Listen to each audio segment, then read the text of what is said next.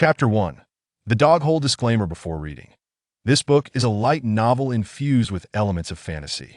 The female protagonist exhibits a hint of sadism, while the male protagonist is rather weak in the early stages.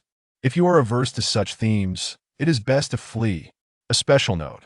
The male protagonist character is somewhat passive at first. If you find this unacceptable, feel free to make your exit. If you enjoy this work, could you kindly bestow upon it a 5-star rating? A humble author awaits your generosity. Lastly, I hope the esteemed readers find great enjoyment in this tale. Any suggestions are warmly welcomed in the comments. Additionally, it should be noted that the male protagonist has a slight tendency towards martyrdom in the early stages. If this is intolerable, please take your leave. Moreover, this narrative is not solely focused on the Yandere trope. The main storyline intertwines with Yandere elements. If you seek a purely Yandere narrative, kindly look elsewhere. Phew, I'm utterly exhausted. Lin Yuxuan exhaled heavily. His voice, though low, resonated clearly in the tranquil night where only his heartbeat could be heard. The crescent moon hung in the sky like a silver sickle, casting a faint and cold glow. The vast galaxy sparkled brilliantly, akin to gemstones embedded in the night sky, shimmering with an enigmatic light. The tranquil night enveloped the earth, with all things steeped in silence, save for the occasional low mutterings and the sound of a shovel striking the earth echoing through the air. Sweat poured down like rain, soaking his garments, yet the youth remained undeterred, persisting in his excavation. In the elegant courtyard, the flowers and trees swayed gracefully in the gentle breeze. Clear spring water flowed melodiously, a soft gust rustling the leaves. Lin Yuxuan paused his labor, warily surveying his surroundings. Once he confirmed that all was well, he let out a sigh of relief and resumed digging fervently in the corner of the courtyard with his small shovel. With each swing of the shovel, a small hole began to emerge beneath the once solid wall. Lin Yuxuan's heart soared with joy, and his movements quickened. With every inch of earth he unearthed, it felt as though he was breaking the shackles that bound him. Each droplet of sweat bore witness to his yearning for freedom. Soon, he would break through this wall and escape from that detestable woman, finally attaining his freedom. Moonlight filtered through the sparse leaves, casting dappled shadows on his youthful yet resolute face, accentuating his refined features and the determination in his eyes, marking him as a lad of barely 18. Humph! That wretched madwoman. Once I am free, I shall make her feel my wrath. It had been over 10 days since that vile woman had forcibly brought him to this courtyard, and throughout that time, Lin Yuxuan constantly devised ways to flee this place. Yet, the woman's power was overwhelmingly formidable, and he often felt a pair of watchful eyes scrutinizing him from behind, preventing him from making any rash moves. In public, he obediently heeded her commands, but secretly, he meticulously studied the terrain, always on the lookout for the opportune moment to escape. Lin Yuxuan understood that he had but one chance. If he failed, the consequences would be dire. That ruthless woman's methods were exceedingly cruel, and he shuddered at the thought of the torment he would endure if discovered. Whenever he recalled her icy gaze and the chilling tactics she employed, he could not help but tremble. At long last, the heavens favored the determined. After an arduous wait and relentless effort, Lin Yuxuan found the most suitable escape route within the expansive courtyard. The environment was convoluted, providing ample concealment, and the proximity to the exit significantly enhanced his chances of success. Most importantly, that woman was absent from the courtyard tonight. This was undoubtedly a fortuitous opportunity, the perfect moment for his escape. Lin Yuxuan gazed at the passageway, resembling a dog hole before him, a slight smirk gracing his lips, his heart untroubled. A true man must adapt to circumstances for the sake of freedom. What need is there to fear societal judgment? As he neared success, Lin Yuxuan's heart raced, as if it might leap from his chest. With the final scoop of soil, the dawn of victory seemed tantalizingly within reach, yet a nagging unease crept in, shrouding his heart like ominous clouds. The surrounding silence was unnerving, as if even the wind held its breath, this disquiet probing at his taut nerves like a fine needle. Forget it, what does it matter? As long as I can successfully escape, I shall be the most dashing lad.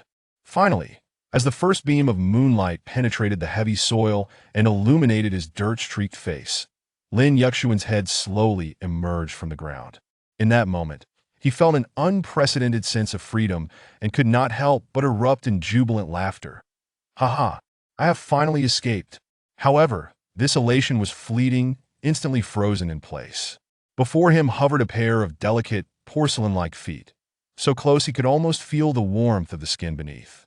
Exquisitely beautiful, flawless as if sculpted from jade, these feet resembled exquisite artifacts, rounded and plump, akin to two clear, glistening pearls. Lin Yuxuan's heart sank. Indeed, as he looked up, his gaze traveled along the elegant feet to meet a familiar visage reflected in his wide, terrified eyes. Bathed in moonlight, she donned a flowing light blue gown, her figure ethereal and graceful, with long limbs, brows like delicate feathers, and skin as white as snow, accompanied by a breathtaking beauty. Her ice-blue eyes shimmered with an enchanting allure, rendering the world around them dim in comparison, while her silky hair cascaded down, an epitome of beauty. She stood suspended in the air, her feet untouched by the dust below. Appearing to be just over 18, she exuded an otherworldly radiance akin to a divine being, commanding an overwhelming presence, reminiscent of a queen who holds dominion over life and death. What? How are you here? Lin Yuxuan's voice trembled, each word seeming to be forced through clenched teeth, the sheer terror rendering his speech fragmented. In that fleeting moment, he instinctively desired to bury his head back underground, seeking to escape the embarrassment of the situation. But at that instant, the exquisite woman's lips curled into a subtle smile, a hint of playful mockery mingled with disdain etched upon her features. This smile was as beautiful, yet perilous as a plum blossom blooming in the icy cold. Then, she gently lifted her foot, akin to a jade sculpture, and placed it firmly atop Lin Yuxuan's head, pinning him to the ground, rendering him immobile. Overwhelmed by such humiliation, Lin Yuxuan's face flushed crimson with anger. He struggled desperately, yet found himself utterly unable to break free from her grip. You seem quite fond of burrowing into dog holes, don't you? The woman's voice was melodious and enchanting, akin to a heavenly melody, yet laced with a hint of mockery, blurring the line between tenderness and cruelty. You've all woman ah! Lin Yuxuan's cheeks burned with a mix of rage and shame. The harder he struggled, the more pressure her foot exerted upon him, as though she sought to embed him into the very ground. No matter how fervently he endeavored, he could not budge an inch. At long last, Lin Yuxuan ceased his futile resistance, his eyes reflecting a profound sense of helplessness and despair. Having failed to escape, he would now face the unrestrained bullying and torment from this wicked woman. Noticing the last flicker of defiance extinguish in the youth's gaze, the exquisite woman's lips curled into a satisfied arc, her fingers raised gracefully, summoning a surge of icy blue energy that surged forth like a chilling tide.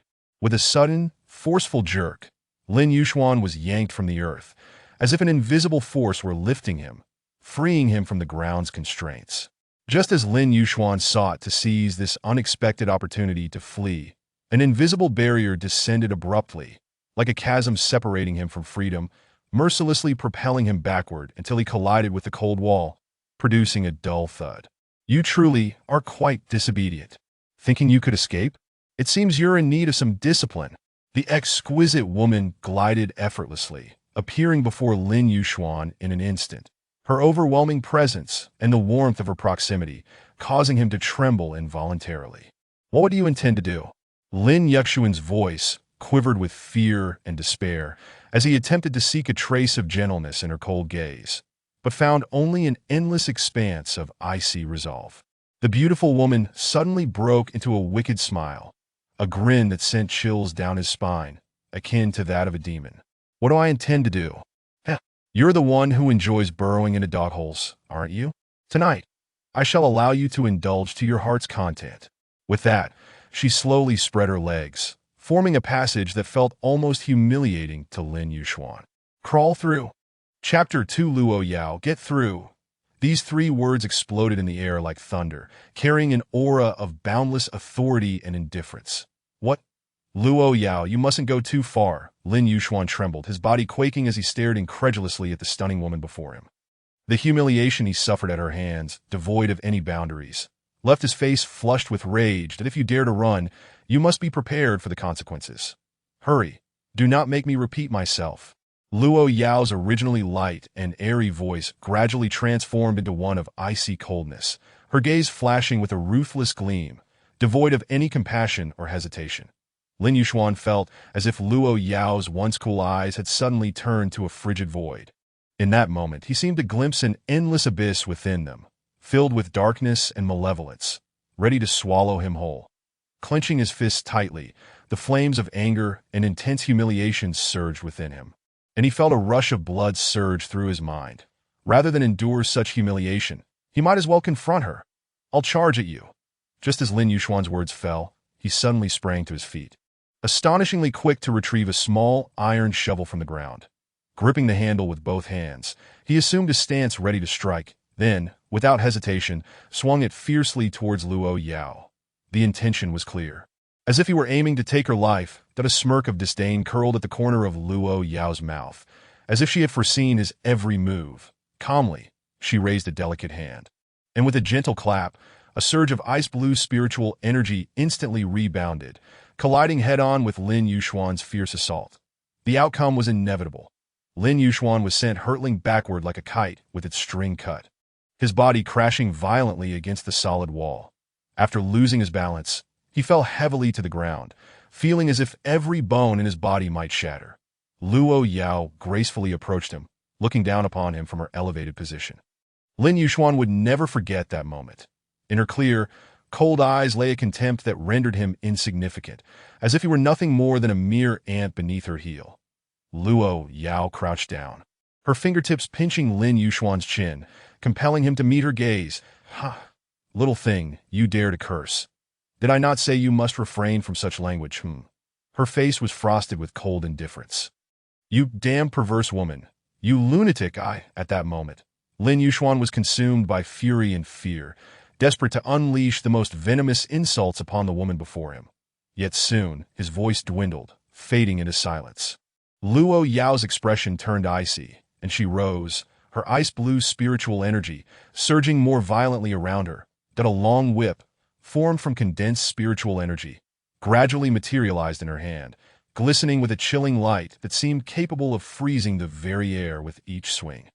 Lin Yuxuan's gaze fell upon the whip in Luo Yao's hand, its icy blue glow radiating an aura of infinite chill that he could feel the temperature around him plummet rapidly, rendering his breaths increasingly labored. I hope you can still speak so defiantly after this. The ice-blue whip danced through the air like a sinuous serpent, freezing the atmosphere in its wake with a crisp sound. Lin Yuxuan trembled, terror-stricken by the scene before him, that if that whip were to strike him, he feared he would not only suffer, but might be utterly destroyed. In that moment, he truly sensed the wrath of the woman standing before him. Previously, no matter how mischievous he had been, Luo Yao had only occasionally reprimanded him, always showing mercy. But now, the situation was starkly different. Though he had been confined here, perhaps because he had been relatively obedient, Luo Yao had not punished him too severely. Yet now, an unprecedented fear surged within him. He longed to plead for mercy, but his pride as a man held him back from uttering the words. Simultaneously, Luo Yao's eyes, as clear as autumn waters, fixated on Lin Yuxuan, capturing every trace of fear and hesitation in his gaze. The corners of her mouth lifted slightly, forming a smile that was neither fully a smile nor devoid of warmth. With a crisp yet powerful crack of the whip, the ice-blue lash finally struck Lin Yuxuan. However, the impact was not as devastating as he had anticipated. Luo Yao had ultimately shown restraint, employing less than 20% of her strength. Lin Yuxuan screamed, the searing pain coursing through him like wildfire, threatening to incinerate all his courage and resolve. Yet simultaneously, an icy chill radiated from the whip's mark, encasing him in an embrace of frost. Caught between the inferno and the Arctic chill, he felt as if he were trapped in a realm where fire and ice collided, endlessly cycling through torment. Sweat beaded on his forehead as he felt his body being torn apart by the scorching pain while simultaneously being ensnared by an invisible frost. causing him to shiver uncontrollably. Lin Yuxuan shut his eyes tightly, as if bracing for excruciating agony, but under the torment of this intertwining ice and fire, he quickly succumbed. His body began to tremble. His lips turned pale, and his complexion ashen as if drained of all color. Tears welled in his eyes, red from grievance, as they threatened to spill over, rendering him a pitiful sight that he could scarcely believe that throughout his life he had been cherished by his master and senior brothers, never having endured such suffering. Yet since encountering this detestable woman, everything had changed. She constantly bullied him, making him endure endless hardships. Yet she was so formidable that he was utterly powerless against her, even unable to escape. As these thoughts consumed him, his sense of grievance intensified, and tears flowed freely from his eyes. Upon witnessing the boy's tears, Luo Yao felt an unexpected softness in her heart. She had never intended to truly punish him, merely wishing to intimidate him. However, the moment he had dared to curse at her, her anger flared, prompting her to strike him. But immediately after, she regretted her decision. Although she had attempted to control her strength, she knew the might of her whip was extraordinary, and most could not withstand it. Yet this boy had managed to endure the lash and had not begged for mercy. Seeing him cry so sorrowfully, Luo Yao felt her heart soften. She gently inquired, "All right, stop crying. Will you dare to curse again?" Upon hearing Luo Yao's light and airy voice, Lin Yuxuan's sobs intensified, tears cascading down like a flood, as if he needed to express all his grievances. Nonetheless, amidst his tears, he fervently shook his head, signaling that he would never dare again. Chapter 3: Endless Torment. Miss Luo, no, divine lady, I beg you, spare me. Lin Yuxuan's voice was like a candle flickering in the wind, choked with sobs and humility, each word carefully squeezed out, fearful of provoking the being before him. Indeed, upon hearing his plea, Luo Yao's delicate face instantly darkened, a layer of frost enveloping it. She slowly rose, a cold smirk gracing her lips, the chill in her smile sufficient to freeze the surrounding air. You dare to harbor thoughts of escaping from me? Release you? Heh. Luo Yao's words dripped with amusement, as if she relished the final struggles of her prey. After a brief pause, her gaze, sharp as a blade, pierced deep into Lin Yuxuan's soul. Very well, Lin Yuxuan. Gazing at the icy visage of the woman before him, and feeling the temperature plummet drastically in the air, was seized by panic that he instinctively shrank back, his voice trembling as he asked, really, you truly intend to let me go?" Luo Yao remained silent, merely widening her stance, coldly observing the boy before her. Her eyes seemed to penetrate his very being, instilling an unprecedented sense of oppression that made even breathing feel laborious. An overwhelming intuition warned him that this fierce woman would never easily grant him freedom. "Crawl over, and I shall let you leave." Luo Yao's voice was as frigid as ice. Each word sliced through Lin Yuxuan's last vestiges of dignity. Humiliation, anger, and resentment intermingled within him, the veins on his clenched fists bulging as he struggled to suppress his fury and indignation. Damn it. He had known that this fierce woman would never let him off easily. After a brief internal struggle, he eventually released his clenched fists, fixing his pitch-black gaze upon the stunning woman before him that he vowed that one day he would have his revenge. What's the matter? No longer wish to escape? There is but one opportunity. Think carefully. Luo Yao's words drifted down lightly, yet they struck Lin Yuxuan's heart like a heavy hammer that a true man can endure humiliation and hardship for a greater future. Yet the resentment and anger within him blazed like a wildfire, nearly consuming him whole. Once he escaped, he would ensure that this despicable, insane woman, no, this perverse goddess, would pay for her actions. After a tumultuous internal struggle, Lin Yuxuan ultimately resolved to submit to the harshness of reality, that he bent his knees and slowly knelt before Luo Yao.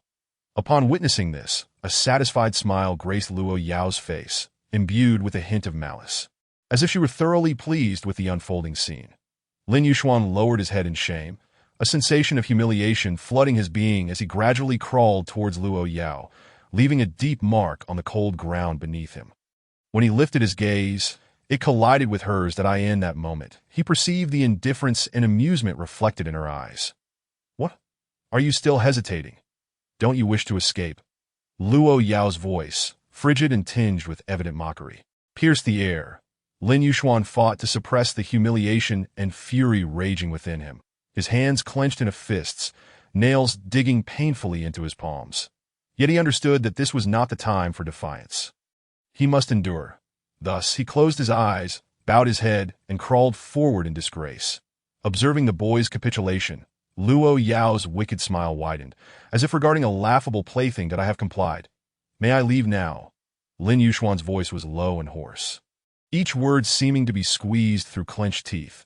Just as he prepared to rise, believing the ordeal was over, Luo Yao's next command struck him like icy shards. Continue. Crawl until I am satisfied. With her back turned to him, her tone dripped with derision and disdain. This declaration ignited the flames of rage within Lin Yuxuan, compelling him to thrust his head up and glare at her retreating figure, fury blazing in his eyes. You wretched female pervert. You're all talk. How about you go somewhere that words don't count? Lin Yuxuan shouted in anger, but at the critical moment, he recalled Luo Yao's prohibition and forcibly swallowed back the profanities. Luo Yao turned slowly, a satisfied smile dancing on her lips. And what of it if words don't count? This world is, after all, a realm where the weak are preyed upon by the strong. Only the powerful have the right to dictate all. And you, She paused, a flicker of disdain flashing in her eyes. Before continuing, I shall reiterate. Continue crawling until I am satisfied. Trembling with rage, Lin Yuxuan fixed his furious gaze upon Luo Yao, yet dared not show any intent of resistance. That he knew he was no match for her. Any rash attempt at defiance would only lead to more severe torment. That I end that moment. A singular thought consumed him, to escape and exact revenge. Thus, he bore the anger and endless humiliation within, gritted his teeth, and sprinted forward with all his might. The fierce desire to survive made him forget his physical exhaustion. He simply wished to flee this dreadful place. However, just as he had taken a few steps, a sharp crack of a whip sliced through the air, followed by an impenetrable wall of ice abruptly blocking his path. Lin Yuxuan's face turned as pale as a ghost as he struggled to turn around, only to find Luo Yao approaching him, a cold whip in her hand, her face adorned with a playful expression. Confronted by the advancing Luo Yao, Lin Yuxuan was overcome by an unprecedented fear. His body instinctively recoiling, he widened his eyes, staring in terror at the merciless woman before him, as if he were gazing upon the harbinger of death. You truly possess remarkable courage, do you not? Do you realize that no one has ever dared to flee in my presence? Luo Yao observed, a smirk playing at the corners of her mouth as she slightly parted her legs, adopting a condescending stance. Now, tell me, how should I punish you? Oh yes, you should know exactly what to do. The air was thick with tension and oppression, her words pronouncing a verdict that rendered the surrounding atmosphere still. Yet Lin Yuxuan's response was silence. An indomitable spark flickered in his eyes, as if silently protesting that it seems you remain disobedient. Luo Yao's tone grew impatient, and without warning, her icy whip lashed out like a serpent, slicing through the air with a bone-chilling intensity and searing heat, mercilessly striking Lin Yuxuan once more. A cry of agony pierced the night sky as Lin Yuxuan's body curled in response to the excruciating pain. Yet he refused to relinquish his resistance, meeting Luo Yao's gaze with unwavering determination. This dual torment of fire and ice was not merely a physical anguish for him. It was a profound spiritual agony. Now do you know what to do? Luo Yao's voice rang out again, laced with an undeniable authority. Lin Yuxuan trembled with pain, but he held his ground, refusing to collapse. Witnessing his tenacity only fueled Luo Yao's fury further. She swung her whip, striking like a bolt of lightning towards him. The whip, imbued with an unbearable chill, seemed poised to freeze the very air itself. Yet, just as the whip was about to connect, he suddenly lifted his head and weakly implored, "Please, don't strike me again. I understand what I must do." Hearing his words, Luo Yao's lips curled into a satisfied smile as she gradually retracted her whip, awaiting Lin Yuxuan's next move. Taking a deep breath, he steadied himself with trembling hands and painfully knelt before Luo Yao once more. His eyes brimmed with humiliation and resignation, yet he bore no semblance of defiance. He then began to crawl towards Luo Yao, each movement a struggle. Luo Yao stood silently, observing every inch of his laborious progress. This was precisely what she desired, to wear down his edges, to instill in him the notion that escape was but a fleeting thought that as he neared her, Luo Yao abruptly raised her pristine, ethereal foot, seemingly untouched by the world, and callously kicked the struggling youth to the ground. Lin Yuxuan fell heavily onto the frigid stone floor, the sound resonating dully, pain and shock etched across his features. Yet this was merely the beginning. Luo Yao's figure followed him closely, gracefully descending as her delicate foot landed squarely upon Lin Yuxuan's chest. Lin Yuxuan struggled to lift his head, a mixture of anger and defiance flickering in his eyes as he attempted to pierce through Luo Yao's indifference in search of a glimmer of hope. However, the only response he received was her unyielding words, pronounced with deliberate weight, striking his heart like a sledgehammer. To be frank, from this moment forth, you shall be my servant, and you shall never escape. You shall never escape. You shall never escape. The echo of her words reverberated in Lin Yuxuan's mind, repeatedly crushing the last remnants of his hope. The pillar of belief that had supported countless struggles and dreams of escape within him collapsed in an instant. He had once thought that given the slightest opportunity, he could avenge the humiliation he had suffered. Yet reality was cruel, shattering all his fantasies into dust. Rage surged within him, entwined with the impotence of his humiliation, forming a tempest of complex emotions. The biting sting of Luo Yao's whip felt like a dual assault of ice and fire. Suffocating him, he quivered, pointing a trembling finger at Luo Yao, yearning to voice his thoughts. Yet ultimately, he could only let his arm fall limply, consciousness fading into an abyss of darkness that I in the twilight of his unconsciousness. Myriad images flashed through Lin Yuxuan's mind, the gentle teachings of his master, and his initial encounter with Luo Yao, all transforming into an endless tide of regret and bitterness.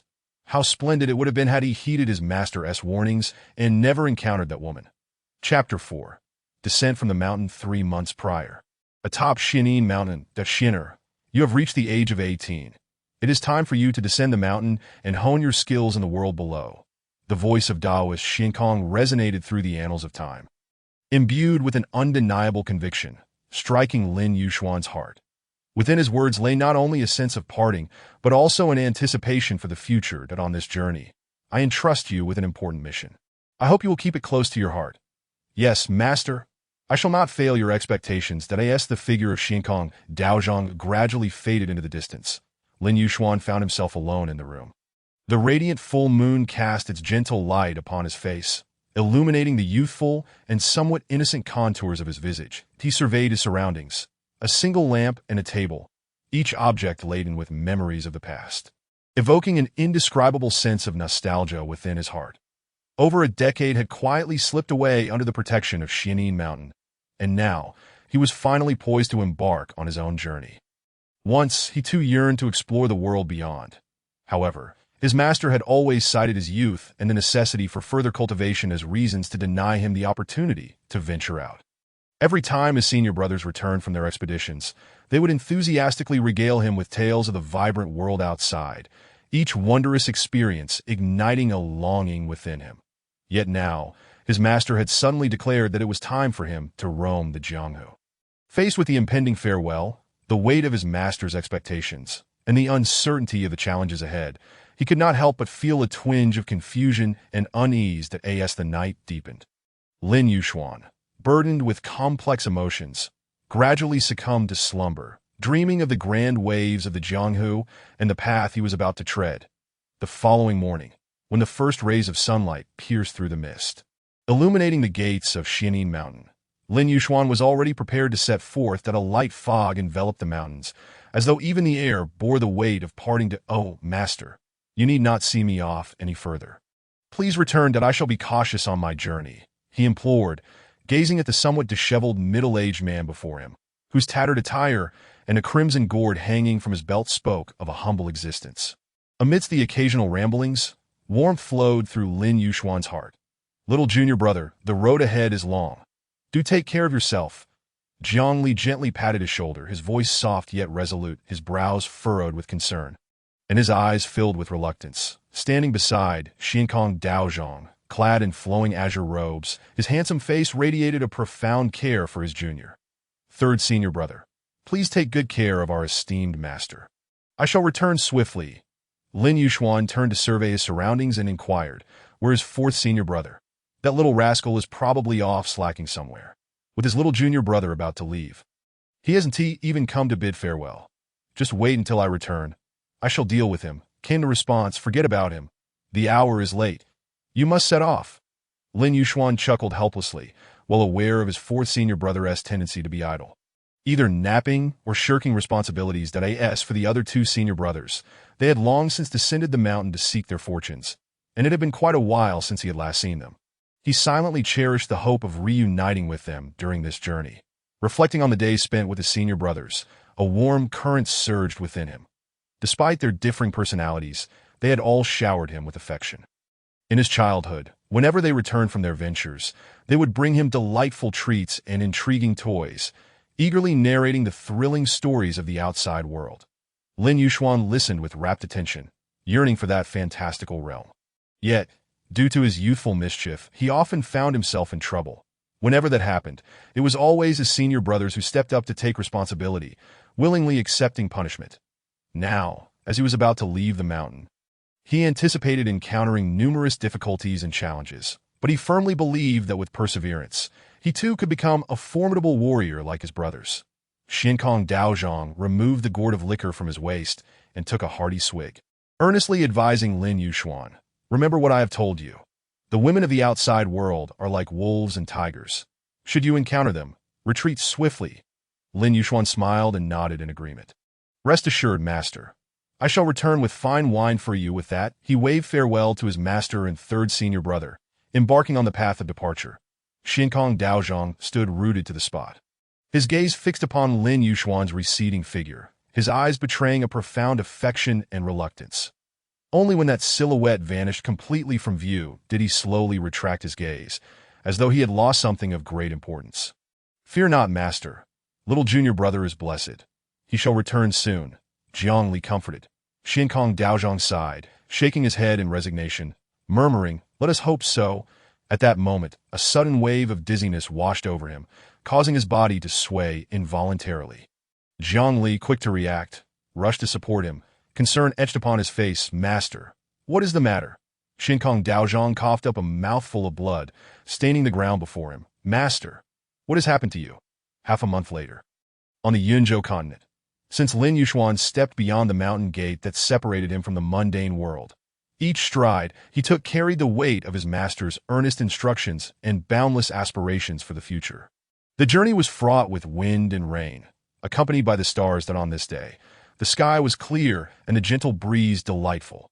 Lin Yuxuan strolled along a path on the outskirts of Yunzhou, humming a cheerful tune, his steps light and his spirits buoyant. However, this tranquility was short-lived. A faint yet urgent sound shattered the surrounding harmony, instantly awakening Lin Yuxuan's keen instincts that he halted, his gaze sharp, swiftly locking onto the source of the noise. Without hesitation, he sprang into action, leaping onto a branch like a nimble monkey, surveying the scene below with a commanding view.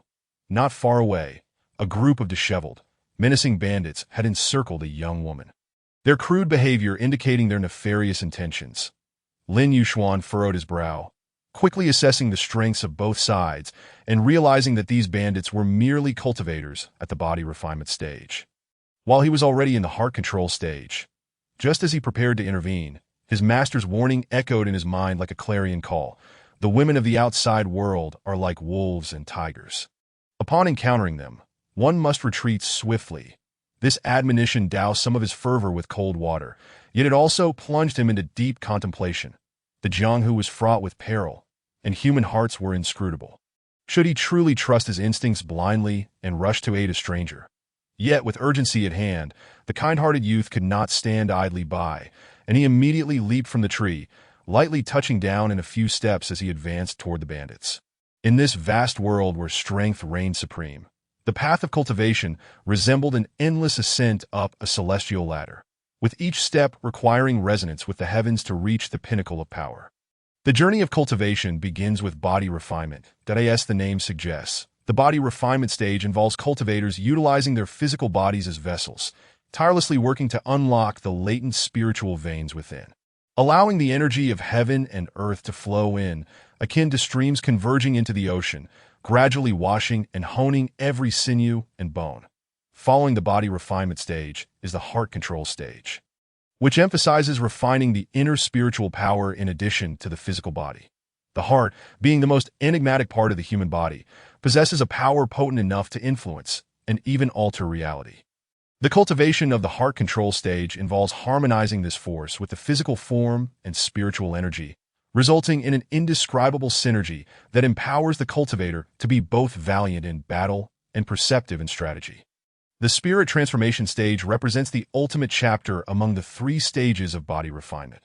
Cultivators who reach this stage have successfully integrated their spiritual energy, physical form, and mental power, attaining a state of near unity with the cosmos. At this level, spiritual energy transcends being a mere external force. It becomes an integral part of the cultivator's body, manipulated at will, yielding unimaginable power in both offense and defense. Those who have achieved the spirit transformation stage possess bodies that, nourished by spiritual energy, become remarkably resilient, nearing an invulnerable state. Each stage is further divided into early, mid, and late phases that in a fleeting moment. Lin Yuxuan appeared before the bandits like a flash of lightning. His gaze resolute and piercing, his voice deep and powerful as he commanded, "Release that girl." Chapter 5. The mysterious girl released that girl.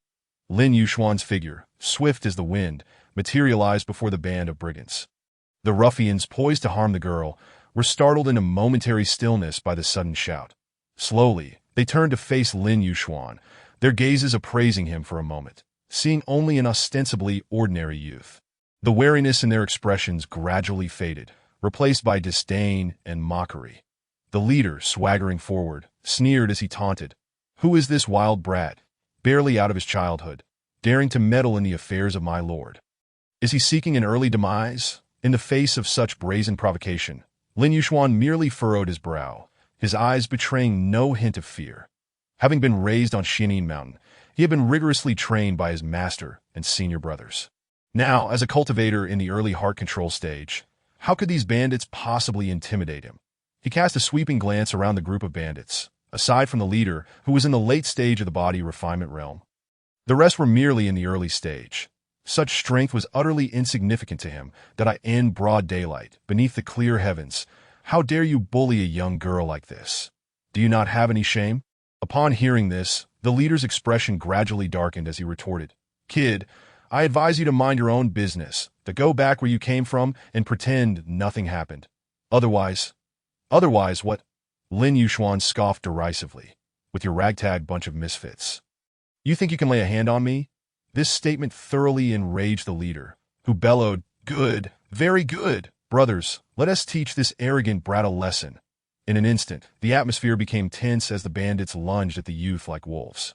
A smirk of disdain curled at the corner of Lin Yuxuan's lips as he moved with the swiftness of lightning, launching a fierce offensive. His fists, imbued with the power of thunder, sent the 2 foes in front of him flying, crashing heavily to the ground. Following this, he swiftly dodged to the side, leaping into the air with a kick, followed by a rapid punch that knocked down the 2 assailants beside him, rendering them incapacitated.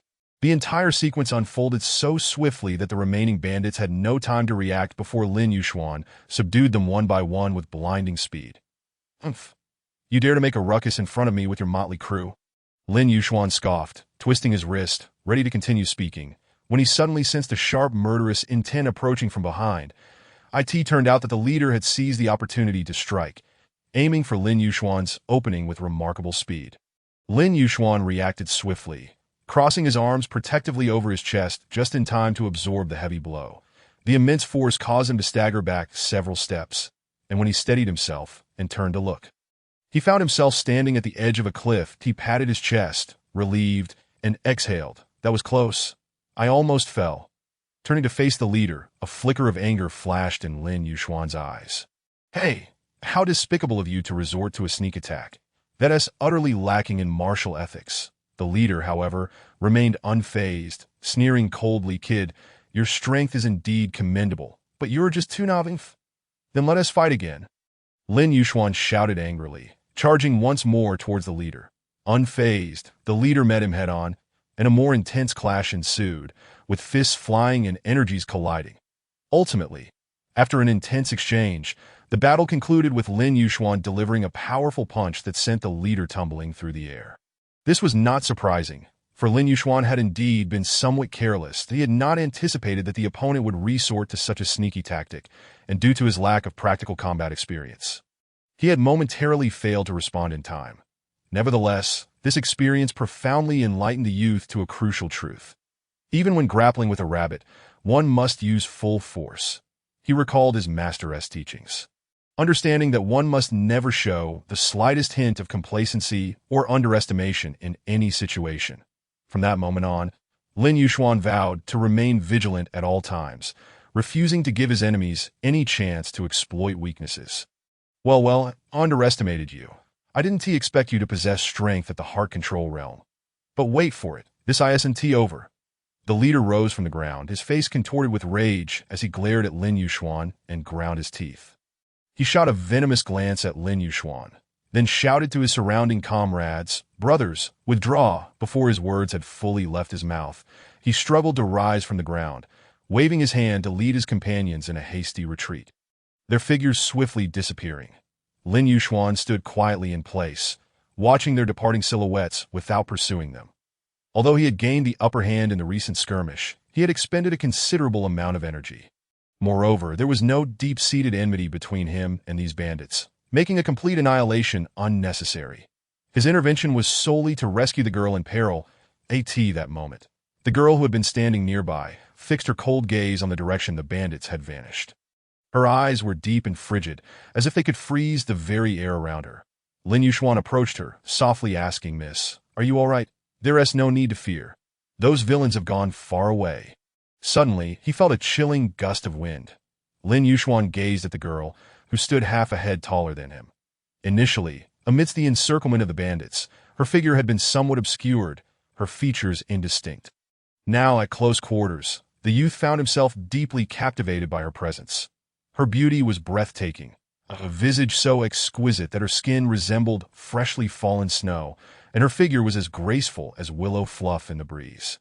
Clad in a simple yet elegant azure dress, she appeared as if she were an ethereal fairy untouched by the mundane world. That an aura of chilly nobility radiated from her, with her silky hair dancing gently in the wind, reminiscent of a celestial goddess descending from the heavens, dazzling in her brilliance. Most striking were her ice-blue eyes, which seemed to ensnare the very essence of the world around them. Lin Yuxuan couldn't help but marvel inwardly, a beauty that surely belongs in the heavens, rare to behold on earth. He had never encountered such an enchanting girl before, momentarily lost in her gaze. The stunning maiden furrowed her brows, a flicker of displeasure passing through her eyes. "Have you finished staring?" Her icy words rang clear as morning dew, jolting Lin Yuxuan from his reverie. Embarrassed, he scratched the back of his head, his face flushing as he stammered, "Ahem, are you all right?" However, the breathtaking girl offered no reply, merely fixing her cold, ice-blue eyes upon him, sending a shiver down his spine. "Step aside." Her voice echoed once more, still as frosty and clear as before. Lin Yuxuan quickly moved aside, and she immediately walked past him, leaving behind a faint, delicate fragrance. Afterward, she did not look back, continuing her path until she vanished from sight. Lin Yuxuan watched her retreating figure, lost in thought. Who was that girl? Why did she possess such a powerful aura and such an icy gaze? What was that overwhelming chill he had felt moments ago?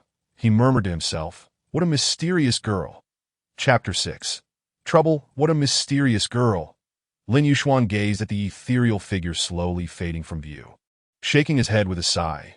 She was indeed stunning, but far too cold. After all, he had just saved her, yet she had not even uttered a word of thanks. How rude! However, this was not of much concern to him, for it was merely a chance encounter during his journey, just a passing moment. Lin Yuxuan shook off his lingering thoughts and resumed his journey towards Yunzhou City. He paid little heed to the threats posed by the earlier bandits. Such empty threats were something he had heard countless times since childhood, merely attempts to salvage a bit of pride. But he pulled out a map from his backpack, studying it carefully. According to the markings on this spirit map, Yunzhou City was now within close reach. Carefully placing the map back into his bag, Lin Yuxuan was about to close it when he suddenly caught sight of a letter quietly lying beside him. This letter had been entrusted to him by his master, who had emphasized that it must be personally delivered to Yunzhou City. The seriousness of his master's demeanor at that moment stirred a sense of curiosity within Lin Yuxuan. Should I sneak a peek inside? Just one glance. Yet as soon as this thought crossed his mind, Lin Yuxuan swiftly quashed it. He shook his head, silently reminding himself not to complicate matters. After all, this letter held little significance for him. It was best to complete the task at hand and return home to reunite with his master as soon as possible. The mere thought of going home filled Lin Yuxuan with anticipation. Having been away for over half a month, his longing for his master and fellow disciples grew ever stronger. Upon his return, he must buy his master a few fine bottles of wine to show his gratitude. With the decision made, Lin Yuxuan hesitated no longer, shouldering his pack and continuing on the path to Yunzhou City. Several hours swiftly passed, and the last rays of the setting sun painted the remaining few clouds in the sky a golden hue. This golden glow danced upon the horizon, like nature's final flourish, heralding the end of the day. Lin Yuxuan chose not to rush, selecting a secluded and level patch of grass as his resting place for the night. For the past half-month, he had been accompanied by mountains and rivers, conversing with the stars. Sleeping outdoors had become second nature to him. The act of pitching his tent was now both swift and practiced. Before lighting the campfire, he satisfied his hunger with simple fare, then stepped into the tent, immersing himself in his personal realm of cultivation. His master's teachings echoed in his ears. On the path of cultivation, one must either advance or retreat. Strength is the foundation upon which one stands. That an hour had passed when he slowly opened his eyes, revealing a hint of helplessness upon his face, that I in the midst of the heart control realm. That goal seemed still so distant and unattainable that, oh well, let it come gradually. After all, cultivating one's abilities is best achieved naturally. That I in this regard, Lin Yuxuan had always been quite easygoing. As night deepened, stars twinkled above, accompanied by the persistent chirping of cicadas. Lin Yuxuan lay within his tent, gradually slipping into slumber. Howl! The tranquil night did not last long, as an unexpected wolf's howl shattered the serenity, startling Lin Yuxuan from his dreams. This is bad. Could it be the dark spirit wolves? The dark spirit wolves, a low-tier magical beast of the first rank, were comparable to human cultivators in the body refinement stage, although individually weak. They were troublesome in numbers. Once entangled, they could become an endless source of trouble. Though Lin Yuxuan had entered the heart control realm, facing a pack of dark spirit wolves still left him feeling powerless. Howl! The piercing howl once again broke the stillness of the night, echoing like a ghostly lament in Lin Yuxuan's ears. His heart raced, the howls of the dark spirit wolves seeming to be alarmingly close. As if they lurked just beyond the tent, waiting for the opportune moment to strike. That he quickly rose, throwing aside the tent flap, his sharp gaze scanning every corner with vigilance. However, to his astonishment, the surroundings were eerily silent, devoid of even the slightest rustle of wind, let alone any trace of the dark spirit wolves. That it was as if they had never been there. Everything appeared so calm, so ordinary. Could it be that I misheard? Lin Yuxuan furrowed his brow, his mind flooded with doubts. He resumed his inspection of the area, and after a prolonged period of confirming that nothing was amiss, he couldn't help but yawn, wearily rubbing his eyes. Never mind, I might as well return to sleep. Perhaps it was just a nightmare. Thus, the young man drifted back into the golden embrace of slumber, in a shadowy corner where the moonlight did not reach. A pool of bright red blood flowed profusely, pooling on the cold ground and gradually spreading outward. The blood shimmered faintly under the moon's glow, exuding a pungent metallic scent. The blood flowed. It formed a winding stream, tracing its way toward the distance. Following the blood's path, one could see a heap of dark spirit wolf corpses piled together. These wolves had long since lost any breath of life. Their furs stained crimson, rendering them particularly gruesome and terrifying. Each wolf possessed sharp fangs and claws, yet at this moment, they posed no threat to anyone. Beside this pile of wolf carcasses stood a shadowy figure. His form was indistinct, seemingly blending into the surrounding darkness. The shadow silently gazed in a particular direction before turning to leave, moving with the grace and silence of a breeze. The following day, as dawn broke and the sun began to rise, Lin Yuxuan awoke early.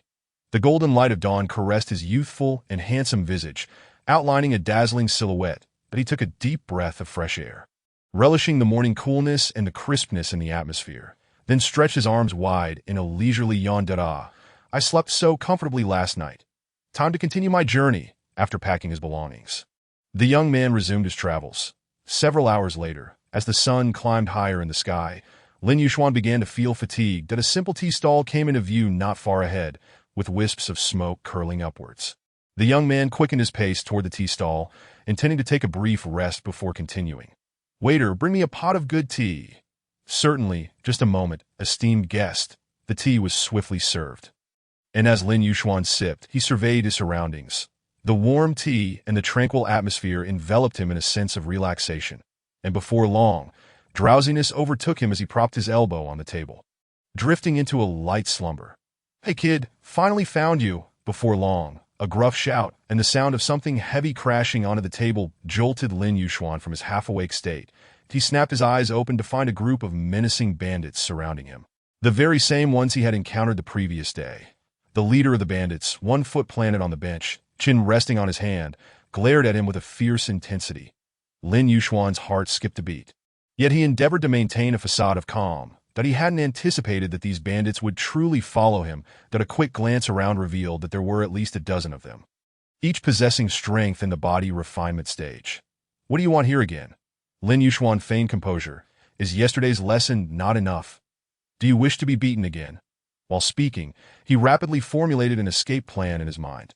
Given their numbers, a direct confrontation was unwise. Upon hearing his words, the leader's expression darkened immediately. "Kid, you really don't know how high the sky is or how deep the earth is. Let me be frank with you. Today, you're done for." Just then, the bandits surrounding the table suddenly parted, creating an opening through which two figures confidently strode in. Their arrival brought an immediate hush to the previously boisterous atmosphere. One of them was a robust figure, muscles rippling like a fierce tiger descending from the mountain, instilling fear in all who beheld him. The other, though slightly leaner, emanated a chilling aura, particularly highlighted by a grotesque scar on his face, making it clear he was not one to be trifled with. "Big brother, second brother." The leader hurried forward, his tone laced with a mix of flattery and servility. "This is the brat who ruined our plans yesterday." "Oh!" Both the burly man and the scar-faced individual turned their heads in unison, their piercing gazes locking onto the young man. Lin Yuxuan furrowed his brow slightly. He sensed two distinctly different stares, one filled with dominance and aggression, as if intent on piercing through him, while the other was chillingly cold, sending shivers down his spine.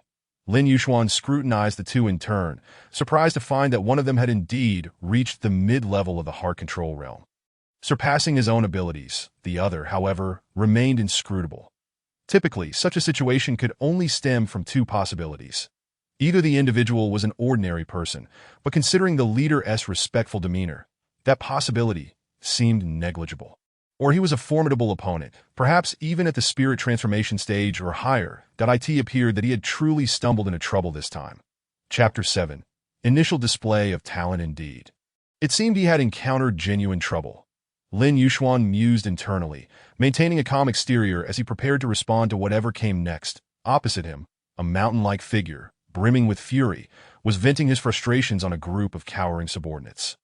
"What a bunch of useless fools, with so many of you. You can't even handle a little brat. What good are you?" The subordinates, upon hearing this, bowed their heads, not daring to make a sound. "Kid, how do you want to die?" The burly man strode closer to Lin Yuxuan. Lin Yuxuan had no intention of engaging in idle chatter, his entire being tensed, ready to unleash his potential in anticipation of the impending storm. "Get him! Teach this insolent brat a lesson!" With a commanding shout, the menacing atmosphere around them erupted. "What? A dignified leader only knows how to hide behind others and watch the show," Lin Yuxuan suddenly taunted, his voice soft yet piercing like a blade aimed straight at the opponent's heart. The burly man's fury intensified upon hearing this, resembling a beast whose wounds had been exposed. "Kid, since you wish for death so eagerly, I shall grant your wish." With that, he waved a hand, signaling his subordinates to step back, opting to confront Lin Yuxuan himself. The scar-faced man, slightly gaunt, frowned but ultimately said nothing. He believed that with this kid's early heart control realm strength, leaving him to fend for himself would not stir much trouble. That moment, the battle officially commenced. The burly man lunged with the ferocity of a tiger descending from the mountain, his fists engulfed in raging spiritual energy, aimed directly at Lin Yuxuan. The air around them seemed to freeze, and with a thunderous crash, Lin Yuxuan skillfully sidestepped, narrowly evading the lethal strike. The ground where the fists landed cracked, dust swirling, a testament to the sheer power behind the blow. "Second brother, take this kid down." The surrounding subordinates cheered in encouragement. Indeed, the second brother's strength had grown remarkably, becoming increasingly formidable. The skirmish continued unabated, the burly man burning with rage, his figure shifting as he launched a second attack. Fists roaring toward Lin Yuxuan once again. Yet in the face of this overwhelming assault, Lin Yuxuan remained remarkably composed, nimbly leaping aside, deftly avoiding the onslaught. "Kid, do you only know how to dodge?" The burly man's voice boomed like thunder. Lin Yuxuan remained silent, contemplating the necessity of wearing down his opponent first. Given the overwhelming numbers against him, exhausting his own spirit energy would only position him at a disadvantage later. "Then allow me to ensure you have nowhere left to hide." As the imposing man's words echoed, a surge of spiritual energy enveloped him, his fists radiating with brilliant light.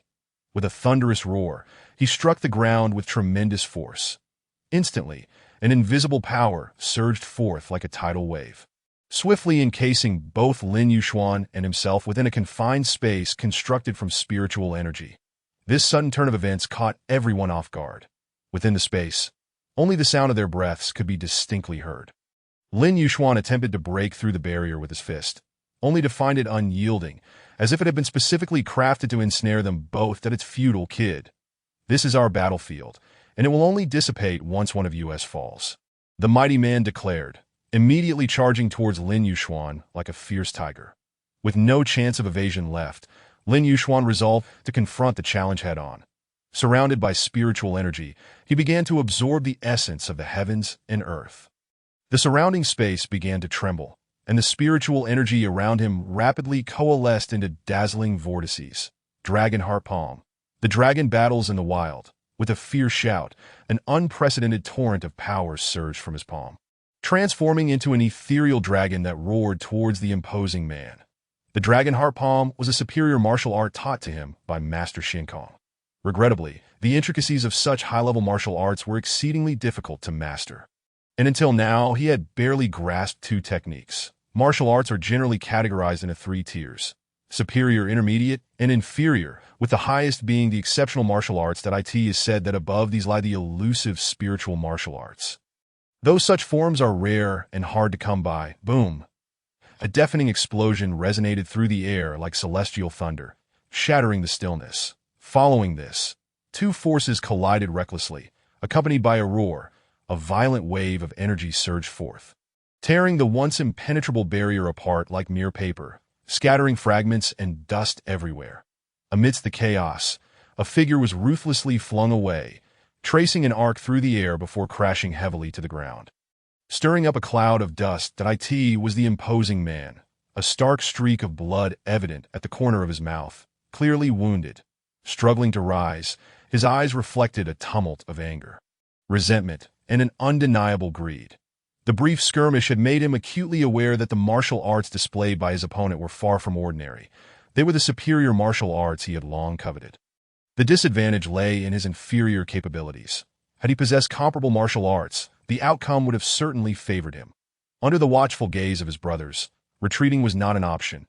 He could only endure the pain and prepare for another round. Just then, the scar-faced man at the helm raised his hand to halt him, that he stepped forward slowly, saying, "Kid, you possess some skill, but this is where it ends."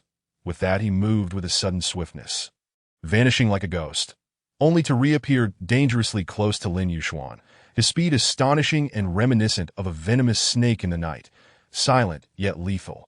Lin Yuxuan felt an unprecedented pressure bearing down on him, nearly suffocating, that he understood that his opponent was likely a formidable being of the spirit transformation realm, and compared to him, he was akin to an ant attempting to shake a tree.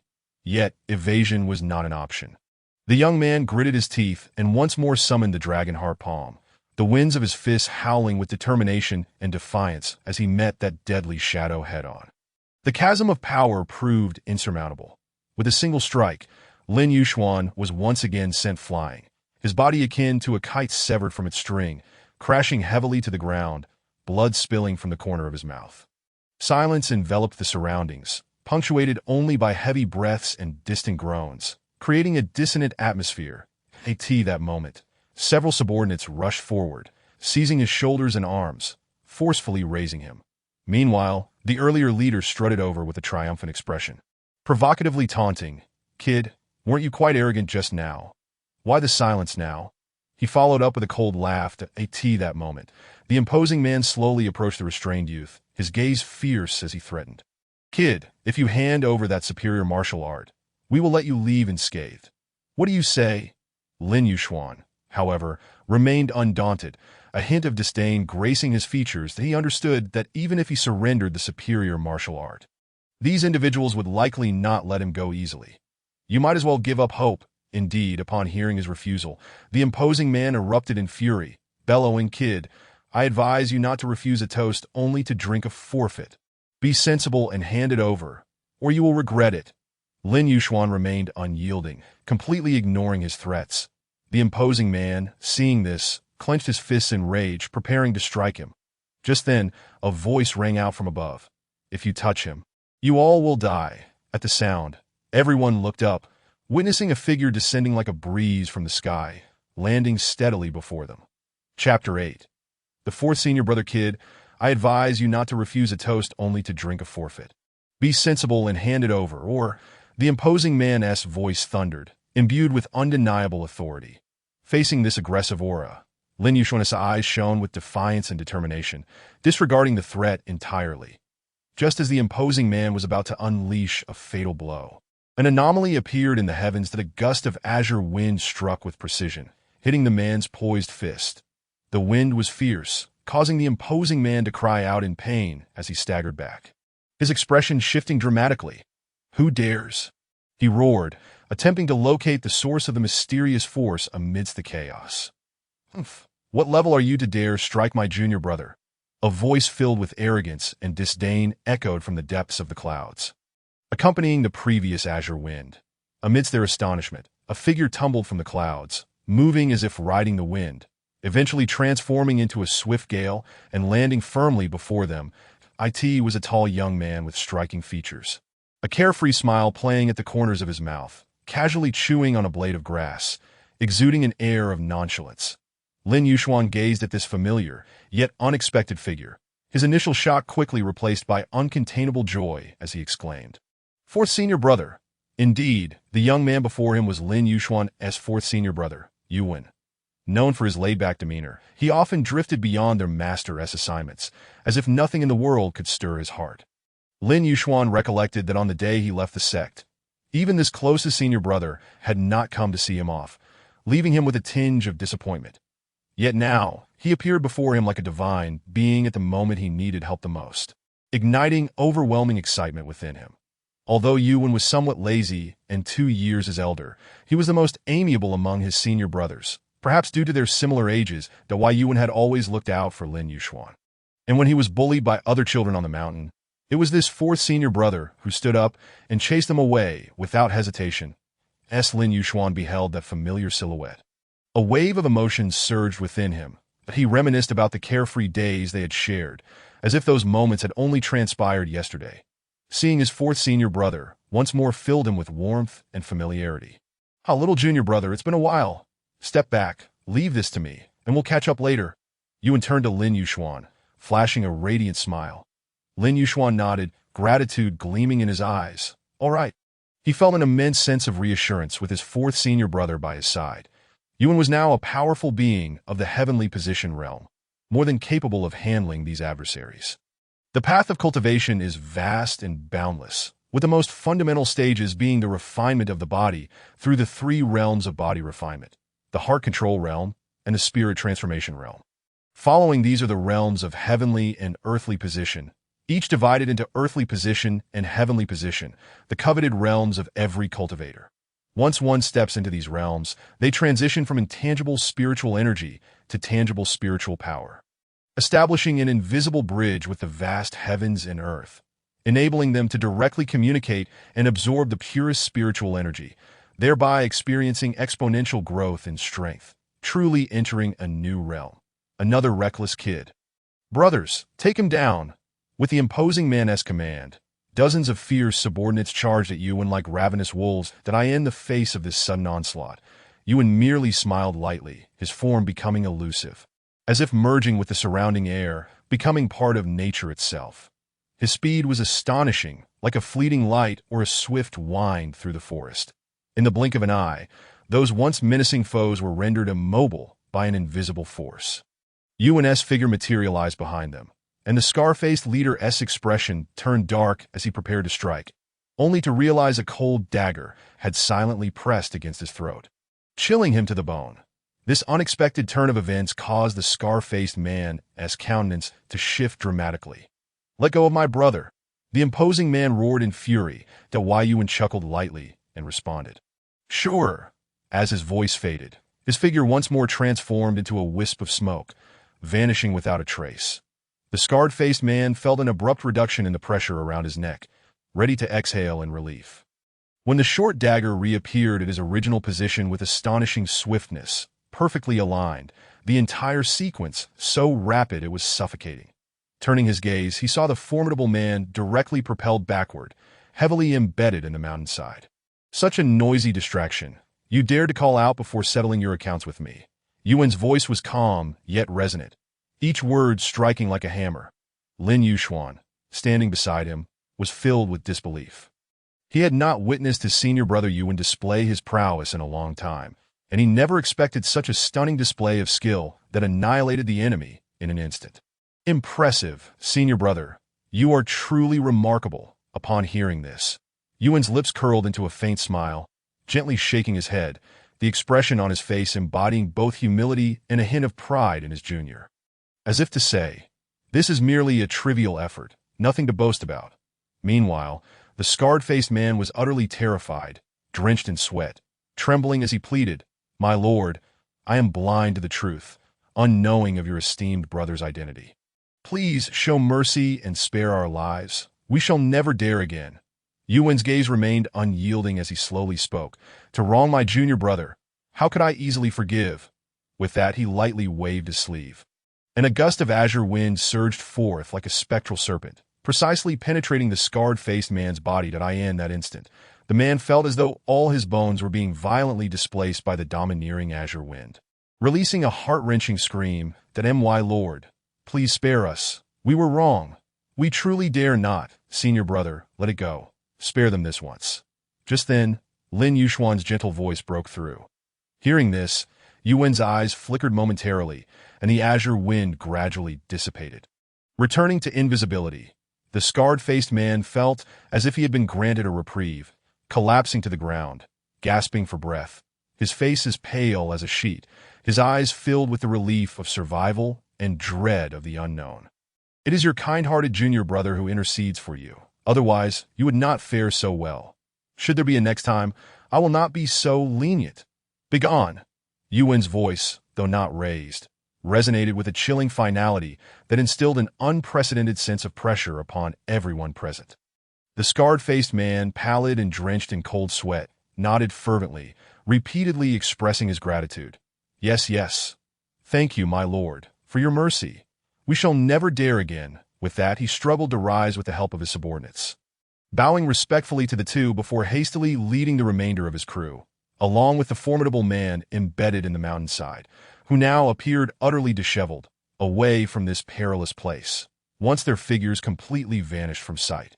Lin Yuxuan could no longer contain his excitement, quickly stepping forward to embrace Yuan tightly. "Senior brother, what brings you here?" Yuan gently returned the embrace, saying, "It is that old ding who cannot rest easy about you. He specifically sent me to ensure your safety." Lin Yuxuan understood that the old ding his senior brother referred to was their master.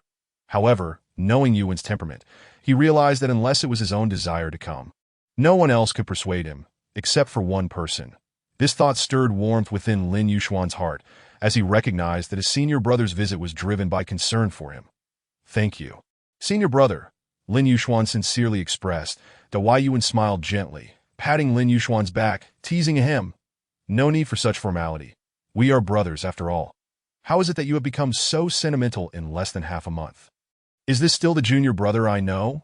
Lin Yuxuan scratched the back of his head, a sheepish smile gracing his face. "Really?" Chapter 9. Drunken Dream Tower, I say. You really slept too soundly last night. Yuan's voice bore a hint of both exasperation and affection. Huh. Lin Yuxuan responded, bewildered. Had it not been for my intervention, you might have ended up as the dark spirit wolf's meal. Hearing his senior brother's words, Lin Yuxuan jolted awake, rapidly recalling the faint howls of the dark spirit wolf from the previous night. However, upon venturing out, he discovered no further disturbances. The crisis had been silently resolved by his senior brother. A warm current surged through him. It seemed that Yuan had been subtly guarding him all along, and had it not been for today's unexpected turn of events, he might not have revealed himself.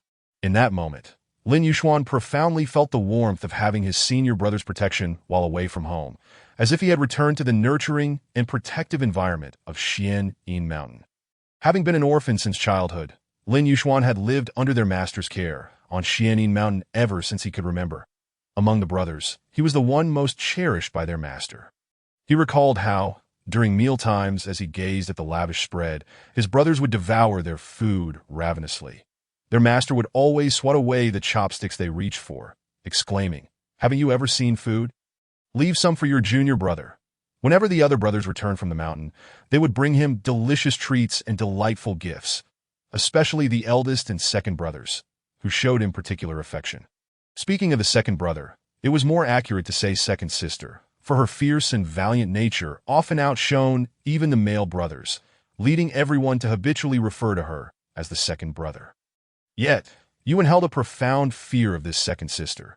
Typically lazy and nonchalant, he would instantly transform into a model of respect and diligence in her presence, not daring to express a single complaint. Lin Yuxuan vaguely remembered how, in their carefree childhood, Yuan would often be chased in a flurry by the second sister, a scene that brought him much amusement, but he couldn't help but burst into laughter, as if transported back to those joyful days of youth. "Hey, what are you grinning at? We need to get moving." Yuan waved his hand in front of Lin Yuxuan's eyes, prompting him to snap back to reality. Nothing. Wait, senior brother, are you saying you're coming with me to Yunzhou City?" Yuan smiled, wrapping an arm around Lin Yuxuan's shoulder, embodying a camaraderie of brothers. "Of course. Otherwise, with your meager skills, who knows how many dangers you would face along the way." Lin Yuxuan's face lit up with joy, excitedly exclaiming, "That's wonderful.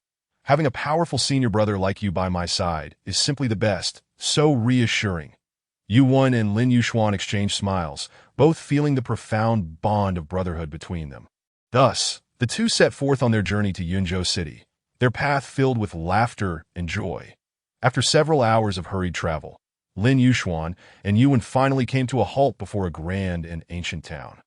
The sun in the sky seemed to sense their fatigue from the journey, quietly disappearing behind the mountains, leaving behind a gentle afterglow that brushed against their handsome faces, adding a touch of warmth and tranquility to their adventure. "Senior brother, according to the map, we just need to pass through this sunset town, and Yunzhou City will be within reach," Lin Yuxuan said, holding the map as he spoke to Yuan beside him. "In that case, let us find a place to rest in Sunset Town, gather our strength, and at dawn, we shall make a concerted effort toward Yunzhou." Lin Yuxuan concurred, feeling weary after the arduous journey, compounded by the near depletion of their supplies, which necessitated a timely opportunity for replenishment. The two of them entered the town embraced by the setting sun, walking along the cobblestone path flanked by weathered old walls, which bore the deep marks of time, while also endowing them with a unique charm. The afterglow of the sunset filtered through the sparse clouds, casting a golden light upon the ancient eaves, where the intertwining of golden radiance with the gray bricks and tiles created a picturesque scene. As the sun gradually sank and the sky was painted in hues of orange, violet, and pale blue, as if the most vibrant colors of a palette had been inadvertently spilled, the entire town appeared enchanted, a blend of reality and dream, captivating the heart. Lin Yuxuan silently marveled, finally understanding why this town was named Sunset Town. As night descended, adorned with countless stars, two figures strolled slowly down the long street, the air enveloped in an indescribable tranquility and mystery. Suddenly, Yuan halted, an unusual glimmer flashing in his gaze, as if captivated by something. His eyes steadfastly locked onto a distant corner. Lin Yuxuan noticed his senior brother's unusual behavior and instinctively followed his line of sight, where a towering structure named Drunken Dream Tower stood magnificently. ablaze with lights, resembling a dazzling gem amidst the night.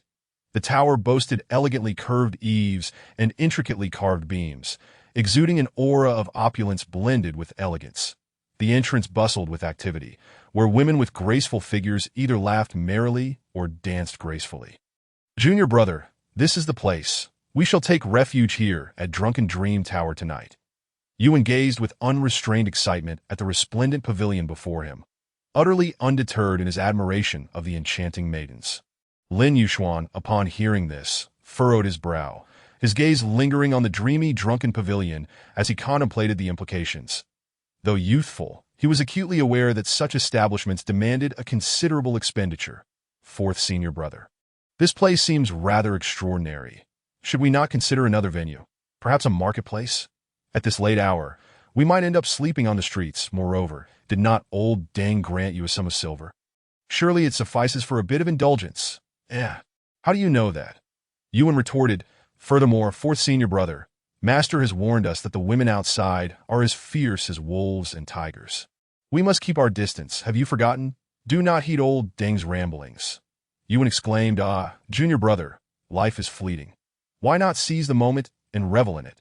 Today, I shall broaden your horizons and unveil to you another facet of this world." However, before Lin Yuxuan could finish his protest, he was interrupted by Yuan's insistent tugging. "Come now, senior brother, let us be off." With that, a mischievous smile danced upon Yuan's lips as he pulled Lin Yuxuan toward the dreamy, drunken pavilion. As they approached the entrance, they were met by two young attendants clad in servant garb, their expressions respectful as they spoke in unison. "Esteemed guests, please enter." Upon stepping through the intricately carved wooden door, a rich, almost palpable fragrance of rouge enveloped Lin Yuxuan's senses. Soon after, a plump, affable middle-aged woman, wielding a fan adorned with intricate patterns, approached with a graceful sway, her voice melodious as she called out, "Gentlemen, truly you are among the finest. Ladies, do not delay in attending to our esteemed guests." Before her words had fully settled, a flurry of delicate figures descended from the upper levels, akin to vibrant butterflies fluttering in spring, each exuding their own charm, surrounding Lin Yuxuan and Yuan, clad in sheer, translucent garments of vivid hues, their skin barely concealed beneath layers of powder and rouge. Lin Yuxuan's gaze flitted past them as he silently chanted, "With no thoughts of women, I shall draw my sword with divine prowess." He endeavored to maintain his distance, yet the intoxicating spectacle around him relentlessly battered against his defenses. The women, draped in gossamer attire, displayed their allure, each movement laden with temptation. They encircled Lin Yuxuan and Yuan, laughter ringing in the air, their skin teasingly revealed, and the subtle brush of their presence ignited a flush upon Lin Yuxuan's cheeks. Yet amidst this tumult, his thoughts involuntarily wandered to the serene girl he had encountered the previous day, her beauty akin to a radiant moon on a wintry night, casting a silvery glow that rendered all surrounding opulence dim by comparison. In stark contrast, Yuan appeared utterly at ease, effortlessly navigating through the throng, occasionally caressing the delicate hands of the maidens, sharing whispered laughter. His casual enjoyment sharply contrasted with Lin Yuxuan's palpable restraint. Was this truly what his senior brother referred to as a brothel? The thought flashed through Lin Yuxuan's mind like a bolt of lightning, prompting him to frown. "Fourth senior brother, we should leave promptly." Chapter 10. Encounter with the cold woman. "Fourth senior brother, we must make our exit," Lin Yuxuan implored, his cheeks aflame as he spoke softly to Yuan. Yet, Yuan was engrossed in the surrounding melodies and laughter. Oblivious to his junior's urgency, it was only when Lin Yuxuan raised his voice that Yuan finally snapped back to reality, reluctantly withdrawing his hand from one of the maidens.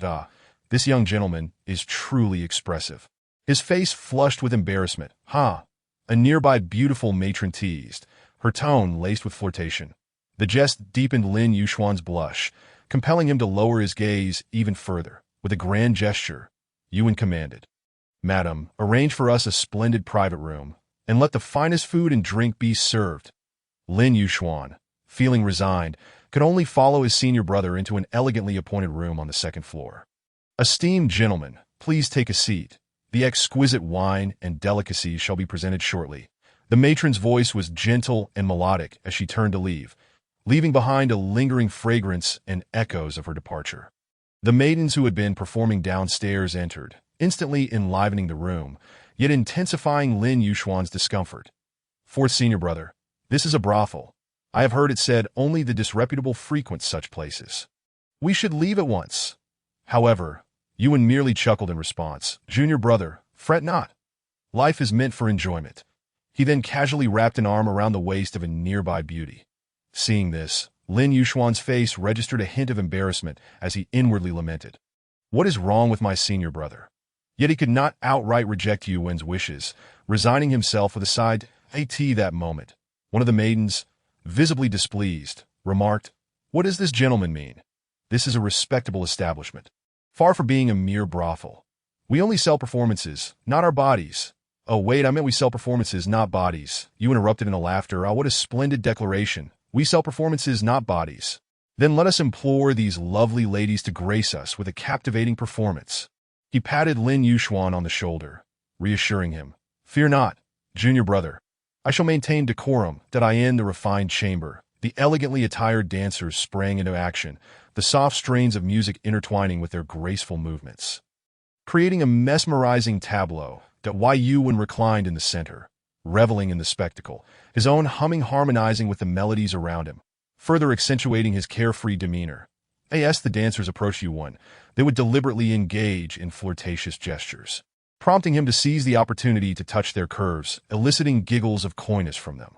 Lin Yuxuan, unable to bear the scene any longer, sought refuge in a distant corner near the window.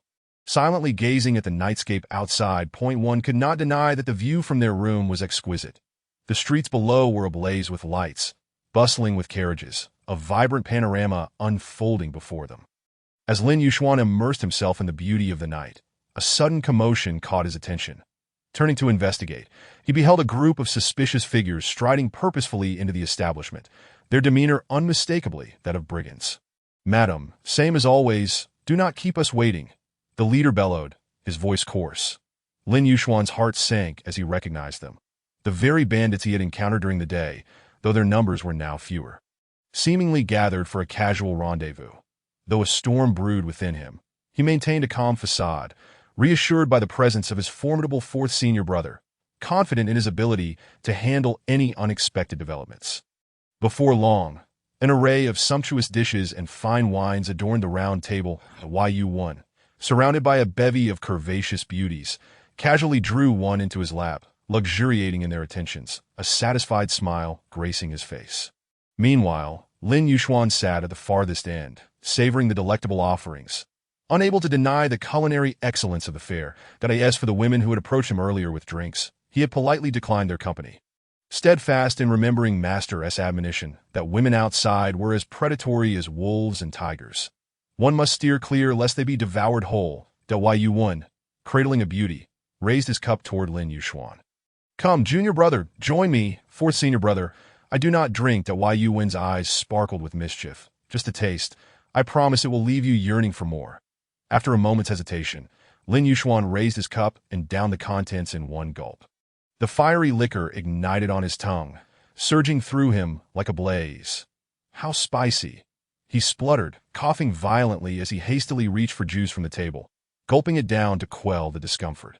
Laughter erupted among the maidens at this spectacle. What a delightful young man, so innocent and pure. Fourth senior brother. Lin Yuxuan shot a glare at Yuan, then resumed his focus on the food before him, as if the earlier incident had not affected his appetite. After a satisfying meal, Lin Yuxuan slowly rose and approached the window. Outside, the night was an inky black, speckled with stars, and a gentle breeze caressed his face, bringing with it a refreshing chill that eased the heat within him. Lost in his thoughts, his gaze inadvertently caught sight of a familiar figure, moving with the grace of willow fluff in the wind, her long, slender legs gliding effortlessly. Was this not the very cold woman he had encountered the day before? Excuse me, miss, are you seeking a meal or lodging? The matron's warm voice reached her as she stepped over the threshold. Yet the stunning woman merely cast a fleeting glance in her direction, offering no reply, instead striding purposefully toward a group of brigands. Lin Yuxuan could not help but marvel. What an icy demeanor she possesses. Wait, had she not just headed toward those brigands, with them desperately seeking her out? Was she not essentially walking straight into their midst, Upon contemplating this, Lin Yuxuan shook his head, thinking to himself that it was of no concern to him anyway. Despite such thoughts, he found himself unable to resist glancing at her graceful silhouette from time to time. Eventually, he witnessed her indeed push open the door and enter the room occupied by those bandits. The door slamming shut with a resounding thud. Lin Yuxuan swiftly departed from the doorway, preparing to investigate and offer assistance if necessary. After all, he could not bear to watch her fall into the clutches of villains once more. As the saying goes, to escort a Buddha, one must see him to the west, and a good person should see things through to the end. After all, what could he do but act on his innate kindness? "Junior brother, where are you going?" Yuan called out that I'm just stepping out to the restroom. "I'll be back shortly," Lin Yuxuan shouted as he dashed away. What a fiery little fellow. Let him be. Come, ladies, let us continue. Music and dance. Let the festivities resume. Yuan remarked with a smile and a shake of her head as Lin Yuxuan flung open the door to the bandit's room at breakneck speed. The scene before him left him utterly astounded. Chapter 11. A Woman's Malice, Intent on Destruction. In the spacious room, the once vibrant banquet lay in ruins, exquisite dishes scattered across the floor, abandoned and neglected. The air was thick with an oppressive and ominous atmosphere, as if time itself had come to a standstill. Ice-blue flames, akin to a judgment from the underworld, mercilessly devoured the lives of the bandits. Cries of agony and screams intertwined, echoing within this space, isolated from the outside world, which remained blissfully unaware, as if the entire universe had fallen silent, that an extraordinarily beautiful woman sat regally in a chair. Her legs elegantly crossed, exuding an air of cold detachment, reminiscent of a queen wielding dominion over life and death. Her gaze bore no trace of emotion, merely observing everything before her, each flicker of flame seeming to dance at her command. The remaining 3 bandits had completely lost their former bravado, kneeling before the stunning woman, their heads striking the ground with each desperate bow, each thud seemingly draining them of their last vestiges of strength. Pleading for a sliver of mercy, "Great lady, I beg you, spare me." The voice of one bandit trembled with fear. Before he could finish his plea, the ice-blue flames consumed him entirely, rendering him non-existent in an instant. This scene, like a whisper from the Grim Reaper, plunged the remaining 2 bandits into deeper despair. They prostrated themselves fervently, yet could only watch helplessly as their comrade's fate was repeated before their eyes. In the next moment, another bandit was reduced to nothingness by the icy flames. Just then, the sound of hurried footsteps shattered the room's silence. Young Lin Yuxuan burst into the chamber, his face paling in shock at the horrific sight, a wave of indescribable terror surging within him. The ice-blue flames, eerie and frigid, seemed capable of obliterating souls in an instant. Stop. The only surviving bandit in the room seized upon this flicker of hope, as if clutching at a lifeline, desperately scrambling towards Lin Yuxuan, his hands gripping the boy's sleeve tightly, his voice quaking with fear. "Little brother, I beg you, save me." Lin Yuxuan focused intently and was astonished to discover that the bandit before him was the very leader from that day. The extraordinarily beautiful woman resembled an ethereal spirit in the cold night, her ice-blue eyes sweeping over the scene with an indifferent calm, as if she could freeze all existence, when Lin Yuxuan's gaze met hers. An inexplicable chill pierced through to his core. Her detached stare finally settled upon the trembling leader, and a palpable pressure filled the air, compelling him to instinctively shrink behind Lin Yuxuan. "Do you believe he can save you?" The woman's voice was as cold as a mountain spring, devoid of emotion. Yet each word struck at the leader's heart. Drenched in sweat from fear, his every nerve taut with tension, he mustered the last remnants of courage, replying in a quavering voice, "You vile woman, our boss will never let you go." Oh, a faint smile curved her lips. "Are you referring to them?"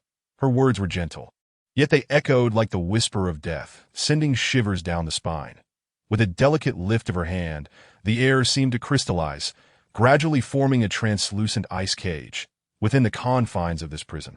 Shadowy figures knelt in abject humility, their desperate pleas for mercy rising in a cacophony filled with despair and terror. The leader's eyes widened in horror as he recognized the familiar figures trapped within, their boss and companions screaming, "You wicked woman, let our boss go." Yet the beautiful woman merely nodded, her voice as cold and tranquil as ever. "Release them? Very well." But then, a wicked smile graced her lips, and the ice cage suddenly constricted. Accompanied by piercing screams, those trapped within were swiftly engulfed by an unending chill, ultimately dissolving into a flurry of ice particles, vanishing as if none of it had ever occurred. This bizarre spectacle rendered the leader's face as pale as a ghost. As if he had encountered a demon, his lips quivering as he stammered out fragmented words. "Why, you wicked woman? Now, it is your turn." That a voice, icy and ethereal, drifted from behind, like a solitary soul lost in the cold night, plunging the leader into despair as he turned and fled towards the door, disregarding all else. Each step felt perilous, with only one thought echoing in his mind: to escape with his life. 3 steps. 2 steps. The doorframe loomed near, freedom tantalizingly within reach. In that critical moment, a beam of ice-blue light sliced through the air, a whip as swift as lightning descending upon him, moving faster than the eye could see. The leader barely had time to utter a final cry to no. Lin Yuxuan's shout resonated through the room, yet it could not avert the impending doom. The whip, imbued with a bone-chilling cold, struck the leader's back with unerring accuracy. At that moment, time seemed to freeze. The leader's form disintegrated upon contact with the ice-blue whip, vanishing into nothingness, leaving only a few snowflakes drifting down, adding an air of surreal beauty to the bloody tableau. This scene etched itself into Lin Yuxuan's mind like a nightmare, disbelief widening his eyes as a torrent of emotions surged within him. Those vibrant lives had simply flickered out before his eyes. And the orchestrator of this horror was none other than the breathtaking woman before him. Recalling the last encounter, although his senior brother had taught him a lesson, he had not taken a life. To let go when one can afford to, he mused, those were living souls, extinguished so easily. After the carnage, the beautiful woman rose, not sparing Lin Yuxuan a glance. Turning to leave that moment, he abruptly reached out to block her path.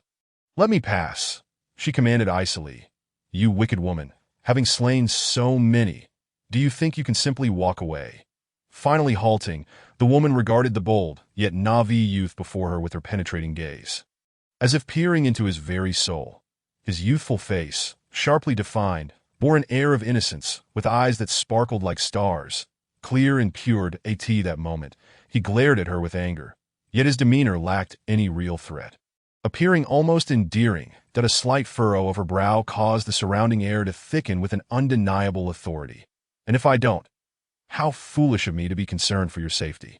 I never anticipated your heart would be so blackened. Today, I shall enact justice on your behalf."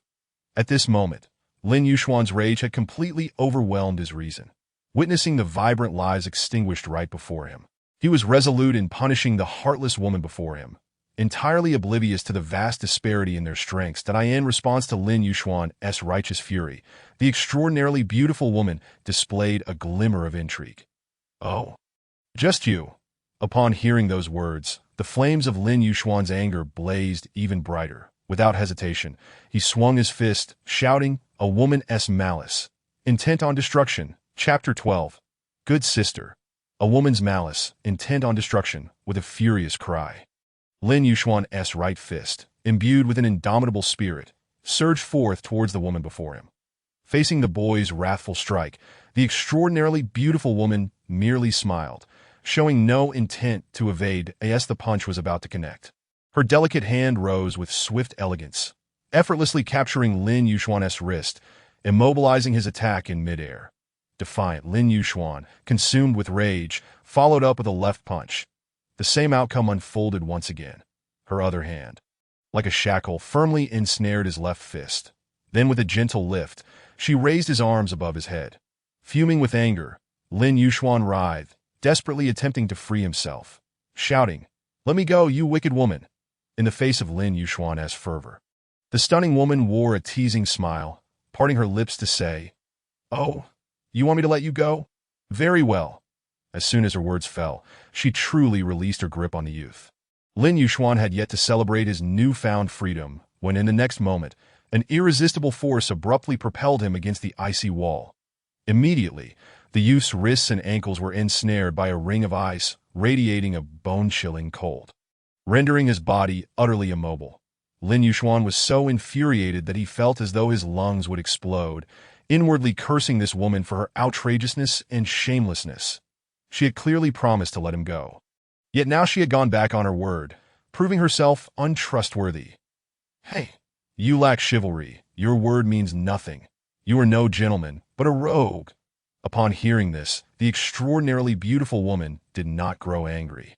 Instead, she could not help but let out a soft laugh. She looked at the youth before her with interest, observing his furrowed brow and indignant expression, which, despite his rage, rendered him somewhat helpless. He resembled an irate little puppy, utterly endearing, evoking a sense of joy in her heart. "Ha ha, I was never a gentleman. Merely a weak woman.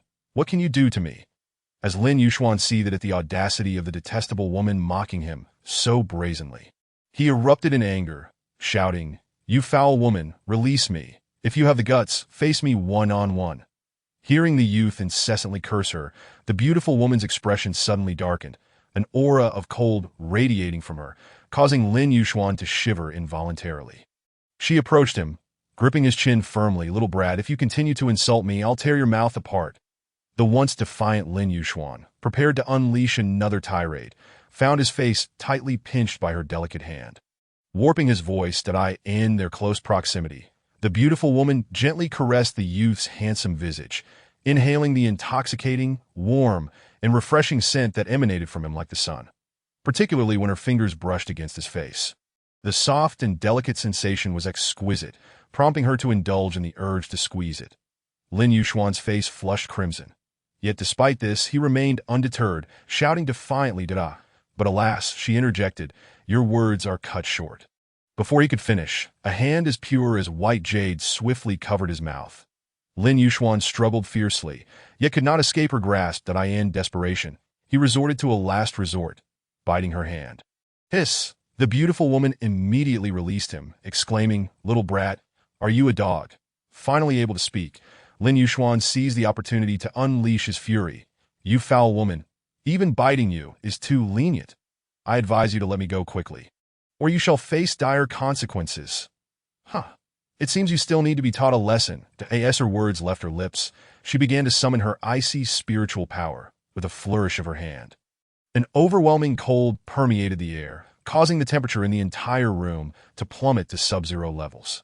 Lin Yuxuan felt an immediate chill enveloping him, involuntarily shivering as the mindless fury that had ignited within him was doused like a flame extinguished by a bucket of ice water. This woman wielded ice powers at least at the level of earthly realm or above, especially considering the countless individuals who had perished within her icy prison. The thought sent a wave of dread washing over him. This woman's ruthlessness was beyond imagination, that if he provoked her further, the consequences would be unimaginable, that he must not continue to incite her.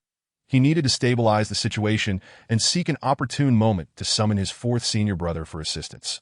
With the help of his fourth senior brother, subduing this woman would surely be a walk in the park. Just as Lin Yuxuan contemplated his strategy, the beautiful woman unexpectedly launched a frigid hand towards him without warning. The sudden chill pierced through him, causing him to instinctively turn his head and shut his eyes. However, the beautiful woman, witnessing his reaction, smirked slightly, remarking, "You speak fiercely, yet your body betrays you." After a brief moment, Lin Yuxuan, expecting impending pain, found that it never came. He cautiously opened his eyes to see a hand as pure as jade hovering before him. In a swift motion, the hand transformed into a light flick, landing accurately upon his forehead. "Ouch! You tricked me!" A surge of indignation welled up within Lin Yuxuan, but a lingering sense of reason compelled him to suppress his anger. To know he could not confront her directly. He must endure. Once he found his fourth senior brother, he would have his chance for revenge. With this thought in mind, his tone softened slightly as he questioned, "Why must you cruelly slay those innocent lives?" They were vibrant beings. The extraordinarily beautiful woman scoffed, her demeanor exuding arrogance. "Who told them to be so blind as to provoke me?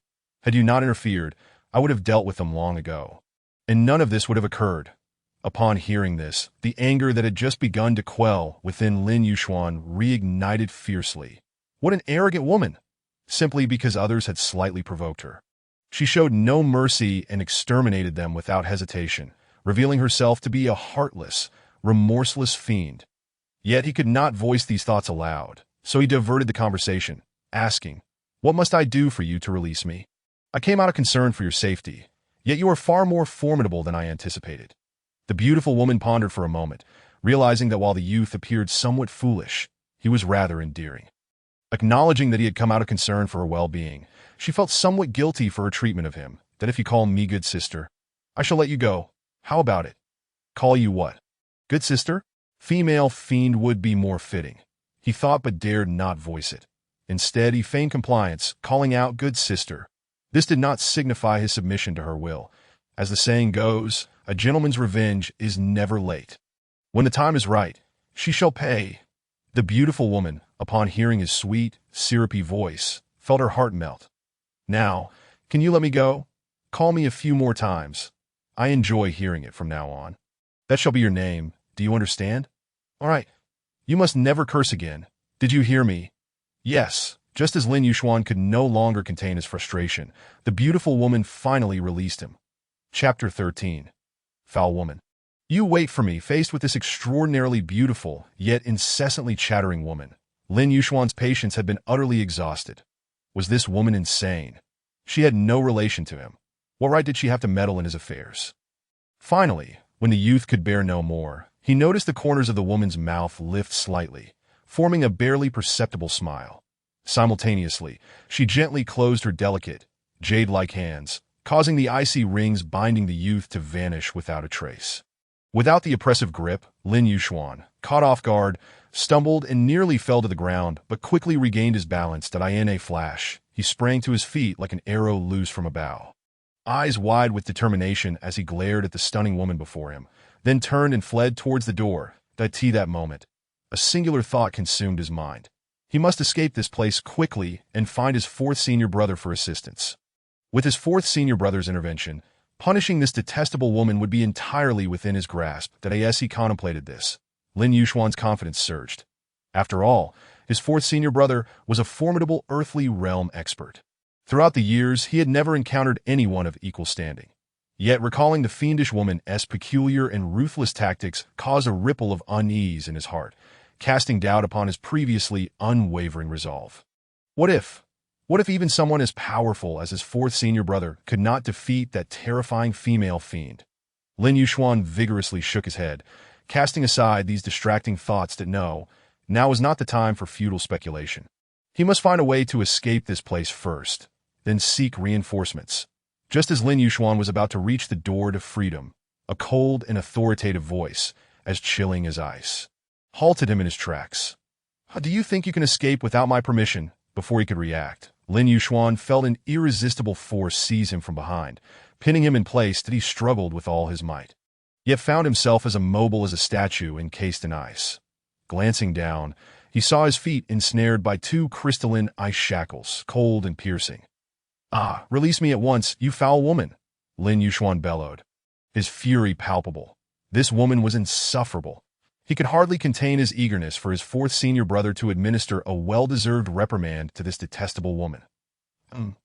What did you just call me?" The strikingly beautiful woman's expression darkened as she glided toward the youth, exuding an aura of icy danger. She extended her delicate hand, gripping his chin firmly, compelling him to raise his gaze to meet hers. As their eyes locked, the stunning woman found herself momentarily taken aback. The boy before her possessed crystalline, luminous eyes, reminiscent of the most brilliant stars in the night sky, unforgettable in their purity. Such unblemished clarity made it nearly impossible to conceal any thoughts or emotions. He was as enchanting as a celestial being descended to earth, though it appeared his hearing might not be quite up to par.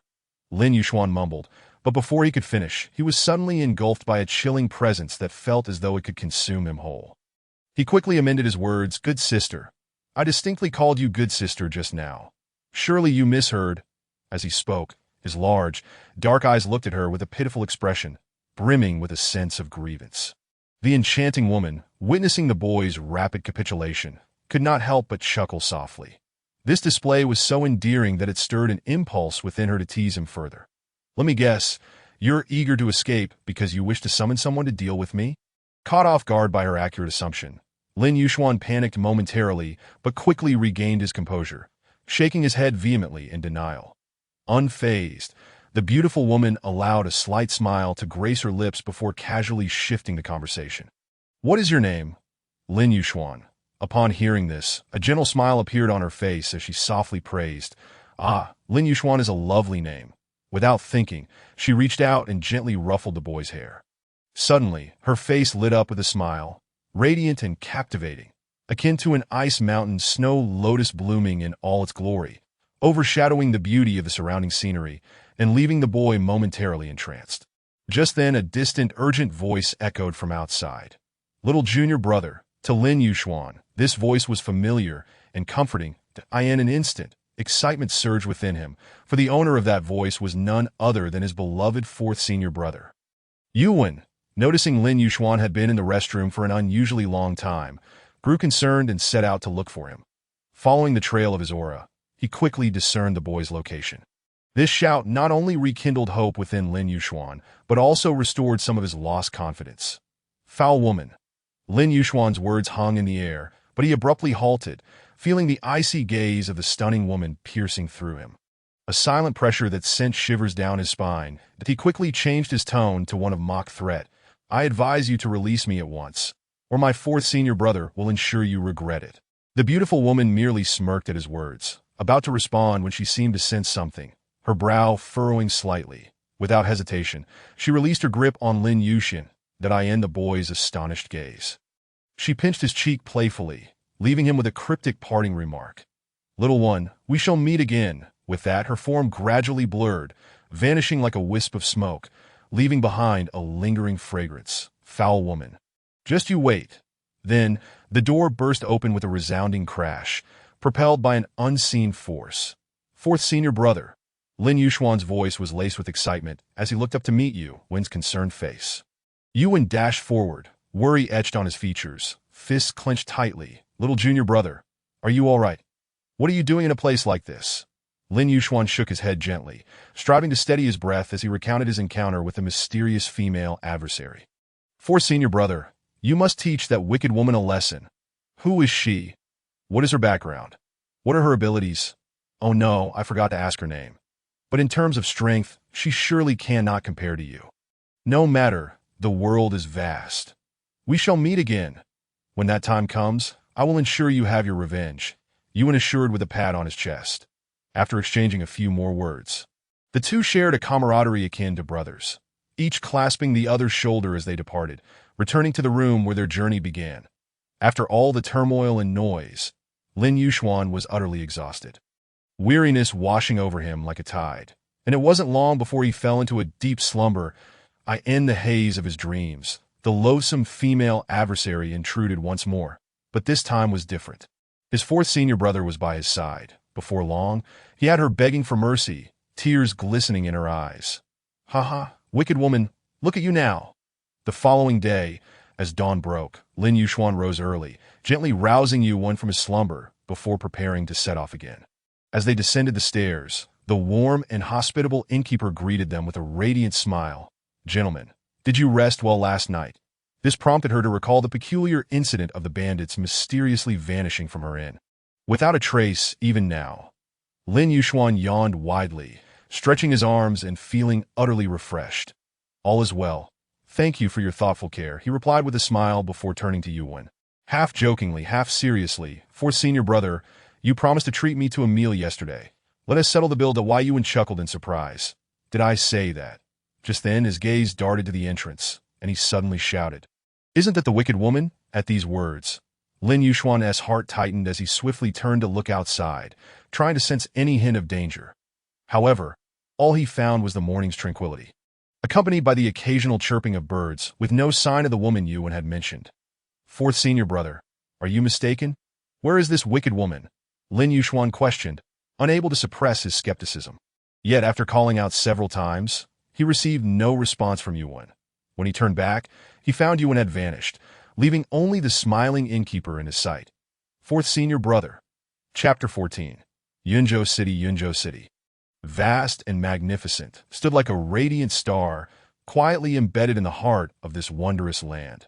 This grand city was not only the center of the entire Yunzhou continent, but also a coveted sanctuary in the hearts of countless individuals. In the western gate area of Yunzhou City, the bustling crowd flowed like a river, and among them, two figures arrived at the city gate. Surveying their surroundings, one of the youths, handsome and refined, radiated a fresh, sunlit aura, his starry, clear eyes frequently gazing upward at the ancient city. The other young man, tall and extraordinary in demeanor, had equally exquisite features, a carefree smile gracing his lips, his hands casually resting behind his head. With a blade of grass swaying gently in his mouth, exuding an air of nonchalance this is Yunzhou City, truly deserving of its reputation as the central sacred city of the continent. The youth on the left gazed up at the ancient, towering city, its walls soaring high, as solid as rock, encircling the entire city and forming an impregnable defense. The three ancient characters spelling Yunzhou City were firmly inscribed upon the walls, emanating an aura of time's passage. Indeed, the youth on the right nodded, recognizing the city as the sacred heart of Yunzhou. The two were none other than Lin Yuxuan and Yu Wen, who, after 2 days of travel since departing from Sunset Town, had finally reached their destination. "For senior brother, you must treat me to a grand feast now that we are in the city," Lin Yuxuan exclaimed, his expression a mixture of indignation and anticipation. Clearly still nursing a grudge against his fourth senior brother for earlier mischief, Dawai Yuan laughed heartily, aware that his own funds were rather meager, needing to be preserved for future enjoyment. Just as he pondered how to deflect Lin Yuxuan's insistence, the latter's threat struck like a dagger to the heart. "Fourth senior brother, if you dare to pull any tricks, I'll tell second senior sister that you took me to a brothel, and let us see how she deals with you." With that, Lin Yuxuan raised his chin in triumph, fully aware that second senior sister was Yu Wen's greatest fear. He would only behave when faced with her wrath. Even the masteress' presence could not sway her.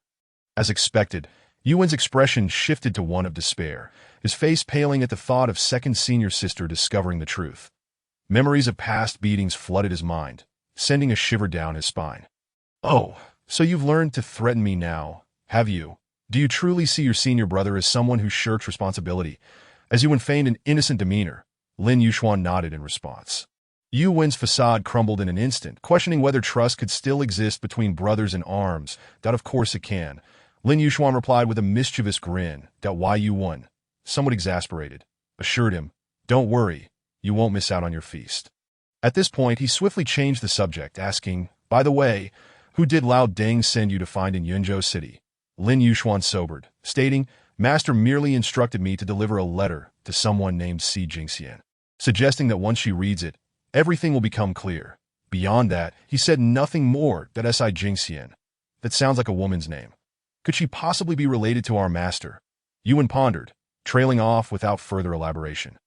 Lin Yuxuan shot him a disapproving glance, urging him not to speak out of turn, and suggested they enter the city to gather information first. Upon stepping into Yunzhou City, they were immediately greeted by the towering city gates. Their grandeur striking and majestic, with flying eaves and intricately carved brackets that compelled one to gaze in awe. The streets were wide and straight, crisscrossing in a meticulous grid resembling a chessboard. Shops lined both sides, their signs prominently displayed, showcasing an array of goods and handicrafts. The throngs of pedestrians flowed like a river, some hurrying along while others strolled leisurely, each face reflecting a myriad of emotions. Among them were merchants engaged in bustling trade, scholars reciting poetry and laughing, and common folk tending to their daily lives, embodying a simple yet joyous existence. The two companions walked side by side, gradually blending into the vibrant sea of humanity. Lin Yuxuan scanned the crowd and was astonished to discover that many passers-by were cultivators of considerable strength. Upon deeper perception, he sensed numerous powerful yet concealed auras lurking in the vicinity. In the vast expanse of the Jiuzhou continent, cultivators were indeed a minority, with ordinary people far outnumbering them. Yet in the flourishing Yunzhou City, the situation was strikingly different, prompting Lin Yuxuan to exclaim in admiration. "Truly, Yunzhou City is a hidden gem, teeming with talent." The pair continued to inquire about Si Jingxian, but their efforts were met with silence, akin to a stone cast into the ocean. Searching for a single individual in such a sprawling metropolis proved to be akin to finding a needle in a haystack. Nevertheless, they remained undeterred. leisurely strolling through the streets while pursuing further leads that in contrast. Yuan exuded a carefree demeanor, a subtle smile perpetually gracing his lips, his gaze often wandering over the strikingly beautiful women in the crowd, savoring the splendid scenery before him. Lin Yuxuan, in high spirits, walked alongside his fourth senior brother, engaged in light-hearted banter. Suddenly, the chatter around them faded, and upon glancing over, Lin Yuxuan found Yuan fixated on a stunning woman, his gaze particularly lingering on a certain aspect of her. Following Yuan's line of sight, he beheld a woman clad in a pale red dress, standing out amidst the crowd. Her beauty was striking. Her figure tall and graceful, with gentle curves barely concealed by the sheer fabric, igniting the imagination. Good heavens, she's quite well endowed. Yuan exclaimed in astonishment. That moment, the woman in the pale red dress turned abruptly, her eyes locking onto Lin Yuxuan and Yuan, leaving Lin Yuxuan feeling utterly embarrassed. Yet, Yuan remained undeterred, his gaze unabashedly fixed on her as she approached them. Lin Yuxuan couldn't help but warn. Fourth senior brother. Oh no, she's definitely upset now, Lin Yuxuan thought, realizing that such unabashed staring was indeed impolite.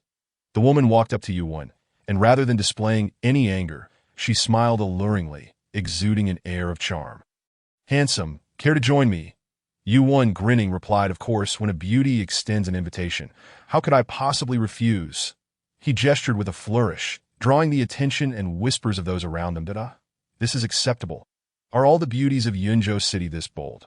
Lin Yuxuan was taken aback, astonished by the scene unfolding before him, which also left the onlookers in shock. That moment, a rather unattractive and lecherous man hurried over to the woman, attempting to present himself as suave by tossing his hair and addressing her with self-proclaimed gallantry. My dear, may I have the honor of your company? Scram, she snapped, cutting him off before he could finish his sentence, then turned her attention back to Yuan with a sultry glance. The lecherous man was left speechless, bewildered by the turn of events. This scene left Lin Yuxuan, who had been observing from a distance, utterly dumbfounded. Goodness, is she really so biased? The way she gazes at Yuan, as if captivated, while her look towards that lecherous man is filled with disdain and disgust. Is this what they mean by beauty is justice? How terribly true! After being coldly rebuffed by the woman in the pale red dress, the lecherous man turned his gaze to Yuan, disdain evident in his eyes. He had always despised pretty boys like Yuan, thinking them useless aside from their looks. Men should possess substance, elegance, and most importantly, strength, he mused, plotting to rid himself of this handsome rival to impress the enchanting woman before him. Kid, if you know what's good for you, get lost, the lecherous man growled at Yuan. In response to this provocation, Yuan merely found it amusing. However, before he could reply, the woman beside him could no longer contain herself. With a sudden flare of her eyebrows, her expression morphed into one of unmistakable disgust. Without hesitation, she lifted her long, graceful leg and with a swift motion, sent the lecherous man flying through the air as if he were a kite severed from its string. What a joke, with that appearance. You aren't even worthy to lick my feet, yet you dare pursue me? She raged, her indignation palpable.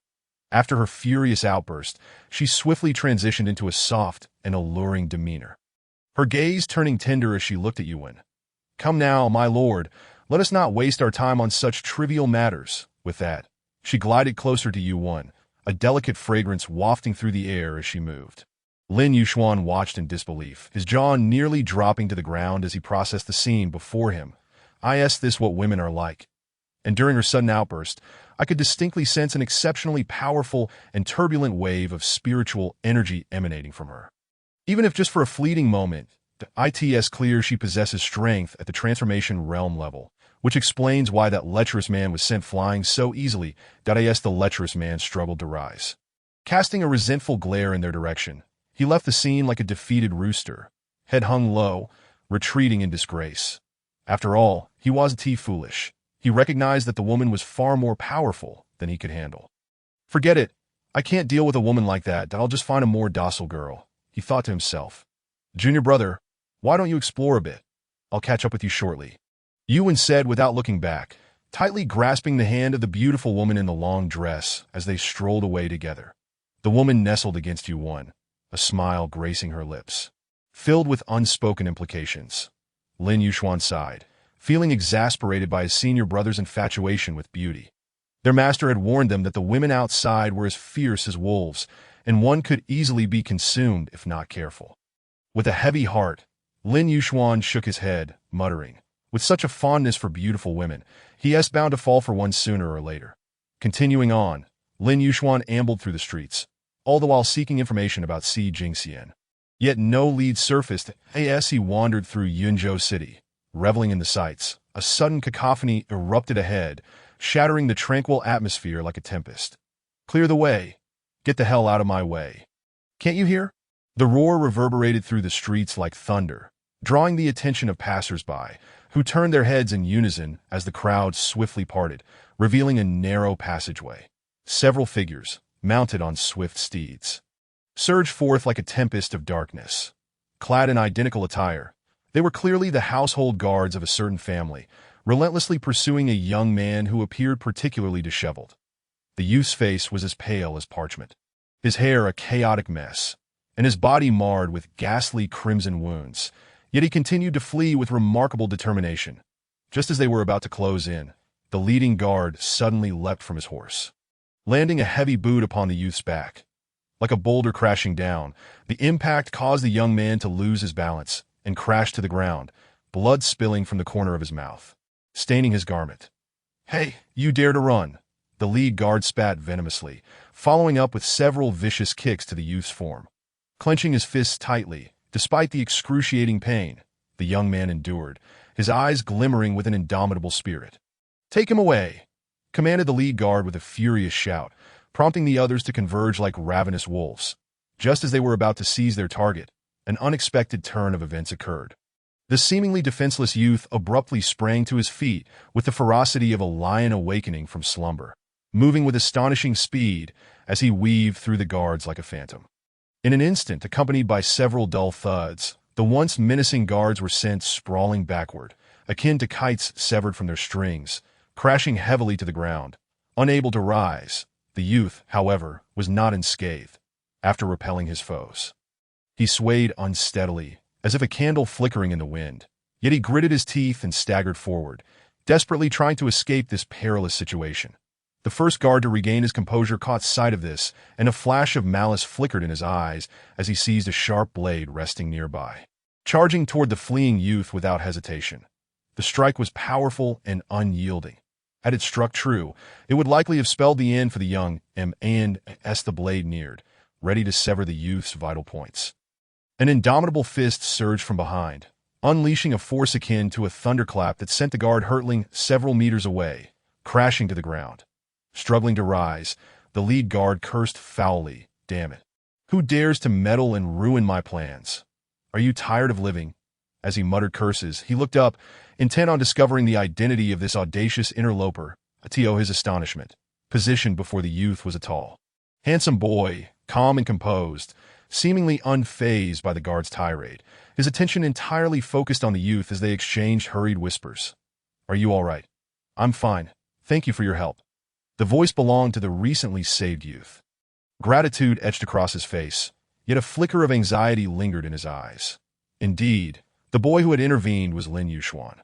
Just moments ago, he had arrived just in time to avert disaster. Before the youth could finish speaking, he urgently implored, "You need to leave quickly." However, his words were abruptly interrupted by a cacophony of derisive laughter. "You think you can just walk away after ruining my plans?" The lead guard swaggered toward Lin Yuxuan. Brimming with arrogance, he scanned Lin Yuxuan with a disdainful gaze, as if appraising a lamb destined for slaughter, and sneered, "Who is this ignorant brat?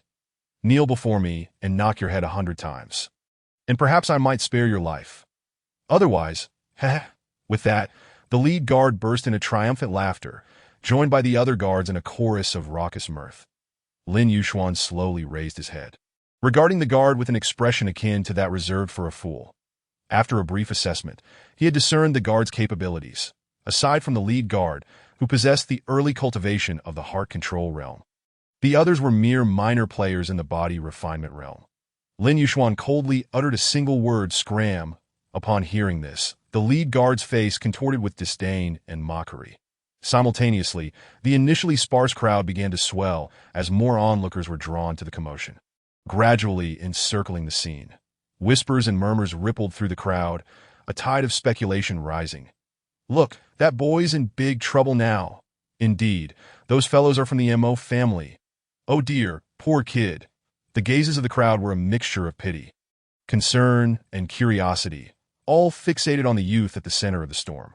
Yet, in the face of such an overwhelming situation, the youth remained remarkably composed. He stood tall, his gaze resolute and sharp, like a sword poised to unsheath.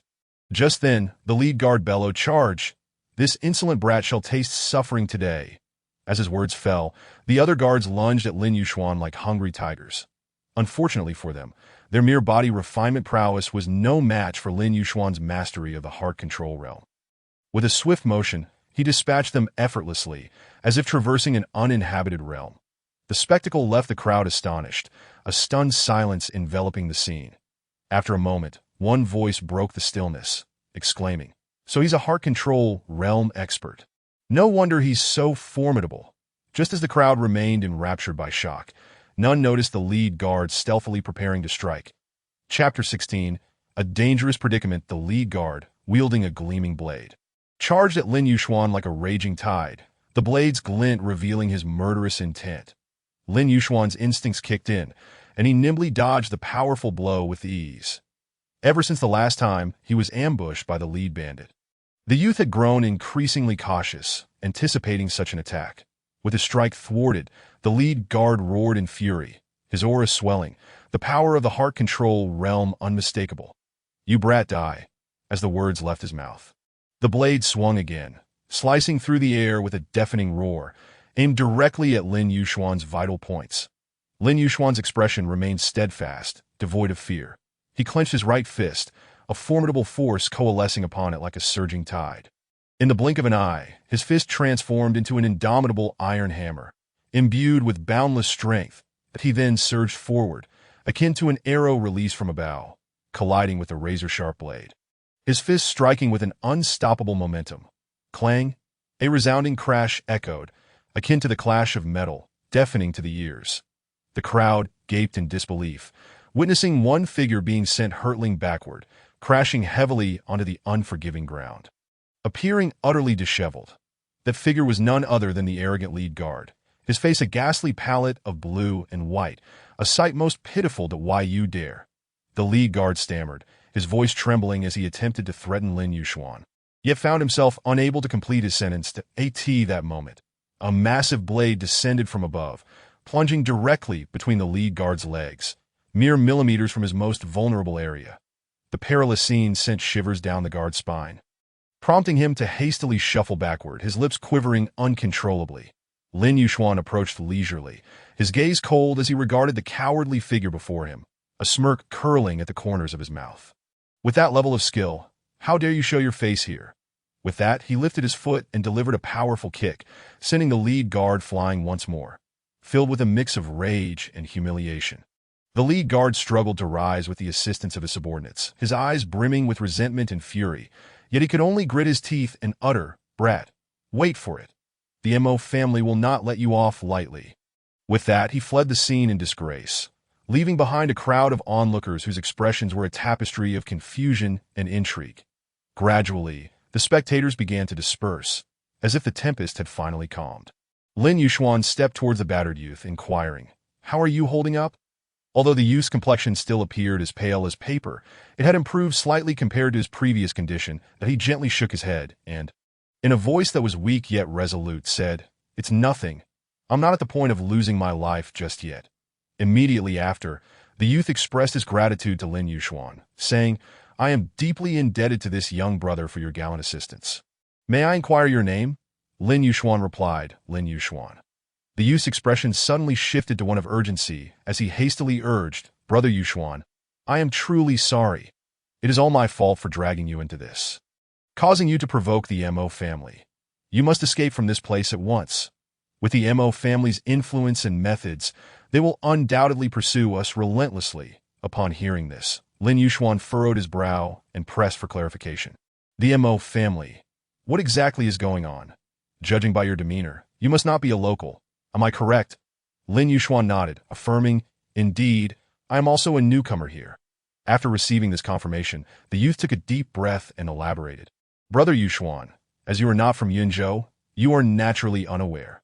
The Mo family is a dominant force within the southern region of Yunzhou City, their power vast and their experts numerous, striking fear into the hearts of many. I am Pang Ming. I previously served the Mo family as a guard and inadvertently offended a significant figure within their ranks, prompting me to resign and flee. However, I was met with countless obstructions and humiliations, which I could no longer endure, forcing me to escape at great risk. Little did I expect they would pursue me relentlessly, tracking me down to this very spot. Lin Yushuan gazed at the somewhat frail youth before him, noting his ghostly pallor and feeble breath, as if he might faint at any moment. Despite his current disheveled and bloodied state, his facial features remained distinct, and with a little grooming, he could indeed be considered a handsome young man. Pang Ming, filled with urgency, pressed, Brother Yushuan, we are perilously close to the Mo family. Those ruffians will surely not let us go easily, though we must flee swiftly. Lin Yushuan wholeheartedly agreed, recognizing that without his fourth senior brother by his side, his meager abilities were insufficient to confront such formidable foes. With this in mind, Lin Yushuan decisively resolved to take Pang Ming with him as they retreated. After all, given Pang Ming's current condition, it was likely he would fall back into the enemy's clutches before escaping as the saying goes. If you save someone, see it through to the end. If you send a Buddha, send him all the way to the west. Since he had already extended a helping hand, how could he abandon the effort midway? Thus, the two supported one another, stumbling forward towards the distance to that moment. Lin Yushuan keenly sensed an overwhelming aura approaching, and Pang Ming urgently exclaimed, not good. The Mo family's experts are coming. Brother Yushuan, you must leave quickly, or it will be too late. It's too late. Today, none of you will escape. With this roar, a group of Mo family experts appeared like phantoms darting among the eaves. Their movements swift and agile, that in an instant, they had encircled Lin Yushuan and Pang Ming tightly, forming an impenetrable barrier. Following this, the leading servant strode towards Lin Yushuan and Pang Ming with a contemptible smile. Sneering, kid, did you ever think we would meet again so soon? Lin Yushuan furrowed his brow and quickly scanned the surrounding Mo family experts, noticing one whose aura was exceptionally formidable, far surpassing his own, though not as overwhelming as that of his fourth senior brother.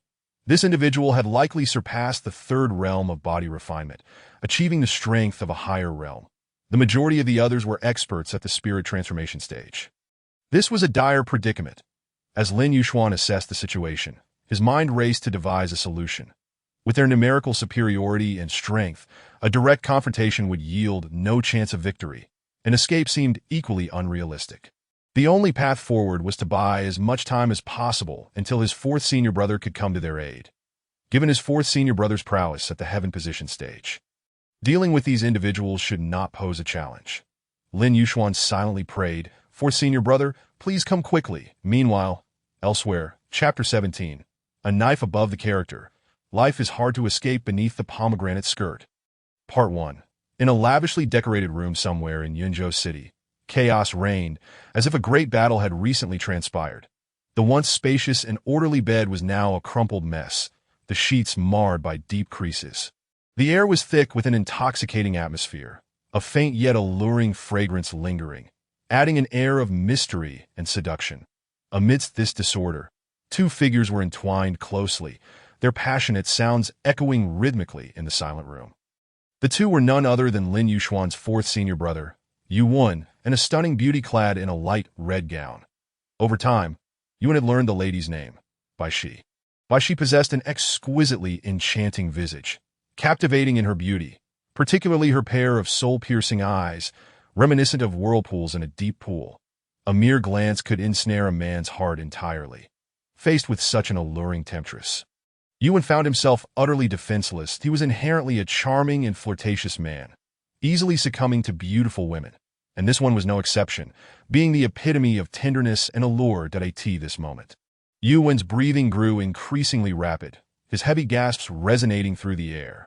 His gaze became hazy as he surrendered to this endless ecstasy, unable to extricate himself from its grasp. Bai Shi's hair lay in disarray upon her shoulders, her face flushed, radiating a bewitching allure. Time slipped away unnoticed, and eventually, the sounds began to fade. Suddenly, Yuan seemed startled awake, bolting upright, his brow furrowed in deep concern. Ignoring the captivating figure before him, he hastily donned his clothes with remarkable speed, not sparing a single glance at the disheveled bed. Clearly, he was in a great hurry to leave, as if some pressing matter awaited his attention, leaving Bai Shi with a look of astonishment and confusion. Bai Shi, her alluring face still flushed, clearly still immersed in the lingering sensations, knelt at the edge of the bed, leaning forward as she cooed, "Young master, I have yet to be satisfied. Are you truly going to abandon me?" In response to her words, Yuan forcefully extricated himself from her grasp, saying, "Miss Bai Shi, I have urgent matters to attend to. Once everything is settled, I shall return to seek you out." As he spoke, it was evident that Yuan's mind was consumed by anxiety. Before leaving, he had imbued his junior brother with a unique secret technique. Should anything unfortunate befall his junior brother, he would be instantly alerted and could rush to his rescue. However, Yuan had not anticipated that trouble would arise for his junior brother so soon after their party. The immediate priority was to hasten to provide aid. If his senior brothers and that old man learned that he had failed to protect his junior brother, the consequences would be unimaginable, particularly the thought of his second senior sister's icy gaze, brimming with lethal intent, made Yuan's resolve weaken, causing the previous days to vanish without a trace. "Junior brother, you must hold on," Yuan silently prayed, quickening his pace as he approached the door, oblivious to the fact that Bai Shi's previously enchanting demeanor was gradually turning cold. Just as his fingers were about to grasp the doorknob, a frigid voice suddenly rang out from behind him. "Young master, I fear you shall not be leaving today." The sudden voice prompted Yuan to instinctively turn around, and he beheld the stunning beauty who had just moments ago been reclining on the bed, now draped in a sheer garment that barely concealed her exquisite figure, her creamy skin partially exposed, particularly the alluring valley at her chest, tantalizingly glimpsed. Her long, slender legs were fully displayed, exuding an irresistible charm. Yuan's thoughts were consumed with concern for his junior brother, and he was unwilling to engage further with the enchanting woman before him. He swallowed hard, suppressing his inner turmoil, and resolutely turned to leave. He paid little heed to Bai Shi's threat, dismissing it as mere dissatisfaction over their previous encounter. Resolving to swiftly address his junior brother's predicament before returning to indulge once more in this rare beauty, he stated, "Miss Bai Shi, I have pressing matters to attend to and cannot linger. Young master, do you think you can leave so easily? I advise you to reconsider. Do not drink the toast only to face the penalty. You may have had your fill, but I have yet to be satisfied." As the murmurs filled the air, her enchanting eyes, reminiscent of a fox, gradually glimmered with an icy chill as she advanced step by step towards Yuan. Each movement seemed to carry an invisible pressure, and the previously intoxicating, ambiguous atmosphere dissipated into nothingness in an instant. Upon hearing her words, Yuan couldn't help but furrow his brow. The urgency to rescue his younger disciple was palpable, leaving him no time to engage with this woman. Thus, without hesitation, he raised his arm, swiftly opened the door, and prepared to extricate himself from this perilous situation. However, at that moment, a surge of pale, red spiritual energy rushed at him like a fierce gale from behind. Drawing upon the keen instincts honed through years of cultivation, Yuan reacted in an instant, deftly sidestepping the oncoming strike. What could this girl possibly mean?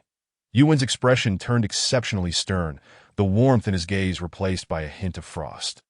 Yet, the woman named Bai Shi remained unfazed, coldly retorting, "I told you, you shall not leave today, no matter what." In response to her declaration, a trace of disdain crept across Yuan's features as he scoffed. If I wish to depart, there is not a soul in this world who can impede me. Do you truly believe you can stop me?" It was essential to note that Yuan was a formidable figure of the celestial realm. Although it appeared that the woman concealed her true prowess, he firmly believed that with the abilities she had thus far exhibited, she could not possibly be his adversary, not even withstand a single strike. In the face of Yuan's skepticism, a peculiar smile suddenly played upon Bai Shi's lips, enigmatic and unfathomable. As she slowly replied, "You may attempt to find out," within the confines of the room. The spiritual energy surged, shattering the tranquility reminiscent of the calm before a storm. The pale, red energy enveloping Bai Shi surged forth like a tempest, the pressure of a realm's might suffusing every corner of the space. her assault akin to an arrow released from its bow, aimed directly at Yuwen as Yuwen had anticipated. This brief, yet intense confrontation lasted barely a heartbeat, accompanied by a dazzling flash of azure, spiritual energy. She was forcefully sent flying, crashing heavily against the bed. After successfully overcoming Shi, Yuwen rose unhesitatingly, intent on vacating this treacherous domain. Yet, just as he was about to step out the door, an unsettling sensation surged within him. He acutely sensed that his body had become inexplicably heavy and fatigued, as if all his strength was rapidly dissipating. Nonetheless, Yuwen gritted his teeth, summoning every ounce of energy to force himself forward. However, regardless of his efforts, the threshold that appeared so close was as insurmountable as an unfathomable abyss, remaining perpetually out of reach. Ha ha! A sinister laughter echoed from behind him, reminiscent of the prelude to the opening of the gates of hell. A chill ran down Yuwen's spine, and he struggled to turn around, only to see Shi, who had moments ago been sprawled on the ground, now rising slowly to her feet. She delicately wiped the blood from her lips. Her expression twisted into an increasingly unrestrained smile. Observing her demeanor, Yuwen instantly comprehended the entire situation. He had been ensnared. Yet he had always prided himself on navigating through the myriad of temptations unscathed. When had he fallen into such a trap? Taking a deep breath to steady himself, he suddenly realized something. Hiss! Wait, this fragrance! No, this scent is problematic. This peculiar aroma was one he had sensed from the very beginning, yet had dismissed, reasoning that it was normal for a woman's room to be filled with fragrance. The feeling of dizziness intensified, and Shi before him began to blur and sway. Ultimately, Yuwen weakly lifted a finger, pointing feebly at Shi, and then collapsed heavily onto the ground, unable to cross the threshold. Chapter 18. A knife above the word desire. A life cannot escape under the pomegranate skirt. It was unclear how much time had elapsed. Yuwen's utterly exhausted body felt as though it had lost all strength. Even the simple act of opening his eyes became a monumental challenge that at last he mustered every bit of his energy to pry open his eyelids, which felt as heavy as lead. What met his gaze was an endless abyss of darkness. The entire space was so black that he could not see his own hand in front of him. With not a sliver of light penetrating the thick murk, Yuwen shook his heavy head vigorously, attempting to clarify his muddled thoughts, but alas, he was utterly drained, as if all vitality had been siphoned from him. "Where am I?" Yuwen murmured, struggling to rise from the ground. Just then, a sharp pain coursed through his head, causing him to gasp sharply. Hiss! Instinctively, he reached up to gently touch the spot where he had struck, and with his other hand, he began to explore upward, encountering a cold, hard metallic sensation. Quickly, he began to feel around him, and unsurprisingly, he encountered the same metallic texture everywhere. That a heavy dread settled in Yuwen's heart as understanding dawned upon him. He hastily accelerated his exploration in all directions. Indeed, no matter where he touched, he could only feel that chilling, unyielding metallic surface. Could it be that he was trapped in a cage? "This wretched woman has imprisoned me." Yuwen roared in fury, his heart brimming with indignation and rage. "That I must find a way to escape quickly. I cannot fathom what peril my younger disciple faces at this moment." The thought of his disciple potentially facing danger intensified Yuwen's anxiety. Never had he anticipated falling into this woman's trap. Taking a deep breath, he endeavored to calm himself. The more frantic he became, the harder it would be to devise an effective strategy. The immediate priority was to find a way to break free from this cage.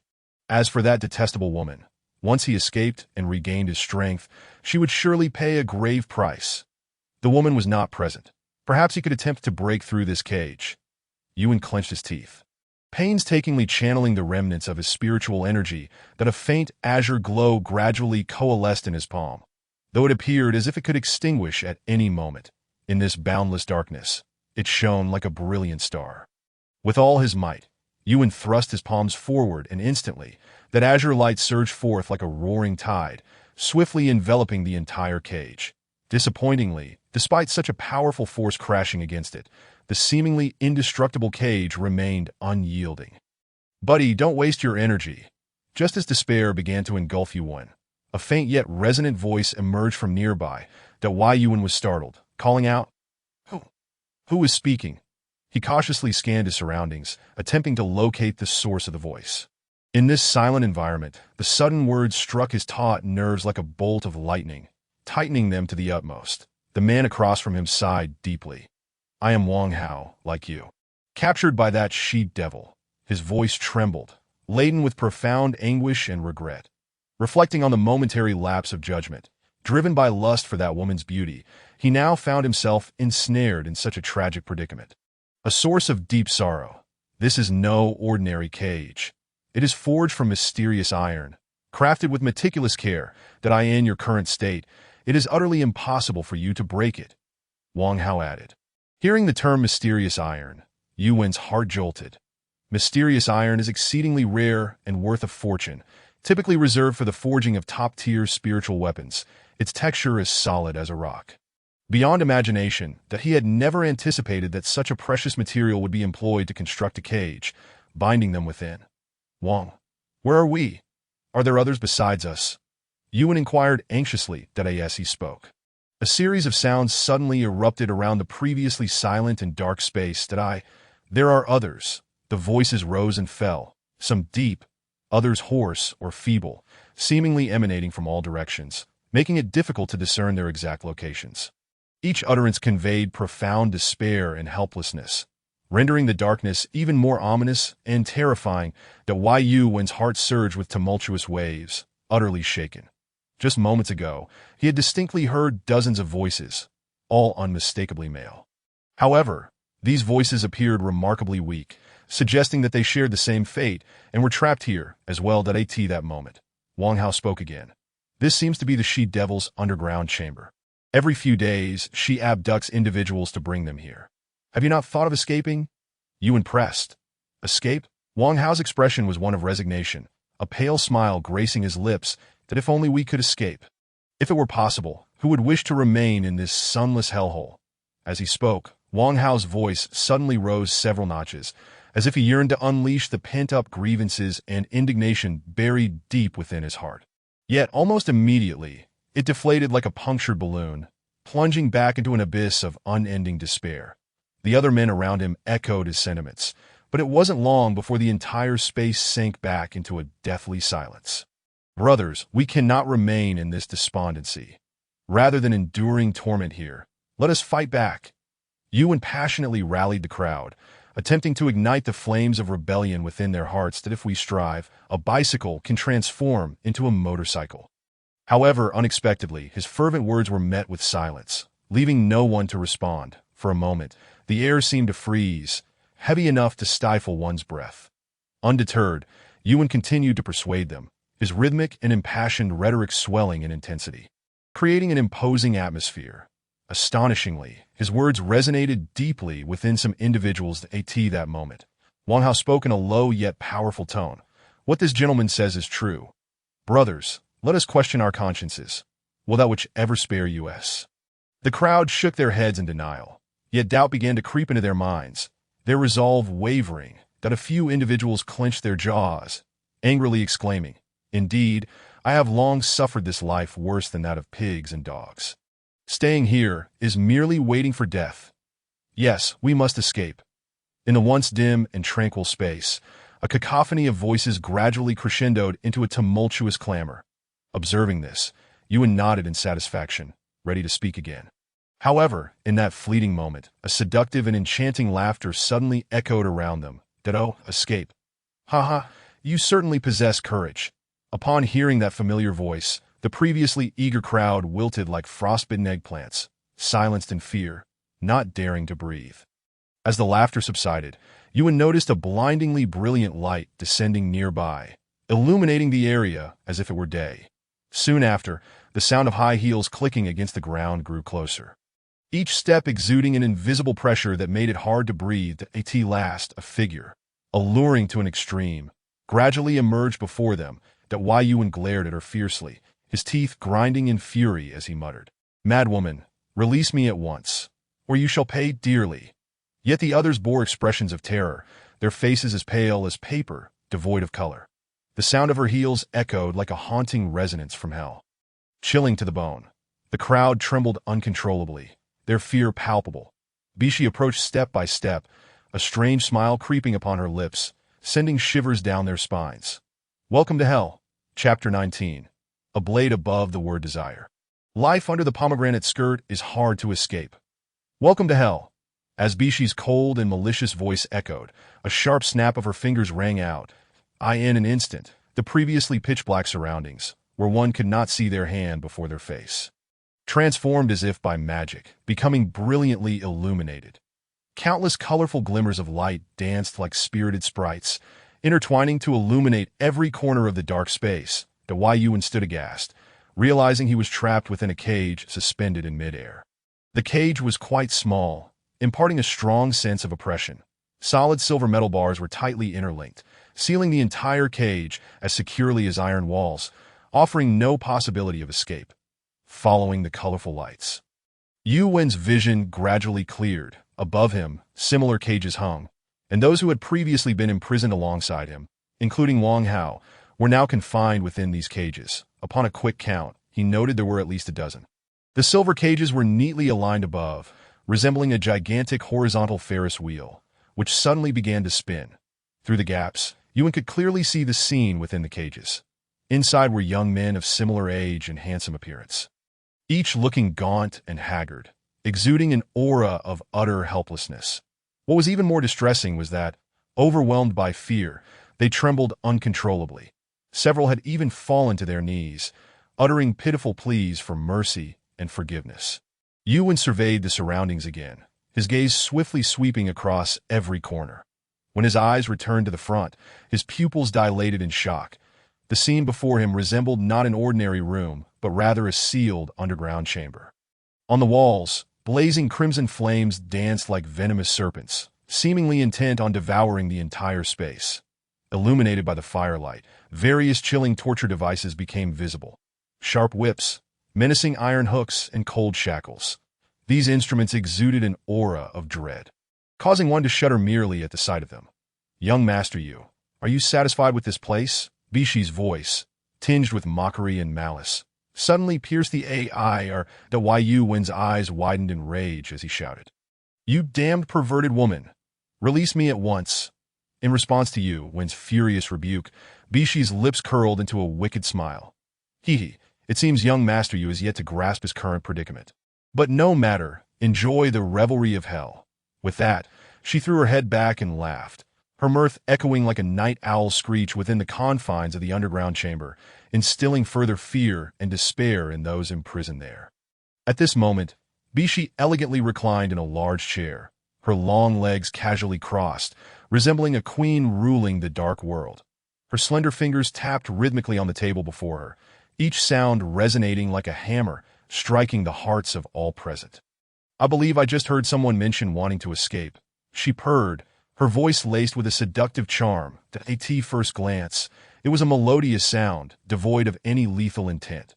But to those familiar with her temperament, a sense of foreboding washed over them, for they knew a dreadful storm was about to descend. Indeed, in the next moment, Bishi's smile vanished, replaced by a cold and merciless expression. Her beautiful eyes glittered with a chilling light, and her fair hand erupted with a dazzling crimson glow, as fierce and brilliant as raging flames. With a sweep of her arm, 3 enormous cages descended like meteors, crashing violently to the ground. In an instant, dust filled the air, debris scattered, and the entire space seemed to tremble. As the dust settled, the doors of the 3 cages creaked open ominously. The 3 individuals trapped inside exhibited no signs of excitement or attempts to flee. Instead, they trembled as if confronted with the most horrifying sight imaginable, not daring even to lift their heads to look at Bishi, who appeared as a ghastly specter from the depths of hell. Bishi, meanwhile, appeared utterly languid, leaning casually to the side as she remarked, "So it was you 3 who wished to escape just now." Her words struck like a dagger to their hearts, sending the already terrified trio into a deeper state of panic. Their faces drained of color, they trembled uncontrollably, their eyes wide with uncontainable terror. Overwhelmed by fear, they instinctively knelt, bowing their heads deeply, their bodies shaking uncontrollably. When confronted by Bishi's inquiry, they desperately shook their heads, stammering, "And no, we didn't." Seeing this, Bishi revealed a sinister, eerie smile. "Come here. With that, an invisible pressure radiated from her, weighing heavily upon the three men, nearly suffocating them. "Please spare us, my lady." Upon hearing these words, the three individuals trembled as if struck by lightning, and without hesitation, they forcefully brought their heads down upon the hard ground. The sound of three dull thuds echoed as their foreheads met the earth, causing blood to spatter and stain the surrounding ground. Yet this did not deter them from their act of prostration. Rather, they struck the ground with even greater intensity, as if such actions were the only means to convey their profound fear and plea for mercy. She observed this scene with an expression devoid of emotion, coldly uttering each word. "Hurry, crawl over here. Do not make me repeat myself." The three individuals, who had previously entertained a glimmer of hope, were now utterly paralyzed by fear, swiftly adjusting their postures and crawling forward like dogs, using both hands and feet. When they finally reached Baishi's feet, she allowed a slight smile to grace her lips. Revealing a sense of satisfaction, two of those kneeling approached her, one on each side, offering their services earnestly. Meanwhile, one individual remained trembling in front of her, utterly at a loss. Suddenly, his hair was yanked sharply, and following his line of sight, he was met with an astonishing revelation. "You should know what to do, right?" Within that cold and unyielding cage, Yuwen's eyes widened in shock. The scene before him was so overwhelming that it stirred a tempest within his heart. He grasped the bars of the cage tightly, his fingers turning pale from the exertion, as the desire to escape reached its zenith. Yet he found himself utterly powerless. Unlike Yuwen, the other captives had long grown accustomed to such sights. Their expressions were disturbingly numb, as if their souls had departed. Each person silently prayed for this calamity to spare them, yearning for even a moment's peace. After some time, Baishi stood up, satisfied, and kicked the individuals before her side. Her expression suddenly turned cold as she swung her hands, summoning a powerful crimson energy storm that materialized from thin air, resembling a ferocious beast opening its gaping maw and lunging forward. The three individuals at the forefront barely had time to react before being engulfed by this terrifying vortex of energy. They felt an immense force ensnaring them, rendering escape impossible in an instant. The three vibrant lives were reduced to mere dry bones. Gazing at the gruesome remnants on the ground, Baishi coldly remarked, "This is the fate of those who attempt to flee." Yuwen's complexion changed. He realized he was in the presence of a thoroughly deranged woman. An overwhelming sense of regret and terror surged within him. Should this continue, he would undoubtedly be subjected to a tormenting death at her hands. Just as he fell into contemplation, two faint crimson lights suddenly flickered in the void above. As everyone focused their gaze, they discovered that two more cages were descending from above, one of which contained none other than Wang Hao. Subsequently, as before, the cage slowly opened on its own, yet the occupant did not immediately step out. What are you all hesitating for?" Upon hearing this, another man trembled in fear, his complexion as pale as a sheet. Yet, Wang Hao appeared remarkably calm. Without a moment's hesitation, he stepped out of the cage, and under the astonished gazes of all, he suddenly charged forward with great force. Simultaneously, a faint but clearly visible ripple of energy emanated from his right fist. In a heartbeat, Wang Hao soared into the air with astonishing speed and, turning sideways, unleashed a punch imbued with an unstoppable momentum towards Baishi. One could not deny that Wang Hao's actions indeed shocked everyone. Even Baishi's fox-like eyes widened momentarily in surprise, but she quickly regained her composure, allowing a sneer to appear at the corners of her mouth. Just as Wang Hao's fierce assault seemed poised to strike Baishi, a wave of dense, red energy surged around him, akin to resilient ropes that bound him tightly, rendering him immobile. Faced with such a predicament, Baishi unhesitatingly extended her delicate hand, firmly grasping Wang Hao's throat. "You possess some intrigue, don't you? But what does it amount to? Courage is commendable, yet utterly futile." Wang Hao, ensnared, struggled desperately to break free, but with his throat constricted, he could not utter a single word. Observing this, Baishi tightened her grip, her alabaster hand exerting force. "Stop!" Yuwen, witnessing this scene, felt as if his heart was being torn apart, that he clutched the bars of his prison with all his might. Shouting hoarsely, Wang Hao fell heavily to the ground, the impact with the hard surface producing a dull thud, as he laboriously turned his gaze towards Yuwen, as if expending every ounce of his strength to offer a faint smile. Yet that expression was tinged with bitterness and helplessness, that he understood fully what grim fate awaited him.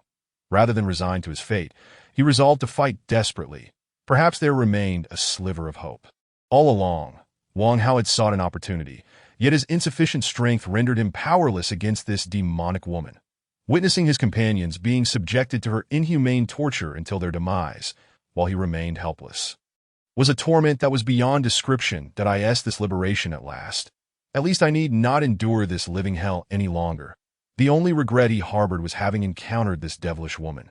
As he slowly closed his eyes from above, Yuan glared down at the captivating figure below with fury. "You deranged fiend! I will not let you escape unscathed. Do not be hasty. Your turn will come soon." A malicious laughter echoed in the air, lingering ominously. Chapter 20. The Mo family in Yunzhou City. The Mo family stood as a formidable force in the southern domain for over a century. Undeniably a landlord-level power, teeming with experts and possessing profound depth. In a secluded room within the estate, two figures were bound tightly, Lin Yuxuan and Pang Ming. Rather than a room, this could be described as a peculiar prison cell. Ever since the Mo family's elite had come to apprehend them, Lin Yuxuan and his companion had been brought here. Lin Yuxuan did not resist excessively. The sheer numbers and strength of the adversaries left him with no choice but to await rescue from his fourth senior brother, Yuan. However, much time had elapsed without any sign of his arrival. This led Lin Yuxuan to silently curse his fourth brother for being utterly unreliable, as he had previously assured Pang Ming that their senior brother would surely come to their aid. Yet now there was no sign of him. "Brother Yuxuan, do you truly believe your senior brother will come to save us?" In the dim room, Pang Ming could not help but inquire. Although Lin Yuxuan felt some doubt within, he maintained a confident facade. "Fear not, my fourth brother will undoubtedly come to our rescue." Pang Ming shook his head with a sigh. "Now we are ensnared in this vast Missouri estate. Even if your brother arrives, he may find himself overwhelmed. It's all my fault for dragging you into this mess." Just as the two were consumed by anxiety, they suddenly heard a commotion outside. At this moment, the door swung open, and several figures entered, the foremost being the very head servant whom Lin Yuxuan had previously struck. The servant strode menacingly to Lin Yuxuan, seizing his collar and growling. "You little brat, meddling in affairs that don't concern you comes with a price." With that, he violently shoved Lin Yuxuan away and gestured for his subordinates to act. A few servants advanced, delivering a barrage of punches and kicks upon Lin Yuxuan, who could only protect his vital areas as best as he could while bound. Seeing Lin Yuxuan's resilience, the head servant sneered. "You got some spirit. Let us see how long you can endure." He then ordered his lackeys to intensify their assault. Though the pain was manageable, given that Lin Yuxuan was a practitioner at the early stage of the heart mastery realm, the humiliation was unbearable. That moment, Pang Ming hurried forward to intervene. "Stop." Yet the head servant showed no mercy, delivering a slap directly to him, growling, "I almost forgot about you. Make sure to teach this guy a lesson." He then signaled his subordinates to give Pang Ming a thorough beating. After a round of blows, both Lin Yuxuan and Pang Ming glared furiously at the head servant before them. "This is the consequence of offending the master," the head servant declared triumphantly, noting Lin Yuxuan's furious gaze and taunting. "Oh, you still don't accept it, do you?" He stepped closer to Lin Yuxuan, while the other servants held him firmly in place, rendering him immobile. The head servant began to slap Lin Yuxuan's face, arrogantly proclaiming, "Kid, in this world, it's not enough to just have strength. You also need a solid background. Today, I'll give you a proper lesson." Upon hearing those words, Lin Yuxuan spat vehemently at the leading servant, exclaiming, "You are nothing more than a dog of the Mo family. How dare you flaunt your arrogance? Without the Mo family, you would have long been left searching for your teeth after being beaten by me." At this, the leading servant's expression darkened to an unsettling degree, and he swung his fist with great force towards Lin Yuxuan's body. Each blow carried a weighty impact, eliciting muffled groans from Lin Yuxuan. Yet he gritted his teeth, resolutely enduring the pain and stifling any cries of anguish. Witnessing Lin Yuxuan's tenacity only fueled the servant's rage further. His eyes widened in fury as he snarled, "You truly are a fool who knows no fear." With that, he raised his fist once more, but at that moment, a servant behind him stepped forward to halt his action, pulling him aside and whispering, "Zhu Guanshi, Since this brat is so ungrateful, why not hand him over to Lu Guanshi? Upon hearing the name Lu Guanshi, a look of realization crossed the leading servant's face. He slapped the shoulder of the other servant in approval, exclaiming, "You are indeed clever. That is a brilliant idea." Subsequently, the leading servant hurriedly departed with his subordinates, casting a lingering glance at the youth. Lin Yuxuan watched their retreating figures, his brows furrowed tightly. Although he was unaware of who this so-called Lu Guanshi was, the reaction of the leading servant indicated that he was far from benign. Moreover, he could palpably sense the hostility directed at him, suggesting that he would not be let off easily. The current situation was quite unfavorable for him, leaving him with no choice but to endure for the time being and await a more opportune moment to devise a plan. Before long, the door was kicked open with a forceful bang, and a middle-aged man accompanied by a group of servants stormed in, casting a cursory glance at Lin Yuxuan and his companion. "Take them away," he commanded. "Yes, Lu Guanshi."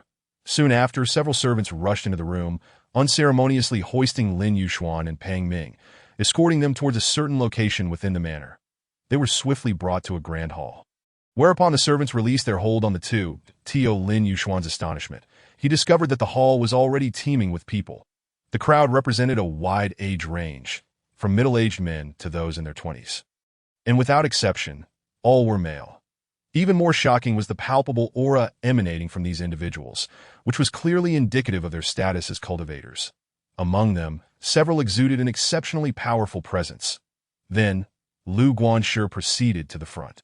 And not far away, Zhu Guanshi was present, wearing a smug expression as he fixed his gaze upon a figure in the center of the hall. With their arrival, the hall quickly fell into silence. Upon hearing Lu Guanshi's words, Lin Yuxuan suddenly grasped the true purpose behind this gathering. It became evident that most of those present were rogue cultivators or slaves purchased from the arenas by prominent families.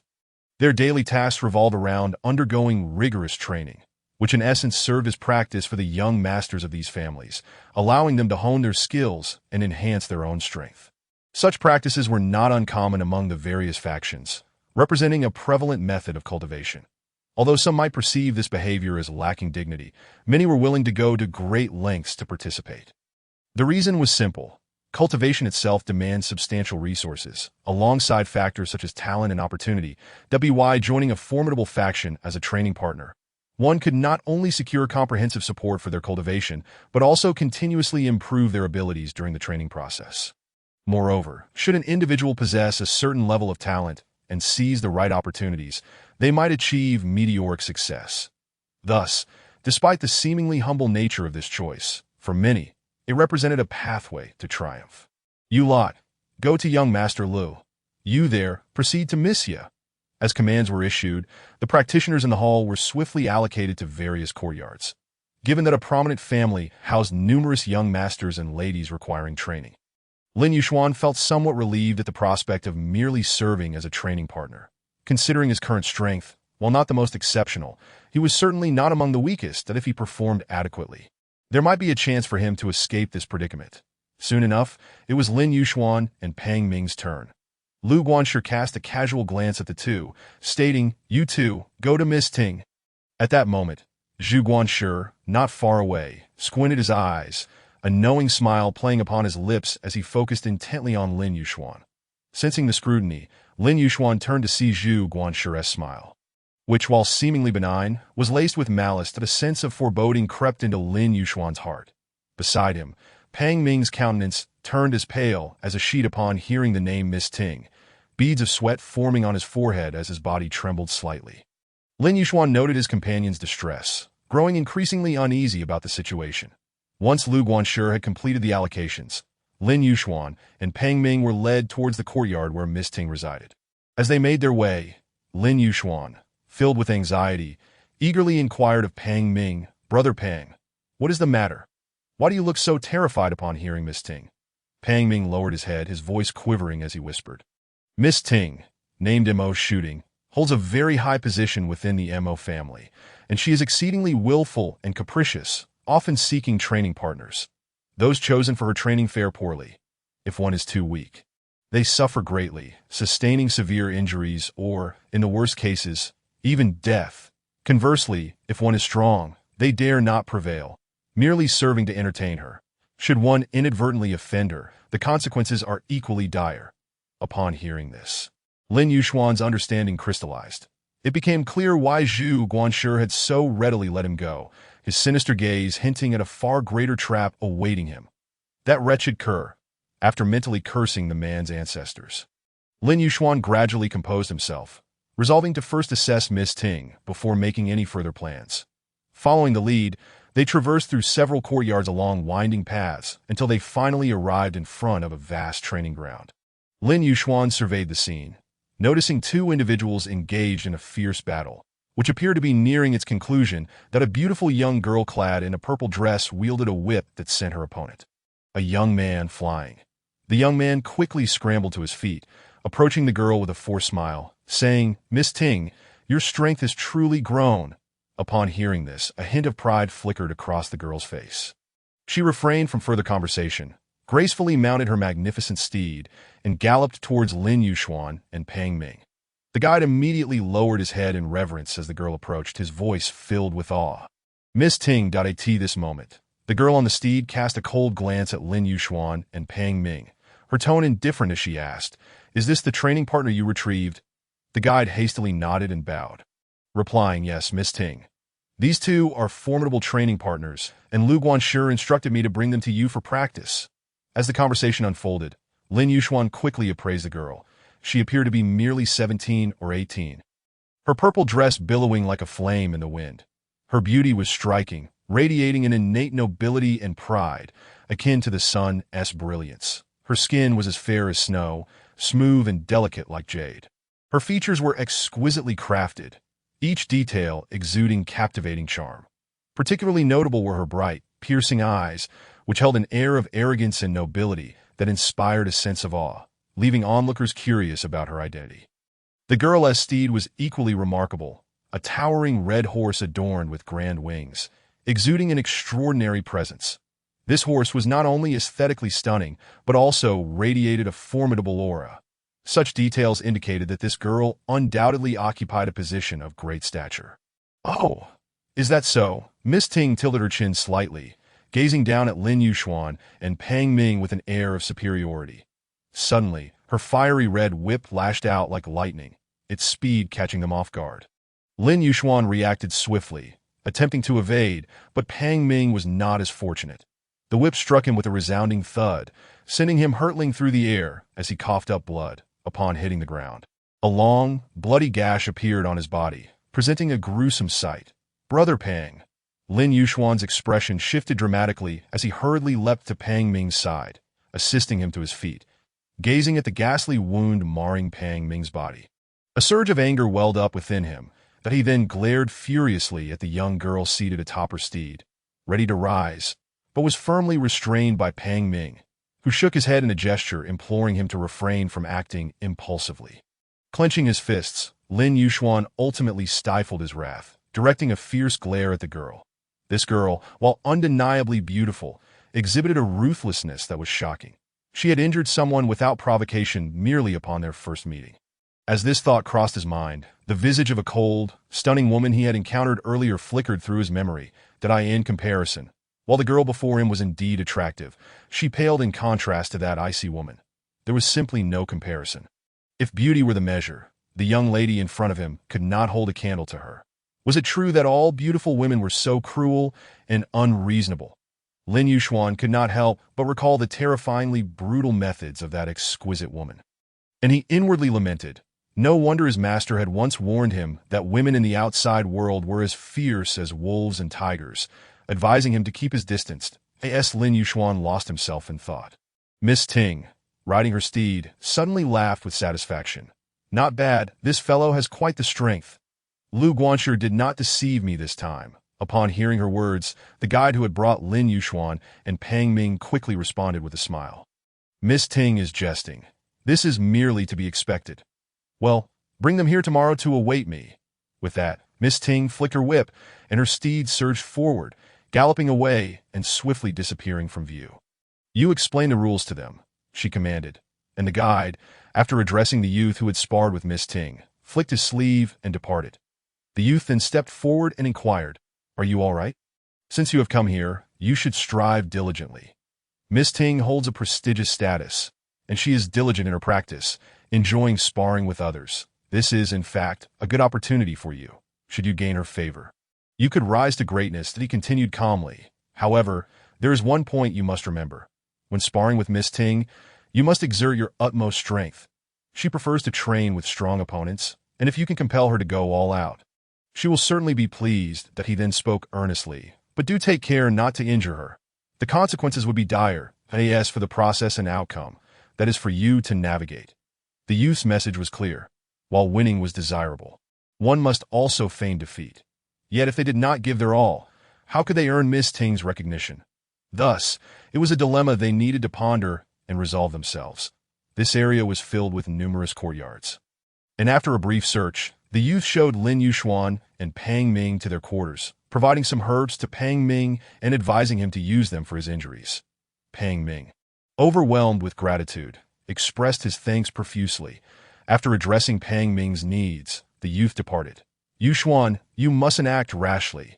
If you truly provoke Miss Ting, it will spell disaster." Pang Ming urged Lin Yuxuan, who was deep in thought, contemplating what course of action to take. Miss Ting's temperament was exceedingly violent, and if they remained passive, they would surely meet a grim fate. "Fourth senior brother, where are you?" Lin Yuxuan sighed, realizing that he could only rely on himself in this predicament.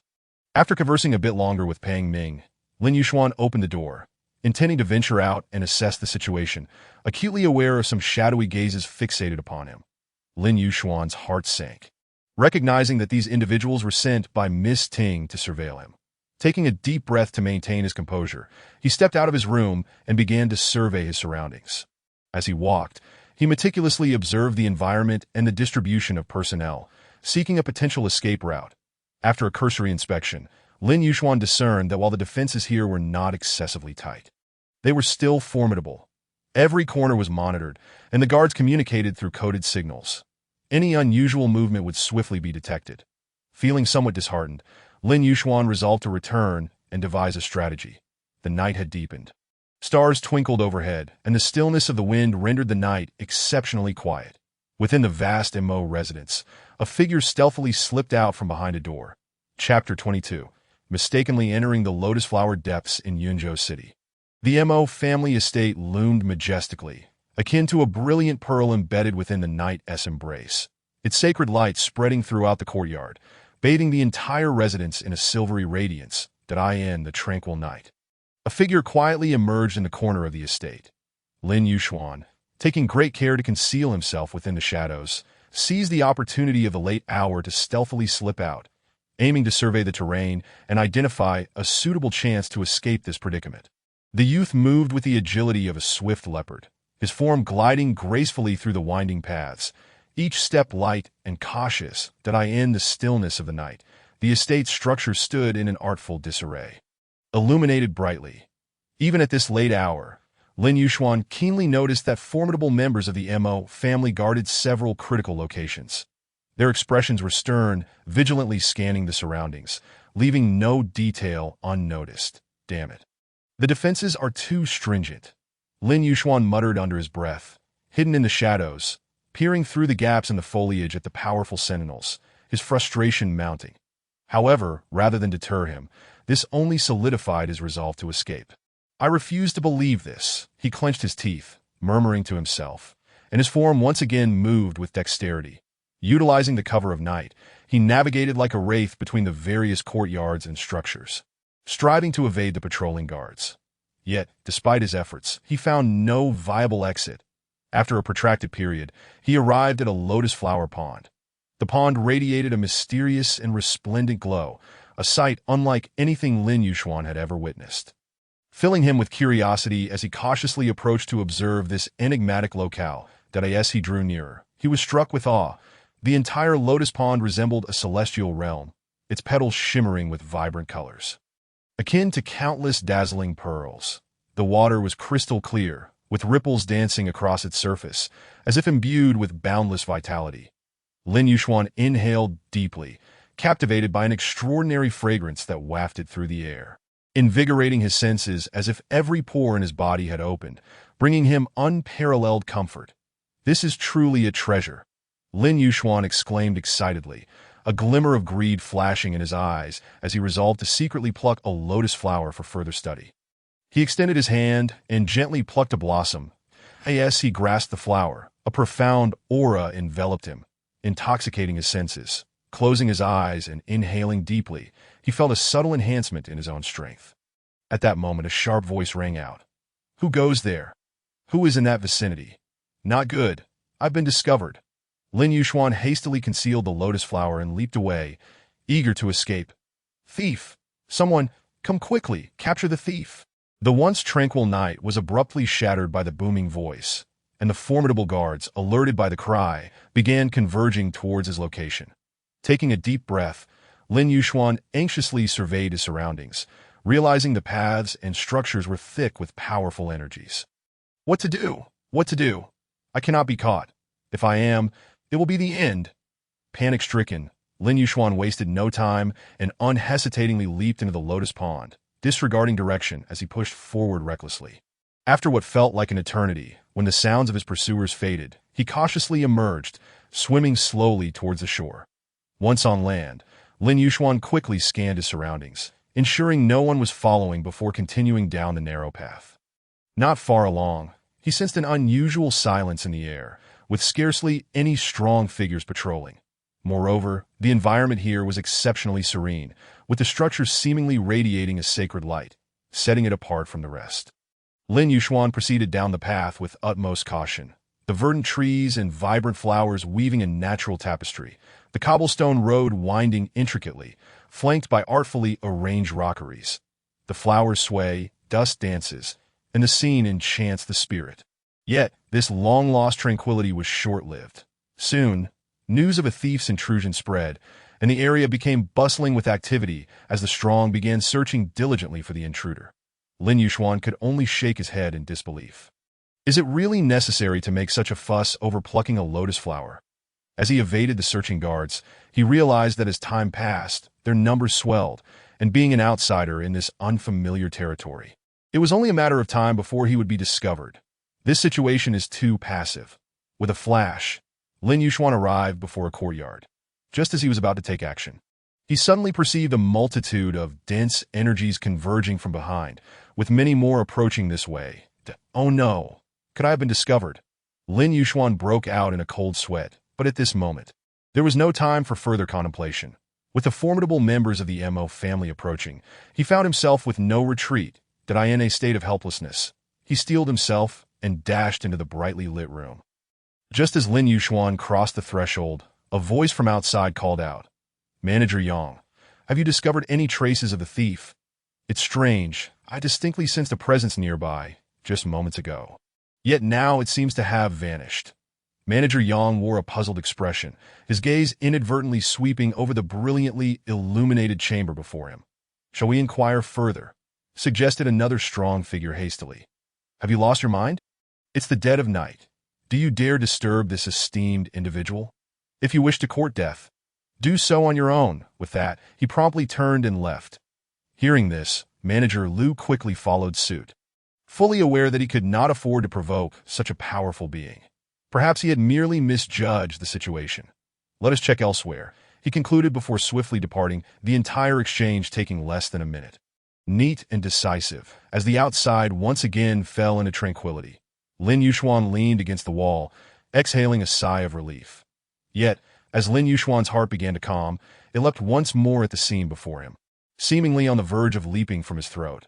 The elegant room was suffused with light, filtering through the gossamer screens and drapes, reflecting upon a pool of hot spring water that a gentle breeze stirred, causing a melodious chime to resonate in the air, while the rich fragrance of roses enveloped Lin Yuxuan's senses.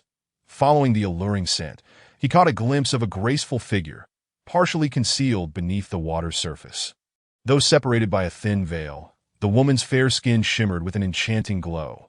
Her delicate hands danced through the water, petals cascading gently in her wake, releasing an intoxicating aroma. The hot spring water caressed her like silk. Lin Yuxuan's face flushed crimson, and he prepared to make a hasty exit. At that moment, a sweet, melodic voice rang out. "Xiaoju, what are you dawdling for? Come here, and assist me with my change of attire. Chapter 23. Enchantment Xiaoju, what are you dawdling for? Come here and assist me with my change of attire. This proclamation struck Lin Yuxuan's ears like thunder, causing his hand, poised to open the door, to freeze in place as he silently cursed his misfortune. That it was highly probable that the speaker had mistaken him for her maid. As this realization dawned, a fine sheen of sweat broke out on Lin Yuxuan's forehead. His heart filled with dread. Should this woman discover that he was not the person she expected, it could lead to unnecessary complications. Thus, he resolved to vacate the room swiftly to avoid further entanglement. Just as he was about to slip out, he suddenly heard the faint sound of footsteps approaching from outside. The young man keenly sensed that these footsteps were drawing nearer, and if he were to exit now, he would likely run into the incoming individual, an outcome he could scarcely bear to contemplate. You little brat, what are you lingering for? Hurry up and come here. The woman's impatient call rang out again. Laced with irritation, Lin Yuxuan's heart raced, and he took a deep breath, forcing himself to suppress the rising panic and fear as he slowly turned to face the delicate veil. Through the sheer fabric, Lin Yuxuan could discern a hazy silhouette. The misty steam sketched an exquisite contour that stirred his imagination. His heart raced uncontrollably as he cautiously approached the veil, each step imbued with tension and unease. Upon reaching a close distance, he halted, daring not to advance further, merely standing there with his back turned to the woman. This moment, his gaze fell upon her smooth back, her porcelain skin radiating an alluring glow. A heady fragrance wafted through the air, causing him to feel slightly lightheaded. Lin Yuxuan was acutely aware of his awkwardness, his heart brimming with trepidation. After all, this was his first encounter with a girl in such an unusual setting. Moreover, the formidable members of the Mo family were stationed outside. Based on the clandestine conversation he had overheard, Lin Yuxuan understood that this young lady was undoubtedly no ordinary person. Things had taken a turn for the worse. What was he to do next? Noticing the newcomer's prolonged silence, the woman turned her head, ready to reprimand him for his inaction. To her astonishment, she was met with the equally embarrassed visage of a young man, their eyes locking in a moment of awkwardness amidst the charged atmosphere. When she turned fully, her form was laid bare before Lin Yuxuan's eyes, her enticing neck, her flawless bosom, in that fleeting moment of eye contact. The girl's expression shifted dramatically, and she hastily covered herself, her fair cheeks flushing a deep crimson. She gasped, and upon seeing this, Lin Yuxuan quickly rushed forward, pressing his hand over her mouth. At this point, he could afford no further delay. If the formidable members of the Mo family outside were to overhear, it would spell disaster. Shoo. However, the girl immediately began to struggle, just as a knock echoed from outside. Qian, are you asleep? Wait, that voice sounds so familiar. Lin Yuxuan quickly realized it belonged to Miss Ting from earlier that day. Oh no. What is she doing here? Lin Yuxuan lamented internally, knowing full well that if they were discovered, it would be impossible to clear his name. He swiftly raised his fist, threatening the girl in a hushed tone. You better not make a sound, or I swear I will hit you. Lin Yuxuan was frantic. Yet he had no idea how to navigate this precarious situation. He had merely sought a place to hide, never expecting such an incident to unfold. Now, he could only hope that this girl would remain silent to avoid further complications. The girl named Qian paused, a flicker of indignation crossing her features. How dare this lecherous boy not only spy on her, but also threaten her? She glared at Lin Yuxuan with wide eyes, as if she wished to devour him whole. Yet, upon closer inspection, she noticed his face was flushed, his eyes betraying a sense of panic. Moreover, the way he threatened her appeared more adorable than menacing, lacking any real threat. Seeing that her glare had no effect, Lin Yuxuan felt his anxiety heighten, yet he had no choice but to soften his tone and plead, Miss, I truly did not mean to offend you. I will explain everything later, but for now, please don't reveal that I'm here, all right? Upon hearing this, Qian studied Lin Yuxuan's earnest and sincere expression, sensing that he did not seem to be lying. After a moment's hesitation, she finally nodded slightly, indicating her agreement, while signaling for him to release her. The knocking at the door grew increasingly insistent, as if it aimed to break through. Qian. If you don't respond, I'll come in. Upon hearing this, Lin Yuxuan quickly loosened his grip and clasped his hands together in a prayer-like gesture towards her, before swiftly crawling beneath the bed to hide. Simultaneously, the door swung open, revealing none other than Mo's shooting. Qianqian, what are you doing? Why is there no response? Mo's shooting noticed Qianqian's unusually flushed complexion, further piquing her curiosity. Why is your face so red? Are you unwell? Ah. Qianqian snapped back to reality, a hint of crimson rising to her cheeks as she instinctively touched her face, still flustered from the earlier encounter. She steadied herself, feigning calmness as she replied. It's nothing. I was just bathing and didn't hear you call. Mo's shooting scrutinized Qianqian, sensing something amiss but unable to pinpoint the cause. Shaking her head, she chose to dismiss her concerns and said, Oh, I see to be by the way. Did you know? Tonight is quite the commotion. Rumors have it that a thief has infiltrated the estate, and everyone is searching high and low. I thought I'd come by to see if you had any information regarding the thief. The thief? Qianqian's heart raced at the mention, recalling the lecherous intruder from earlier. Could it be him? Suddenly, she raised her voice. This thief truly has no sense of self-preservation. How brazen! As she spoke, she waved her fists in indignation, clearly harboring a deep-seated animosity towards the thief. Lin Yuxuan, hiding beneath the bed, could only manage an exasperated expression, daring not to make a sound. Seriously, do you have to go around cursing me so indirectly? Yet, he was also acutely aware of the gravity of his situation.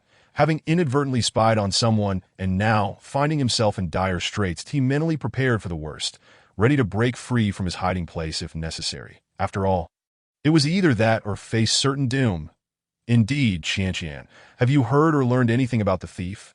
Mo's shooting continued to inquire. At that moment, the air suddenly fell into an eerie silence. Lin Yuxuan felt as though his heart was lodged in his throat, uncertain if this woman was deliberately tormenting him. After a brief pause, he finally spoke with a measured tone. No, I was just taking a bath and completely missed what you mentioned about a thief. Could there be a misunderstanding? Mo's shooting replied with a smile. Who knows? Never mind the thief for now. Let me tell you, today I encountered a rather formidable refiner, and I plan to invite you to join me tomorrow. Sounds great, Qianqian responded eagerly. After exchanging a few more words, Mo's shooting turned to leave. Come out. Speak. How do you wish to die? Chapter 24. Little lecher, don't let me catch you. Come out. Speak. How do you wish to die? The chilling voice echoed, sending shivers down one's spine, as if the very air had solidified. Only then did Lin Yuxuan slowly crawl out from beneath the bed. As he lifted his head, he felt an overwhelming chill enveloping him. For the enchanting woman before him was glaring with a piercing gaze. She had emerged from the bath, draped in a loose robe, yet her long, snow-white legs were unabashedly displayed.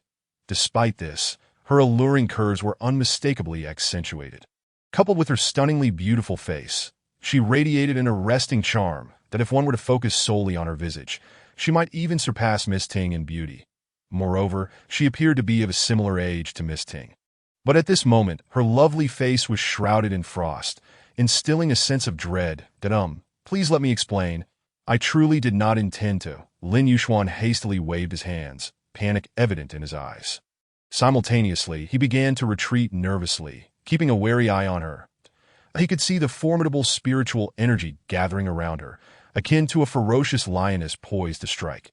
This was unmistakably the prelude to an imminent eruption. What? A formidable realm expert. A powerful and terrifying aura suddenly erupted as emerald-green spiritual energy filled the entire room in an instant. Lin Yuxuan's eyes widened, his heart sinking into despair. This was truly the end. He had been contemplating a hasty escape just moments before. Why were all these women so fierce? What had he done to deserve this? The girl named Qianqian was now flushed with anger, unable to believe that someone dared to spy on her while she bathed, and more infuriatingly, that the intruder had the audacity to threaten her. Qianqian, fuming with rage, unleashed her attack, and the emerald-green spiritual energy surged towards Lin Yuxuan like wildly growing vines. Lin Yuxuan's expression shifted dramatically as he felt the terrifying force. If struck, he would likely suffer grave injuries or worse. However, faced with such swift aggression, evasion was futile. In a moment of desperation, Lin Yuxuan hastily activated a black scroll. This scroll was a precious life-saving talisman bestowed by his master, meant for critical moments. Just as the assault was about to land on him, a flash of black light enveloped him, and he vanished, leaving only a genuine apology lingering in the air. I'm sorry. Qian stared at the now empty room, her fury reaching a boiling point. She could scarcely believe that a mere boy of the heart control realm could slip away from her grasp. Little lecher, don't let me catch you. Meanwhile, as the spatial distortion subsided, Lin Yuxuan found himself back at his residence, that he gazed mournfully at the black scroll, a precious spatial talisman given by his master for emergencies. Now wasted. With a resigned sigh, he reflected on the harrowing episode. Had he been even a second later, he might have met his end. It became evident that when a woman is consumed by rage, any words spoken are utterly futile. While Lin Yuxuan was lost in thought, a sudden commotion erupted outside, followed by a group of servants barging in with a menacing air. There are reports of thieves. We must conduct a routine inspection, one of the servants proclaimed loudly. Lin Yuxuan feigned astonishment, inquiring, What? Thieves? The servants began to search Lin Yuxuan's room without hesitation, even subjecting him to a personal search, maintaining his composure. Lin Yuxuan quietly complied with their scrutiny. After a thorough search, the servants found nothing amiss and departed. Lin Yuxuan breathed a sigh of relief, realizing his cleverness. He had anticipated the commotion when he had hidden under Qian's bed. Sensing that the Mo family was up to something significant, he had wisely concealed his treasures beneath the bed, thinking to retrieve them once the storm had passed. After all, that location was unlikely to attract attention. And even if discovered, suspicion would not fall upon him. Ultimately, after an extensive search yielded no clues, Lin Yuxuan soon succumbed to a well-deserved slumber. The following morning, golden rays of dawn illuminated the courtyard. And the training grounds were already bustling with activity as many engaged in fervent discussions about last night's theft. Hey, did you hear? There was actually a thief that broke in last night. What? A thief? Were they caught? I don't know. It seems not that Lin Yuxuan and Pang Ming arrived at the training grounds. Numerous figures were engaged in sparring, and the atmosphere was charged with youthful exuberance and passion. Pang Ming's injuries had significantly healed thanks to the medicine and rest from the previous day. Yuxuan, you mustn't act impulsively today. Do not offend Miss Ting, Pang Ming urged with a look of concern. Lin Yuxuan nodded in understanding, and the two began to chat idly as they awaited their turn. Just then, the sound of galloping hooves approached, drawing nearer until a magnificent crimson steed appeared before the crowd. The horse's coat shone vibrantly, reminiscent of blazing flames, making it exceptionally eye-catching. Mounted on the horse was a young woman, none other than Mo Shooting, dressed in a flowing lavender gown, her hair casually styled. She exuded an air of noble grace. Moreover, a retinue followed her, including several young men on impressive steeds, exuding confidence and vigor, along with maidens carrying various items, evidently preparing for the outing. These individuals radiated an extraordinary aura. Unmistakably of noble lineage, the steed gracefully descended onto the training grounds, several figures dismounted, landing firmly on the ground. The guards present promptly bowed in respect, acknowledging their status. The newcomers were surreptitiously observed by the onlookers, who silently marveled. These women from influential families truly stand apart, possessing both elegance and striking beauty. Lin Yuxuan, too, discreetly observed their every move, but when his gaze fell upon one individual, shock and fear flickered across his face, rendering his expression unnaturally tense. For beside Mo Shooting stood a figure, her icy glare fixed firmly upon him. Who else but Qian? Chapter 25. Mo Shooting strength. Oh no. Why has she come? Lin Yuxuan lamented inwardly. This woman was exceptionally powerful, and the current situation was precarious.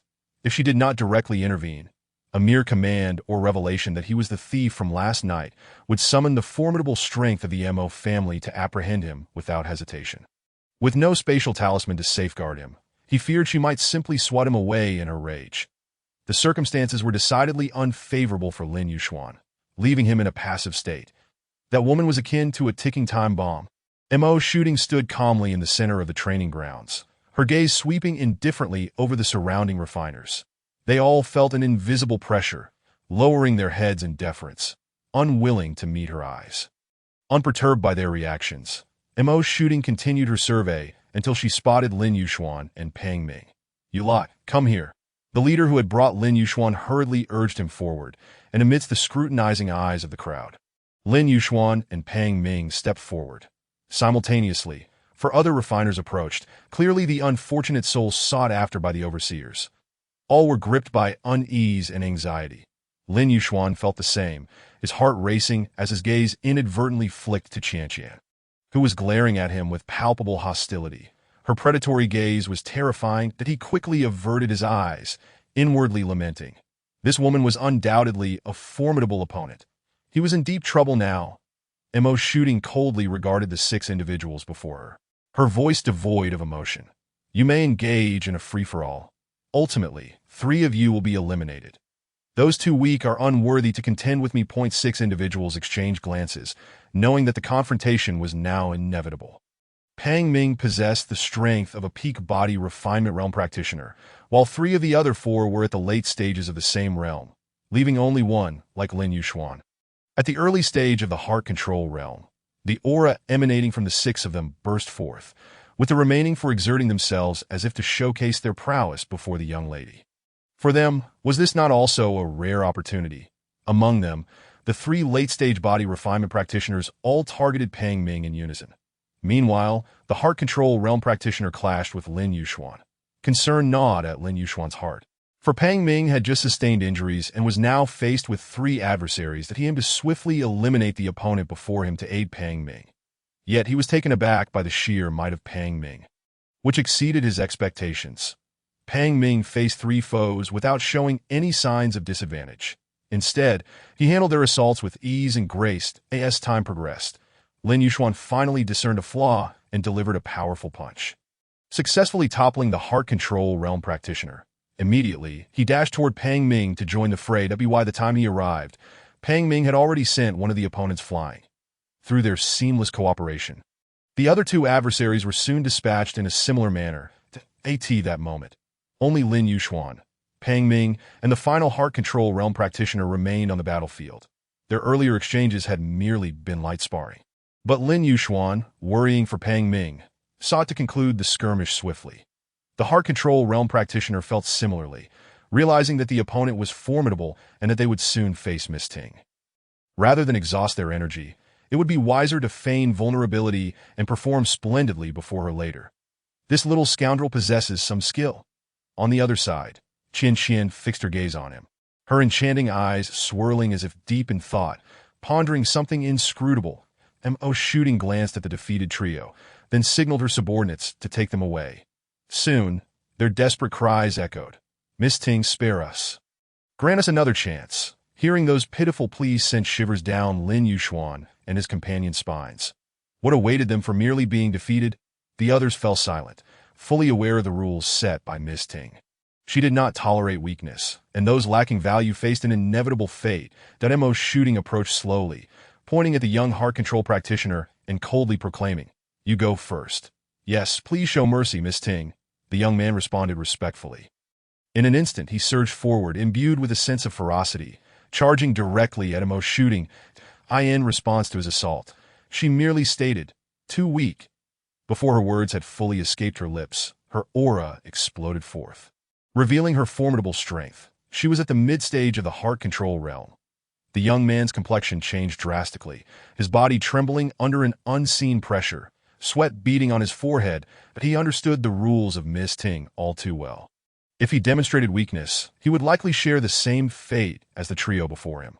Every muscle in his body tensed as he channeled his internal energy into his right fist, which now glimmered with a brilliant light, more powerful and ferocious than before. Unwilling to hold back in the slightest, Mo's shooting's eyes sparkled with excitement at the sight of the young man's full-force attack. She relished the challenge of a formidable opponent. The thrill invigorated her. With a gentle wave of her hand, an invisible force swept through the air like a tempest. This power coalesced into a sharp sword light, hurtling toward the young man's fist with fierce momentum. Lin Yuxuan quietly observed the clash between the two. Mo's shooting's prowess was indeed impressive, utterly overpowering her opponent. Her strikes fell like a torrential storm, leaving no room for retaliation. The young man, despite his utmost efforts, found himself outmatched by Mo's shooting's relentless assault. As anticipated, under the pressure of her overwhelming spirit, the young man's defenses began to crumble.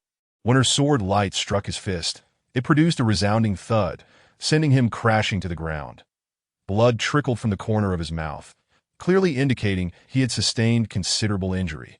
Yet he quickly rose, hurriedly approaching Emo's shooting, bowing his head in respect and saying, "Miss Ting, your strength is formidable. I am unworthy. You are barely acceptable. Strive to improve, as I may seek you out in the future." Emo's shooting replied nonchalantly.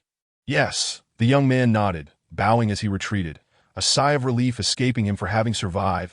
That moment, Emo's shooting turned her attention to Lin Yuxuan. You come next, Chapter 26. Lin Yuxuan's fury brother Yuxuan. "Be careful," Pang Ming warned from the sidelines. Lin Yuxuan stepped steadily into the center of the training ground, where two figures faced each other, their intent palpable. Lin Yuxuan's gaze was grave as he regarded Emo's shooting. Her mid-stage heart control realm strength clearly not to be underestimated. Yet he felt no fear. Rather, a fervent battle spirit ignited within him that he yearned to test the disparity between himself and a mid-stage heart control practitioner. To see if he could surpass his own limits. Not far away, Qian also watched the scene unfold, casting a glance at Lin Yuxuan as if saying, "You're doomed." In her eyes, Lin Yuxuan stood no chance against Emo's shooting. And it was the perfect opportunity for him to learn a hard lesson and vent her frustrations. However, for reasons unknown, her heart was not filled with the same excitement as before. Her emotions grew complex, tinged with a hint of worry. Initially, she had been furious when this little scoundrel forcibly intruded and spied on her while bathing, especially as he had the audacity to threaten her. Yet now, witnessing the clarity in his eyes and the handsome, sunlit features of his face, an unusual feeling surged within her. The noble aura subtly radiating from him led her to wonder if perhaps there had been some misunderstanding. Despite her noble lineage, Qian was not unreasonable. As her heart swirled with conflicting emotions, the fierce confrontation between Lin Yuxuan and Emo's shooting commenced. The clash of fists and the whistle of sword shadows filled the air. At the onset of battle, Lin Yuxuan moved like an arrow released from a bow, instantly breaking through the constraints of air as he charged toward Emo's shooting. Almost simultaneously, Emo's shooting's palms swirled lightly, the air seeming to be torn apart by an invisible hand, as countless blades manifested, weaving an impenetrable web of swords that ensnared Lin Yuxuan tightly within. This scene inevitably recalled the earlier heart control master, who had fallen under the onslaught of such a tempest of blades. Yet, Lin Yuxuan's eyes gleamed with an indomitable spirit. His internal energy surged wildly, akin to a river bursting its banks, unstoppable. Break with a roar. Lin Yuxuan unleashed his strength, shattering the seemingly indestructible web of swords as if it were mere glass, scattering shards everywhere. This spectacle stunned all present, even causing Emo's shooting to internally marvel. Before she could regain her composure, Lin Yuxuan had concentrated all his energy into his right fist, which now seemed to carry the weight of mountains, aimed directly at Emo's shooting. With a cold smirk, Emo's shooting flipped her wrist, and a glimmering long whip, like a serpent emerging from its lair, shot forth with a fierce wind, seeking to extinguish Lin Yuxuan's onslaught before it could manifest. The binding force of the whip was extraordinarily powerful, and Lin Yuxuan felt his body ensnared by an invisible grip, his movements sluggish. Instead of attempting to break free, he remained still, biding his time. Just as the whip was about to strike, he surged with power, delivering a punch infused with an unusual returning force, which caused Emo's shooting's whip to encounter unprecedented resistance. That Emo's shooting's expression shifted slightly as she attempted to tighten her control, only to find herself restrained by a mysterious force. Unable to wield the whip as she wished, in that brief yet tense moment, Lin Yuxuan's figure flickered like a specter, rapidly closing the distance to Emo's shooting. His fist came to a steady halt just before her nose. Ultimately, Lin Yuxuan chose to withdraw, yet the force of his punch still sent a gust of wind that pushed Emo's shooting back slightly. He suddenly recalled the warning from the earlier young man. Even if you can win the match, you must deliberately lose. Never offend Miss Ting. He ultimately resolved to step back, unwilling to stir up further trouble. Present, Qian had already become like a ticking time bomb. He could no longer afford to offend anyone. This woman had always been narrow-minded and ruthless in her methods. Should he truly provoke her, she might well seek various justifications and opportunities to retaliate against him in the future. The atmosphere seemed to freeze momentarily, and Emo's shooting's complexion appeared exceptionally pale. Lin Yuxuan's sudden outburst had caught her off guard. Initially, she had not deemed a practitioner at the early stage of the heart control realm worthy of her attention. She had never experienced such a shock before. Her previous trials had all been smooth sailing, with her adversaries ultimately defeated. The scene that had just unfolded was undeniably perilous, leaving her clothing drenched in cold sweat. Rendering her quite uncomfortable in the distance, Qianqian's beautiful eyes widened in astonishment as she gazed at the unfolding spectacle. She could hardly fathom that Lin Yuxuan would suddenly unleash such formidable power, defeating Mo shooting in one fell swoop. Although her close friend was somewhat willful and headstrong, her prowess was among the best in the entire Yunzhou city among her peers, yet she had now been bested by Lin Yuxuan. "I concede, Miss Ting." Lin Yuxuan clasped his hands in a salute before elegantly turning to leave. In his eyes, Pang Ming revealed a hint of admiration, unable to resist giving a thumbs up. However, deep within his gaze lingered a trace of concern. After all, Lin Yuxuan's public defeat of Mo shooting had undoubtedly brought her considerable shame at that moment. Mo shooting's body suddenly moved, her whip dancing like a serpent, unleashing a fierce momentum as it lashed out violently at Lin Yuxuan. The whip's shadow struck like lightning, almost instantaneously reaching Lin Yuxuan's back. Due to the proximity and Lin Yuxuan's utter lack of defense, he felt a chill rise from his spine, causing every hair on his body to stand on end. "Yuxuan, be cautious," Pang Ming exclaimed anxiously, rushing to warn him. Yet it was too late. The whip had already closed in on Lin Yuxuan. Simultaneously, Pang Ming lunged towards Lin Yuxuan, colliding with him to shield him from the impending strike. Mo shooting's terrifying whip descended mercilessly upon Pang Ming. In an instant, Pang Ming's skin ruptured, his clothing torn, and he was drenched in blood, appearing exceptionally tragic and weak. Mo's shooting strike was imbued with overwhelming power. As a formidable practitioner of the heart control realm, her full-force attack was beyond what a mere practitioner of the body refinement realm like Pang Ming could withstand. This sudden shift in events rendered the previously vibrant atmosphere utterly silent. With Qianqian's beautiful eyes fixated on the unexpected scene before her, the first to react was Lin Yuxuan, who swiftly rose and rushed to Pang Ming's side, supporting him while urgently calling out, "Brother Pang." Lin Yuxuan was filled with anxiety, his voice trembling. Pang Ming, his mouth full of blood, struggled to move his lips in an attempt to speak, but in the end, he could only manage a faint smile. Enraged, Lin Yuxuan stood up immediately, but Pang Ming's blood-soaked hand clutched his sleeve tightly, signaling him not to act impulsively. Lin Yuxuan was ablaze with fury, shaking off Pang Ming's grip as he coldly glared in Mo shooting's direction. "Miss Ting, what is the meaning of this?" Chapter 27. Seeking an explanation, Miss Ting, what is the meaning of this? Lin Yuxuan questioned coldly that if this was indeed a trial, a battle, how could there be no element of danger? The opponent had encouraged him to go all out, and he wished to test just how formidable a practitioner at the mid-stage of the heart control realm could be. He had not harmed Mo's shooting. Before Mo's shooting could respond, a young man behind her could no longer contain his anger and shouted. Impudent, his gaze was like lightning as he declared, "What status does Miss Ting hold that you, a mere servant, dare to offend her?" In essence, a trial practitioner was merely a sparring partner, with a status slightly above that of an ordinary servant. In the eyes of many, they were essentially no different from common lackeys. Lin Yuxuan paid no heed to the young man, standing tall and resolute as he fixed his gaze upon Mo's shooting.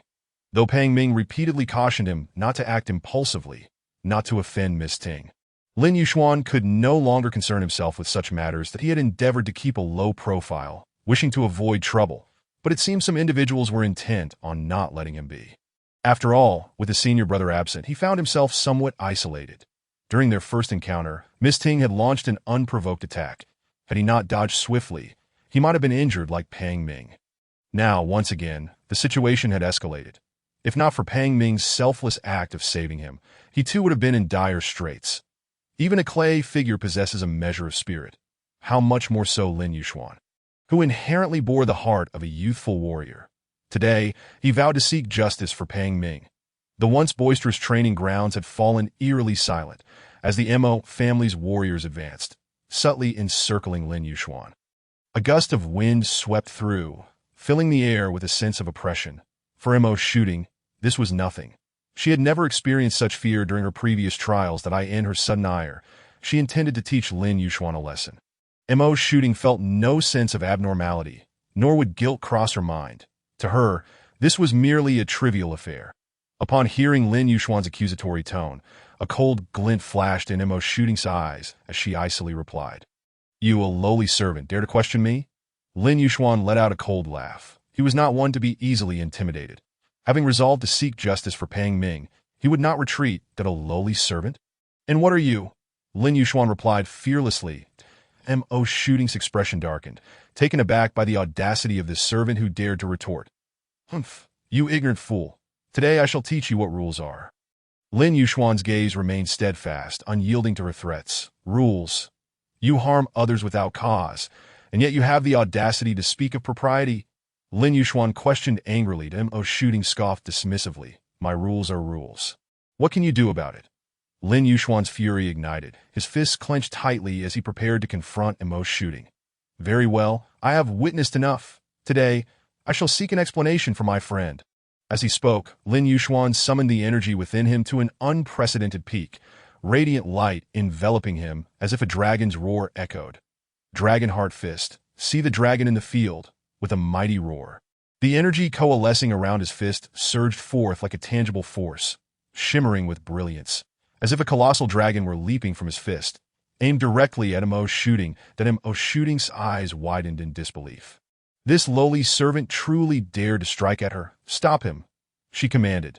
The Mo family's guards, though numerous, appeared insignificant in the face of this dragon's might. They advanced one after another, yet they were as futile as a mantis trying to stop a chariot. Easily swept aside by the force of Lin Yuxuan's fist, unable to impede him in the slightest, as he bore down upon Mo's shooting. For the first time, Mo's shooting felt a tinge of fear. Her beauty paling. "Stop him!" Quickly, she ordered those behind her to take action, but they lacked the strength of Mo's shooting and were already too frightened to move, fearing they would be the next victims of his wrath. Lin Yuxuan, embodying a war god, pressed forward relentlessly, as if traversing an unguarded territory. Of course, this was primarily because the Mo family's stronger members had yet to arrive, but sensing the sudden shift in events, Lin Yuxuan was acutely aware that numerous Mo family experts were rushing towards him. Yet, the arrow was already nocked, and there was no turning back. Just as Lin Yuxuan was about to land a decisive blow on Mo's shooting, a graceful figure suddenly appeared before her, effortlessly neutralizing his strike. Who else could it be but Qianqian, of the esteemed status? At that moment, Qianqian's beautiful eyes were equally filled with shock.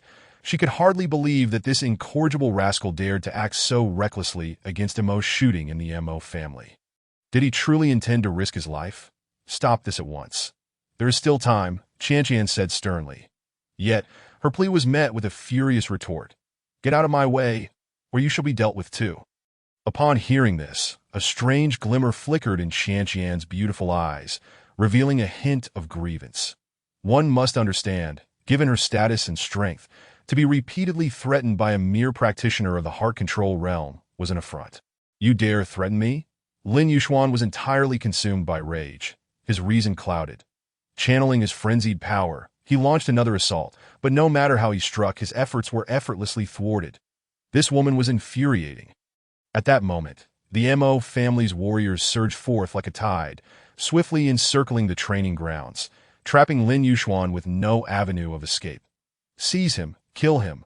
Upon witnessing the arrival of the formidable members of her clan, Mo's shooting's heart soared with joy, prompting her to issue immediate commands in a commanding voice. The Mo family's warriors, upon hearing her, wasted no time and launched their assault. In an instant, a dazzling array of powerful martial techniques and magical artifacts illuminated the surroundings, converging upon Lin Yuxuan with a terrifying intent to annihilate. Lin Yuxuan appeared somewhat beleaguered. The fierce battle prior had nearly depleted his internal energy. Faced with this relentless tide of attacks, even he had to concede that he was at the end of his rope. Each punch he threw seemed to drain his last reserves of strength, yet the figures of his adversaries loomed like nightmares, refusing to dissipate. That he fought valiantly against the onslaught, but the situation grew increasingly dire. Just as despair began to envelop his heart like a creeping shadow, Mo's shooting swiftly darted forward, snatching a glinting short sword from the hands of a bewildered youth. Without a moment's hesitation, she aimed for Lin Yuxuan's vital points, bound by the relentless grip of his enemies. Lin Yuxuan found himself unable to evade this lethal strike that as the short sword drew closer, a wave of despair surged within him. Was he truly destined to perish here today, to falter at this juncture? What hope was there for eternity? Chapter 28. The impulsive punishment. Lin Yuxuan remained ensnared by his adversaries, powerless to evade the impending fatal blow. With the short sword approaching menacingly, an overwhelming sense of hopelessness washed over him. Could it be that today was indeed his last? Qian, taken aback by Mo's shooting sudden aggression, wished to intervene, but it was already too late. In a moment of despair, Lin Yuxuan closed his eyes, unwilling to accept his fate.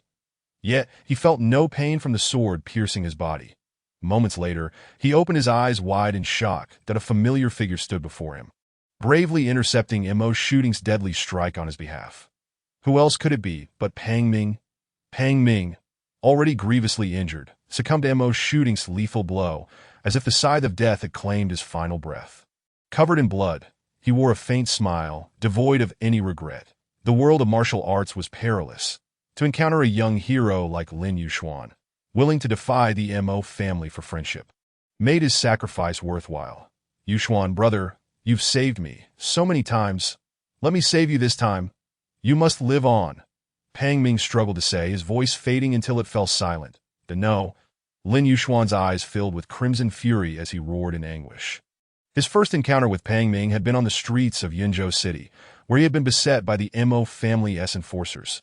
With youthful bravado, he had rushed in to aid, never anticipating he would be ensnared by the Mo family himself. Yet he bore no regrets. After just 2 days of camaraderie, Lin Yuxuan had come to regard Pang Ming as a true friend. In his view, one must never stand idly by when a friend is in peril, nor allow them to suffer unjustly. That he recalled a casual conversation when Pang Ming had shared his dream of becoming a powerful warrior. That declaration had lingered in Lin Yuxuan's heart, refusing to fade. Since this world is rife with injustice, I shall sever the chains of inequity. One day, I will ensure that no wrongs remain unavenged. The first friend Lin Yuxuan had made in the tumultuous world of martial arts lay lifeless before him. Overwhelmed with grief, Lin Yuxuan knelt upon the ground, his heart feeling as if it had been cleaved by a blade. "Miss Ting, how shall we deal with this one?" inquired a respectful member of the Mo family. "The usual, as you all well know," Mo's shooting replied, her brow furrowed, a hint of impatience in her voice as she gestured dismissively. Eager to escape the repugnant scene, her garments were stained with blood, remnants from her recent encounter with Pang Ming. Understood. The Mo family warriors, following her orders, promptly advanced to drag Lin Yuxuan away, their movements swift and resolute. As though such actions were second-natured, that moment, Qian interjected, "Wait." She approached Mo's shooting and softly proposed, "Ting, this is too lenient for him. Why not let me take him for some discipline? I can help you vent your frustrations." Mo's shooting cast a disdainful glance at the bloodied Lin Yuxuan and Pang Ming, a wave of revulsion surging within her. Without hesitation, she nodded. "Very well, Qian, do ensure you teach him a lesson. Rest assured." Qian replied with a smile that Mo's shooting turned to depart, intending to change her soiled attire, followed closely by the Mo family warriors, leaving behind a hushed stillness. The remaining onlookers soon dispersed, unwilling to linger in such a gruesome and violent place. In no time, only Qian and the dazed young man remained amidst the blood-soaked ground. Lin Yuxuan gazed vacantly at Pang Ming's corpse, his eyes hollow, his mind echoing with the haunting image of his friend's demise. Filled with profound guilt and endless regret. Had he not acted so impulsively, had he maintained his composure, would Pang Ming still be alive? Was this the price of recklessness? Qian stood quietly before him, silently observing Lin Yuxuan, as if time had frozen. After a long while, she gently inquired, "How much longer do you intend to remain here?" Lin Yuxuan slowly lifted his head, staring blankly at Qian before lowering it again. Lost in silence. "Stop with the theatrics and act. If I truly wish to deal with you, do you believe you could have escaped last night?" Qian's voice rose, tinged with anger. "Your friend sacrificed his life for you. Do you think this is how you repay him?" Her melodious voice jolted Lin Yuxuan from his stupor, and he suddenly realized the truth. Indeed, he could not allow himself to wallow in despair. He had to avenge Pang Ming, With a surge of determination, Lin Yuxuan rose abruptly, an intense aura of vengeance radiating from him. "Where do you think you're going?" Qianqian asked hastily. "To seek revenge," Lin Yuxuan replied coldly, striding toward Mo's shooting's direction. "Have you lost your mind?" Qianqian was exasperated, having gone through great lengths to save him, only for him to rush headlong into danger. She quickly blocked his path, urging him to reconsider. Lin Yuxuan, obstinate as a mule, paid no heed, consumed solely by thoughts of vengeance, that in a moment of frustration, Qianqian clenched her jaw and delivered a sharp slap across Lin Yuxuan's face. "Snap out of it. Do you truly wish to throw your life away? Do as you please. I will no longer concern myself with you." Qianqian huffed, crossing her arms defiantly, yet her beautiful eyes occasionally darted toward Lin Yuxuan. If the youth continued down this reckless path, she would forcibly drag him back. Stunned by the unexpected slap, Lin Yuxuan halted, reflecting on his current limitations. Indeed, with his present strength, how could he possibly seek revenge? No, he must not act so impulsively to Mo's shooting. "I vow that one day, I will avenge you." Just wait. For now, he needed to bide his time and focus on enhancing his abilities. Gradually, Lin Yuxuan regained his composure. Recalling the task entrusted to him by his master, and the absence of his fourth senior brother. Though his fourth senior brother was often lost in the pursuit of beauty, he would never be so reckless. It had been 2 days without news, and Lin Yuxuan felt a pang of anxiety. Seeing Lin Yuxuan finally stop, Qianqian sighed in relief, gently patting her chest. She herself could not fathom why she had chosen to save this young man. Initially furious over his earlier indiscretion, she had intended to teach him a lesson. Yet for reasons unknown, her anger had dissipated, perhaps due to his clear, earnest gaze and unwavering dedication to justice. "What are your plans moving forward?" Chapter 29. "See Chinner, what are your plans moving forward?" Lin Yuxuan remained silent, continuing toward the blood-soaked ground where Pang Ming lay. He slowly knelt, his dark eyes reflecting profound sorrow and numbness. He had often heard tales from his seniors about the joys of the martial world, but they had never conveyed its perils. For the youthful Lin Yuxuan, the concept of the martial world had always been alluring. In his youth, brimming with ambition, he had believed that separations were but myths. Only later did he realize that he had already bid farewell to most of his acquaintances. At this moment, his yearning for the martial world seemed to subtly shift. A chilling breeze swept through, pulling Lin Yuxuan back to the present. He gazed at Pang Ming's lifeless form, vowing, "Brother Pang, I shall avenge you." With renewed resolve, Lin Yuxuan inhaled deeply, lifting Pang Ming from the ground, determined to find a proper place for a respectful burial. Simultaneously, an unsettling worry for his fourth senior brother, Yuan, surged within him, igniting a sense of dread. Given his fourth senior brother's temperament, the absence of news for such an extended period surely indicated trouble. Upon contemplating this, Lin Yuxuan ceased to hesitate and earnestly regarded the enchanting young lady before him. Her delicate visage was undoubtedly striking, with a tall stature and long eyelashes that gracefully arched like cicada wings above her almond-shaped eyes, which shimmered with a kaleidoscope of colors. Her lustrous black hair was tied back in a ponytail, exuding a vibrant energy, occasionally radiating the essence of youth. Among all the women Lin Yuxuan had encountered, only the previously met enigmatic and cold woman, along with his second senior sister, could be compared to her in terms of beauty. Lin Yuxuan gazed at the beauty before him with a complex expression, hesitating for a moment before finally speaking. "Thank you for saving me." Initially, he had thought that after offending someone so gravely the night before, he would surely meet his demise today. He never anticipated that she would intervene to save him. Moreover, her status seemed extraordinarily remarkable. Lin Yuxuan felt an inkling that her standing surpassed even that of Mo's shooting, for she was already a formidable force at such a young age, which was indeed astonishing. Furthermore, the fact that she could speak up to rescue him was significant. Mo's shooting had nearly threatened him to death, yet Qianqian's seemingly casual remark had compelled this noble young lady to relent, indicating that there must be a profound reason behind it. Lin Yuxuan was absorbed in his thoughts. Qianqian, upon hearing the boy's sincere words of gratitude, turned her head away with a haughty demeanor. "Umph." Lin Yuxuan, witnessing her reaction, scratched his head, uncertain of how to proceed, as the girl appeared somewhat upset. Thus, he cautiously attempted to speak again. "I'm sorry. I truly did not mean it last night. That it was better not to mention the previous night at all." The moment he recalled it, coupled with the two threats he had made towards her, Qianqian's delicate face instantly flushed crimson, and she retorted indignantly, "You dare to bring up last night's events?" At her words, Lin Yuxuan's expression turned awkward, and he hastily waved his hands in denial. "I truly did not intend to. Please let me explain." How could Lin Yuxuan, who had been single since birth, comprehend how to converse with a girl? The more he spoke, the more he dug himself into a hole. It was only when he caught sight of Qianqian's fierce and menacing glare that he promptly fell silent. Noticing Lin Yuxuan's sudden quietude, Qianqian coldly inquired, "Do you have anything else to say?" Lin Yuxuan, his palms clammy with nervousness, earnestly pondered how he might placate Qianqian's ire. "Please don't be angry," Lin Yuxuan stammered, utterly at a loss for words.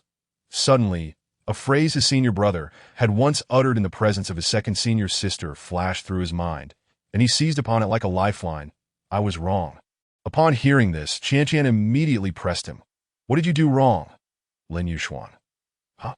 He was momentarily taken aback, not expecting Qianqian to pose such a question, that he felt utterly foolish, unable to respond to such a simple inquiry. As the myriad expressions on the boy's face shifted instantaneously, Qianqian could not restrain a laugh, finding him amusing. She had never encountered someone so entertaining. The young master she typically met would feign a self-important demeanor, which had gradually become tiresome. She never expected to encounter such an endearing boy. "Oh, you smiled. Does that mean you're no longer angry?" Lin Yuxuan asked, scratching his head. Upon hearing his words, Qianqian immediately suppressed her smile, adopting a stern expression. "You little rascal. You have quite the audacity to threaten me twice.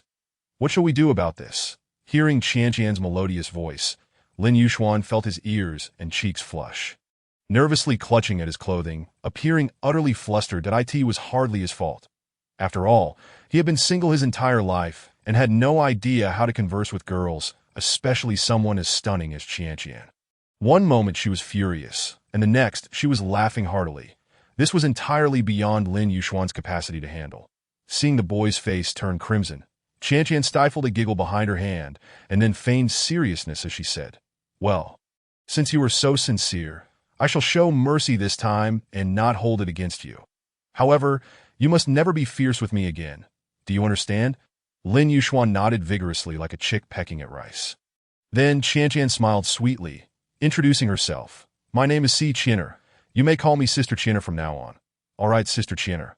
After exchanging a few more words with Si Qin'er, Lin Yuxuan hoisted Pang Ming onto his back, intending to find a suitable place to bury him. Si Qin'er, noticing the bloodstains and the scent of blood on Lin Yuxuan, frowned and immediately spoke up. "Wait, what is it, Sister Qin'er?" Lin Yuxuan inquired. Puzzled, Si Qin'er shot him a disapproving glance and said, "You can't possibly bury him like this, can you?" As she spoke, she produced a whistle from her bosom and blew it gently, the sharp sound piercing the air. Before the whistle's echo had faded, two shadowy figures appeared before Si Qin'er like wraiths, swiftly kneeling on one knee and respectfully addressing her. "Young miss, what are your orders?" "You will arrange for a proper burial for him immediately," Si Qin'er commanded. "Yes, young Mississippi," the two responded in unison before swiftly rising and vanishing like shadows, as if they had never been there at all. Lin Yuxuan gazed in astonishment at this scene, inwardly marveling at the astonishing speed of these two individuals. From their emergence to their disappearance took but an instant, and he had scarcely glimpsed them before they vanished. Furthermore, what astonished him even more was that he could not perceive the strength of these two at all. Deepening his curiosity about Si Qin'er's identity, that Si Qin'er possessed the power of the Earth realm, and these two seemed to be her protectors. Their prowess surely not inferior to hers. Moreover, their respectful demeanor towards her indicated that this young lady's status was indeed extraordinary. Before long, the two figures reappeared before Si Qin'er, this time accompanied by several others. After a series of intricate procedures, they finally found a suitable place to lay Pang Ming to rest. A warm current surged within Lin Yuxuan, and his fondness for Si Qin'er soared. Even though she had a somewhat haughty demeanor, she was genuinely commendable. "Thank you, Sister Qin'er," Lin Yuxuan expressed sincerely. Si Qin'er waved her hand lightly, indicating that no thanks were necessary. "All right, the burial is complete. Now follow me." "Huh." Lin Yuxuan displayed a look of confusion, glancing at the beautiful maiden before him. With Pang Ming properly interred, he began to worry about his fourth senior brother. feeling an urgent need to seek him out. His instincts told him that his fourth senior brother might be in trouble. "What do you mean, huh? This young lady does not wish to be targeted after saving you," Si Qin'er remarked, hands on her hips. Upon hearing this, Lin Yuxuan felt somewhat reassured, yet still hesitated. But he attempted to voice his concerns, but Si Qin'er interrupted him. "But what? Are you afraid I will eat you?" She widened her eyes, staring at Lin Yuxuan. Lin Yuxuan understood his current predicament. Following this young lady was indeed the safest course of action, yet he felt compelled to search for his fourth senior brother, Yuan. After much deliberation, Lin Yuxuan ultimately decided to accompany Si Qin'er for the time being. After all, she had saved his life and was willing to help him bury his friend, making it rather impolite to refuse her kindness. Additionally, having Si Qin'er by his side would at least provide him with a sense of security, especially after having offended him while shooting. "Then I must trouble you, Sister Qin'er," Lin Yuxuan said gratefully. Seeing the boy acquiesce, a glint of pride and cunning sparkled in Si Qin'er's eyes. Subsequently, the two departed from the site together. Before long, Lin Yuxuan followed Si Qin'er into a beautifully appointed courtyard within the city of Yunzhou. This elegant abode was spacious and grand, surrounded by an exquisitely serene environment that was truly refreshing. The trees flourished vibrantly, and the springs flowed gently. The moment they stepped into the courtyard, Lin Yuxuan immediately sensed that the air here was imbued with a purer and more concentrated spiritual essence than that outside, evoking a sense of awe within him. Truly, this was the residence of a young lady of stature. It was evident that only the most prominent figures in Yunzhou could reside in such a place. Suddenly, Lin Yuxuan recalled something and quickly grasped Si Qin'er's arm, eagerly asking, "Sister Qin'er, why have we come here? Are we not returning?" Si Qin'er turned her head, her beautiful eyes gazing at him, as she softly replied, "Return? Where are we returning to?" "Oh, you mean the Mo family." She then smiled and clarified, "Why would we return? This is my residence." "Huh." But Lin Yuxuan stammered, struggling to articulate his thoughts that he wanted to mention the lotus flower he had left on her bed, wishing to retrieve it, yet he found himself at a loss for words. What is it?" Si Qianqian blinked her bright, expressive eyes and curiously inquired. Lin Yuxuan, with a resigned smile, slowly lowered his head, completely oblivious to the teasing expression on Si Qian'er's face. In truth, he had two reasons for wanting to reclaim that object that on one hand, it radiated a mysterious and alluring luster, unmistakably a valuable item that on the other hand, if it were to be discovered beneath Si Qian'er's bed by the servants during their cleaning. What would happen then? Wouldn't that directly confirm that Qin'er was the thief from that night? After all, she had benevolently saved his life. He certainly could not allow this trivial matter to bring her harm. Thus, the young man's mind began to race, contemplating how he might surreptitiously retrieve this item. No, rather, how to reclaim it. Observing the fluctuation of emotions on the young face before her, Si Qin'er could not help but chuckle. How could he be so endearing? Hearing the melodious sound of her laughter, akin to silver bells, Lin Yuxuan lifted his head only to find her gazing at him with a playful smirk. "Qin'er, what are you laughing about?" Si Qin'er, as if performing a magic trick, produced an object before Lin Yuxuan. Instantly, his eyes lit up. Was that not the lotus flower he had been seeking, with a slight upward curve of her lips? Si Qin'er gently flicked Lin Yuxuan's nose and mischievously remarked, "You little rascal, did you think that Sister Wu Ti know you were the thief that night?" Feeling a bit embarrassed, Lin Yuxuan scratched his head and offered a silly grin. Si Qin'er, witnessing his adorable demeanor, burst into another fit of laughter. Then, she extended the lotus flower toward Lin Yuxuan, saying softly, "Here, take good care of it. This mystical lotus is indeed a treasure." Yet, just as Lin Yuxuan reached out to accept it, Si Qin'er abruptly withdrew the flower. Furrowing her brows, she expressed her concern. "Wait, this lotus seems to be incomplete, that I shall keep it safe for now until I figure things out." Lin Yuxuan nodded in agreement. Reassured by Si Qin'er's status and integrity, he knew she would never covet such a flower. After settling down briefly, Lin Yuxuan immediately set off to leave the courtyard for him, finding his fourth senior brother was of paramount importance. Chapter 31. Fourth Senior Brother, where on earth are you? Upon exiting Si Qin'er's courtyard, Lin Yuxuan felt a profound sense of confusion. Yunzhou City was vast, and searching for one person within it was akin to finding a needle in a haystack. With no other options, he resolved to inquire around, hoping to uncover even the slightest clue. Thus, During the following days, Lin Yuxuan traversed nearly every corner of Yunzhou City, yet he still gleaned no information regarding his fourth senior brother. Fourth senior brother, where could you possibly be? Simultaneously, this only deepened Lin Yuxuan's conviction that his fourth senior brother had encountered some misfortune. However, they had only just arrived in Yunzhou City and had not provoked anyone. After 3 days, as Lin Yuxuan returned to see Qin'er's elegant courtyard, his weary body slumped, and his head hung low. Upon entering, he spotted Si Qin'er pacing anxiously in the yard, waiting for him. The moment she caught sight of him, she rushed forward. "Xian, where have you been these past few days?" Seeing the worry etched across Si Qin'er's face brought a flicker of solace to Lin Yuxuan's disheartened heart. Yet he also felt a pang of guilt, as he had left without informing her. Lin Yuxuan had his own plans. He had already troubled Qin'er once, and she had kindly taken him in. He couldn't impose on her indefinitely. Thus, with a tinge of remorse, he replied, "I'm sorry, Qin'er, did I?" Si Qin'er, naturally perceptive, noticed the sorrow and dejection on Lin Yuxuan's face. She swallowed her reprimand and gently asked, "What is wrong? Did someone bully you? Tell me, and I shall stand up for you." "No, Qin'er, no one has bullied me. It's just that my fourth senior brother may be in trouble." Lin Yuxuan's voice trembled slightly as he spoke. "Calm down, take your time. What happened?" Si Qin'er encouraged softly. Lin Yuxuan took a deep breath to steady himself and recounted all that had transpired since their arrival in Yunzhou City, upon hearing about a girl in a pale red dress.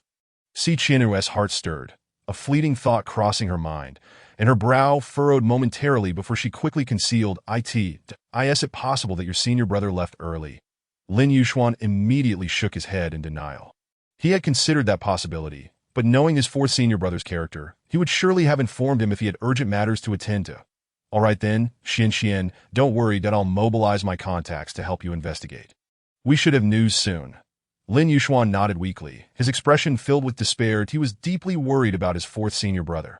This was bustling Yunzhou City, not the familiar Xianin Mountain, and having witnessed Pang Ming's death only exacerbated his anxiety. In truth, there was a worst-case scenario that Si Qin'er refrained from voicing, hoping it was merely her imagination. She silently pondered this while maintaining a facade of composure, not wanting to further distress Lin Yuxuan. After Si Qin'er offered him further comfort, Lin Yuxuan's expression softened slightly, though his anxiety remained palpable. Seeing his state, Si Qin'er suggested he rest for a while. Lin Yuxuan contemplated and eventually agreed. After a brief respite, he felt considerably rejuvenated and resolved to continue his search for clues. Concerned for his safety, Si Qin'er insisted on accompanying him. Lin Yuxuan hesitated momentarily, but ultimately nodded in agreement. Together, they left the courtyard and ventured along the streets of Yunzhou City, inquiring about news of his fourth senior brother, Yuan. The bustling streets were alive with activity as Si Qin'er accompanied Lin Yuxuan, questioning passers-by, yet none provided any useful information. Each person they approached claimed not to have seen the individual Lin Yuxuan described. As they continued, a group approached, led by a young man holding a folding fan. Adorned in resplendent attire, handsome in appearance, and exuding the air of a wealthy scion. Following him were several attendants, radiating an imposing presence. "Qian, what a coincidence. I never expected to find you here," the young man said with a smile. Si Qin'er frowned. "Han Mo, what are you doing here?" "I've told you many times. Please call me Si Qin'er, not Xian." Han Mo smirked nonchalantly, seemingly accustomed to such situations, his gaze brazenly sweeping over the lovely girl before him. At that moment, a figure swiftly stepped in front of him, blocking his line of sight. Upon closer inspection, it was the young and handsome Lin Yuxuan, who had rushed over upon hearing the commotion, instinctively positioning himself to protect Si Qin'er behind him. Originally about to express her frustration, Si Qin'er was momentarily taken aback by Lin Yuxuan's protective stance, and a radiant smile broke across her face, captivating those around them. "What a charming little pup. He understands how to protect her." Han Mo, interrupted from admiring the girl he fancied, glared at Lin Yuxuan with irritation. "Who is this insolent brat, daring to ruin my good fortune?" "Scram if you know what's good for you." Lin Yuxuan, however, remained unfazed, deeming the young master before him to be exceedingly rude for openly leering at a lady in public, his expression reeking of lechery. Undoubtedly not a good character, Si Qin'er had treated him with kindness, and thus he felt compelled to protect her. Seeing Lin Yuxuan's indifference, Han Mo's fury surged, and with a gathering of spiritual energy, he prepared to teach the insufferable brat a lesson. Lin Yuxuan, too, was ready for a fight, turning to see Qin'er behind him. "Qin'er, you should leave. I'll handle this." Despite the odds stacked against him, the question of whether he would fight was a different matter altogether. At that moment, Si Qin'er stepped forward, shielding Lin Yuxuan, and shot him a stern glance. "Silly boy, I can protect myself." Though it was merely a glare, to Han Mo's eyes, it appeared to be filled with allure, further igniting his anger. "Han Mo, do you dare to lay a hand on my people? Are you sure you want to cross me?" Si Qin'er's voice turned icy as she regarded him. Han Mo, under her cold gaze, felt his anger boil, his complexion darkening as if shadows were seeping from him. Struggling to contain his rage, he shifted his focus to Lin Yuxuan. "Brat, do you only know how to hide behind a woman?" Lin Yuxuan cast him a disdainful glance, choosing to ignore him. Believing that Lin Yuxuan was intimidated by his silence, Han Mo taunted again. "What? Are you afraid?" Before Lin Yuxuan could respond, a sharp voice cut through the air. "Enough, Han Mo. I will say this once more. Take your people and leave immediately. Otherwise, do not blame me for being impolite." Si Qin'er regarded Han Mo with a frosty expression, her eyes ablaze with furious sparks. Upon hearing her words, Han Mo's countenance shifted, a flicker of trepidation evident in his gaze as he looked at Si Qin'er. He was acutely aware that provoking her would be unwise, particularly given the formidable family power that backed her. Ultimately, he brushed past Si Qin'er, departing with his entourage. However, as he walked by, he cast a venomous glance at Lin Yuxuan, muttering in a tone barely audible to the two, "Brat, stay away from her if you wish to live." With that, he strode away without a backward glance. Chapter 32. The tide which Lin Yuxuan watched Han Mo's retreating figure with a solemn expression, his heart heavy with myriad emotions. Indeed, beautiful women are often the harbingers of calamity. He had done nothing wrong, yet found himself unjustly embroiled in animosity. However, at this moment, locating his fourth senior brother took precedence, and he cast aside other trivial matters. Just then, Si Qin'er gently tugged at Lin Yuxuan's arm, her face breaking into a charming smile as she teasingly remarked, Xian, your performance was quite commendable just now." Startled, Lin Yuxuan's mind briefly drifted to the image of his second senior sister. For only she would address him with such endearment. Upon reflection, he noted that Si Qin'er's demeanor bore certain similarities to that of his second senior sister. Curiously, he inquired, "Sister Qin'er, who exactly is that Han Mo?" Si Qin'er responded with a slight smile, displaying a nonchalant attitude. "No need to concern yourself with him. He is merely a scion of a wealthy family, idling away his days without purpose. Do not worry. With me around, I will protect you." With that, Si Qin'er took Lin Yuxuan's hand and continued to wander the streets in search of news regarding his fourth senior brother.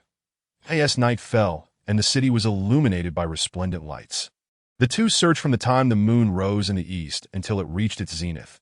The crowd gradually dispersed, yet they remained devoid of any information about the whereabouts of his fourth senior brother. Ultimately, Lin Yuxuan returned to the Yuyuan, his heart laden with disappointment and despondency. Upon entering, one of the guards promptly approached, reporting, "Miss, we have not uncovered any leads on young Master Yu." "Continue the search," Si Qin'er commanded with a wave of her hand. "Yes," the guard responded and departed. The absence of any news further deepened Lin Yuxuan's sense of despair and discomfort. He felt adrift, engulfed by helplessness and confusion. Observing the boy's plight, Si Qin'er's eyes shimmered with compassion. Several times she opened her mouth to speak but hesitated, ultimately steeling herself to share what weighed on her mind.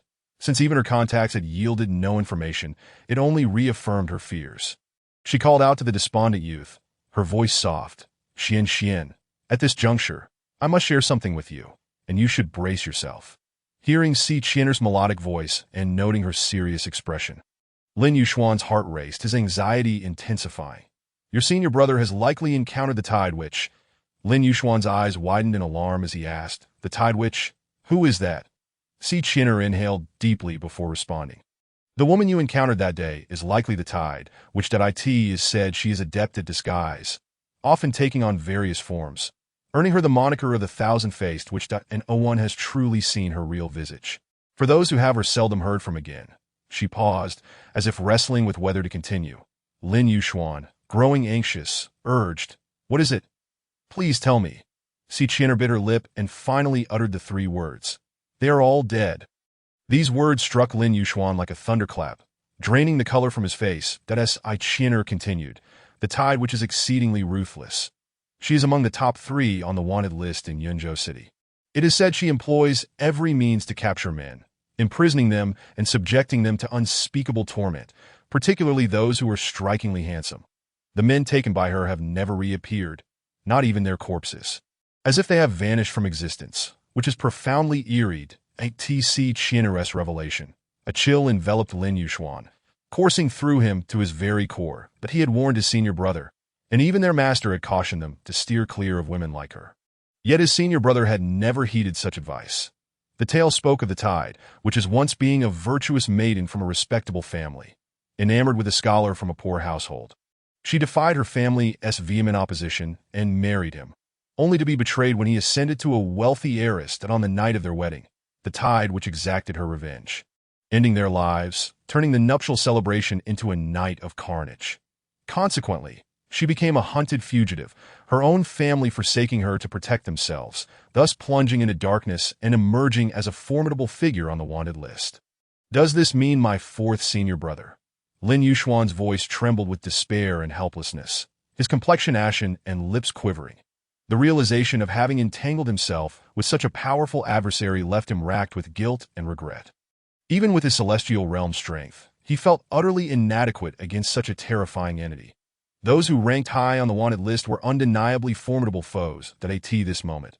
Lin Yuxuan regretted not having dissuaded his 4th senior brother from pursuing danger. Even if they had parted ways, what could he have accomplished with his limited power? Would the tide which allow her chosen prey to escape easily? Resolved, he vowed to enhance his strength in the aftermath of this ordeal.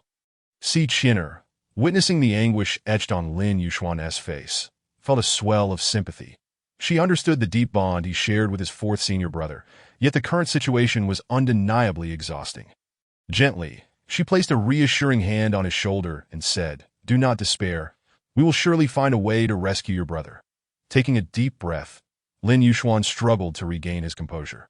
He realized that the most pressing concern was to devise a solution rather than wallow in self-recrimination and sorrow. Raising his head, his expression resolute, he declared, "Thank you, Sister Qian'er, that I will not give up. I will find my 4th senior brother." Yet the tide witch's fearsome reputation was widespread, her abilities inscrutable.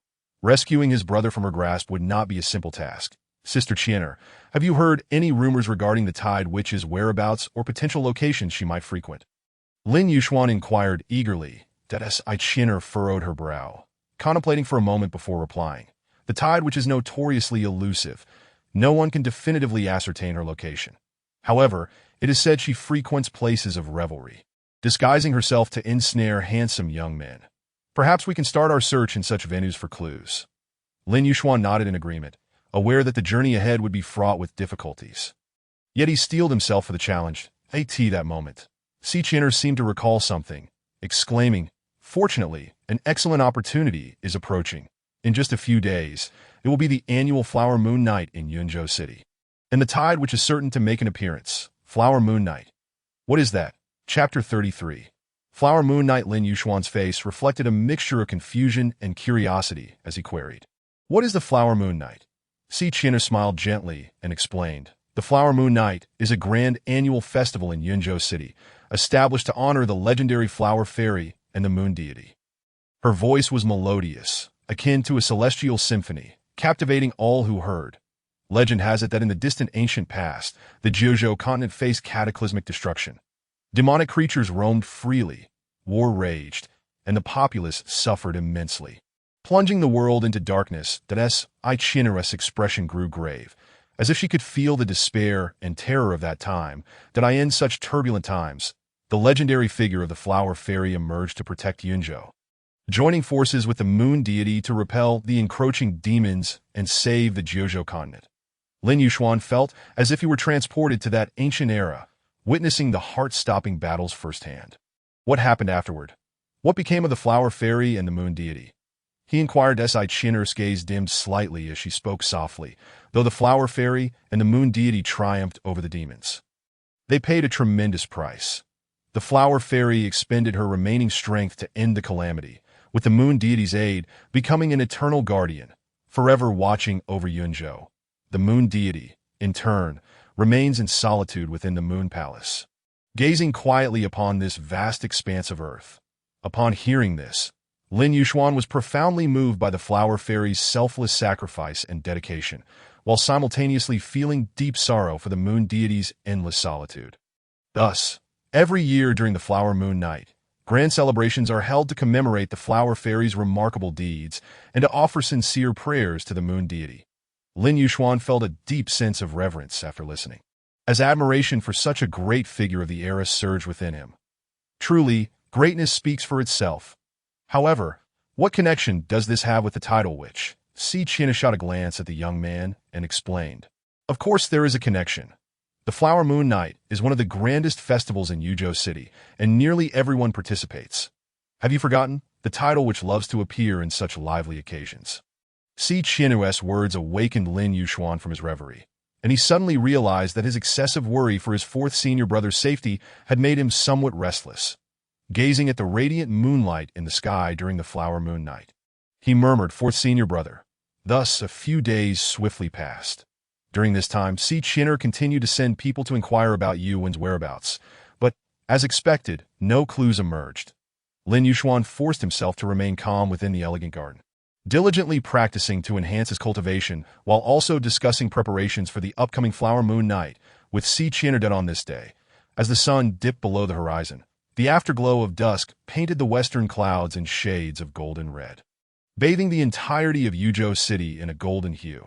The bustling sounds of pedestrians filled the streets, and gradually, the sky darkened, allowing a sacred full moon to rise slowly from the eastern hills, casting its holy light upon the faces of everyone in the city. Yet, tonight's full moon was unlike any before. Beside the cold moonlight appeared colorful rays, creating two dazzling gears that intertwined. Look, the flower moon has risen. This sight sparked cheers and awe among the people of the city, who gazed skyward. The Flower Moon Night had indeed arrived as anticipated. At this moment, the atmosphere in the city was exceptionally lively. As the vibrant flower moon ascended, deafening sounds of firecrackers erupted into the sky, instantly elevating the festive spirit to a fever pitch. The central square was already teeming with people, and Lin Yuxuan and Si Qian strolled hand in hand through the bustling crowd, savoring the joy and merriment of the festival. Lin Yuxuan couldn't help but feel a surge of emotion.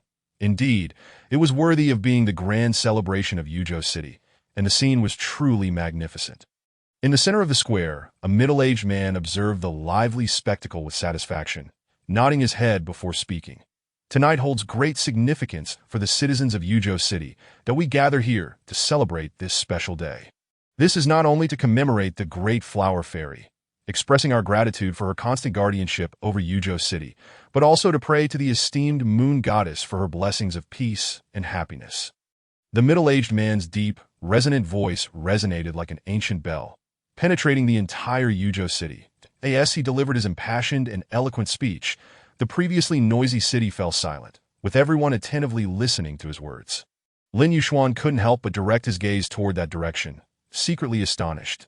This man, with merely a shout, could resonate throughout Yuzhou City. His strength must be profound, clearly holding a position of great status and esteem. At this moment, Si Qian quietly remarked, "That is the lord of the city.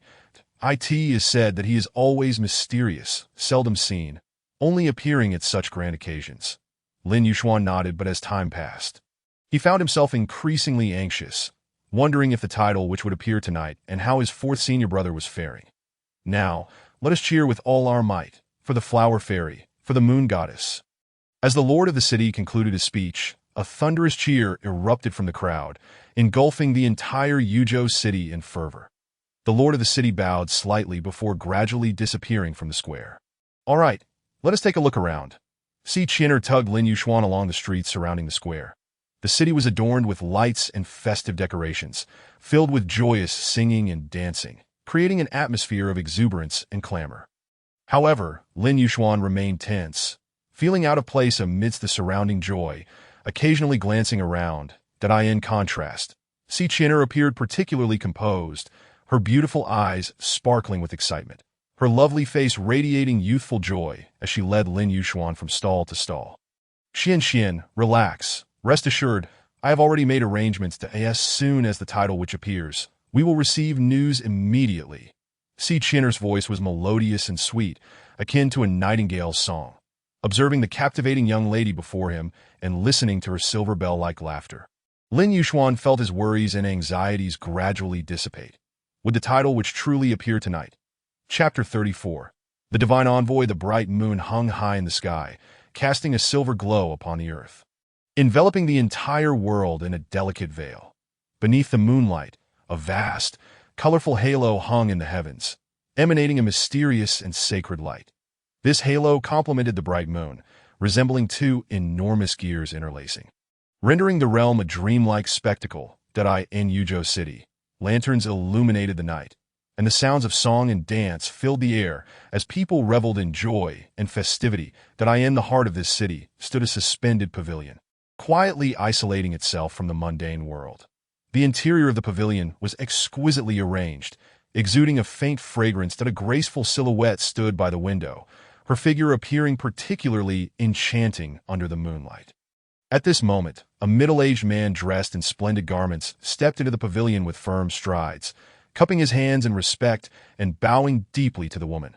The newcomer was none other than the Lord of Yuzhou City, who had rushed to this place immediately after presiding over the celebration, for there was a significant figure present. Divine Envoy, all arrangements have been made, the Lord of the city respectfully stated. Her voice was clear and frosty, as if echoing from beyond the heavens. Thank you for your hard work, Lord. The Lord of the city quickly lowered his head, replying in trepidation, I dare not. This is my duty. The silhouette in the pavilion turned to face him, her icy gaze resembling a cold spring, piercing directly into the Lord's being. In that instant, he felt an invisible pressure, compelling him to slightly raise his head to meet the mysterious Divine Envoy's gaze. Just a fleeting glance made him instinctively lower his head, diverting his eyes. Though brief, that moment was enough to leave him spellbound. Her beauty seemed otherworldly, and her cold yet noble aura rendered her impossible to directly gaze upon. Yet one couldn't help but be drawn to look again. Tio traveled to Yuzhou for the surprising banquet, to behold the Divine Envoy's splendid visage. The Divine Envoy was clad in a simple yet elegant light blue dress, her long, straight legs gracefully accentuated beneath the short skirt. With each step, she seemed to tread upon the stars, crafting the most enchanting vista amidst the dim lights. Her features were the most exquisite creation of the Creator. Her countenance nearly perfect, skin whiter than snow, and her eyelashes fluttering as if to sweep away all the world's dust. Most unforgettable was her cascade of ice blue hair, flowing like a waterfall, harmonizing with her equally ice blue eyes. Radiating an ethereal purity and nobility, Tio's gaze into her eyes was to evoke a sense of inadequacy even in the proudest of souls. Her presence exuded a cold, unassailable dignity, as if she were a deity descending from the heavens, quietly surveying the myriad beings on this earth with her ice-blue eyes. Even a powerful figure like the Lord of the city felt an indescribable sense of oppression before her, beads of sweat forming on his forehead, silently narrating his inner shock and reverence. Indeed, the Divine Envoy is a being that should exist only in the heavens. How rare it is to hear of her on earth. I represent Yuzhou in praying to the esteemed Moon Goddess and the Divine Envoy, wishing for the Moon Goddess's well-being and the Divine Envoy's everlasting beauty. As the Divine Envoy slowly approached the Lord of the city, he once again bowed in reverence, his words filled with sincerity and respect. In response to the Lord's prayers, the Divine Envoy's expression remained tranquil, showing no sign of emotion, her red lips parting slightly as she replied coldly, "Thanks to the Lord, the Moon Goddess is in good health." The Divine Envoy maintained her serene demeanor, her steps steady, as if nothing around her could disturb her tranquility. As she walked, she casually inquired, "Are there any new happenings in the city recently?" The Lord of the city hurriedly followed, responding respectfully, reporting to the Divine Envoy, "The city has been relatively peaceful lately," although he cautiously observed the Divine Envoy's expression, continuing, "There have been some minor disputes and petty thefts, but they have all been properly dealt with." The Divine Envoy nodded slightly, indicating her satisfaction to end the conversation. It was mostly the lord of the city speaking, while the divine envoy occasionally responded. Unbidden, her mind drifted back to an amusing young man she had encountered previously in the Drunken Dream Pavilion. She smiled brightly, causing even the exquisite scenery around her to pale in comparison. Next time, I must seek him out after resolving this matter. Approaching a railing, the divine envoy casually gazed down at the scene unfolding within the city below. Suddenly, a familiar silhouette caught their attention, and their gaze fixated upon a certain youth beneath it. A subtle smile began to curve the corners of the envoy's lips as they murmured, "Little one, I never anticipated encountering you here once more." However, this smile quickly dissipated, replaced by an icy demeanor. A terrifying tempest brewed within the envoy's icy blue eyes, as if poised to consume everything in its path. Meanwhile, the city lord, who was still dutifully reporting, felt an intense chill erupt around him, leaving him breathless. The city lord astutely sensed that the divine envoy appeared exceedingly enraged and cautiously inquired, "My lord, is everything?" The enchanting figure before him did not respond immediately. Instead, the oppressive aura emanating from the surrounding cold intensified. "It's nothing." The city lord seemed to hear the envoy grit their teeth as they uttered three words that a wave of anxiety washed over the city lord. Fearing a grave mistake had occurred, prompting him to hastily excuse himself to investigate further. The once icy blue pupils of the envoy became even more tainted with profound frost, seemingly capable of freezing everything. Yet they remained fixated on the youth below, that if looks could kill, the young man down there would have surely perished. Following the envoy's gaze downward, one could see a charming and beautiful maiden joyfully strolling alongside a handsome youth at the various stalls below, their laughter filling the air. The duo was none other than Si Qian'er and Lin Yuxuan. At that moment, Lin Yuxuan felt a sudden chill wash over him, causing him to shiver involuntarily, a wave of confusion surging within him as he pondered the source of this unexpected coldness.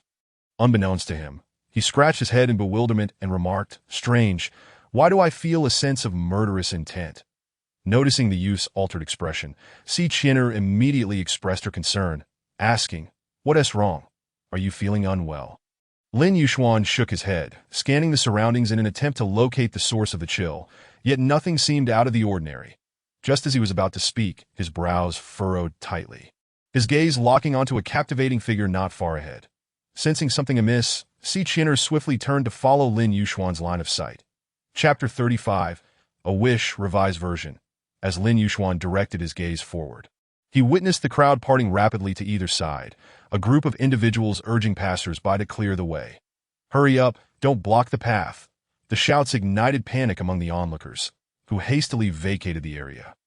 The throng parted, revealing the scene within that a striking young woman sat astride a magnificent crimson steed, towering and regal, adorned with enormous wings. This horse was clearly no ordinary creature. Its presence elicited awe and envy from those nearby. The maiden's proud demeanor and captivating beauty drew attention, yet her bright eyes brimmed with arrogance, filled with disdain for her surroundings. From a distance, Lin Yuxuan recognized the newcomer, his fists clenched tightly, his dark eyes ablaze with fury as he fixated on the maiden. This young woman could only be Mo Shooting, the esteemed daughter of the Mo family. Mo Shooting, perched upon her steed, casually surveyed the crowd. However, when her gaze unexpectedly collided with Lin Yuxuan's, the haughty expression on her face shifted instantly. "It's him, that damned nobody." Hatred flickered in Mo Shooting's eyes, and she contemplated commanding her subordinates to seize Lin Yuxuan and teach him a harsh lesson. Yet just as she prepared to act, her attention inadvertently fell upon another familiar figure beside the youth, prompting her to suppress her impulse. Although she had willingly relinquished Lin Yuxuan to Si Qian'er that day, it did not imply she had truly let go of her grievances. In truth, if the opportunity arose, she would not hesitate to take revenge on Lin Yuxuan. After all, he was the first to dare treat her in such a manner. At that moment, the atmosphere grew palpably tense. As if on the brink of eruption, Si Qian'er immediately positioned herself in front of Lin Yuxuan, gently pulling at his arm as she softly urged, "Why don't you take a stroll over to the central square? I will join you shortly." Lin Yuxuan understood that, given his current strength, he could not confront Mo Shooting directly. Not only was he at a disadvantage, but he also had no intention of placing Si Qian'er in a difficult position.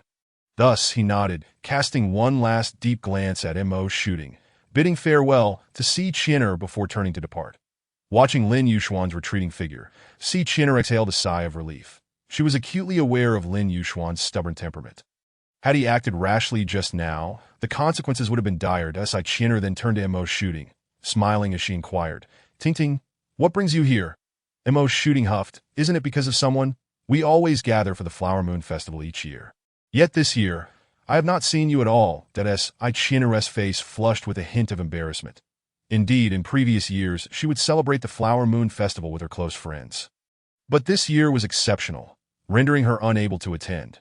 She sighed softly, a glimmer of helplessness crossing her eyes. Meanwhile, Lin Yuxuan continued along the bustling street until he reached the square.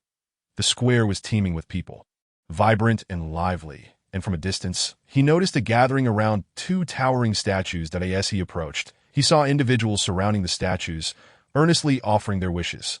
Lin Yuxuan looked up at the statues. One depicted a figure adorned with a floral crown, radiating joy and delight, while the other, draped in gossamer, bore a cold and solemn visage. The two figures stood hand in hand, reminiscent of inseparable sisters. Surely, these must be the Flower Fairy who saved Yunju City and the Moon Goddess. Lin Yuxuan lingered before the statue of the Moon Goddess, pondering, how peculiar. The statue of the Moon Goddess seems so familiar, as though I have seen it somewhere before. After a moment of contemplation, he could recall no memory and ultimately shook his head, bowing deeply to both goddesses. Just as he was about to depart, he heard a child's voice exclaim, Mother, will wishing upon the Moon Goddess and the Flower Fairy truly come true? The woman turned at the sound, seeing her child gazing up at her with wide eyes. She smiled gently and replied, Of course, dear. It is said that when a person's wish is particularly strong, the Moon Goddess will cast her gaze upon them, listening to the innermost desires of the wishmaker, thus granting their wish. Really? That's wonderful. I'm going to wish right now. The child cheered with excitement, dashing toward the wishing pool. Hands clasped together and shouting, Moon Goddess, I wish to marry 10 beautiful brides in the future. At this proclamation, the surrounding crowd fell silent for a moment before erupting into laughter, their gazes landing on the innocent little boy. The woman's face flushed with embarrassment as she rushed to her child, delivering a light smack to his head and scolding, You little rascal, where did you get such ideas? You really dare to think like that? And remember, wishes shouldn't be spoken aloud. Oh no, oh no. Does that mean I won't be able to marry many brides? The boyish expression fell, but his eyes soon lit up again as he declared, Then I'll just settle for 9. It can't be any fewer. Predictably, this remark elicited another round of hearty laughter. Lin Yuxuan found himself amused by the child's antics, his earlier displeasure at encountering Mo Shooting dissipating significantly. Gazing at the two beautiful statues of the goddesses, he thought, since he was already here, why not make a wish? At this moment, Lin Yuxuan's primary concern was for the safety of his 4th senior brother. Thus, he closed his eyes, hands clasped together, and earnestly prayed to the Moon Goddess and the Flower Fairy. Moon Goddess, Flower Fairy, please bless my 4th senior brother with safety and the strength to overcome all obstacles. After this brief yet heartfelt prayer, the youth departed the wishing pool and found a vacant spot in the square to sit. Meanwhile, the child by the wishing pool was being scolded by a middle-aged woman, who had caught him by the ear and was delivering a stern lecture. You little rascal, is this nonsense something your good-for-nothing father taught you? Truly, the apple doesn't fall far from the tree. The boy looked utterly aggrieved, ready to plead for mercy, when he suddenly spotted a familiar figure nearby and shouted, Dad, you need to control your wife. Lin Yuxuan was once again amused by the antics of the boy, his gaze drifting towards a middle-aged woman who was animatedly scolding a pair of individuals, a large one and a small one. Her expression, one of exasperation that was both humorous and endearing. The duo, heads bowed in submission, resembled children caught in mischief, clearly aware of their subordinate position within the familial hierarchy. Observing this amusing domestic scene, Lin Yuxuan felt a surge of complex emotions that it would be disingenuous to claim he was not envious. Such familial warmth was a luxury he had never known. Orphaned from a young age, he had lived atop Xian'an Mountain, raised by Master Xian Kong and several senior disciples, though they cared for him deeply. The warmth and indulgence typically bestowed by biological parents remained an unquenchable yearning within him. Whenever he witnessed children of his age being doted upon by their parents, a pang of sorrow would strike him. Those memories cut through his heart like a sharp blade. Countless nights, the gentle and beautiful outlines of his imagined parents would haunt his dreams as he cried out their names in desperation, running towards them, only to find that each time was in vain, met instead by endless phantoms. Ultimately, he would awaken to the cold dampness of his pillow. It was precisely because Lin Yuxuan was an abandoned orphan that he cherished his master and senior brothers on Xian'an Mountain all the more. They had become the most significant family in his life. This was why he so eagerly sought to reunite with his fourth senior brother. At this moment, he sat quietly on a bench, his gaze fixed on the direction in which the boy had departed, his thoughts drifting far away. Suddenly, a pair of long, jade-like legs appeared before him, blocking his line of sight. Startled, he slowly shifted his gaze upwards.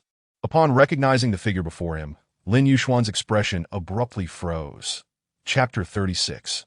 Run again, and I shall imprison you. Why you? How did you end up here? Gazing at the extraordinarily beautiful woman before him, Lin Yuxuan's pupils constricted sharply, rendering him momentarily speechless. Indeed, the stunning woman before him was the same mysterious and aloof figure he had encountered earlier at the Drunken Dream Pavilion.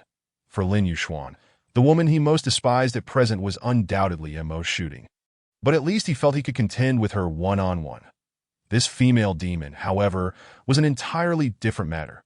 He harbored no fondness for her, and instead felt a palpable fear. After all, he was no match for her. The disparity in their power was far too great. Ever since he had witnessed her terrifying abilities firsthand, she had left an indelible impression on him, one that exuded an overwhelming sense of pressure typically associated with those in positions of authority. This woman was undoubtedly the last person Lin Yuxuan wished to encounter, yet fate had conspired to reunite them this very night. His instinctual reaction was to flee. Despite her unparalleled beauty, arguably the most exquisite woman Lin Yuxuan had ever laid eyes upon, what did that matter to him? He was no stranger to beauty, and not all beautiful women were goddesses. As a Sigma male, Lin Yuxuan always kept his Master South teachings close to heart, with no women in his thoughts. His sword would surely be divine. Luo Yao's exquisitely beautiful face, framed by icy blue eyes glinting with mischief, eagerly scrutinized the young man before her. Initially furious, her ire dissipated significantly upon seeing the boy's expression.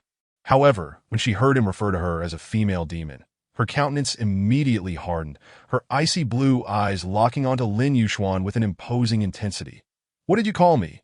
"Repeat that." Lin Yuxuan swallowed nervously, striving to maintain his composure.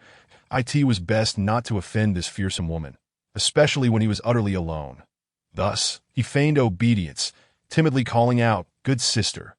Upon hearing the satisfactory response, Luo Yao's previously frosty expression softened visibly. "That's more like it. What is wrong? Are you unhappy to see your sister?" Lin Yuxuan forced a smile that was more sorrowful than joyful. "That I'm thrilled. Truly overjoyed. Good sister, I shan't intrude on your enjoyment any longer. I shall take my leave." No sooner had he finished speaking than he sprang to his feet, eager to escape the presence of this fierce woman. Luo Yao was amused. How amusing! After finally encountering me, this little creature thinks he can run away. Just as he took a step, an icy chill enveloped him from behind. "Wait, are you really leaving?" she called, her voice turning cold. "Dare to take another step, and I shall imprison you." "You may test it if you wish," Lin Yuxuan retorted. Testing would be a futile endeavor. He immediately turned around, his face a portrait of grievance. "Sister, you told me I could leave, yet now you retract your words. You lack integrity." Luo Yao, observing his pitiful expression akin to that of a lost puppy, could not help but chuckle softly. She approached and gently ruffled his hair. "How can you be so adorable? Such a delightful little pup should belong to me. I wish to keep you by my side forever. When did you become so obedient?" A glint of cunning sparkled in her eyes. "This is something I wish to see more of." As Luo Yao's icy blue gaze flickered, she gestured toward the adjacent bench, inviting him to sit. Lin Yuxuan cursed his luck inwardly. He had the misfortune of encountering two women he despised in one evening. A hasty glance around made him ponder whether he could seize the opportunity to slip away amidst the crowd.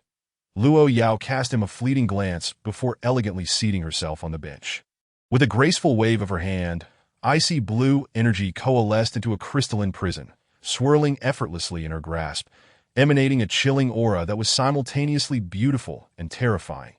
Her smile held a hint of playful malice that instantly quelled any thoughts of escape from Lin Yuxuan's mind. "Sister, let us converse amicably." Lin Yuxuan nearly reacted on instinct, settling into the bench. How could he forget the horror of witnessing those bandits meet their end, transformed into swirling snowflakes within her icy prison? Even the formidable leader, who had reached the spirit transformation realm, had not escaped unscathed. Lin Yuxuan did not believe himself stronger than that leader. Furthermore, given this fierce woman's methods, disobedience would surely lead to dire consequences. He could not afford to take that risk. He resolved to stall for time. Soon, Chinner would come looking for him, and then he would no longer have to fear her. Luo Yao observed this, her smile deepening. "Call me sister a few more times. I delight in hearing it." Reluctantly, Lin Yuxuan complied, his voice steady as he called out sister. In the square, the arrival of Luo Yao captivated all present, drawing countless gazes that subtly fixated on her. It was not merely her stunning beauty and graceful form, but the frosty demeanor that added an air of imperiousness, as if she had stepped forth from a realm of ice and snow. What boy could resist the allure of such a goddess? Many men cast envious glances at Lin Yuxuan, seated beside her. How infuriating! What virtue did that boy possess to sit beside such an aloof goddess? If only I could share a moment with her. I would gladly trade 100 years of my life. Some even mustered the courage to approach, only to recoil in terror at the icy gaze and the swirling blue energy that surrounded her. As if struck by lightning, that it was not merely a visual shock. It resonated deep within their souls, instilling a profound sense of dread that deterred any thoughts of disrespect. Good heavens, that gaze was ferocious. And the icy blue energy swirling around her was enough to send many would-be suitors retreating in fear. Yet not all were deterred. A tall, graceful young man, exuding a gentle aura, swam against the current. Ignoring the whispers and curious stares, he approached with a humble demeanor, gesturing towards the vacant seat beside Luo Yao. "Beautiful lady, may I join you for a moment?" His voice was warm and resonant. Luo Yao swiftly encased the empty space at her right in ice, her lips parting to deliver a chilling command. "Leave." It must be noted that the young man was tall, easily measuring around 6 feet tall. With an affable demeanor and a soft-spoken voice, Lin Yuxuan, at around 5'7", stood shorter than Luo Yao by half a head.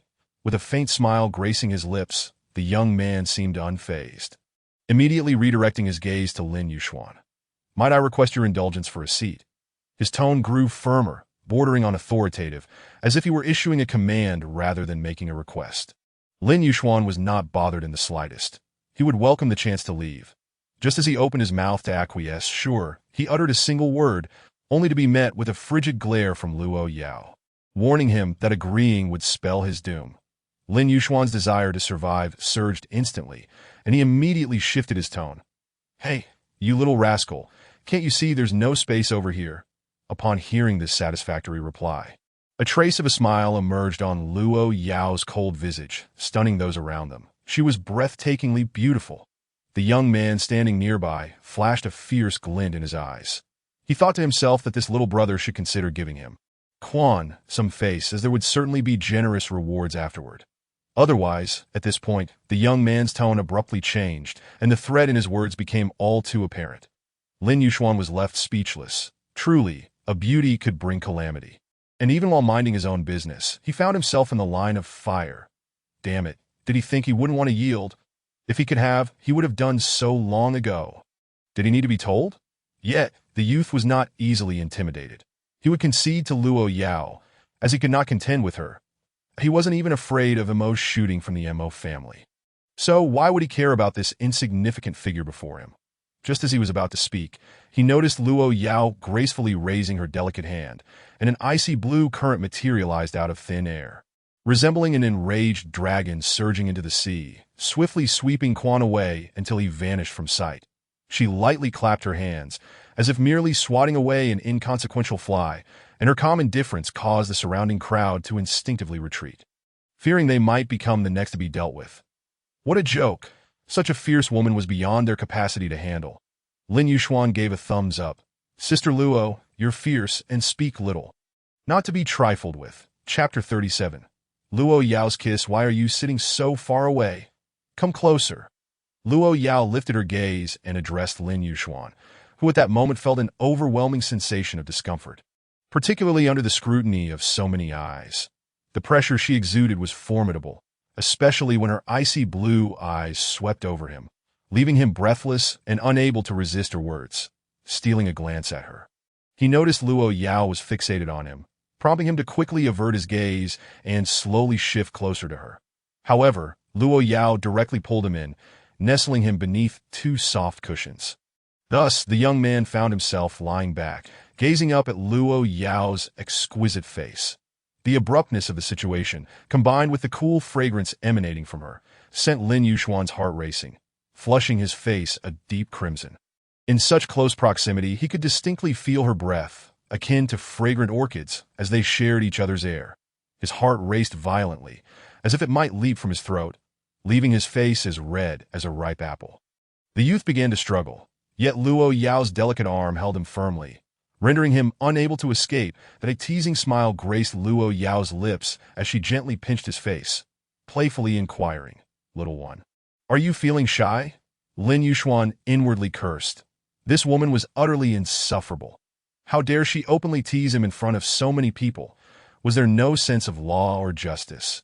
He merely wished to bury his head in shame. He continued to struggle, wanting to rise, especially with so many eyes upon them. Yet Luo Yao softly commanded, "Don't move. Let me hold you for a moment." With that, she tightened her embrace around him, and her once indifferent countenance softened considerably. For reasons unknown, holding the young man filled her with an indescribable sense of comfort, and she gently closed her eyes, seemingly lost in the moment. She paid no heed to the gazes of those around her. Meanwhile, the boy held in her embrace felt his face grow even hotter. Being stared at by so many, coupled with their intimate position, was unbearably awkward. Gazing at Luo Yao's exquisitely crafted features, particularly her closed eyes and long, enchanting eyelashes, he longed to escape but dared not move, ultimately resorting to tightly closing his own eyes and shyness. As seconds ticked by, each one felt like an eternity for Lin Yuxuan, who only wished to extricate himself from this embarrassing predicament. Sensing the young man gradually relaxing in her arms, Luo Yao's lips curled into a subtle smile, forming an enticing arc. Lin Yuxuan, held tightly by Luo Yao, could faintly hear her murmuring, "Little one, you belong to me." Upon hearing this, Lin Yuxuan couldn't help but scoff inwardly. "Who do you think you are? Don't speak recklessly. Wait, could it be that she actually has feelings for me?" The mere thought startled him. Heaven forbid! This woman was not only fierce but also domineering and unreasonable, always bullying him. Lin Yuxuan mentally enumerated her various offenses, harboring no fondness for her. Moreover, his master had warned him that women in the outside world were as fierce as wolves and tigers, and he should steer clear of them. Fourth senior brother had been taken by the title which for ignoring the master's advice. Even if given a choice, Lin Yuxuan would undoubtedly prefer a gentle and sweet lady. Women like Luo Yao were to be kept at arm's length. Yet her next whisper felt like a devil's murmur, sending shivers down his spine. "Little one, sister truly wishes to keep you locked away. So you would forever belong to me, Lin Yuxuan?" Good heavens, so she's a Yandere. It is well known that falling for a Yandere can lead to a story, but if a Yandere falls for you, that's a disaster. This is it. She can't genuinely have feelings for me, can she? Chinner, where are you? I need saving. Lin Yuxuan felt as though time was crawling, and he realized he had to find a way to escape this passive situation. Thus, the young man cautiously called out, "Sister." In response, he was met with a pair of icy blue eyes, Luo Yao's displeasure evident as she fixed her gaze upon him after being roused from her feigned slumber. Upon opening her eyes, the invisible pressure returned. Lin Yuxuan nervously stammered, "Sister, I have something to attend to. Could you let me go?"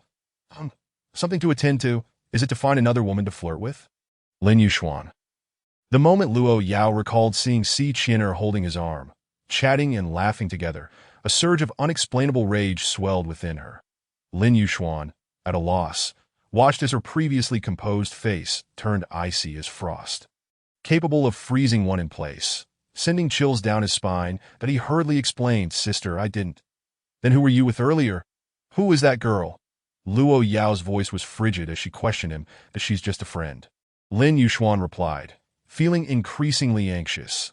Luo Yao scrutinized him, her tone laced with skepticism. Just a friend. Lin Yuxuan nodded vigorously.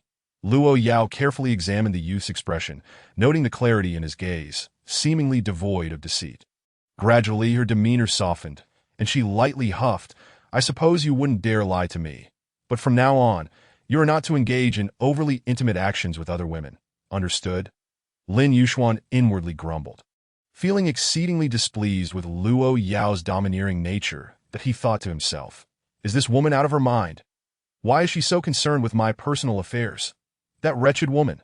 However, given the current circumstances, he had no choice but to acquiesce for the time being. All right, I understand. That's more like it. If I catch you, you should know the consequences. Now tell me, what is it that you need? Sister can assist you. Lin Yuxuan sighed in resignation. If he didn't share, Luo Yao would certainly not release him easily, so he detailed the situation regarding fourth senior brother Yuan. Of course, he didn't harbor much hope for her assistance, as he felt a certain aversion to this woman. Despite her potential strength, he simply didn't wish to owe her any favors. The title witch? Don't worry, leave it to sister. I'll investigate this right away. Little one, meet me here tomorrow night. You mustn't miss it. Luo Yao was always decisive in her actions. After speaking, she swiftly planted a kiss on the young man's cheek before releasing him, vanishing like a fleeting shadow. Lin Yuxuan felt a sudden warm, moist sensation on his face, and it took him a moment to process what had just occurred. That wretched female demon.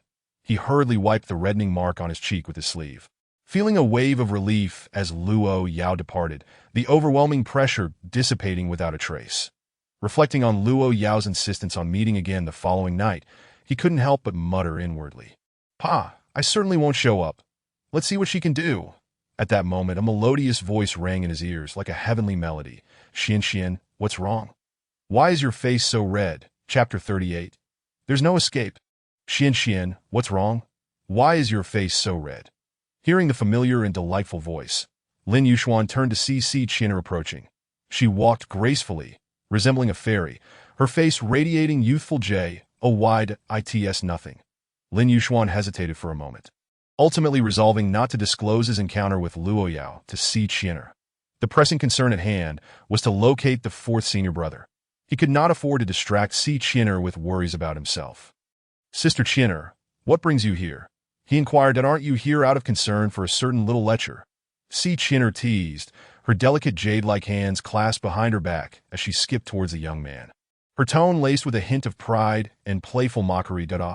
Lin Yuxuan scratched his head awkwardly, at a loss for how to respond. He hastily shifted the topic. By the way, Sister Qian'er, have you found any leads on the Tide Witch?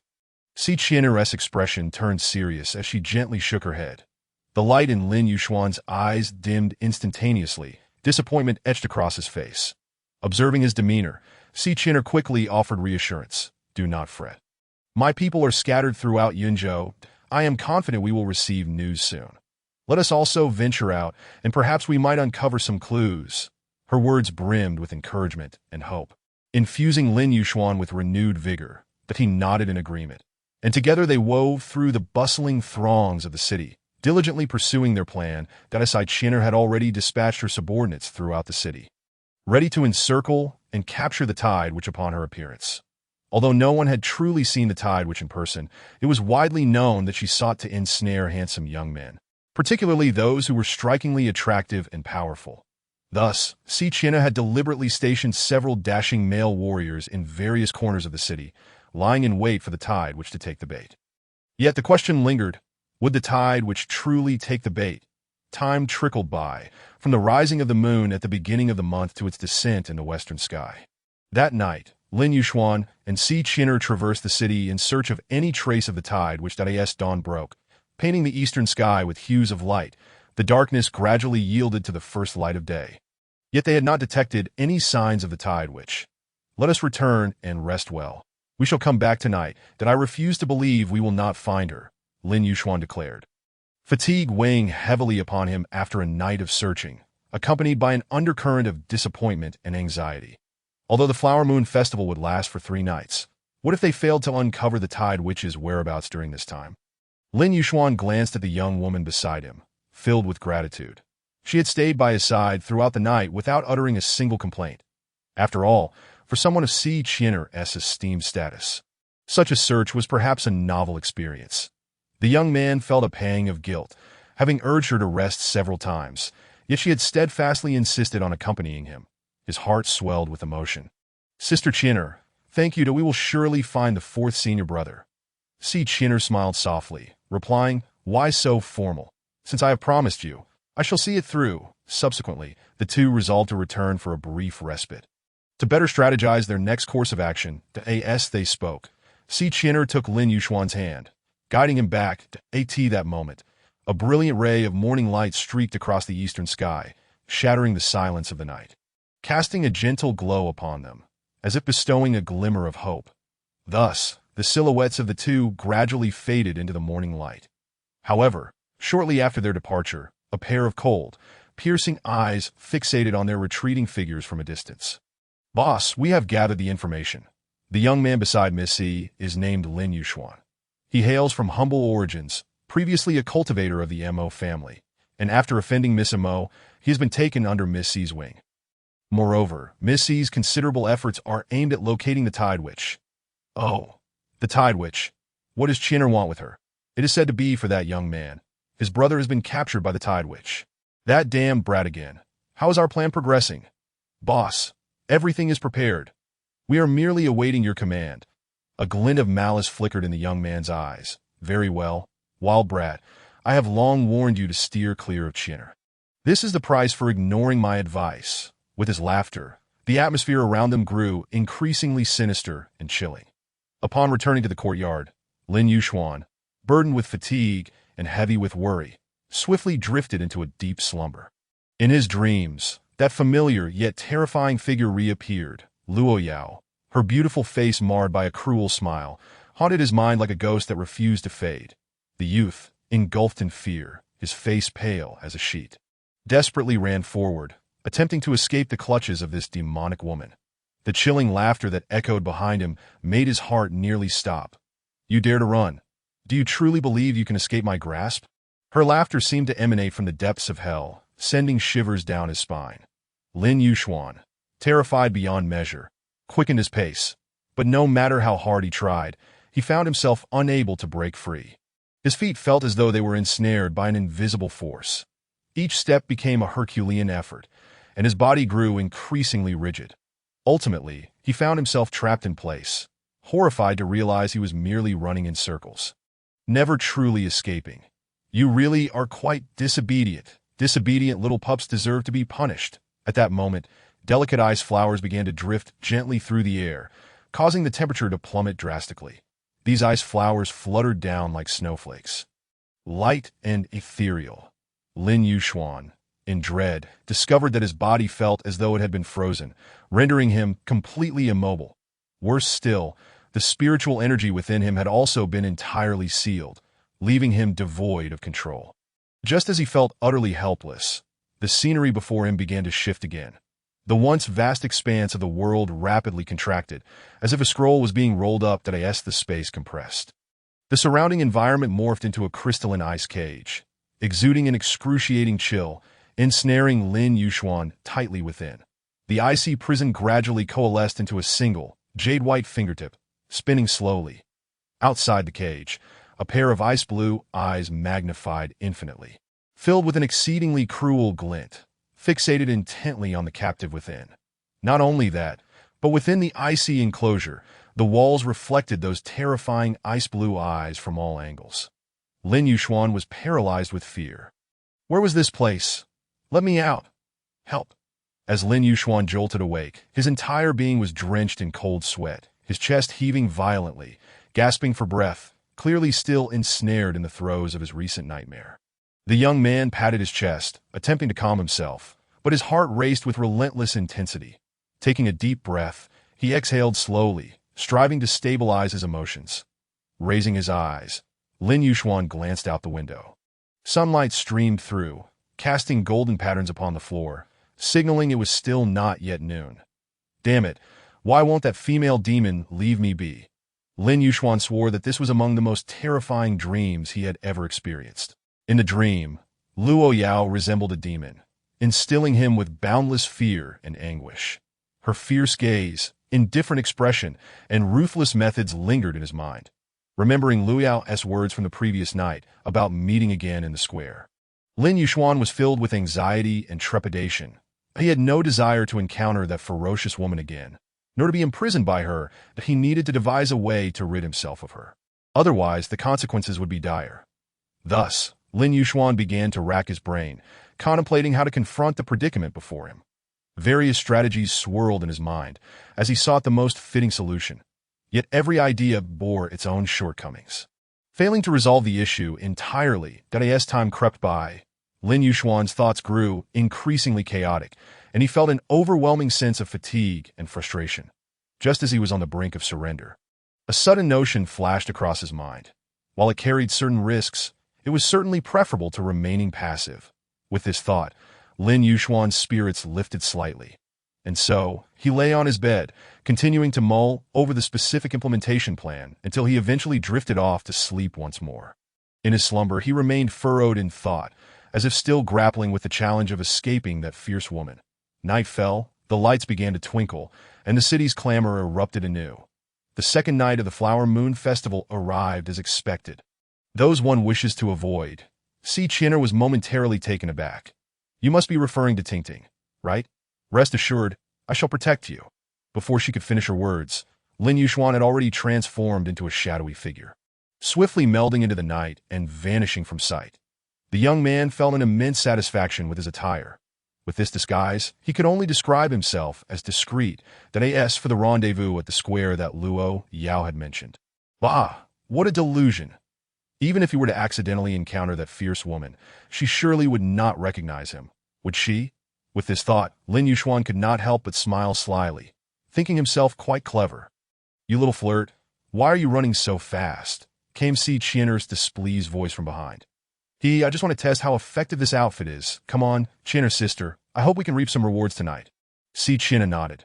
Her team had long been deployed, and she hoped they would uncover the whereabouts of the Tidal Witch tonight. Xin, aren't we heading to the square? Sister Chinner, we spent most of last night there.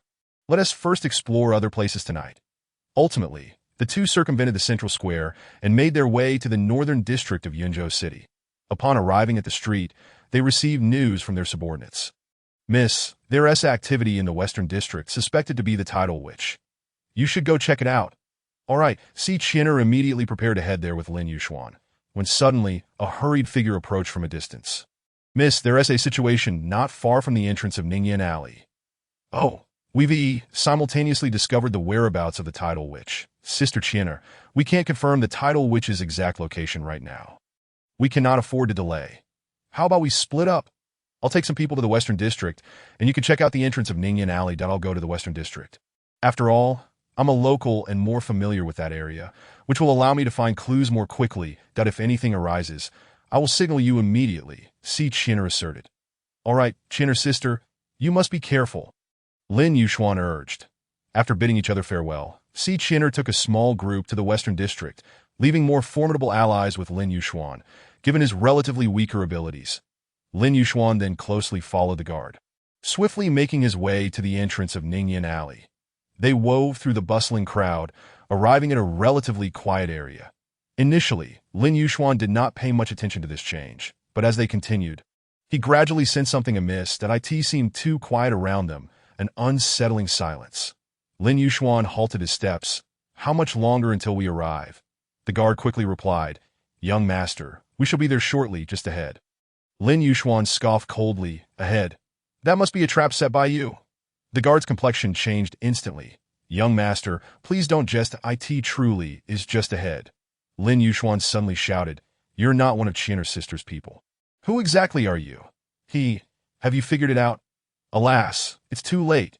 The guard let out a sinister laugh, revealing a grotesque expression. He swiftly signaled, and in an instant, dark figures emerged from the once silent shadows, surrounding Lin Yuxuan and his companions with silent menace, armed with sharp weapons. Brat, meet your doom, the guard snarled, and at his command, the surrounding dark figures charged toward Lin Yuxuan with ferocity, their blades glimmering ominously.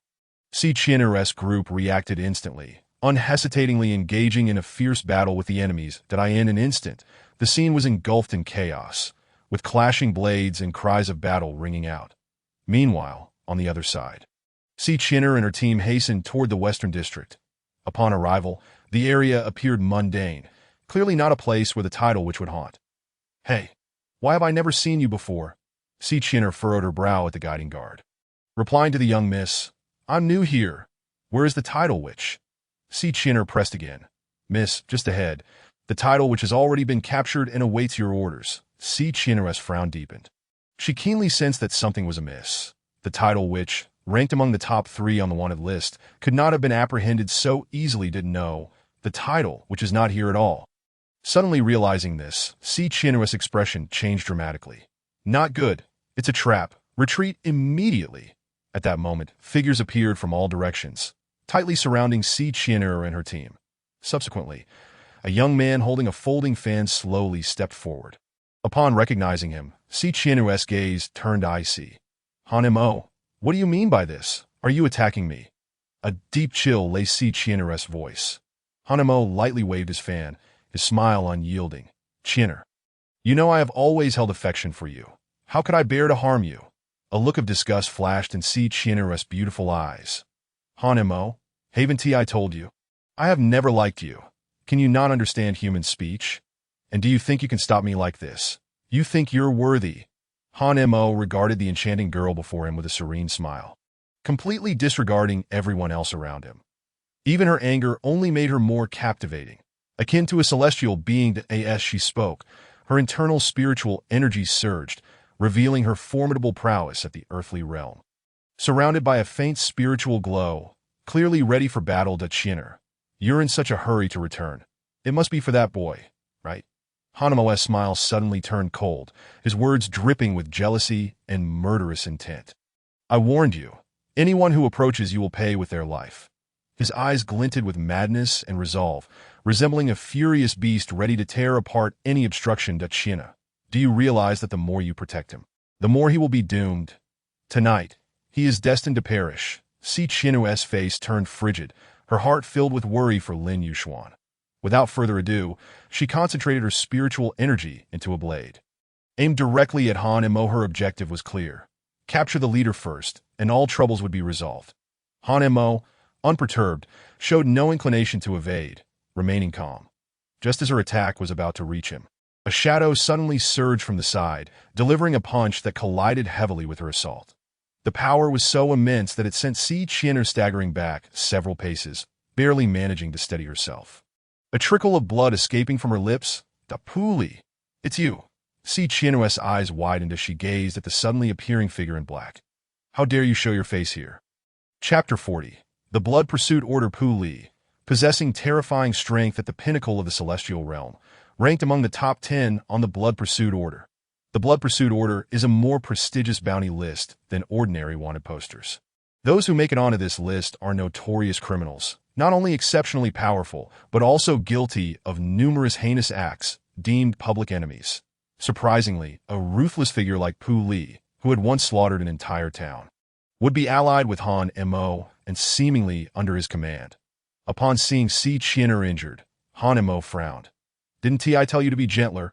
Puli, wearing a silver mask and exuding an aura of coldness, merely responded indifferently. Si Chinner's expression grew graver.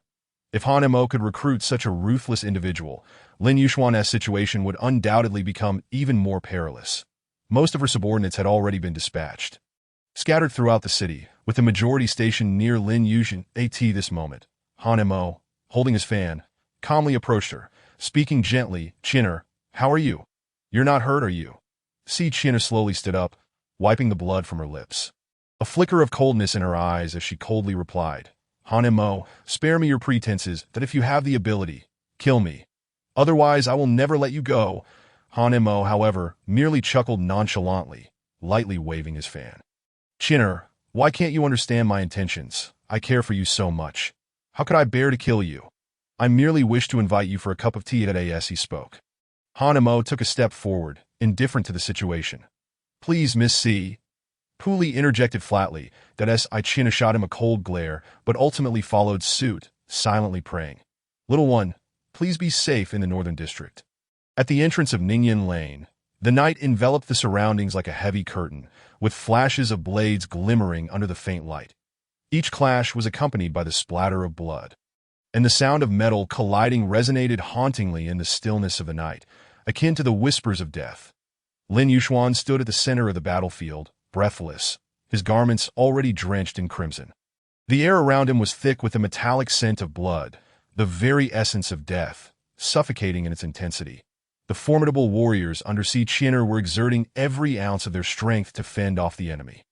As time passed, the disadvantage in numbers became increasingly apparent, with the onslaught of foes crashing down like a relentless tide, threatening to topple their defenses as loyal guards fell one after another into pools of blood. Watching his capable comrades succumb, Lin Yuxuan felt a pang of sorrow. After all, they were not bound by any ties to him, merely fulfilling their duty to protect him at a grievous cost. Just as he was lost in contemplation, a cold gleam sliced through the night. Hurtling towards him, in the face of imminent danger, a guard stepped forward without hesitation, expending all his strength to shove Lin Yuxuan aside, averting a fatal strike. Yet the threat remained, the enemy relentless, launching another fierce assault. Young Master Lin, there are too many of them. Please, you must leave this place at once. My brothers will do everything in their power to ensure your safe retreat.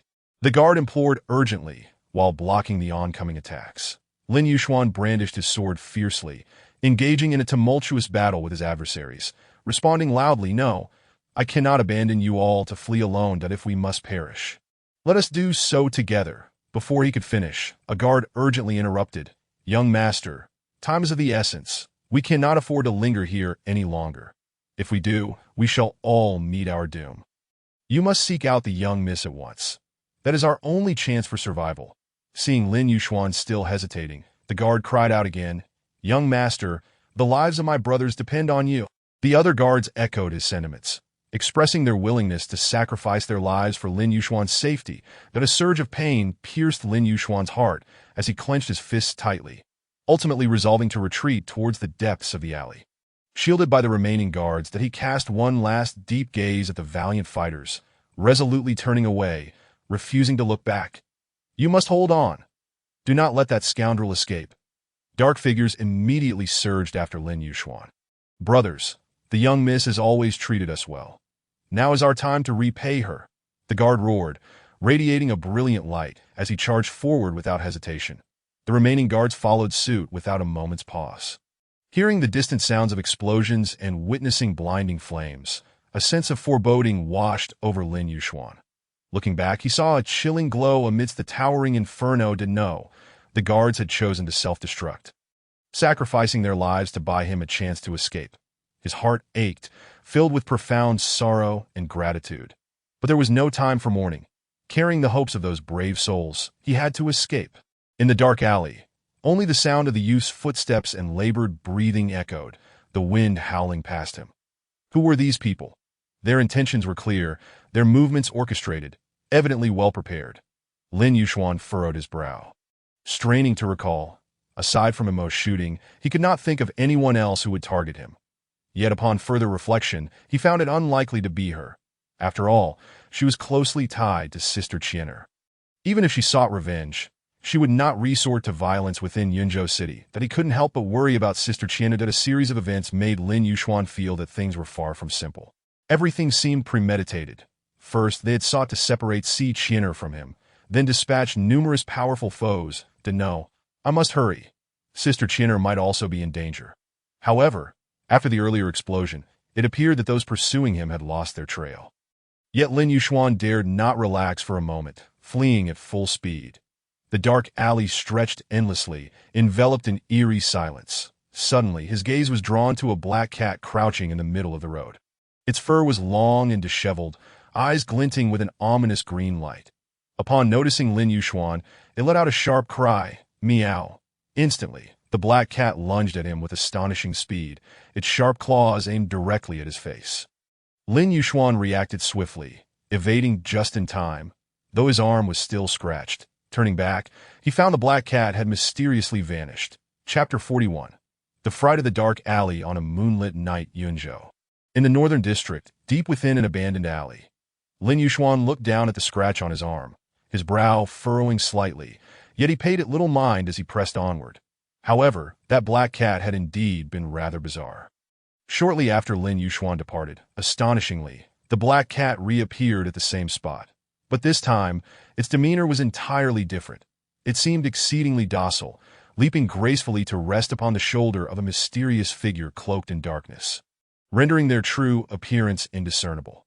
The figure's gaze was fixed intently on the retreating silhouette of the youth, a subtle smile gracing her lips, curving her alluring red mouth that eyed the pitch-black alley as the figure emanated a dark crimson glow.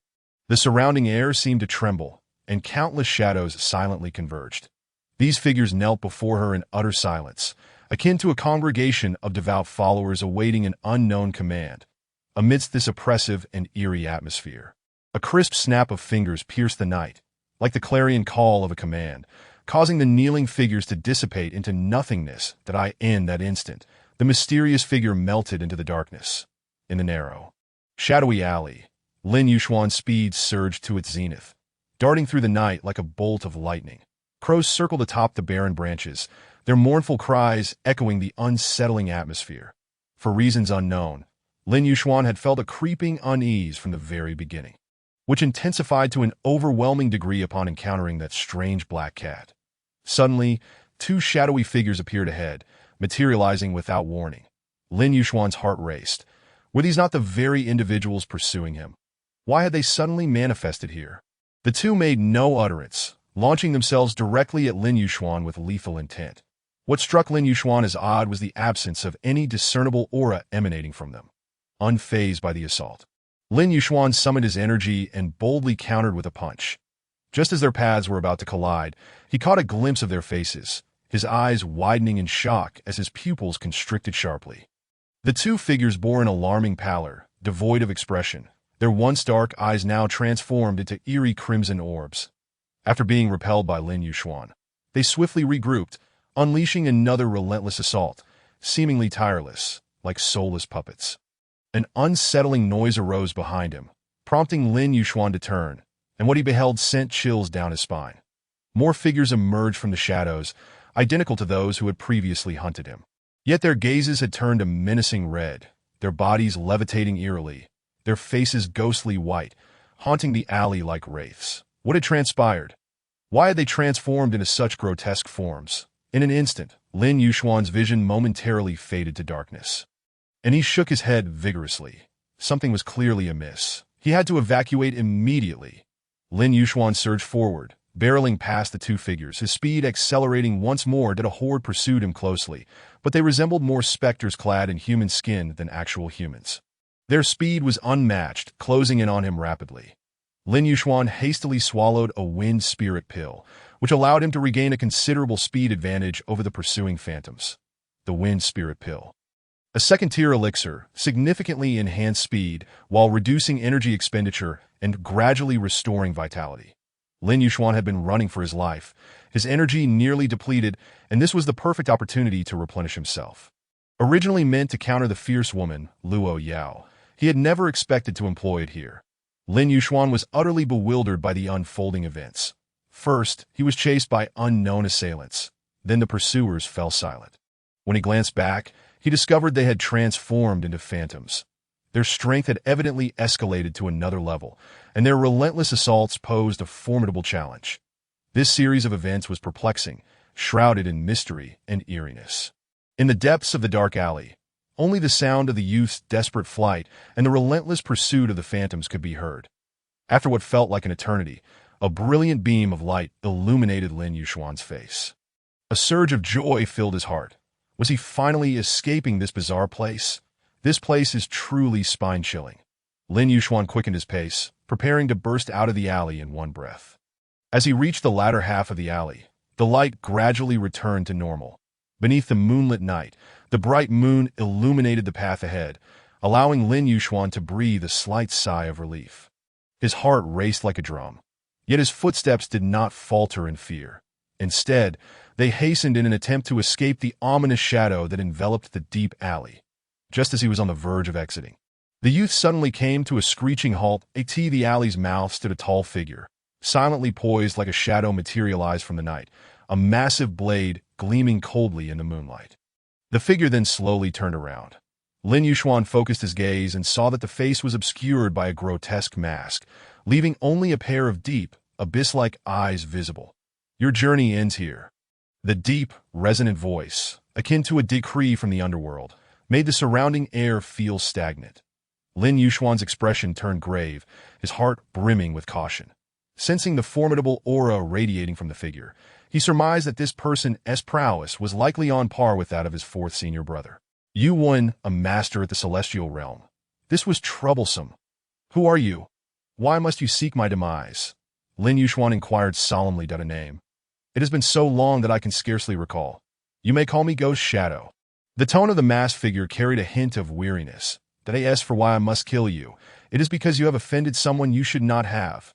If Si Chinner were here, she would surely recognize that the ghost shadow before him was a terrifying existence among the top 10 on the blood pursuit order, perhaps even stronger than Pu Li. Do you have anything else to say? If not, then it is time for you to depart. Lin Yuxuan hastily turned to flee into the dark alley, but upon raising his head, he discovered a multitude of phantoms had already pursued him. Forming an insurmountable wall, with a fierce tiger ahead and pursuers behind, he found himself in a dire predicament. The ghost shadow paused momentarily upon noticing the phantoms behind him, evidently taken aback by the sudden turn of events. However, he quickly regained composure, brandishing his massive blade and advancing step by step towards Lin Yuxuan, but he paid no heed to the phantoms, for his sole mission was to capture Lin Yuxuan. Everything else was irrelevant to him. What to do? What to do? In such a desperate situation, Lin Yuxuan's body was drenched in sweat. Was he truly destined to fall here? No, he could not succumb so easily. There were still many unfinished matters awaiting his resolution. Lord Moon Goddess, if you can hear my call, please come to my rescue. Just as the ghost shadow's massive blade was about to pierce the youth's body, crystalline snowflakes suddenly began to drift through the air. Chapter 42.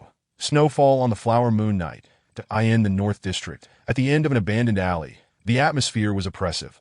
The ghost shadow, wielding a gigantic blade, steadily advanced towards Lin Yuxuan, each step laden with a heavy sense of pressure. As if treading upon Lin Yuxuan's very heart.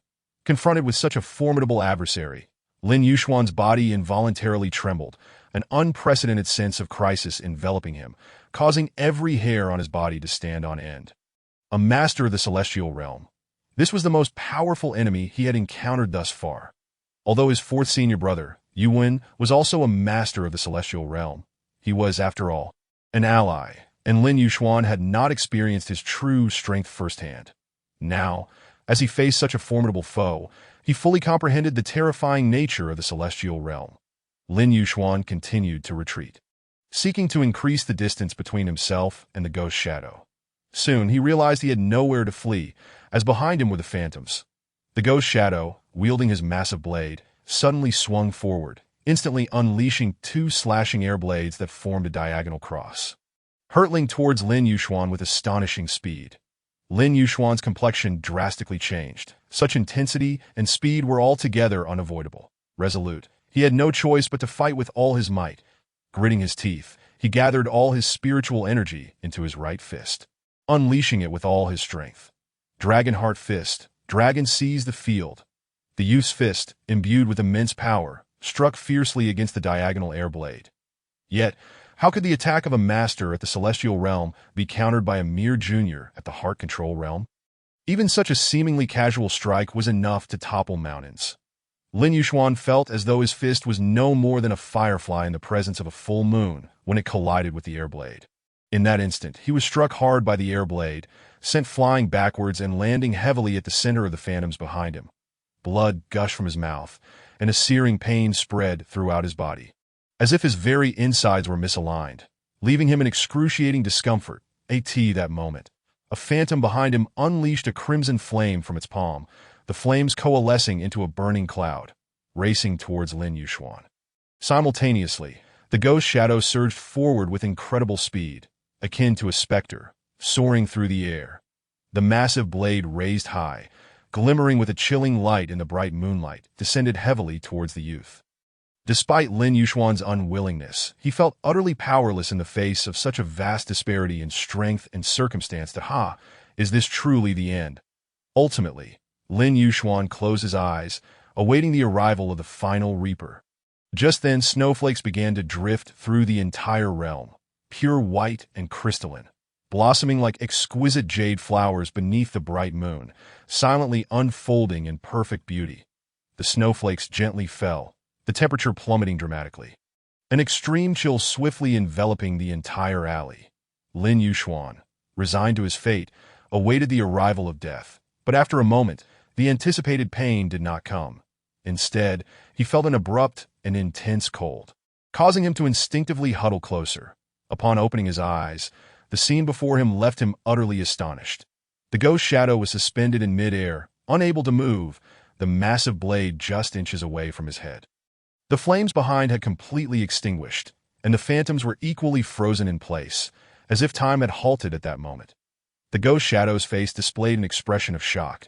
He struggled to move, but found himself utterly immobilized. Meanwhile, from beneath him, a thin layer of ice began to emerge, gradually spreading upwards, swiftly encasing both the ghost shadow and the phantoms behind him in ice. Terror filled the ghost shadow's dark pupils. His desire to plead for mercy stifled, as no sound could escape his lips. Their bodies were frozen within the ice, forming lifelike sculptures. What is happening? Lin Yuxuan raised his gaze, suddenly noticing an ethereal figure descending gracefully from the heavens, like a celestial being gracing the earth. Her ice-blue hair danced in the gentle moonlight, resembling a spirited sprite. Snowflakes coalesced around her, blooming into crystalline jade flowers, a dreamlike spectacle. That figure, framed by the enchanting scenery of wind, flowers, snow, and moonlight, possessed an otherworldly beauty. Lin Yuxuan found himself momentarily entranced. Was this the goddess? But from the back, she was captivating. In an instant, she was terrifying. Wait, something seemed amiss. This familiar sensation. The figure slowly turned, revealing an extraordinarily beautiful face. Her skin was as fair as snow, delicate as jade, and her ice-blue eyes were clear and transparent, like a profound glacier, exuding a chilling aura. Her gaze was aloof and detached, as if surveying all of existence, imparting a powerful sense of oppression. Why the heavens? How could it be her? It turned out that the newcomer was none other than Luo Yao. Lin Yuxuan recognized her the moment she turned. Inwardly lamenting, he hurriedly pulled up his black mask to conceal his face, while awkwardly shifting his body, attempting to hide among the phantoms behind him. Anxious and apprehensive, he cautiously moved, occasionally stealing glances at the ethereal figure, fearful of being discovered.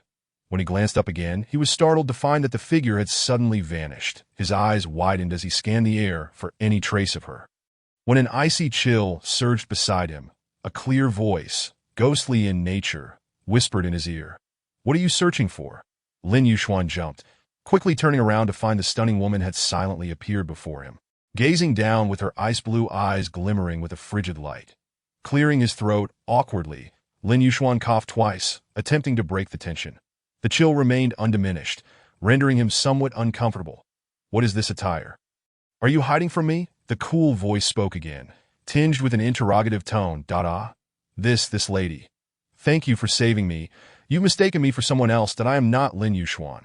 Lin Yuxuan hastily altered his voice, feeling quite flustered.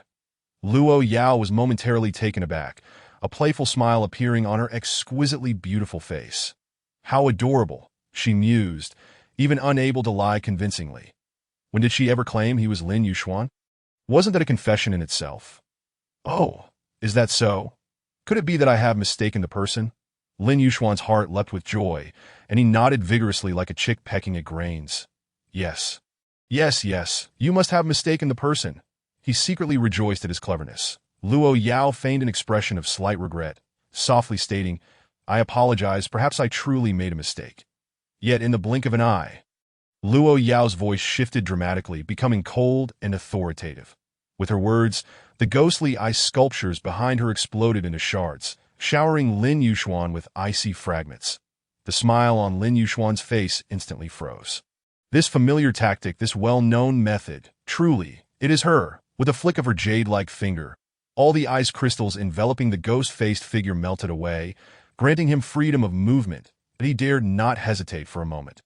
Immediately turning to flee, At that moment, the ghost-faced man felt a wave of dread. This stunningly beautiful, icy woman was utterly terrifying.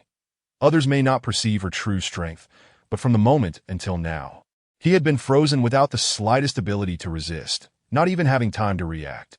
This situation could only indicate that the icy woman before him possessed an extraordinarily terrifying power, far exceeding his own capabilities. The ghost-faced man wasted no time, turning to escape, but a chilling voice echoed behind him. "Umph. You dare to touch my people and still think you can flee," as soon as the words left her lips.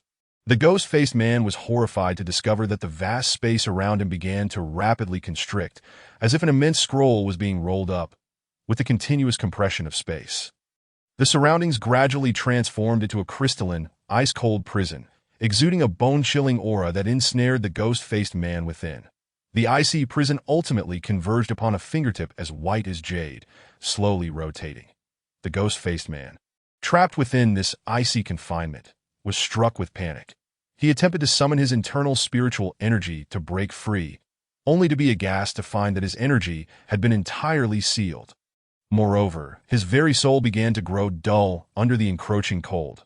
Inside this icy prison, the temperature plummeted, but if he could not harness his energy to fend off this chill, he would face a slow, agonizing demise. It felt akin to an ordinary person being exposed naked in a frigid environment of -50 degrees, utterly defenseless. The ghost-faced man finally panicked, realizing that the strength of this mysterious powerhouse far surpassed his imagination. He hurriedly pleaded, "My lord, I am blind to the mountain's majesty and have offended you. I sincerely apologize. Please, have mercy and spare me. It would be too merciful to kill you outright. Savor this experience. Rest assured, I shall leave you a breath." The frigid words flowed from Luo Yao's lips, imbued with boundless indifference and cruelty, that "My lord, I beg you, my lord." The powerful figure of the celestial realm pleaded in terror, his voice laced with despair. Yet Luo Yao remained unmoved. Her fingertips danced lightly, causing the icy prison to slowly spin, emanating an oppressive chill. Turning around, Luo Yao's ice-blue eyes fell upon Lin Yuxuan. Her gaze was cold and piercing, as if it could penetrate one's very soul. Lin Yuxuan felt a sudden chill wash over him, involuntarily trembling.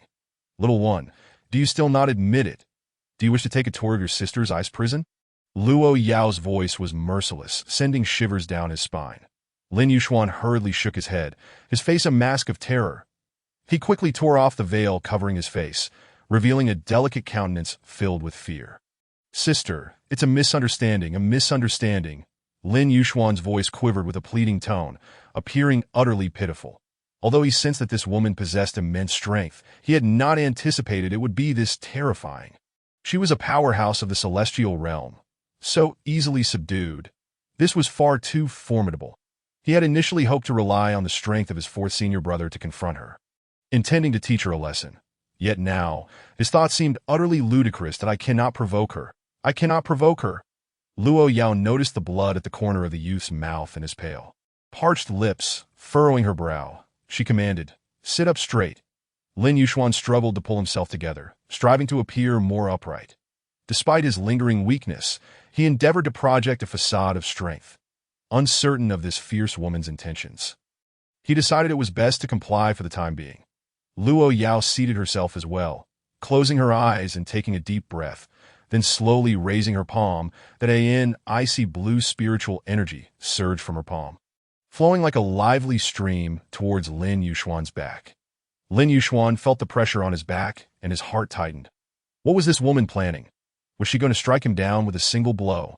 Yet, when the icy blue energy entered his body, he felt no pain or discomfort, that on the contrary, a gentle sensation washed over him, akin to a clear spring flowing through his entire being, soothing his injured body.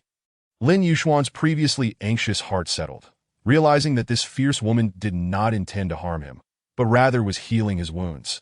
With Luo Yao's assistance, Lin Yuxuan began to circulate his own spiritual energy. He closed his eyes, focusing his mind, guiding the energy within him to flow, merging with the energy Luo Yao was supplying, jointly repairing his damaged body.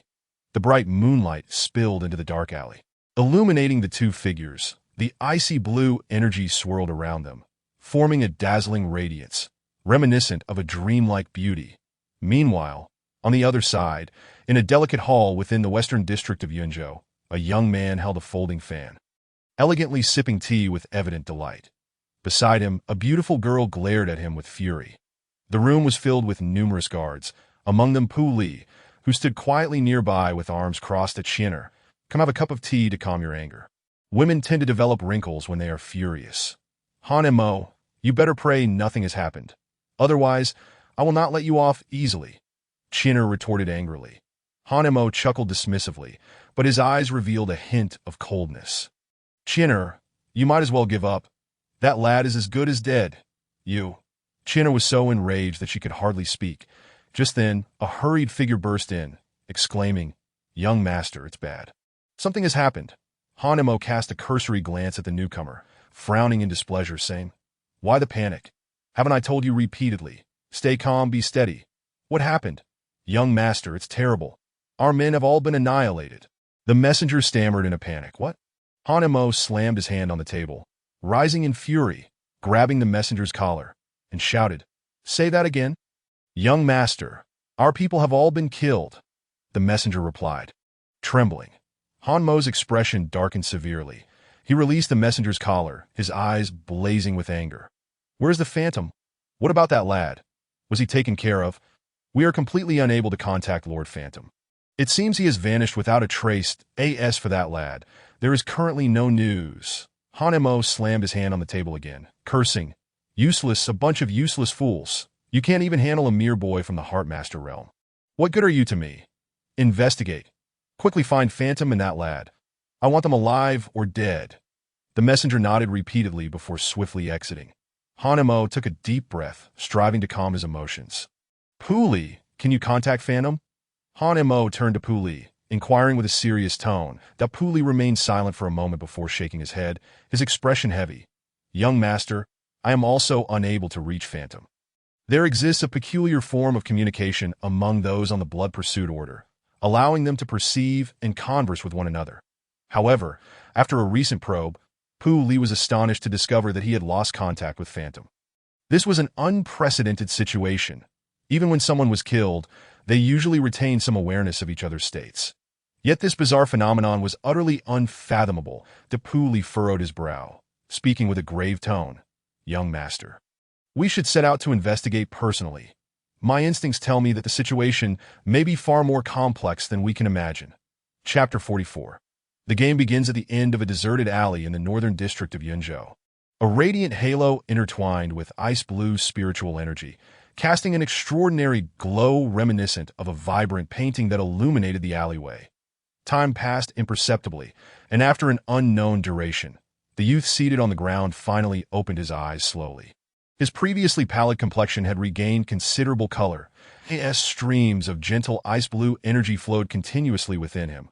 Lin Yuxuan's injuries were thoroughly healed. Not only that, but he also felt a wave of comfort and delight from this nurturing energy. To his astonishment, he discovered that his strength seemed to have advanced further, as if he had broken through a certain barrier. Perhaps he was not far from the mid-stage of the heart control realm. Lin Yuxuan took a deep breath, sensing the abundance of power within him, and a surge of confidence welled up in his heart. Just then, a cool voice from behind him shattered the tranquil atmosphere. How is your recovery? Turning around, Lin Yuxuan beheld a beautiful figure leaning against a nearby tree, her ice-blue eyes quietly observing him. He hurriedly stood up and expressed his gratitude. I have nearly recovered. Thank you, despite her often fierce demeanor and unreasonable nature. After all, she had saved his life. Luo Yao's expression remained indifferent, showing no sign of change as she asked, Why have you been pursued again? Lin Yuxuan shook his head in confusion. To be honest, he did not even know whom he had offended. Your frail physique cannot withstand the winds. I truly wish to keep you by my side. Luo Yao's voice was chilling, imbued with an undeniable undertone of command.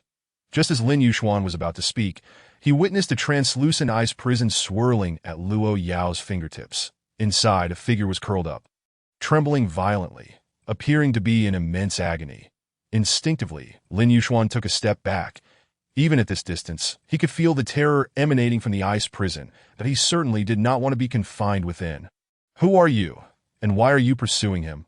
A cold voice reached the captive within the ice prison, who quivered in fear. The figure, known as the masked man, gritted his teeth, trying to suppress his trembling voice. I am merely a hired assassin. Someone paid me to kill him, that I know nothing else that Luo Yao arched an eyebrow, seemingly dissatisfied with this response. With a slight movement of her finger, the temperature inside the ice prison plummeted, causing the masked man's body to stiffen, making even breathing a struggle. I will ask you once more, who sent you?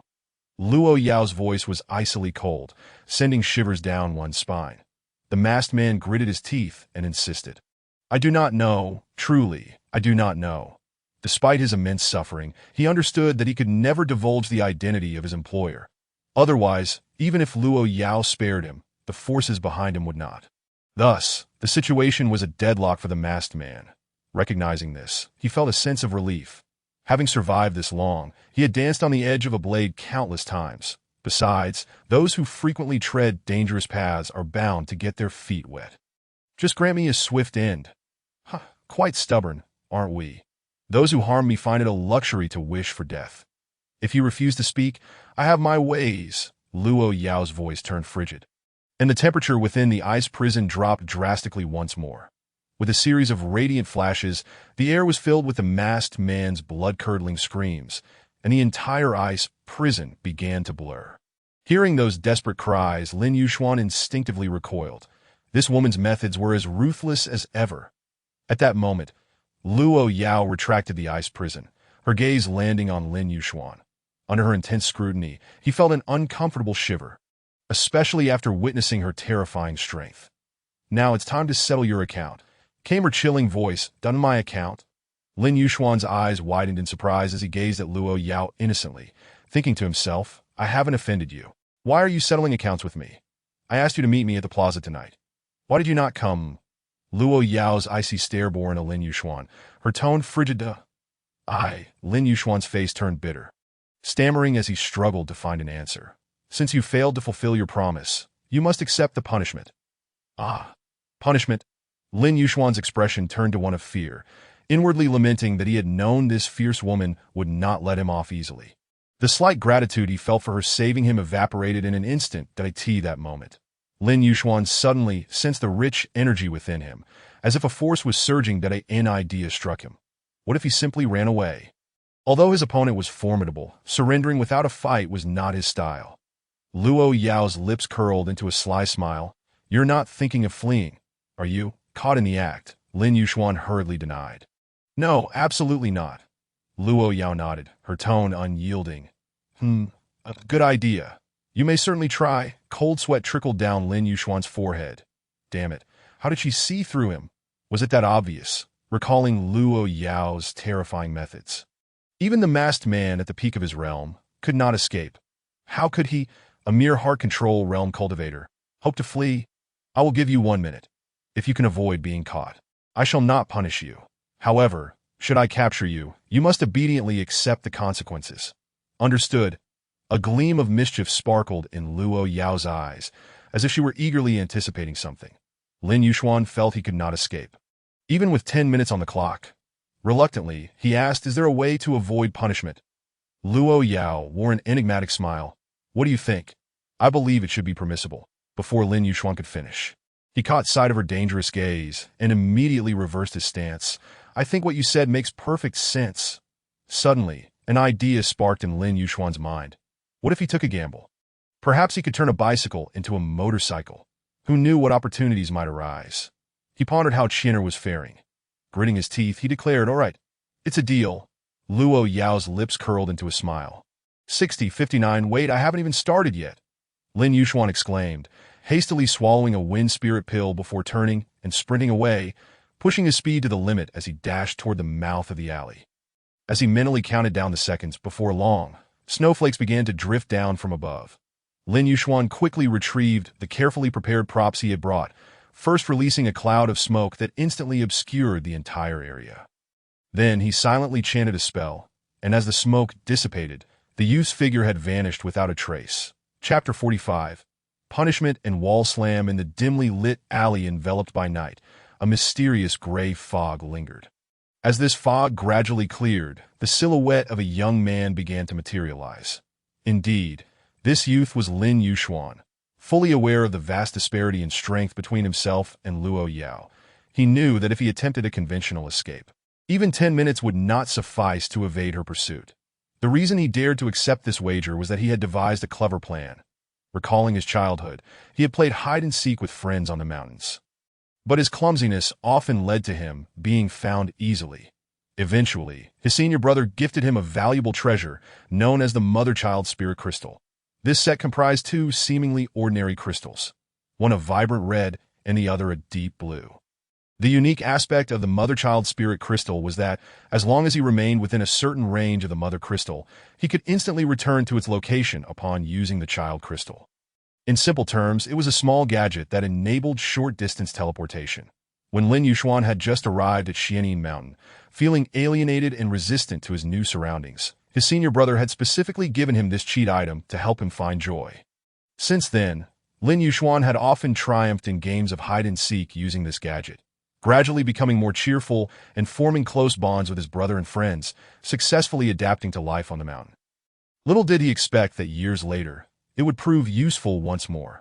Not long ago, while Luo Yao was distracted, Lin Yuxuan had stealthily tossed the red mother crystal into a corner before swiftly exiting the alley, cleverly evading her line of sight. Afterward, he ingeniously utilized the smoke to quietly return to his original spot. The entire process was executed without a hitch. Moreover, the most perilous places often turned out to be the safest. Lin Yuxuan silently praised his own cleverness. Surely, that fierce woman would never suspect he would dare to return, right? With that thought, he could not help but burst into laughter. Just then, a cool voice rang from behind. "What are you laughing about?" Upon hearing that familiar voice, Lin Yuxuan's smile froze instantly. Turning around, he found Luo Yao standing there, her eyes glinting with amusement, looking at him with a semblance of a smile. "No, it's impossible, absolutely impossible." Lin Yuxuan's eyes widened in disbelief as he stammered. "How did you find me?" He originally believed that his plan was flawless, only to find it effortlessly unraveled by this woman. Luo Yao, observing the rigid expression on the young man's face, couldn't help but chuckle softly. With an elegant gesture, she raised her hand, her jade-like fingers pointing towards the crown of his head. Lin Yuxuan instinctively looked up, astonished to discover several crystalline snowflakes swirling in a circular pattern above him. He hurriedly shook his head, attempting to dislodge the snowflakes, yet they clung stubbornly to him. After taking a few steps around, he realized that no matter where he went, the ring of snowflakes followed him like a shadow. The corners of Lin Yuxuan's mouth twitched. Goodness, wasn't this akin to an automatic tracker? It was as if he were firmly ensnared in a 360-degree trap, and he couldn't escape. "How about it? Are you impressed?" Luo Yao's lips curled up as she playfully regarded Lin Yuxuan. "You don't play fair. This is utterly unjust," Lin Yuxuan exclaimed, his eyes wide with indignation. "So, are you prepared to accept your sister's punishment?" In the quiet alley, only Lin Chen and Luo Yao stood facing each other. "Sister, can we postpone the punishment until next time?" To his surprise, Luo Yao agreed. Very well. I shall make a note of it." She tilted her head, quietly studying the young man before her, lost in her thoughts. Lin Yuxuan felt a surge of nervousness under her gaze, but he was reluctant to remain with this fierce woman and mustered the courage to take his leave. "Ahem, thank you for your help earlier." Luo Yao smiled slightly, as if she could see through his thoughts. "Where are you off to?" "I shall accompany you to No, thank you for your kind offer, but I can manage on my own." Lin Yuxuan was taken aback, not expecting her to say such a thing, that he repeatedly waved his hands in refusal to no, "It's not safe for you to go alone. What if you encounter something like before?" Luo Yao frowned, speaking earnestly. "Even if it were unsafe, could it possibly be more perilous than being with you?" Lin Yuxuan mused inwardly, feeling an inexplicable sense of pressure when with Luo Yao, as if every action of his was under her control. This feeling was unsettling, even somewhat frightening, that I truly don't need it. Lin Yuxuan reiterated, "It should be quite safe now." Upon hearing his persistent refusals, Luo Yao's brow furrowed slightly as she approached him with graceful strides. Each step seemed to carry an invisible weight, prompting Lin Yuxuan to retreat repeatedly. When he could retreat no further, pressed against the wall, Luo Yao finally stood before him. "What do you intend to do?" Lin Yuxuan stammered, eyeing the girl who was now so near. Luo Yao smiled coyly. What do you think? Lin Yuxuan swallowed nervously, his body trembling slightly. Just then, Luo Yao suddenly intertwined his hands with one of hers, effortlessly lifting them above his head, then forcefully pinning him against the wall. With her other hand, she grasped his chin, compelling him to meet her gaze at such a close distance. Lin Yuxuan could distinctly smell the faint, alluring fragrance emanating from Luo Yao, cool yet intoxicating. Considering Luo Yao was slightly taller than him, he found himself completely immobilized against the wall. Being treated this way made the young man's face flush crimson. You fierce woman, let me go, Lin Yuxuan protested, his voice a mix of anger and humiliation. Fierce woman? Call me master. Luo Yao's cool and seductive voice seemed to weave a spell, echoing in his ears. How could the young man withstand such provocation? Feeling the warmth of her breath near his ear, he immediately protested. If it were anyone else, they would surely comply and call her master without hesitation. Lin Yuxuan cursed the damned fierce woman in his heart, biting his lip, refusing to yield. Luo Yao suddenly smiled mischievously, and before he could react, she swiftly raised her right leg with grace that in an instant. That long, elegant leg came crashing down towards his head. This sudden movement terrified Lin Yuxuan, and he instinctively turned his head away, hastily closing his eyes. Moments later, the anticipated scene did not unfold.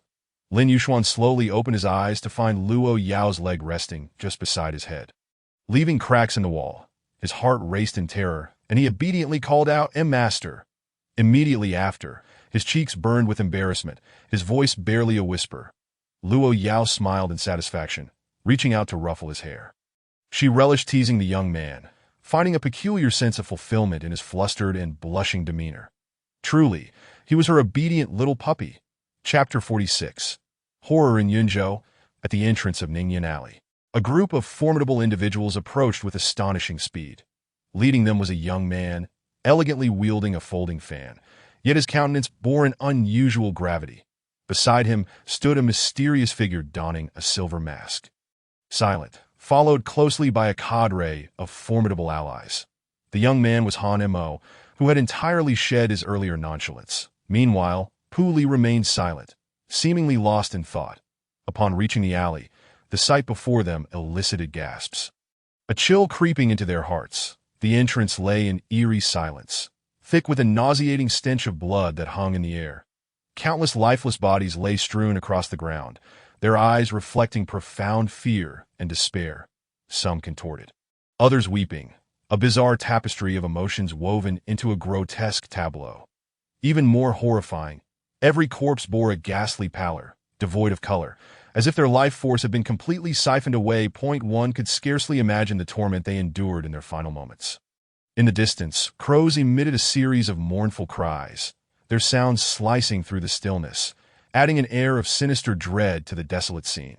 Suddenly, a cold, chilling wind swept through, rustling the fallen leaves on the ground, producing a sound akin to the ominous footsteps of death drawing ever closer, sending shivers down their spines. Han Mo's expression darkened like a stormy sky, his eyes gleaming with fury and shock. What a vicious little brat employing such cruel methods. He instinctively believed these individuals were slain by Lin Yuxuan, but overlooked a critical detail.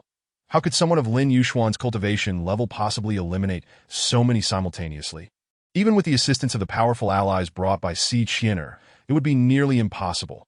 Han Mo's gaze swept the vicinity. Where are the others? Why are there so few here? Where has everyone gone? His voice echoed in the still air, laden with unrestrained anger. Yet no one could answer his inquiry, for the scene before them was so bizarre it defied comprehension. Pu Li remained silent, meticulously inspecting the area, moving from one side to the other. Suddenly, he spoke, Young master, I have an unsettling premonition. We should retreat swiftly. His tone was grave, as if sensing an impending danger. At that moment, unbeknownst to them, a black cat darted through the shadows of the alley, its form a flash of lightning, vanishing into the darkness. Then, someone screamed in terror. It's come back from the dead. The crowd turned to see the once motionless bodies slowly rising. Their eyes, once vacant and eerie, now glowed a crimson hue, reminiscent of vengeful spirits emerging from the depths of hell, sending chills down their spines. These corpses seem to be driven by some mysterious force, lunging towards Han Mo and his formidable companions. The elite warriors Han Mo had brought remained composed in the face of this sudden turn of events, quickly arming themselves and engaging in fierce combat with these eerie entities that in the flurry of blades and shadows. The corpses fell one after another. Shockingly, these bodies appeared to be undying, reviving and continuing their relentless assault. What in the world is happening? Is it truly as if I'm witnessing a ghost? The brush danced with fervor, its fan transforming into a sharp blade of wind, shattering a stone figure into fragments. This did not alter the tide of battle. Rather, it rendered the situation even more bizarre. At that moment, a peculiar sound of bells resonated from the depths of the dark alley. The chime was crisp and eerie, as if it could penetrate the heart and strike the soul. Upon hearing the bells, the stone figures abruptly ceased their assault, clutching their heads in apparent agony. The sound soon faded, and the corpses resumed their offensive, their combat prowess exceeding that of before. That it was akin to a manipulated perpetual motion machine, utterly devoid of fatigue or pain. The formidable warriors on Han Mo's side continued to fall, while the fallen stone figures swiftly morphed into new specters, joining the fray. The balance of power shifted dramatically. "My lord, we must retreat at once," one of his subordinates urgently implored. Han Mo beheld the horrifying scene before him. Despite his reluctance, he understood that it was unwise to linger in battle and decisively ordered a retreat. The eerie bells echoed once more from the depths of the alley. The specters, upon hearing the sound, displayed fresh anguish. Yet it vanished swiftly, and the apparition seemed to have gained renewed vigor, charging at the warriors with astonishing speed. "Quickly intercept them." With Han Mo's command, several warriors rushed forward, only to be met with astonishment as the specters did not engage them, but instead detonated upon proximity. The explosion's force was immense, reducing the warriors to mere ashes as if they were fragile paper dolls. This sudden turn of events caused the remaining warriors to pale in fear, hastening their retreat with frantic urgency. Yet the specters appeared to accelerate, shadowing them relentlessly, each explosion heralding the fall of yet another warrior. At Han Mo's command, the group ceased their blind flight and swiftly regrouped, coalescing their spiritual energy into an indomitable barrier in an attempt to withstand the specters' explosions. Ultimately, they succeeded in fending off the blasts. Yet Han Mo's forces suffered considerable losses. His countenance darkened, as if he were striving to contain an inner fury. Bringing so many people only to discover nothing and suffer such losses was intolerable. He had brought only the elite. Soon, the entrance of Ningyan Alley fell silent, the air thick with a faint mist and an indescribable eerie atmosphere. Han Mo gestured towards two individuals beside him. Commanding, "You two go investigate." Though filled with trepidation, the two warriors dared not defy Han Mo's order and cautiously advanced into the alley. Suddenly, a dense fog surged from the depths of the alley, enveloping the two as if it were an invisible net. They scarcely had time to scream before vanishing into the mist. This development sent shivers down the spines of the remaining warriors, who quickened their pace in retreat, no longer daring to linger. Chapter 47. The Fierce Tiger of Huayuan Night in the North District, at the entrance of Ningyan Alley, on the other side. "Quickly, let me go." The boy's face flushed like a boiled shrimp, his ears tinged with red. As his hands fidgeted with the hem of his garment, that he sought to resist, but Luo Yao pinned him against the wall, rendering him immobile. Lin Yuxuan was oblivious to the fact that his predicament only served to excite Luo Yao further. Akin to a beautiful woman performing a provocative dance before a ravenous man. In Luo Yao's ice-blue eyes sparkled a wild glint, gazing at Lin Yuxuan as a famished wolf might eye a charming little rabbit. She licked her lips, leaning in slightly, exerting pressure on the boy. Lin Yuxuan felt the soft weight of her body pressing against his chest, his heart racing uncontrollably, nearly choking him with anxiety. Luo Yao gently blew a breath against his face, her words dripping with mischief. "Little puppy, why are you so easily embarrassed, so innocent? What if other wicked women steal you away?" Lin Yuxuan silently scoffed. "As if you were the worst woman of all. No one could possibly compare." However, with a smirk, she added, "But since Big Sister likes you, why not be her obedient puppy from now on?" The boy's face turned crimson once more. leaving him stammering. Luo Yao lifted his chin, her delicate features nearly brushing against his. She lowered her head, eyes fixated on his lips, unable to resist the urge to bite down. Lin Yuxuan's heart raced to an alarming degree, his eyes wide as he nervously stared at her beautiful visage. His breathing grew erratic, the sound of his heartbeat echoing in his ears. This can't be happening. I can't allow my first kiss to be stolen. With that thought, Lin Yuxuan struggled fiercely against her hold, determined to prevent such an occurrence, as this was a moment he wished to reserve for someone he truly liked.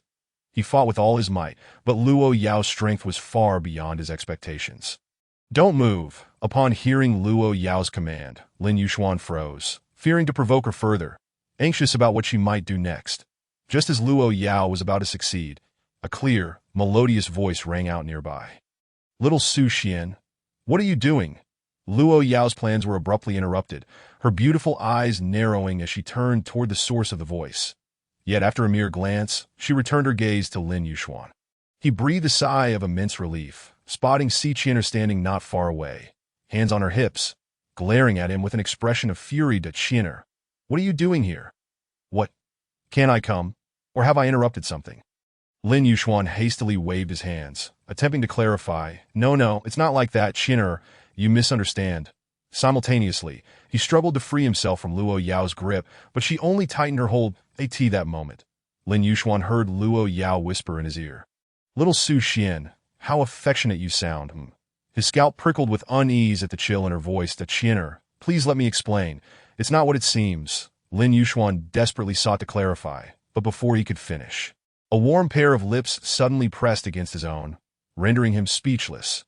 Lin Yuxuan's eyes widened in disbelief as he realized he was being forcefully kissed. His mind went blank, as if it had crashed entirely. The hand that had clutched his clothing fell away, surrendering to her whims. Seeing this, Si Qian'er's face flushed crimson with rage, her chest heaving with indignation. Lin Yuxuan, I came all this way out of concern for you, only to find you. Before she could finish, she turned to Luo Yao, shouting furiously, Hey, you shameless woman, let him go. Luo Yao paid her no mind, continuing with her intentions unabated. Startled by Si Qian'er's voice, Lin Yuxuan slowly regained his senses. Luo Yao's kiss was bold and fervent, and he struggled in vain against her grip, unable to break free from her assault. Ultimately, he closed his eyes, tears streaming down his cheeks, silently weeping as if he were a helpless maiden wronged. The sight of his tears only fueled Luo Yao's desire to torment him further. Observing the boy's distress, she feigned surprise, asking, Oh dear, why are you crying? Who bullied you? Tell big sister, and I shall stand up for you. Lin Yuxuan turned away, his expression one of utter despair, unwilling to utter a single word. That it was over. He was tainted. Hey, you shameless woman, do you even have any shame left? Can't you hear me, Si Qian'er? Incensed by Luo Yao's blatant disregard for her presence and her audacity in such a public setting, unsheathed her sword without hesitation and swiftly lunged at Luo Yao, noticing Si Qian'er from the corner of her eye. Luo Yao casually waved her hand, unleashing a surge of spirit energy that effortlessly sent Si Qian'er sprawling to the ground. At the same time, she finally released Lin Yuxuan from her hold. Turning to face Si Qian'er, her gaze as cold and deep as an icy abyss.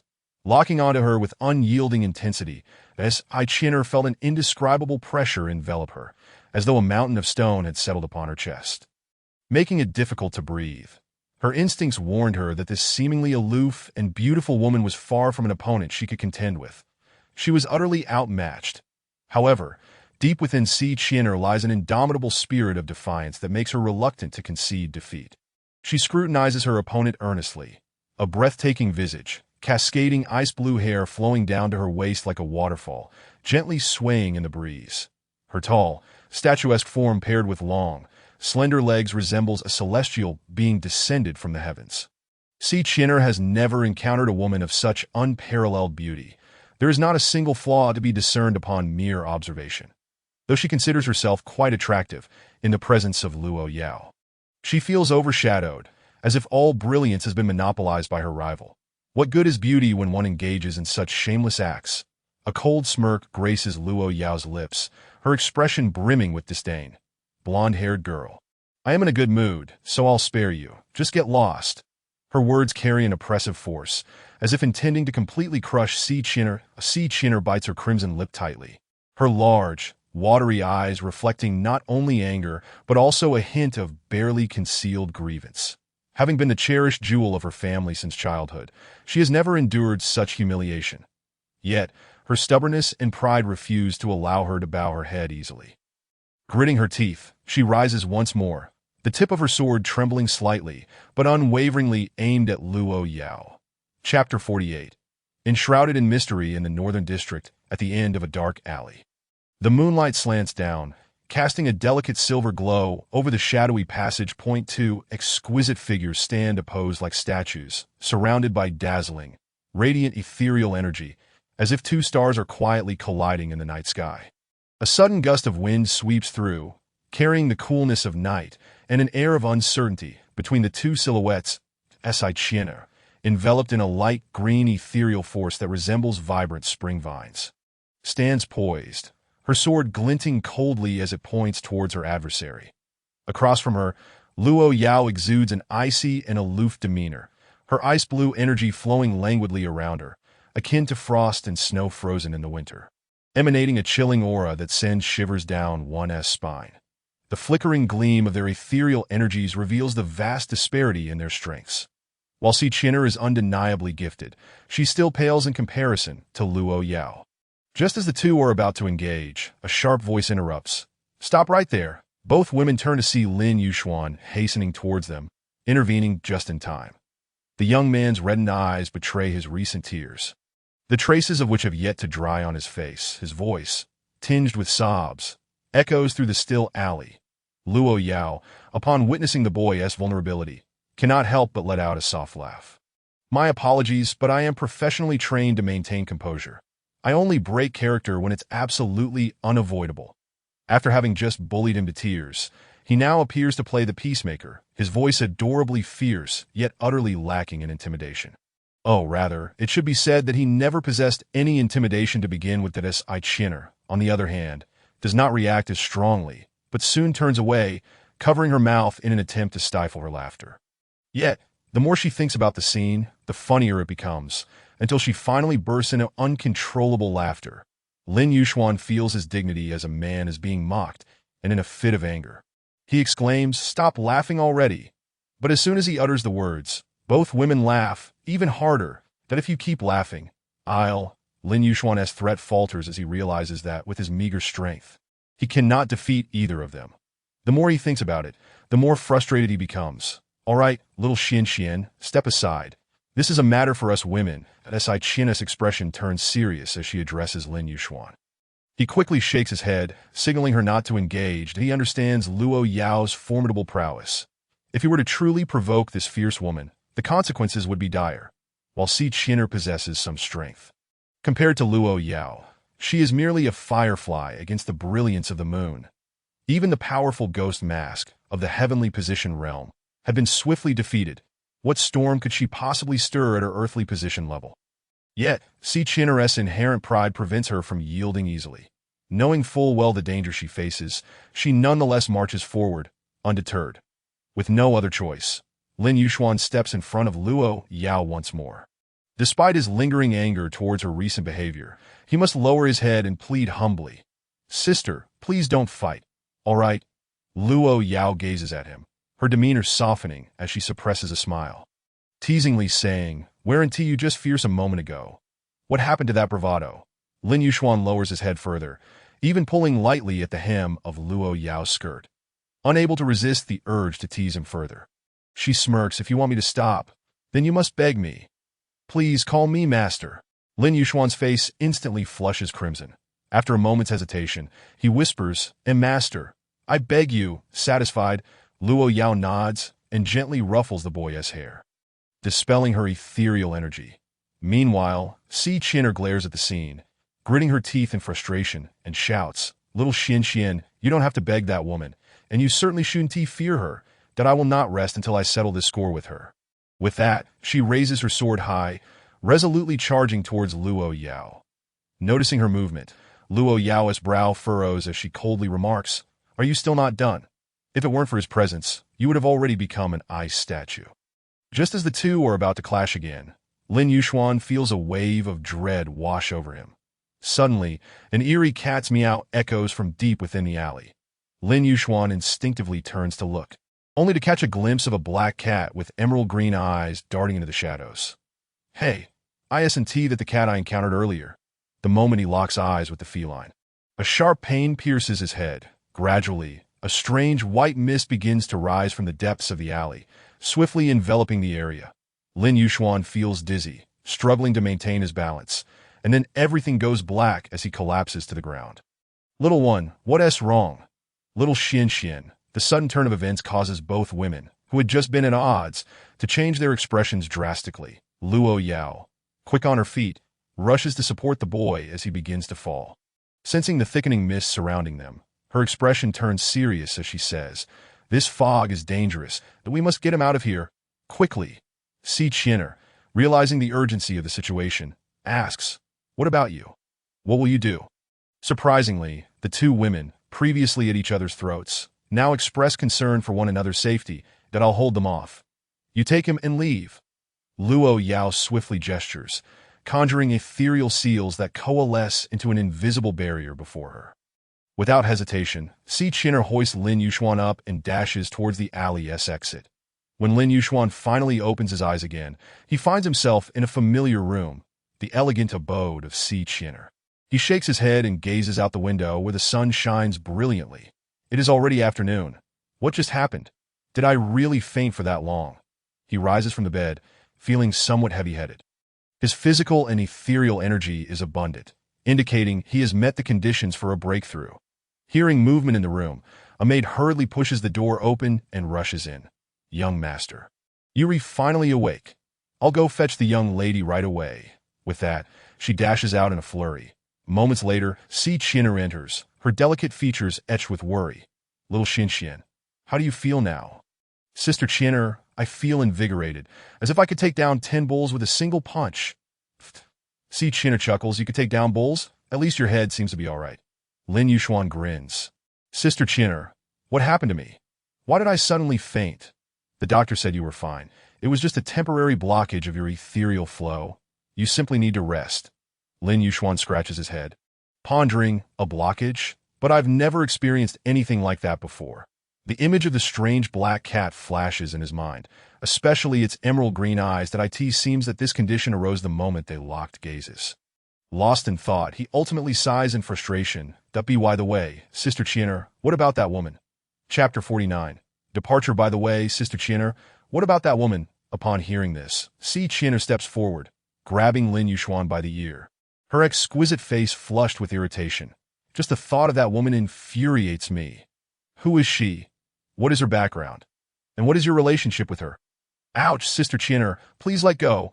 Lin Yuxuan winces, squirming as he tries to free himself from her grasp. But to no avail. Speak quickly. Honesty brings leniency, while resistance brings severity.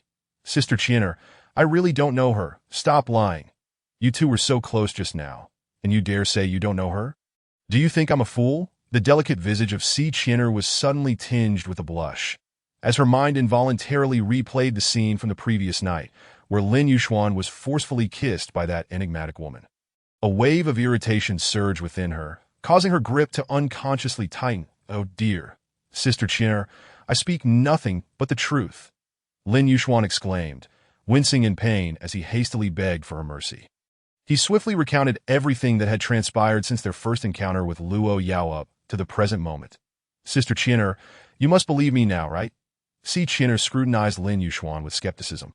But upon noticing the clarity in his eyes, which seemed devoid of deceit, she finally released her hold. Rubbing his reddened ears, Lin Yuxuan felt a surge of vexation. That fierce woman was truly insufferable. How could she have so brazenly stolen his first kiss? That woman undoubtedly possesses a formidable background. My instincts tell me she is exceedingly dangerous, so you should remain vigilant, Si Chinner stated earnestly. Sister Chinner, I wish I could, but that fierce woman has gone too far. What can I possibly do? Lin Yuxuan lamented. Serves you right. Who told you to provoke her in the first place, now that she has come looking for you? You have only yourself to blame, Si Chinner retorted sharply. Lin Yuxuan was taken aback. When had he ever provoked her? Yet, Reflecting back, he realized he should have refrained from meddling. By the way, where is she now? Why has she vanished? He inquired. She left not long ago, mentioning she had urgent matters to attend to, but promised to return tonight. Si China replied, "Da-da? What should I do then? I do not wish to see her again." Lin Yuxuan exclaimed in frustration, pulling at his hair. After a moment of contemplation, Si Chiner smiled mysteriously, "That we should do this. By the way, Sister Chiner, what transpired on your end last night? Any news regarding the tidal witch?" Lin Yuxuan's foremost concern remained his fourth senior brother. The moonlit night had already passed for 2 nights, and tonight marked the final opportunity that if they failed to locate the tidal witch, the consequences would be dire. Si Chiner shook her head and proceeded to detail the events of the previous night. What? The blood pursuit order. So it was that scoundrel Han Mo behind this. No wonder I was being hunted without reason. I shall remember this grudge, Lin Yuxuan declared, clenching his fists in anger. Si Chiner's expression turned grave. Han Mo has evidently employed some method to summon those affiliated with the blood pursuit order. This matter is likely more complicated than it seems. You must remain cautious. Lin Yuxuan furrowed his brows, feeling a sense of foreboding that it appeared that Han Mo was resolutely intent on targeting him, and had even enlisted formidable allies. Henceforth, their actions must be executed with utmost prudence. After exchanging a few more words, a sudden knock echoed at the door. "Miss, the third elder requests your immediate presence." A maid's anxious voice called from outside. Si Chiner frowned slightly in confusion. "What does he want?" "I do not know. He merely stated it was urgent and requested your presence," the maid replied. "Very well. I shall go first. You should rest for a while. I will have someone bring you some things shortly, and I will return later." After Si Chiner departed, Lin Yuxuan sat quietly on the bed, feeling the abundant spiritual energy coursing through his body.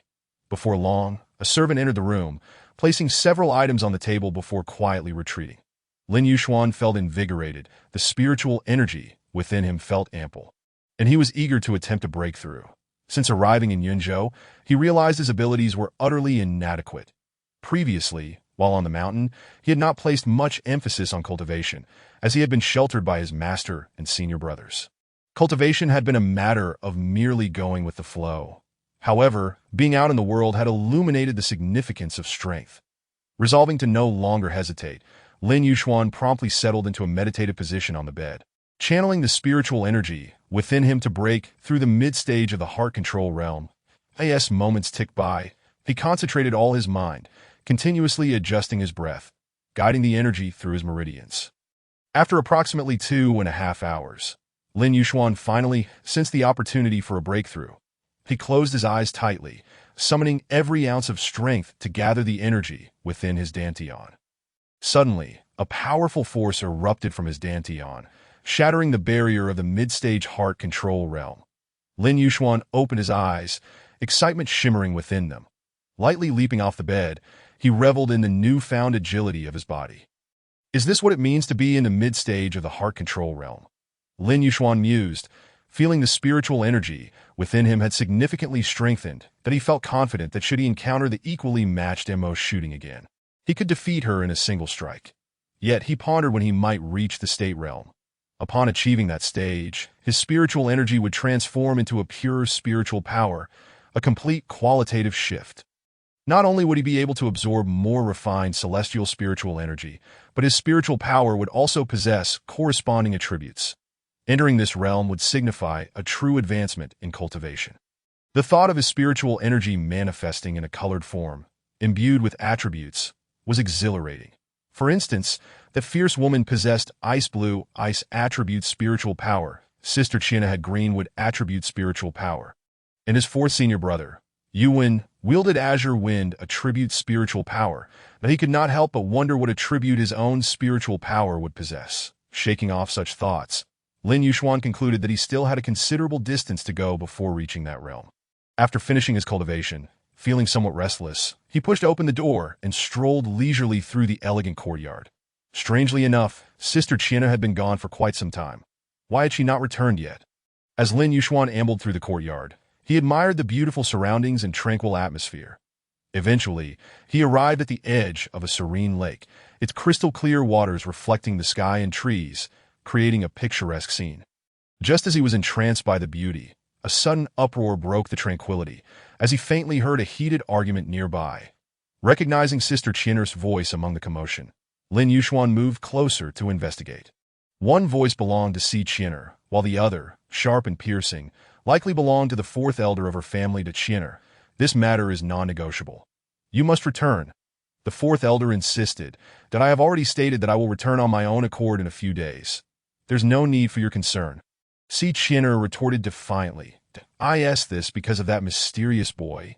Chinner, you are being reckless by bringing a stranger into your residence. Do you not fear what others might say? How will they perceive the Si family? What I choose to do is my own affair. I do not require your unsolicited concern, and you urging me to return so soon is merely to facilitate my interaction with that Hanamo. Do not speak so grandly. Si Chinner shot back without backing down. I ask this how you speak to your fourth uncle. Let me be frank. This is the old masteress' wish. You are aware that the old masteress' birthday is approaching. And this time is different. An important dignitary is to arrive. You must return. There is no room for negotiation. Upon hearing this, Lin Yuxuan decided not to linger and swiftly returned to his quarters, hastily packing his belongings. Indeed, as a grown man, it was rather inappropriate for him to reside in a young lady's home, especially that of the esteemed eldest daughter of the Si family. He was profoundly grateful for Si Chinner's kindness and assistance over these days, but he also recognized the need to avoid causing her any inconvenience. After leaving a message using his spiritual energy in the room, Lin Yuxuan departed from the elegant courtyard alone. The silhouette of the youth appeared particularly forlorn beneath the setting sun, gradually fading into the horizon. As night descended, the lights flickered to life, illuminating the streets and alleys, transforming the city into a vibrant tapestry of colors, adorning every corner of Yunzhou. The clamor rose like a tide, heralding the arrival of the final night of the moonlit night. Unlike the nights of yore, this evening's floral moon seems to exude an air of shyness, quietly retreating into the embrace of the clouds. Within the city, the shimmering waters of the river reflect the enchanting nightscape, crafting a scene reminiscent of a dream. Along the riverbank, fishing boats flicker with lights, creating a picturesque ambience. Leaves flutter and scatter in the breeze, leaving one to ponder who has stirred such emotions. Lin Yuxuan leans against the railing by the riverside, as floral boats drift gracefully across the water's surface. Fair maidens raise their jade-like hands, scattering petals that dance with the wind, settling upon the glistening lake. The girls aboard the boats produce melodious tunes with various instruments, accompanied by exquisite singing and lively dances. Their voices resonate like celestial music, ensnaring the hearts of onlookers. The lanterns illuminate the bustling streets. Throngs of people navigate through the vibrant scene, captivated by the dazzling array of floral lanterns that beckon their attention. By the riverside, lanterns ascend into the night sky, carrying the heartfelt wishes of the people far and wide. Children joyfully chase one another, occasionally igniting small fireworks that in the distance. Grand fireworks burst forth, competing with the twinkling stars above. Laughter reverberates in the air, enveloping all in a festive spirit. On the floral boats, the maidens beam with exquisite smiles, each face radiating joy. Standing in place, Lin Yuxuan gazes upon this splendid spectacle, a wave of melancholy washing over him. The vibrant, bustling floral moonlit night feels so incongruous to his solitary existence. Since parting from Si Chinner at her elegant abode, he has wandered aimlessly through the vast city of Yunzhou, lost and bewildered, uncertain of where to seek his fourth senior brother. In this moment, he truly grasps the unfamiliarity and enormity of this city. Observing the brilliant lights, a deep yearning for home wells up within him. For Lin Yuxuan, Xianin Mountain is home. During festivals, they would gather beneath familiar lanterns, savoring beloved dishes and sharing joyful laughter. The cheerful voices of his master and senior brothers still echo in his youthful ears. Now, alone amidst the grandeur of Yunzhou, he feels only loss and sorrow, that he perceives himself as utterly useless, lacking in all regards. Not only is his strength inadequate, but he has also lost track of his fourth senior brother. Even the task of delivering a message, entrusted by his master, remains unresolved. The first friend he made, Pang Ming, paid the ultimate price for his impulsiveness. The conflict with Chinner and the elders of his family weighs heavily upon him. Beyond that, in this vast city, He recognizes no one else but there are two women, Mo Shooting, with whom he shares an unresolved animosity, and Luo Yao, who seems to take delight in tormenting him. These thoughts swirl in his mind. Lin Yuxuan feels a sting at the tip of his nose, his vision blurring. Little brat, so you've hidden here. What a narrow path for adversaries. At the sound, Lin Yuxuan hastily wiped his eyes with his sleeve and turned to see none other than Zhu Guanshi from the Mo family. Flanked by several formidable figures, Lin Yuxuan glared at him in fury.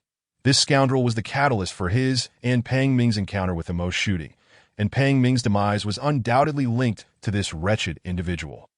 Lin Yuxuan yearned to strike, yet the formidable presence of Zhu Guanshi's companions, clearly of the Hualing realm, urged him to exercise restraint. Zhu Guanshi subtly gestured towards the bridge, a slight motion that Lin Yuxuan swiftly caught. There, atop a fiery steed, the Mo Shooting cast a dismissive glance in their direction before riding away. For her, personally confronting a lowly refining practitioner like Lin Yuxuan would be beneath her dignity. Kid, you're quite fortunate. Not only did you escape Miss Ting's wrath, but you also encountered Miss C. However, from the moment you offended Miss Ting, you became a dead man walking. Even the king of heaven couldn't save you. Just then, a chilling voice emerged from nearby. Oh, is that so? Upon hearing this, Zhu Guanshi turned to see an extraordinarily beautiful figure approaching, her steps light and graceful, each movement radiating an indescribable allure. Dressed in a flowing blue gown, her hem fluttering in the wind, she appeared as radiant as a goddess. Zhu Guanshi was utterly captivated, his gaze consumed with greed and desire. Let us see who dares to harm him.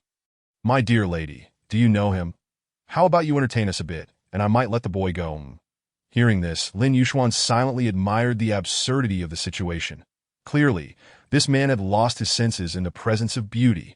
Yet, to his astonishment, Luo Yao did not refuse, but instead smiled alluringly. Sure. How do you wish to play? Zhu Guanshi, sensing his triumph, grinned wider and said, Since we're playing, let us find a room for some fun. What are you waiting for? The men behind Zhu Guanshi chuckled lewdly, eager to witness the unfolding drama. They swiftly led the way, with Luo Yao trailing behind, her expression unchanged. Lin Yuxuan had no intention of joining this farce and turned to leave, only to feel a sudden chill envelop him. Turning back, he found Luo Yao regarding him with a smile that was not quite a smile, a faint, icy aura swirling at her fingertips, a clear threat. Reluctantly, he followed along. Zhu Guanshi frowned, impatience etched across his face as he addressed Lin Yuxuan. Why are you following us? Go do whatever you need to do. Consider this a free pass, but in the future, avoid us, got it? Suddenly, Luo Yao interjected, It's fine. Let him come along. Her voice was cold and devoid of emotion. Zhu Guanshi, clearly in good spirits, acquiesced in such a picturesque setting under the moonlight. The prospect of indulging with an ice-cold beauty was undeniably thrilling. He had never experienced the allure of such a captivating ice princess. As they proceeded, the group exchanged various crude remarks, utterly distasteful. Yet Luo Yao remained impassive. Finally, they arrived at a restaurant, where Zhu Guanshi ushered them into an elegant private room. As soon as they entered, he eagerly shut the door and drew the curtains. Are you afraid of the dark? Chapter 51. The Blossom Moonlit Night Unfolds, Part 2, in the heart of Yunzhou.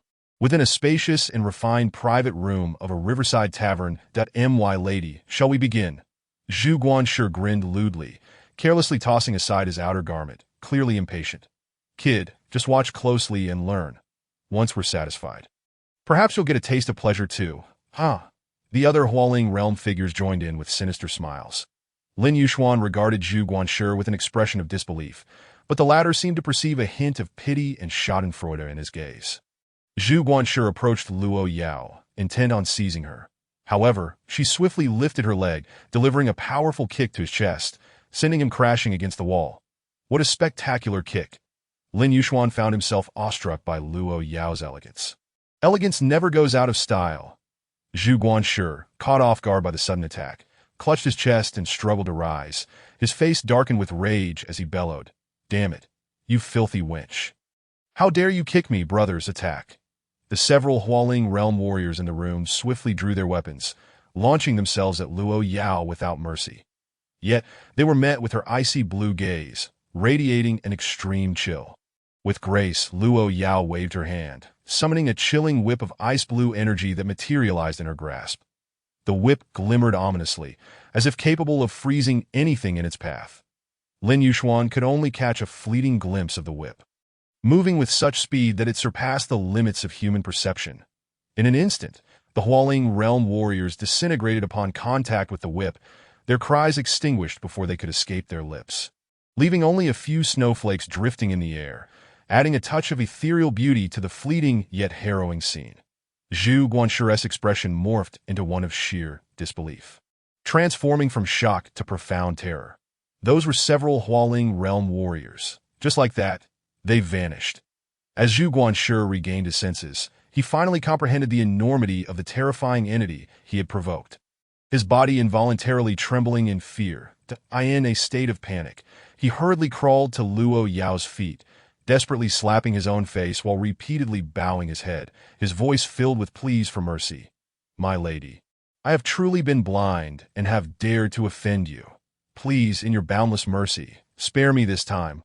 Luo Yao looked down from her elevated position, her cold gaze sweeping over Zhu Guanshi with an indifferent grace. That mere glance unleashed an unparalleled pressure upon him, nearly rendering him breathless. How does it feel now? In truth, it was not only Zhu Guanshi who felt terror. Even Lin Yuxuan, standing behind her, was engulfed in fear, instinctively retreating several steps that if even a formidable figure from the transformation realm could be effortlessly reduced to nothingness, how could his own fragile form in the heart control realm withstand such turmoil? Noticing the palpable fear emanating from the individual behind her, Luo Yao retracted her icy whip. The frigid aura surrounding her diminished significantly as she turned her attention toward Lin Yuxuan. Lin Yuxuan, shrinking back, weakly uttered, I won't disturb you any longer. I'll take my leave now." Luo Yao's lips curled into a faint, enigmatic smile, yet she chose to respond solely through her actions, with a delicate lift of her jade hand. A glimmer of icy brilliance coalesced at her fingertips, swiftly forming a small ice cage capable of ensnaring a single individual.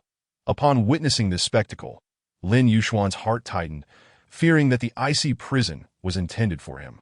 However, in the next moment, he was astonished to find that the icy cage descended upon Zhu Guanshi instead. A piercing scream echoed as Zhu Guanshi found himself trapped within the confines of the ice prison. His frantic pleas for mercy silenced, leaving the entire elegant chamber enveloped in a heavy silence. Lin Yuxuan observed the unfolding scene, breathing a sigh of relief that he yearned to flee but felt paralyzed by fear. Suddenly, he recalled the precious gift that Yandere had given him earlier.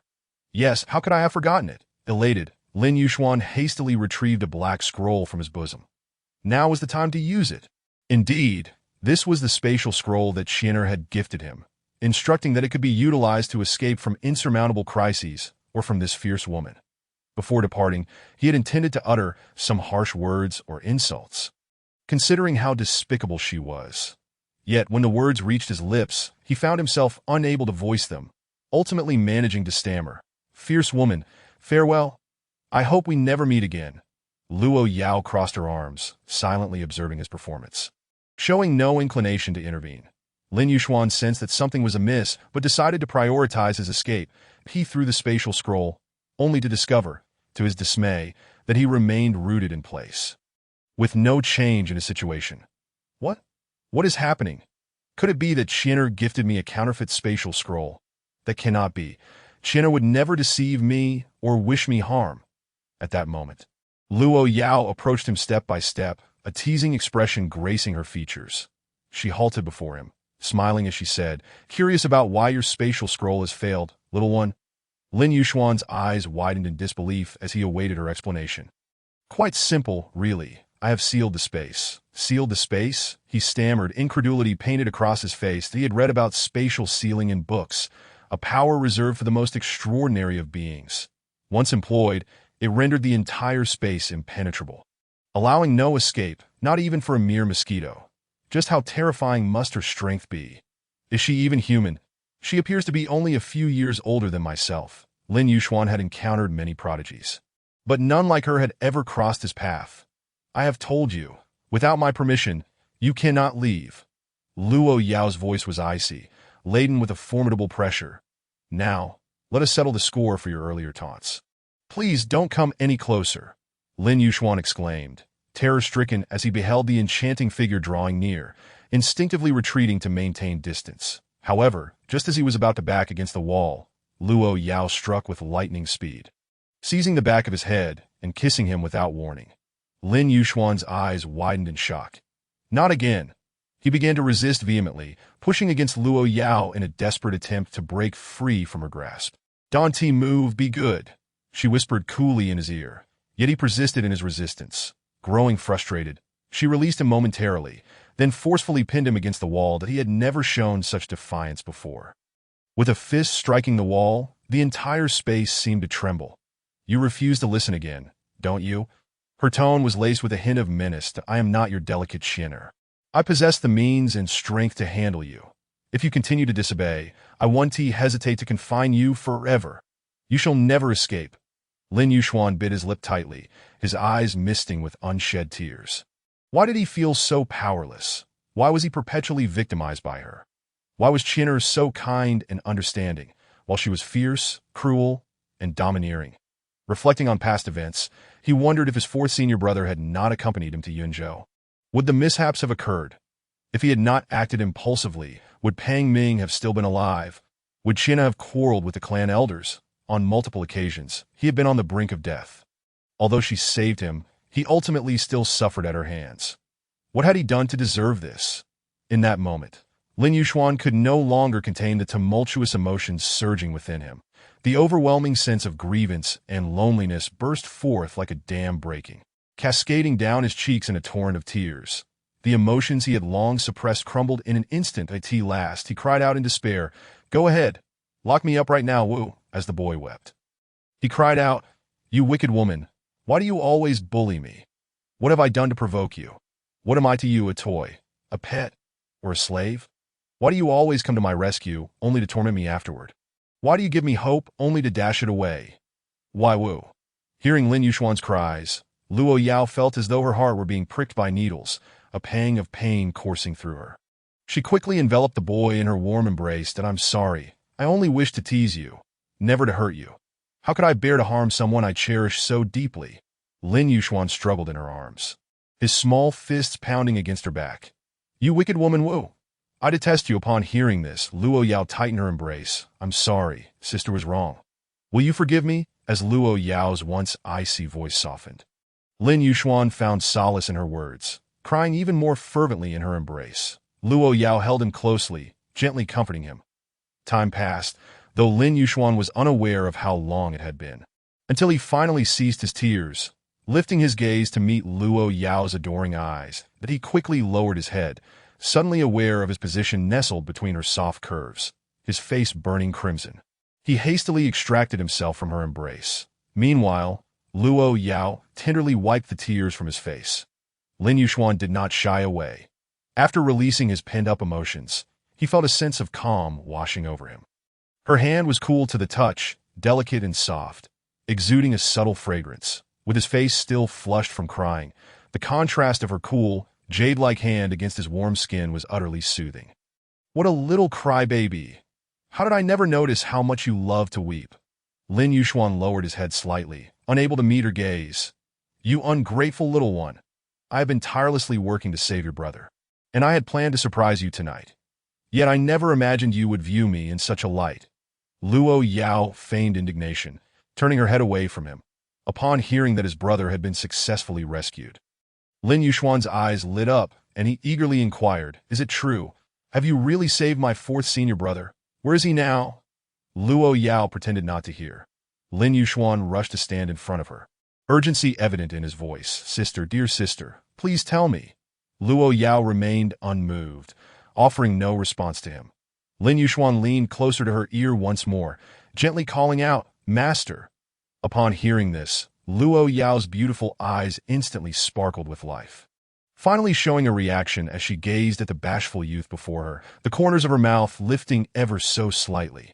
"All right then, since my sister has a soft heart, I shall forgive you." She then continued, "Come, let me take you to see your senior brother." Lin Yuxuan nodded excitedly, preparing to depart with Luo Yao at that moment. His gaze inadvertently swept over the icy prison in the room, and an impulsive thought surged within him. Sister, can I handle this person? Luo Yao nodded, her fingertip lightly tapping to dissolve the spiritual confinement. Before them lay Zhu Guanshi, trembling and huddled in a corner, clearly having endured severe torment. Upon seeing Luo Yao, he immediately knelt and pleaded, "My lord, I beg you, spare me." Witnessing this scene ignited a flame of fury within Lin Yuxuan, who stepped forward, raising his right fist and striking him fiercely in the face. "You despicable scoundrel! Today I shall avenge Pang Ming." With that punch, Zhu Guanshi's cheek instantly swelled, blood oozing from the corner of his mouth. Meanwhile, Luo Yao observed the spectacle with great interest. This little puppy has quite the spirit, albeit a tad too innocent. His gaze was remarkably pure, untainted by the murky waters of the world. He had been well protected all along. The untainted youthfulness was most enchanting. Such a little puppy could only belong to her, and only to her. Even Luo Yao herself was oblivious to the fleeting glimmer of wild possessiveness in her eyes that as Zhu Guanshi collapsed to the ground, motionless. Luo Yao concluded the matter, a fleeting glimmer of aurora passing through her ice-blue eyes. Instantly, the ground was left immaculate, devoid of any bloodstains, along with Zhu Guanshi's complete disappearance. Let us go. Chapter 53. The Pat on the Head. Yunzhou, the Central District. Beneath the distant heavens, a mysterious aerial loft floated silently, resembling an ethereal palace isolated from the world. Nestled within the crevices of the clouds and reaching towards the sky, as a streak of ice-blue light sliced through the air, two figures gradually materialized. One was tall and extraordinarily beautiful, akin to a celestial maiden descending to earth. The other had a delicate visage and a gentle demeanor, reminiscent of a kind neighbor boy, amiable yet dignified. Who else could it be if not Luo Yao and Lin Yuxuan? Lin Yuxuan's gaze was deeply captivated by the enigmatic loft. Surrounding the pavilion were crystalline structures, each piece emanating a rainbow-like glow, casting the entire edifice into a dreamlike wonder. Atop the loft stood a resplendent golden pagoda, majestically reaching towards the heavens, as if striving to touch the unreachable horizon, exuding infinite majesty and sanctity. Even more astonishing were the peculiar plants that surrounded it. They did not grow from the ground, but floated in the air, swaying in the breeze and exuding an enchanting fragrance. Standing atop the loft, Lin Yuxuan surveyed the scene. The entirety of Yunzhou City lay beneath his feet. The densely packed houses, the bustling crowds, and the vibrant streets, all unfolded before his eyes. He had never witnessed such a peculiar sight. It felt like an otherworldly realm. The vast majority of people could never ascend to such heights, let alone reside here. That it wasn't merely a matter of wealth. One needed absolute strength and a formidable background to inhabit such a place, further piquing Lin Yuxuan's curiosity about Luo Yao's identity. "Follow me." The youth trailed behind Luo Yao as they entered the interior, ultimately arriving at the door of a tranquil room. Gently pushing the door open, an ice-blue luminescence illuminated the space. Lin Yuxuan's eyes immediately fell upon his senior brother, who lay on the bed, and he dashed over, unable to contain his urgency. Upon witnessing the scene before him, tears welled up in the youth's eyes. The young man on the bed remained unconscious, the room seemingly forming a vast healing array, continuously supplying him with pure spiritual energy. His condition was utterly tragic, nearly devoid of any intact skin. His hair was disheveled, and his tattered clothing revealed gruesome lash marks. The once handsome face had become alarmingly haggard, devoid of color, leaving one to wonder about the torment he had endured. For Lin Yuxuan, among his brothers, the bond with his fourth senior brother, Yuwen, was particularly close, likely due to their similar ages. Though Yuwen was somewhat laid back and fond of beautiful women, he had always been reliable, that he often boasted of his escapades, yet concealed a deeply poignant past. The name Yuwen itself carried an air of nonchalance and wildness. He was renowned as the most passionate man in the 9 provinces, a man like the wind. Once a prodigious talent, he had emerged as a remarkable figure in his youth. At 15, he began cultivating his body, and by 18, he had already ascended to the ranks of formidable spiritual practitioners, captivating countless young women with his charm. Now, in his early 20s, he had reached the pinnacle of the heavenly realm. Among his peers, Lin Yuxuan had never encountered such an extraordinary presence. Sister Qian, also in her 20s, was significantly inferior in strength, having not even reached the same tier. It is worth noting that Lin Yuxuan was also 18. Yet he was merely at the mid-stage of the heart control realm. In comparison, it felt like an insurmountable chasm. Yuan's seemingly glamorous facade concealed a heart-wrenching emotional journey that he had devoted a decade of his life to a girl without reservation. Can you imagine how he spent those 10 years? Every day, he scrimped and saved, pouring all his cultivation resources into her. Yet in the end, all he received was a simple, "I'm sorry, we're just friends." What a farce. After climbing into the bed of a wealthy young master, she declared they were merely friends. Was this humanity? His brothers were infuriated, eager to defend him, but he restrained them all. Ultimately, Yuan merely smiled wistfully. Yet who knew the countless agonizing nights he had endured? This experience added a layer of profound depth and sensitivity to his seemingly carefree exterior. Lin Yuxuan recalled when he first arrived at Xianin Mountain. His character being rather withdrawn, that it was Yuan who took him under his wing, treating him like a doting elder brother. Whenever other children on the mountain bullied him, Yuan was always the first to stand up for him, unhesitatingly delivering a beating to the aggressors that, of course, this would inevitably lead to their parents coming to seek an explanation, prompting their master to lightly strike their hands with a stick. However, the master did so symbolically, favoring Lin Yuxuan, never hitting him hard. Yuan would grumble about the master's favoritism, and when the master would inquire, "What? Do you have an opinion?" Yuan would promptly shake his head and wave his hands, showing no signs of dissent. Afterward, the two would share a smile, as if all troubles had evaporated. Yet now, this spirited fourth senior brother lay quietly on the cold bed, devoid of vitality.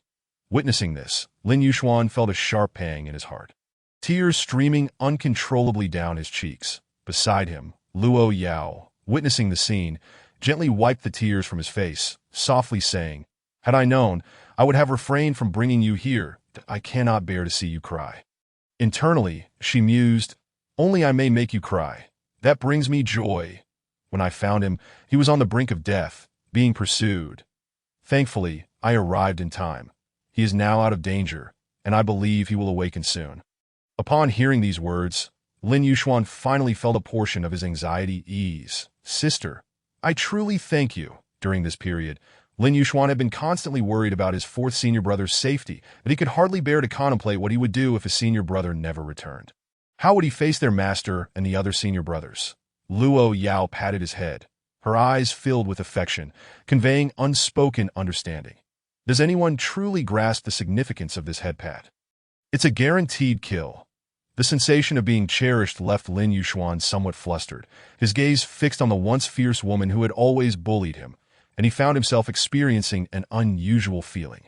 For the first time, he thought Luo Yao seemed quite beautiful and not as intolerable as he had previously believed. Surely, it was just an illusion, yes. It must be an illusion. Chapter 54. The Flowers Fade Away Yunzhou. The central district the pristine, orderly room of the aerial loft. Lin Yuxuan carefully wiped Yuan's body with a towel, his movements gentle and cautious that he meticulously avoided the wounds, fearful of causing him pain. With each stroke, as he beheld the multitude of scars on Yuan's body, his heart tightened with a mix of discomfort and guilt. Luo Yao sat quietly nearby, propping her chin on her hands, her ice-blue eyes shimmering with intrigue.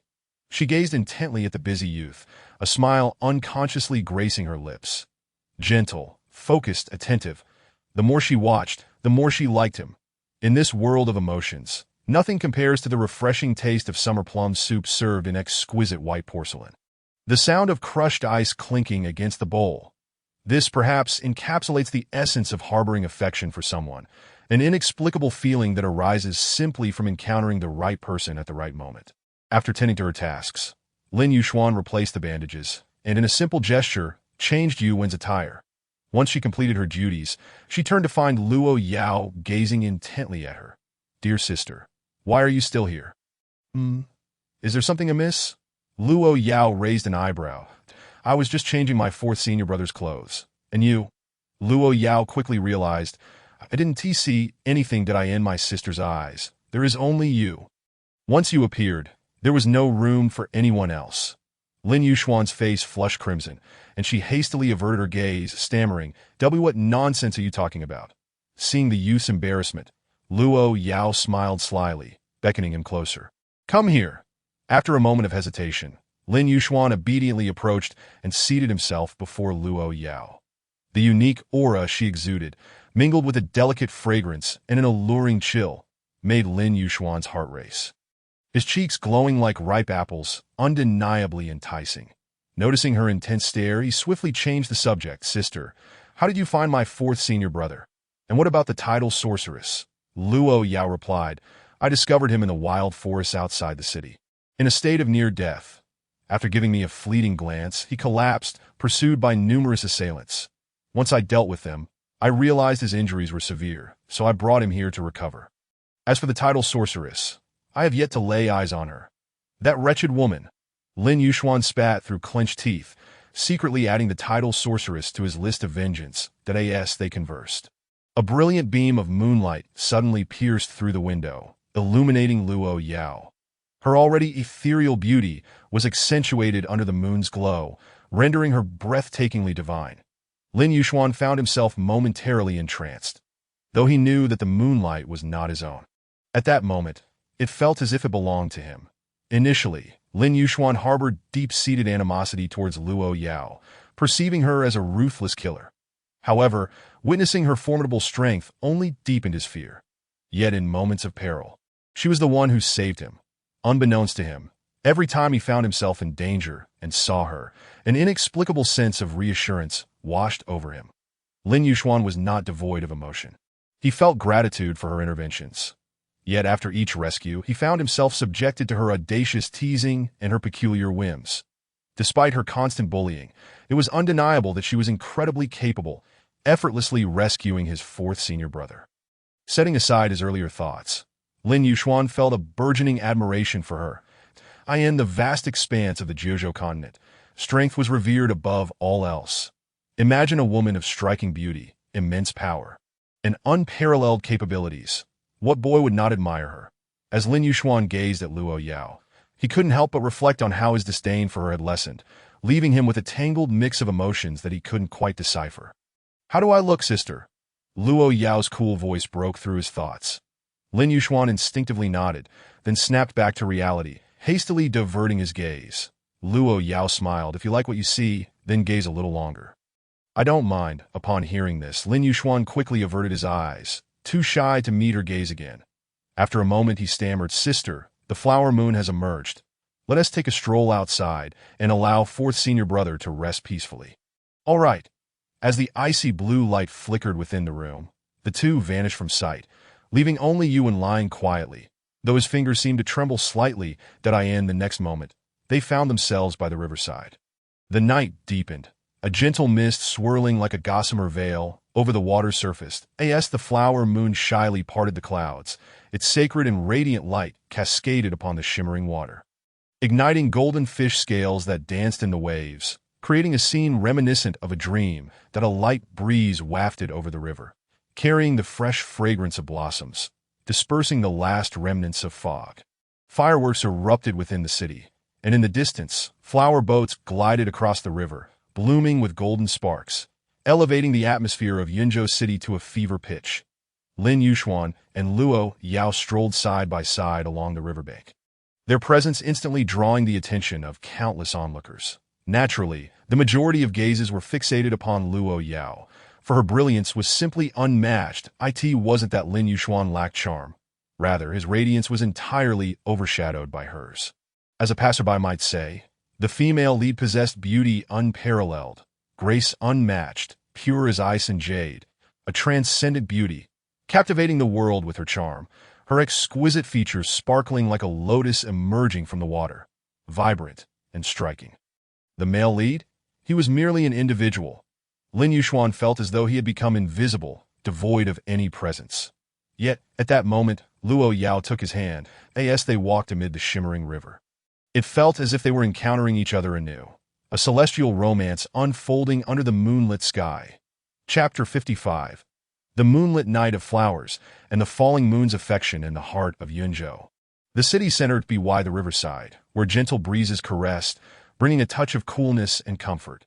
The moonlight intertwined with the shadows of flowers, spilling over the water's surface, creating rippling glimmers.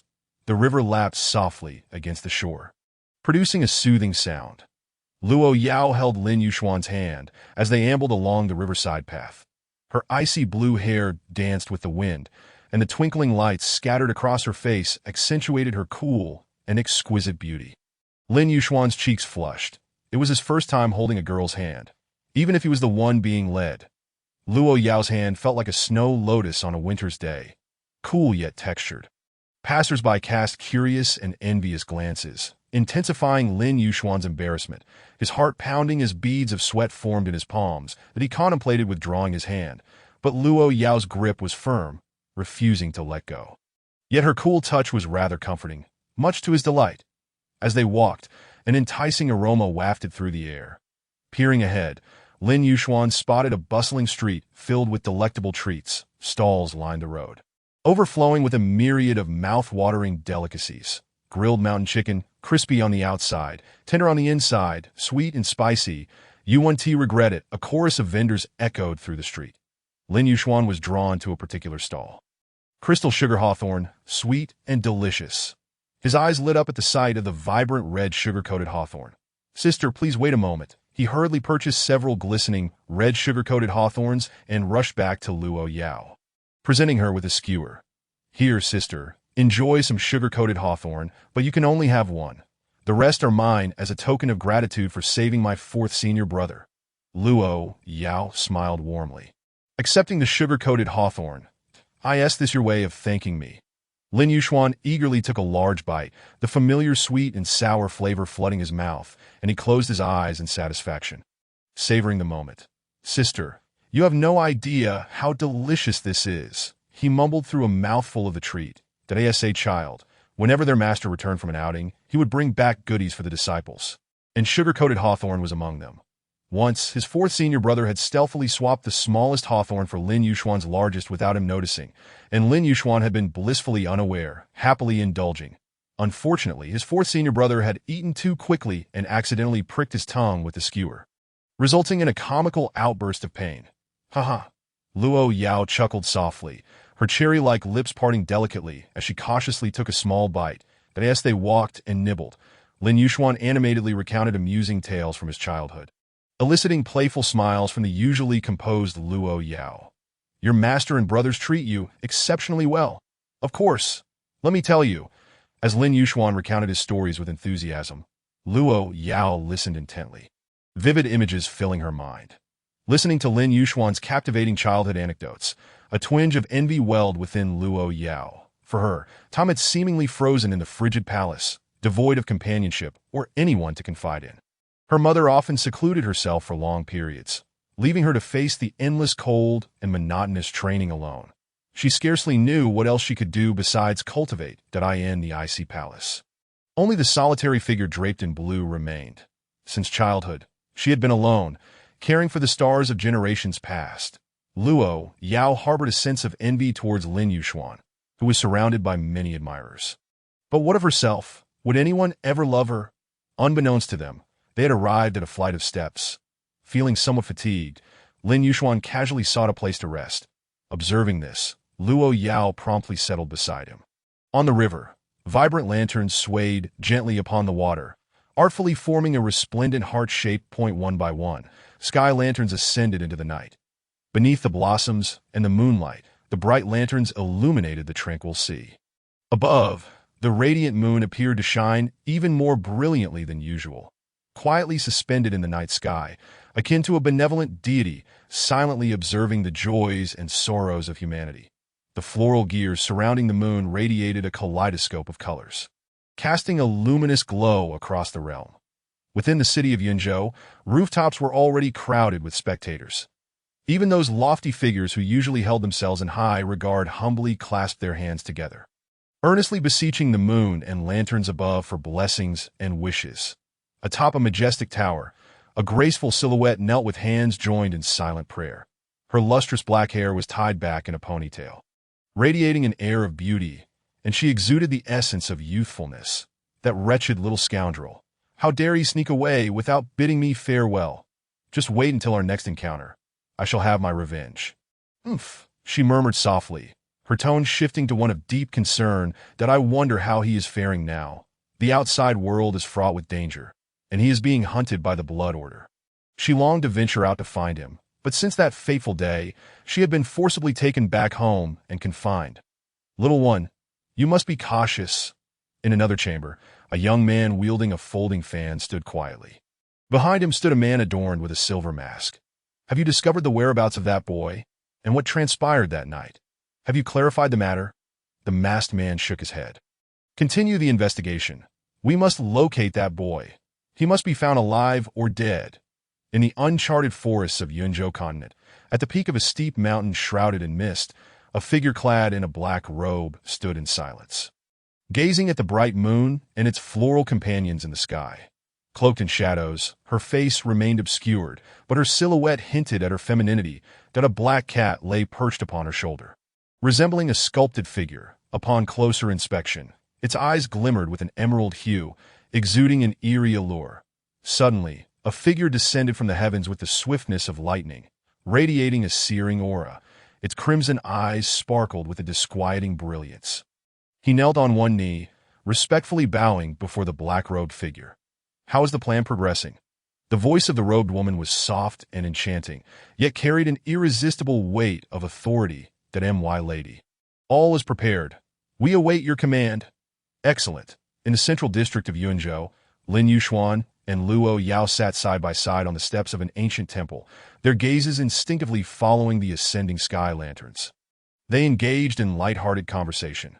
Time slipped away unnoticed until Luo Yao realized that the young man beside her had leaned against her shoulder. His long lashes fluttered gently in the moonlight. His breathing calm and steady, fully succumbed to slumber. Tenderly, Luo Yao laid his head upon her lap, cradling him gently, her eyes filled with warmth as she bestowed a soft kiss upon him. Thus concluded the chapter of the floral moonlit night. As well as the first volume, a new chapter awaits. It is said that readers who bestow 5-star ratings are even more handsome than Yanzu. Could that be you? Chapter 56. Thunderstorm in the southwestern region of the Jiuzhou continent. On the Xianin mountain, the peaks loomed majestically, enshrouded in mist. Within an old abode atop the mountain, candlelight flickered, casting a warm glow that danced across the weathered walls, as if it could extinguish at any moment. Reclining on a bed was a man nearing the twilight of his years, his scruffy beard and disheveled hair giving him a rather unkempt appearance in his tattered Taoist robe. But he was none other than Lin Yuxuan's master, Taoist Xian Kong. The passage of time had etched deep lines upon his face, yet it also bestowed upon him an ethereal quality that on the floor, a young man sat in meditation, clad in white, exuding an otherworldly aura. His features were exquisite, with sharp brows and bright eyes, resembling a celestial being stepped out of a painting. This was Lin Yuxuan's third senior brother, Jiangli. Beside him lay a sword, glinting faintly with a cold light. Outside, a bolt of lightning fractured the night sky, followed by a deafening roar of thunder. The wind howled, and rain poured down in torrents, causing the doors and windows to rattle violently. Taoist Xian Kong slowly rose, extending his right hand to carefully retrieve a small, exquisite wine gourd from the table above his head. Upon opening it, he inhaled deeply, a look of bliss washing over his face. Just as he was about to take a hearty swig, a cool voice interrupted. "Put that down." Zhang Li, still seated with his eyes closed, spoke with a calm demeanor. Upon hearing this, Taoist Xian Kong's expression shifted to one of embarrassment. However, he did not immediately relinquish the gourd. Instead, he boldly lifted it and declared, "You impudent lad, how dare you speak to your master in such a manner?" Zhang Li sighed in exasperation. "Master, how many times must I remind you? Your injury has yet to heal. You cannot drink. I shall only have a small sip. It should not cause any harm. Do you even believe that yourself, master? You said the same last time and the time before that. Yet what happened? You nearly swallowed the gourd whole. What do you mean by that? How dare you speak to me so?" Taoist Xian Kong pouted, clinging to the wine gourd as though it were his lifeline. Displaying a petulant demeanor that "I don't care, just a small sip." His insistence suggested that if he were denied this sip of wine today, he would not let the matter rest. Jiangli shook his head in resignation. Letting out a heavy sigh, ultimately deciding to acquiesce. Daoist Xian Kong claimed it would be but a small sip, yet upon opening the gourd, he promptly took a generous swig. Satisfied, he leaned back, prepared to indulge in yet another gulp. At that moment, his gaze fell upon Zhang Li, who had silently risen to his feet and was watching him intently. Taken aback, Daoist Xian Kong paused, locking eyes with Zhang Li for a moment before reluctantly sealing the gourd and placing it gently on the nearby table. Alas, you have all grown up, your wings have strengthened, and now you deny me even the pleasure of wine. Are you planning to cast me out of the mountain gate? What a cruel fate. Zhang Li had long since grown accustomed to Daoist Xian Kong's childlike antics, but he shot a disapproving glance at him, turning away to sit back down and slowly close his eyes, clearly choosing to ignore the old man's incessant prattling. Eventually, after a prolonged monologue, Daoist Xian Kong noticed that Zhang Li was entirely unresponsive, and his irritation flared. You ungrateful wretch, do you not remember the days of yore? Outside, lightning continued to streak across the sky, illuminating the night with a brilliant glow, while the thunder shook the very earth beneath them, and the downpour intensified. After a time, Daoist Xian Kong's voice gradually diminished, his head drooping as he seemed to ponder something, his expression turning somber. Your eldest senior brother and second senior sister have been out training for so long. They have yet to return a check on this old man. He sighed, his gaze drifting into the distance. And your junior brother has been gone for over a month now, with no word of his whereabouts that I wonder how he is faring. It was apparent that worry clouded his features at the mention of his junior brother. Despite his reluctance, a mentor must allow their disciples to venture forth into the world, permitting them the freedom to soar. For it is only through weathering life's storms that one can truly grow. As a master, all one can do is provide a refuge when they face danger and exhaustion. To travel is to embark. To return is merely to return. Yet this time felt different than no need to fret. Your junior brother is destined for greatness. And did you not foretell his auspicious path before he left? Zhang Li reassured Daoist Xian Kong, though even as he spoke, he could not help but open his eyes to glance outside, clearly harboring concern for his junior brother. With their absence, the mountain felt notably desolate, leaving the old man without companionship for conversation.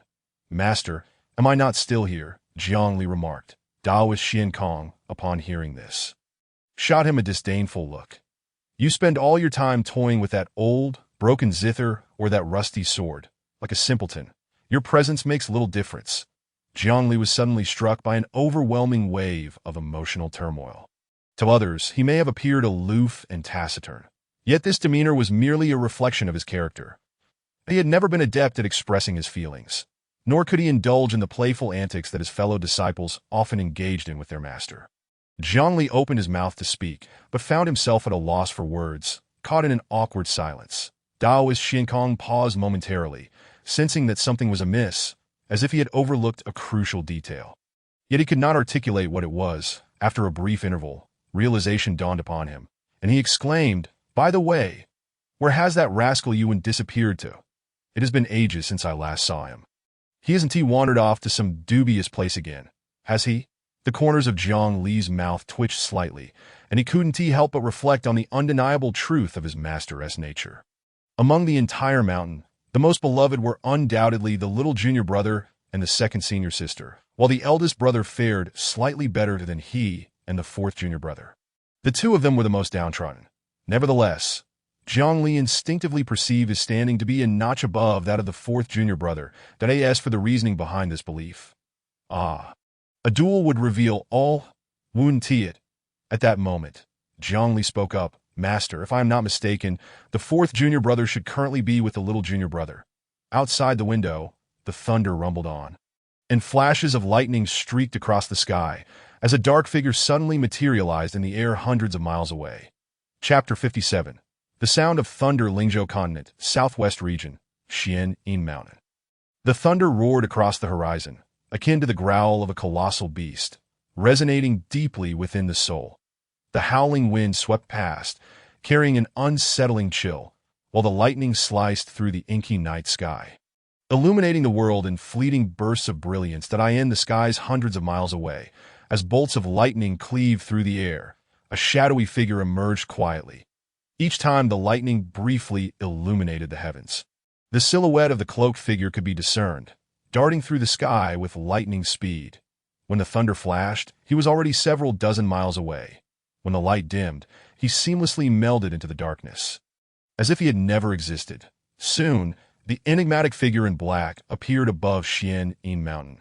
Within an old, dimly lit room, the flickering candlelight cast shadows upon two focused faces. Master, if I am not mistaken.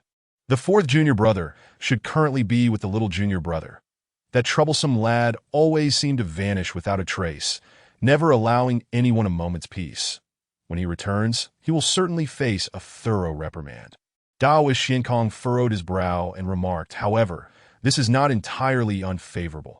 At least it ensures mutual vigilance between you and the little junior brother. Zhongli nodded slightly at these words, about to respond when he suddenly sensed something amiss. His gaze sharpened instantly, and with a flicker of movement, he found himself outside the window. Silver lightning-infused spiritual energy gathered in his palm, forming a dazzling handprint that he struck towards a particular direction outside. Who goes there? The cloaked figure seemed taken aback by the swiftness of his discovery, yet reacted with remarkable agility, leaping aside and seemingly merging into the AI or did I in the blink of an eye.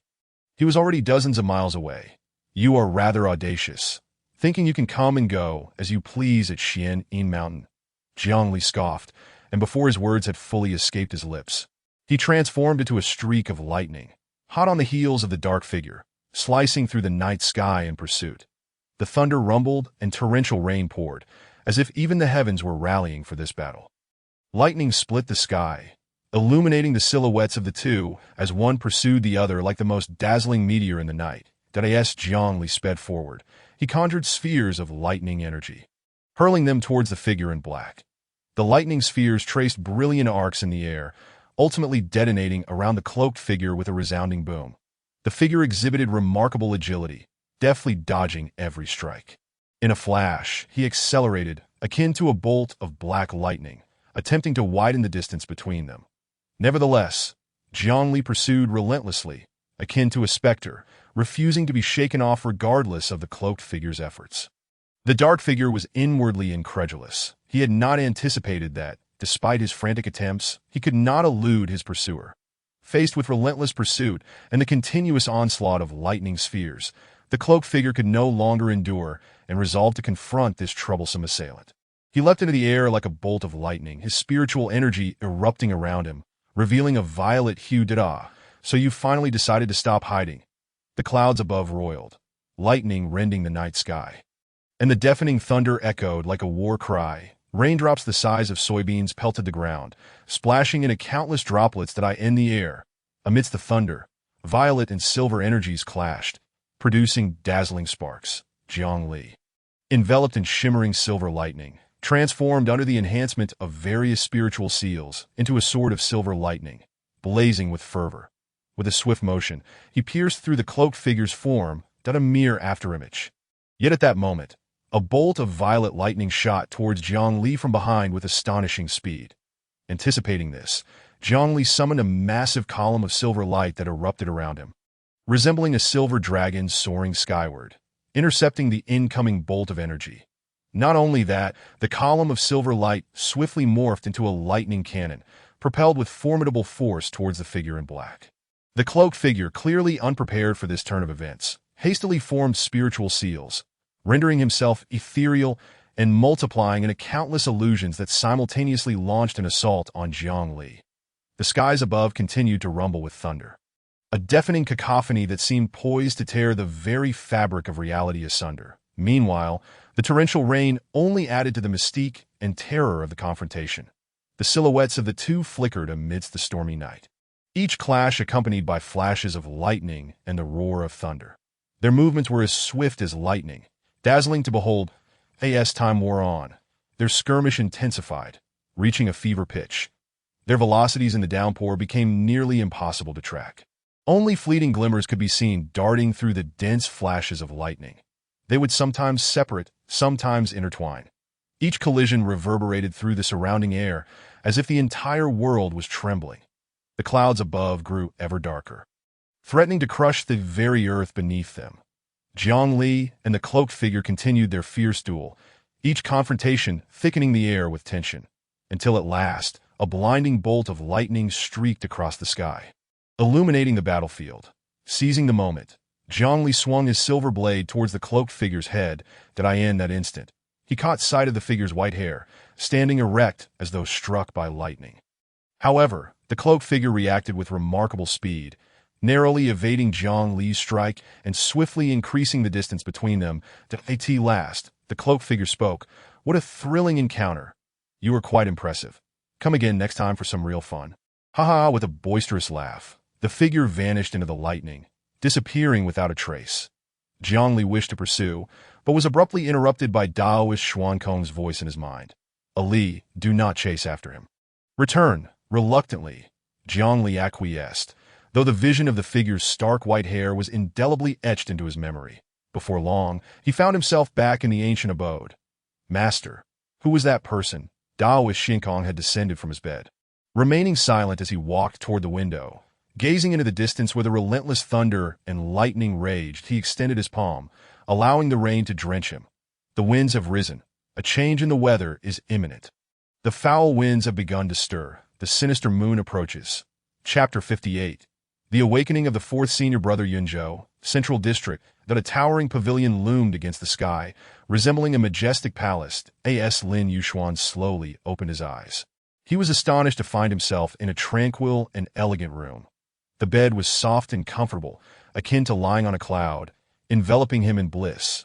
The entire chamber was suffused with a faint, soothing fragrance, instilling a sense of peace and security. Sunlight streamed through the delicate curtains, casting a warm glow upon the ancient wooden floor.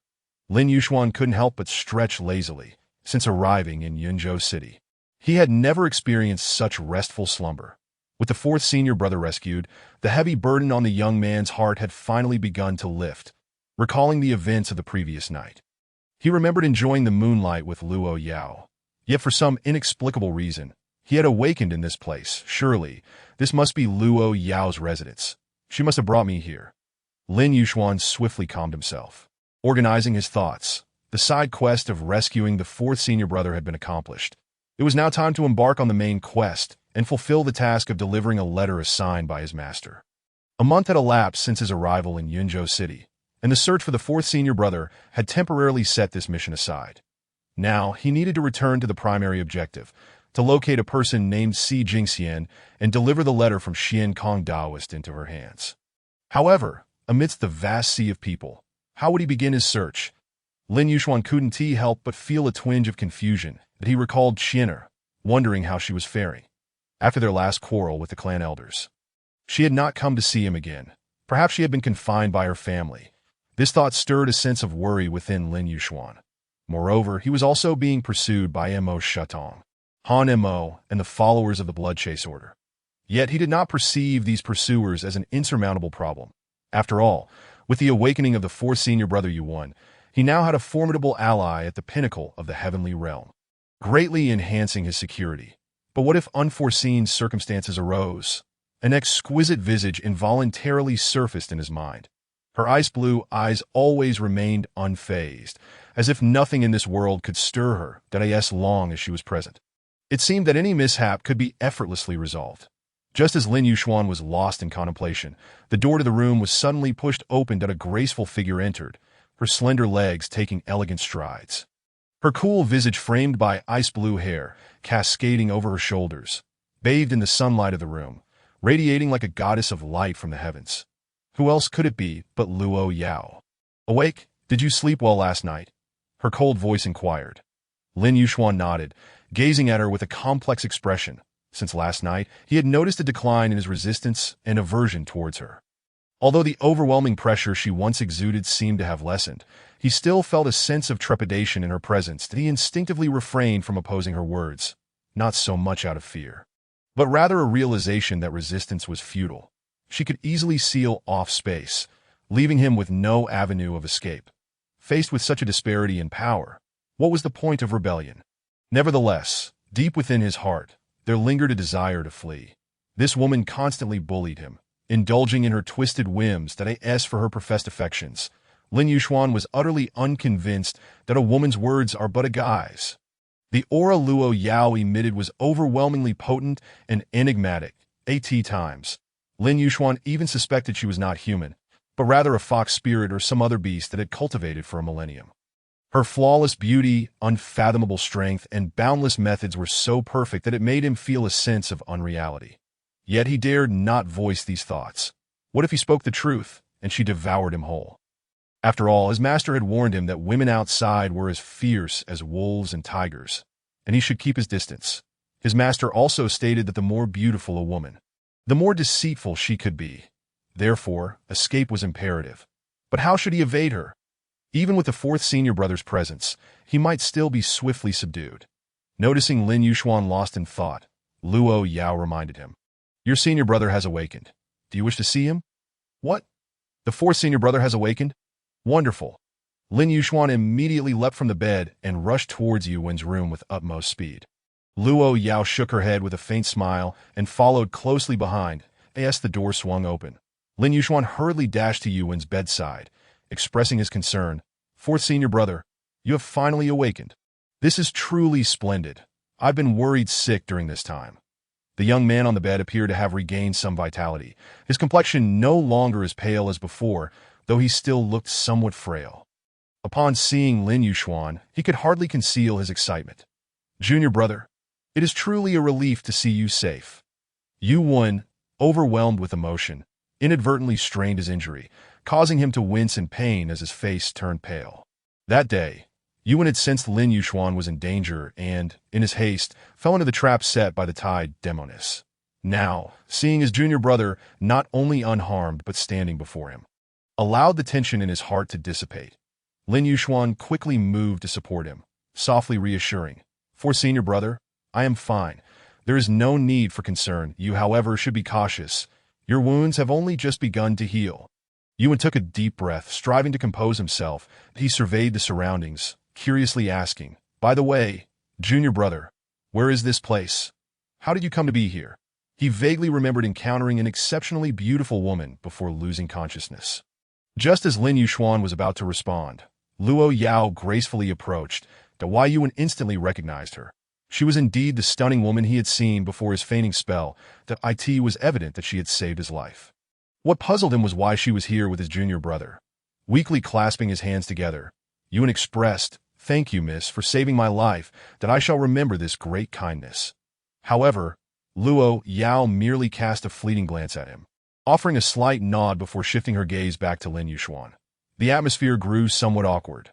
Noticing this, Lin Yuxuan quickly intervened. "For senior brother, this is Sister Luo Yao. She is the one who saved you." As he spoke, he occasionally glanced at Luo Yao, who responded with a gentle smile. This scene did not escape Yuwen's notice, prompting him to clear his throat. Hearing the sound, Lin Yuxuan hastily patted Yuwen's back, inquiring with concern, "Fourth senior brother, are you all right?" Yuwen waved his hand, shaking his head to indicate he was fine, and then said to Lin Yuxuan, "Junior brother, I am somewhat thirsty. Could you fetch me a glass of water?" Luo Yao chimed in softly, "Go ahead. The water is in the hall." Lin Yuxuan obediently nodded, stood up, cast a glance at Yuwen and Luo Yao, then turned to leave the room. As the door slowly closed behind him. Only Luo Yao and Yuwen remained in the room. For a moment, an indescribable silence enveloped the atmosphere. Chapter 59. Yuwen's warning within the airy pavilion, in a clean and simple room. Silence reigned, an oppressive, dead silence. Only Luo Yao's gaze remained fixated on Lin Yuxuan as he turned to depart, her eyes seemingly drawn to him, as if they were entwined, almost tangible, sitting beside the bed. Yuwen observed the enchanting figure, struggling to find the right words to break the silence. Finally, he took the initiative. "Miss Luo." Luo Yao's response was succinct and devoid of any emotional inflection, chilling enough to send shivers down one's spine. "I must thank you for saving my life." "No need for thanks. I saved you because of your junior brother," Luo Yao replied coolly, as if merely stating a fact. Wai Yuan furrowed his brow slightly, his fingers dancing in the air as he contemplated how to phrase his next question. "May I ask, Miss Luo, do you harbor feelings for my junior brother?" Since entering this room, Luo Yao's gaze had not once strayed from Lin Yuxuan, a clear indication even a fool could discern. Upon hearing this, Luo Yao slowly turned to face him, her ice blue eyes finally meeting Yuwen's. At that moment, Yuan felt an overwhelming sense of pressure wash over him, akin to a tidal wave threatening to engulf him, rendering his breathing labored.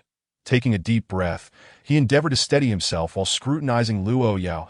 He could not deny that, solely in terms of beauty, Luo Yao was indeed flawless, nearly devoid of any blemish. Yet she exuded an icy demeanor. Yuan prided himself on having encountered many beautiful women.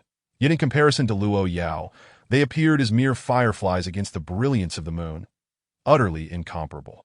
One was like a divine being, while the other was but an ordinary mortal. Nevertheless, Yuan's gaze grew, increasingly resolute, unafraid to meet Luo Yao's intensity head-on. That I mean no offense. My junior brother has grown up and deserves to find a girl he admires. As an older brother, I am naturally pleased. Upon hearing this, the coldness in Luo Yao's eyes seemed to soften slightly. Yet, as Yuan continued, my junior brother is innocent, lacking guile and sophistication, like a blank slate. He has never ventured into the world and knows little of its affairs, making him susceptible to deception or exploitation. That if you genuinely care for my junior brother, I will wholeheartedly support you. Regardless of your identity, as long as you truly love one another, I shall bless your union. However, I must warn you, should I discover that you harbor any playful intentions or other harmful thoughts towards him, I will not let you off easily. My intuition suggests that your identity is anything but simple, but if you dare to harm my junior disciple, believe me, you shall pay the price, even if it costs me my life. Yuan has always exuded an air of languid nonchalance, yet at this moment, his voice is imbued with an unprecedented seriousness, even rising to a fervent pitch. Years ago, Yuan was deceived by a woman of dubious character for a decade. Though he ultimately chose to depart with grace, who can fathom the depths of his inner torment and sorrow? In the stillness of night, he would toss and turn, unable to sleep, relying solely on alcohol to numb his pain. People often describe him as a man like the wind, yet none know the countless long nights he endured to emerge from that darkness. Without his junior disciple, perhaps he would still be unable to find solace, potentially sinking even deeper into despair. Therefore, he would never allow his junior disciple to tread the same path. Having endured the rain in his youth, he yearns to provide his junior disciple with an umbrella.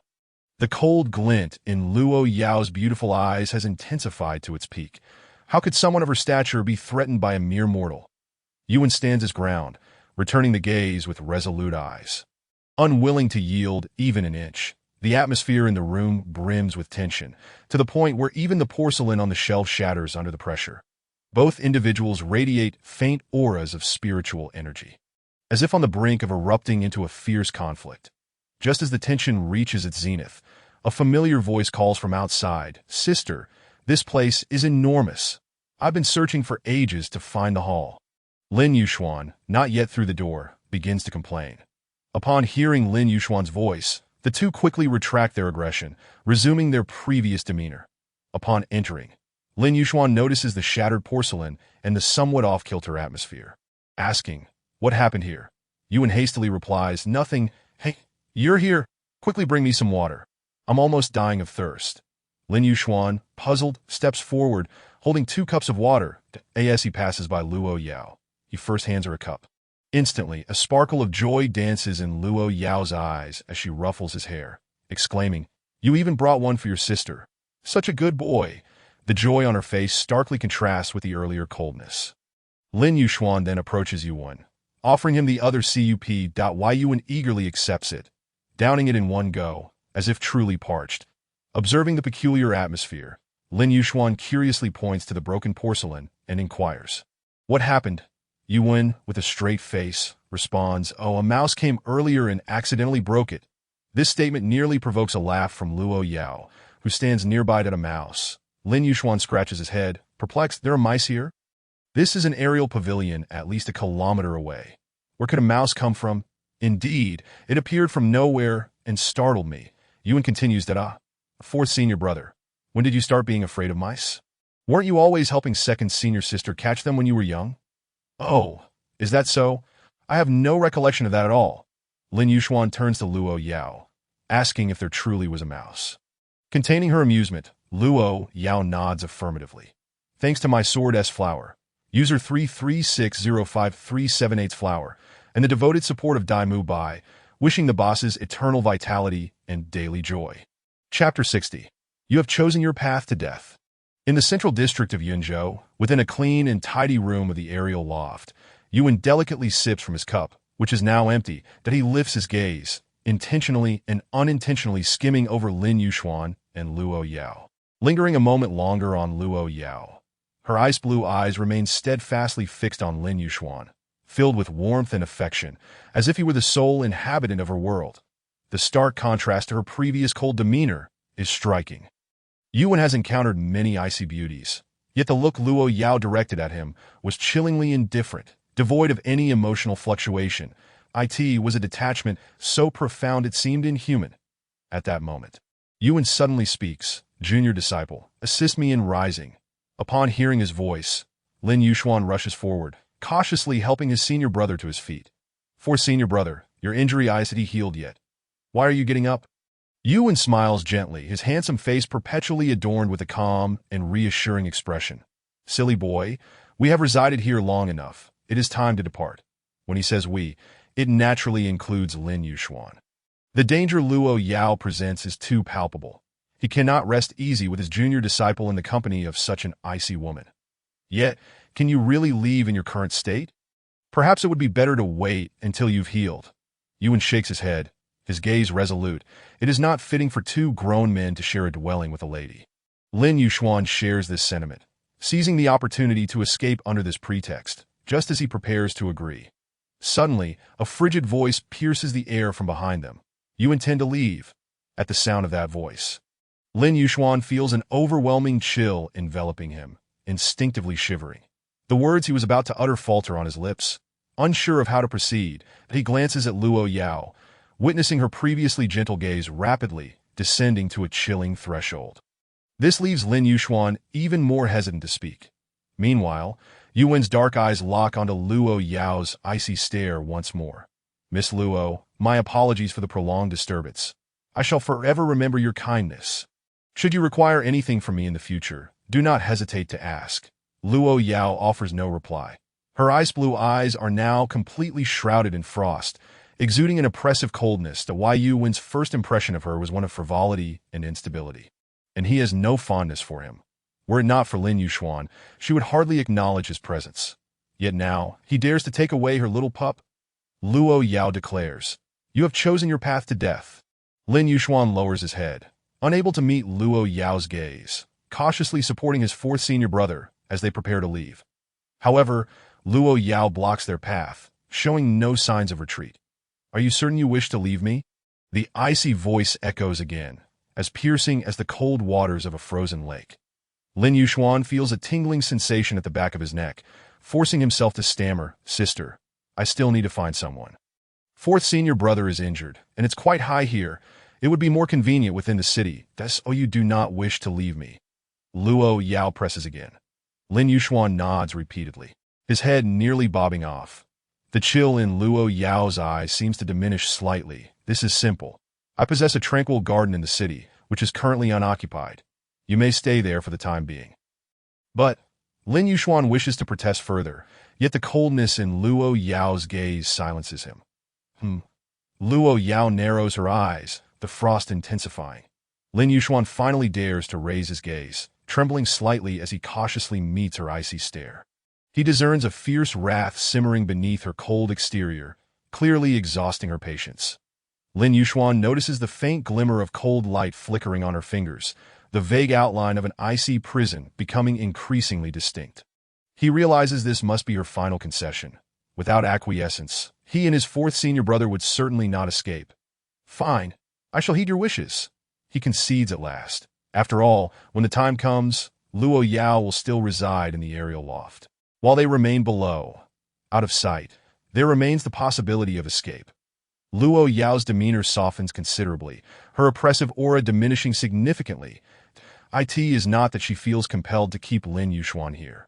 For her, no matter how far he might flee, he could never escape her grasp. However, she does not wish to be unable to see him or to be too far away.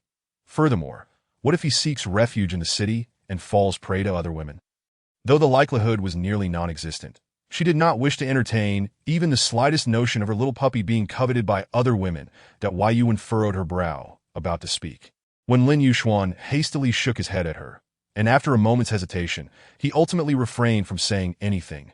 Soon, as the ice-blue radiance flickered within the room, the three of them found themselves standing before a garden in Yuzhou City.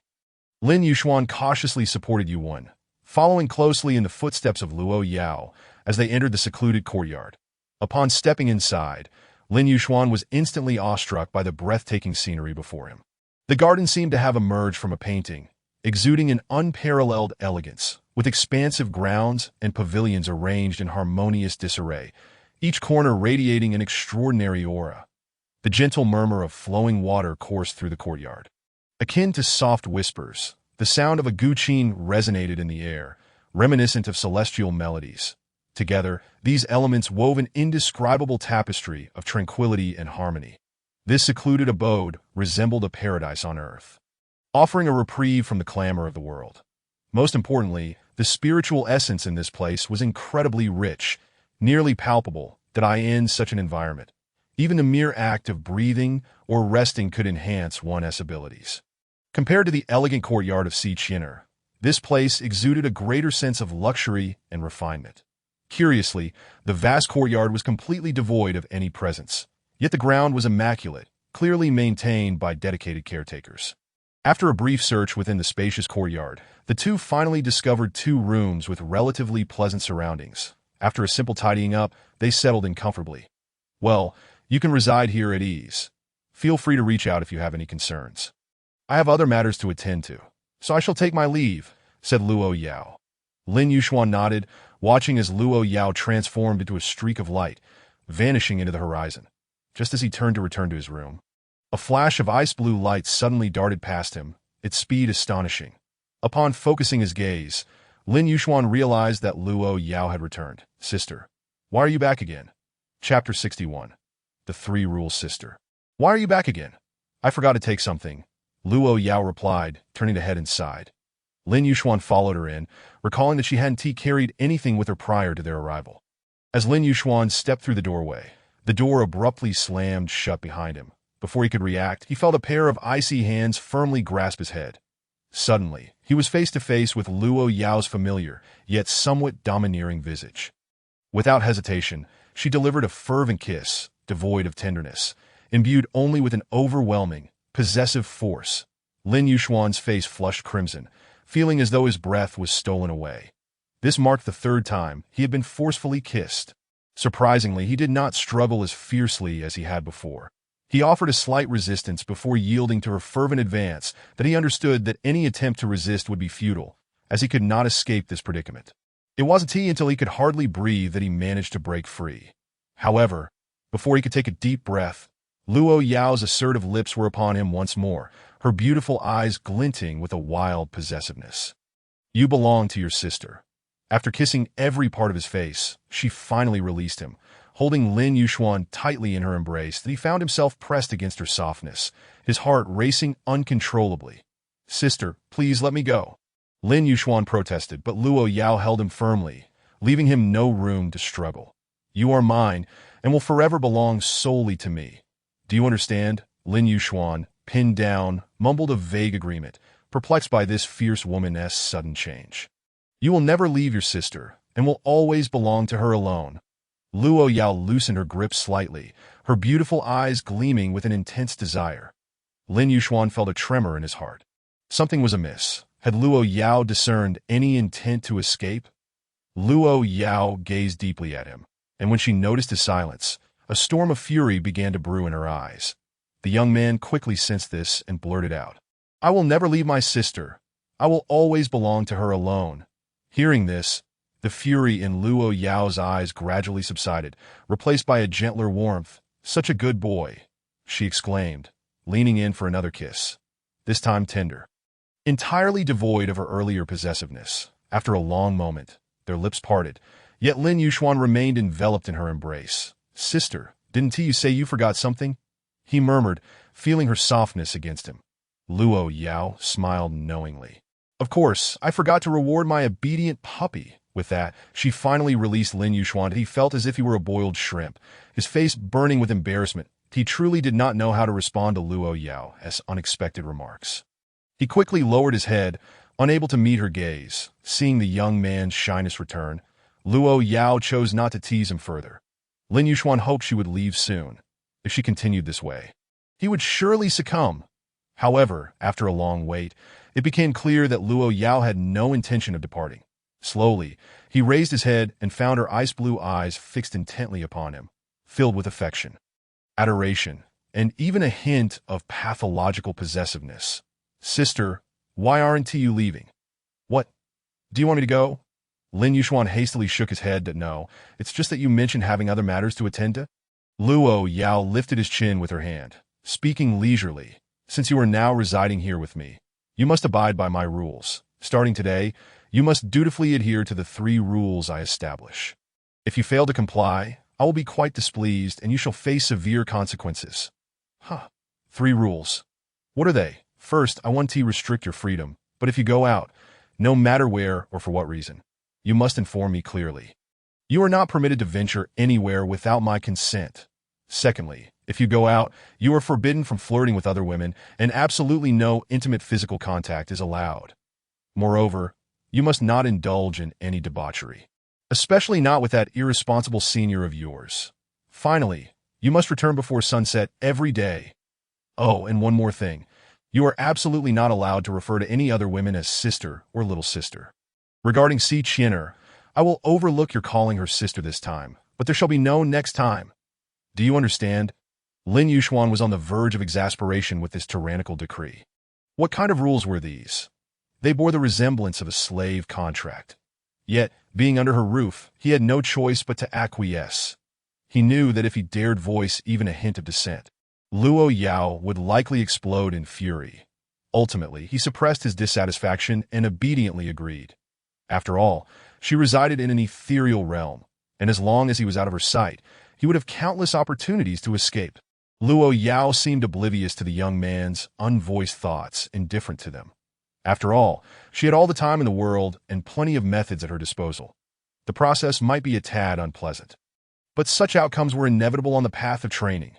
"By the way, you mentioned wanting to find someone earlier. Do you need your sister's help?" Luo Yao inquired again. Lin Yuxuan quickly waved his hands. "No need. Sister, I just need to find someone, and my 4th senior brother and I are sufficient that I truly don't want to trouble you any further." Luo Yao glanced at him with a half-smile, asking, "Are you really sure you don't need any help?" Lin Yuxuan nodded vigorously. After all, he had limited opportunities for freedom, and he needed to seize them tightly, that if she accompanied him, it would be futile. Seeing his resolute stance, Luo Yao lightly nodded in agreement that as for safety concerns, she was not overly worried. After all, Yuan was right by his side, and she had also prepared contingencies, should any unforeseen circumstances arise. She could swiftly come to his aid. Subsequently, a surge of ice-blue spiritual energy enveloped her, and in a flash of light, she transformed into a streak of luminescence, vanishing into the horizon. "Remember what I just told you. Never forget." The echo of Luo Yao's words lingered in Lin Yuxuan's ears. Once he confirmed that Luo Yao had finally left, he collapsed onto the ground, his back drenched in cold sweat. Friends, who understands? The path to escape is fraught with difficulties. Thanks to Zadinia for a flower, to those who share their hearts with love, to Yun Yusufang for 3 tokens of love, to Yi4 for a token of love, to Wumo for 3 tokens of love, to Baiyong for a token of love. Wishing the bosses joy every day and eternal life. I humbly seek 5-star reviews, please, all you charming Yunzu grandpas and lovely ones. Chapter 62, The Azure Pavilion Yunzhou. Central District. Deep within a refined courtyard, at the foot of a waterfall, a young boy sat in tranquil meditation, bare-chested, allowing the torrent of water to continuously strike his back. The spiritual energy in this courtyard was remarkably pure and abundant, making it an ideal location for cultivators. After observing for some time, Lin Yuxuan determined that this spot at the waterfall's base was the most concentrated source of spiritual energy in the entire courtyard, with even the water cascading down the falls infused with ethereal essence. The spiritual water flowing over him aided in clearing some of the blockages in his meridians. Thus, the boy visited this place daily, immersing himself in the water for as long as 2.5 hours. Suddenly, Lin Yuxuan opened his eyes and leaped out of the water, landing on the bank. However, he did not depart immediately. Instead, he began to practice his punches. The Dragon Heart Fist was executed with ferocity and strength, exuding an impressive aura. With each movement, the wind from his punches whirled around him, and the spiritual energy radiated more vividly, clearly reflecting his growing mastery. After a while, drenched in sweat, the boy took a leap back into the waterfall, a refreshing wave of coolness enveloping him. After relishing the soothing waters for a brief moment, he finally donned his clothing and prepared to leave. In just under 2 days of practicing at the waterfall's base, Lin Yuxuan felt the spiritual energy within him become even purer, marking a significant leap in his cultivation. At this rate of progress, he believed he could reach the later stage of heart mastery in less than half a month. This prompted the boy to marvel at the wonders of Luo Yao. Not only was the ethereal pavilion a masterpiece of craftsmanship, but even this elegant courtyard held profound mysteries. This understanding led Lin Yuxuan to comprehend why some cultivators chose unconventional paths, seeking the support of wealthy patrons. The resources and environment available here were dreams unattainable for ordinary individuals. Over the past 2 days, Lin Yuxuan had devoted himself entirely to his cultivation in the courtyard. After all, in the land of Juzhou, strength was the ultimate truth. In his youth, he had been lazy on the mountains, neglecting his training.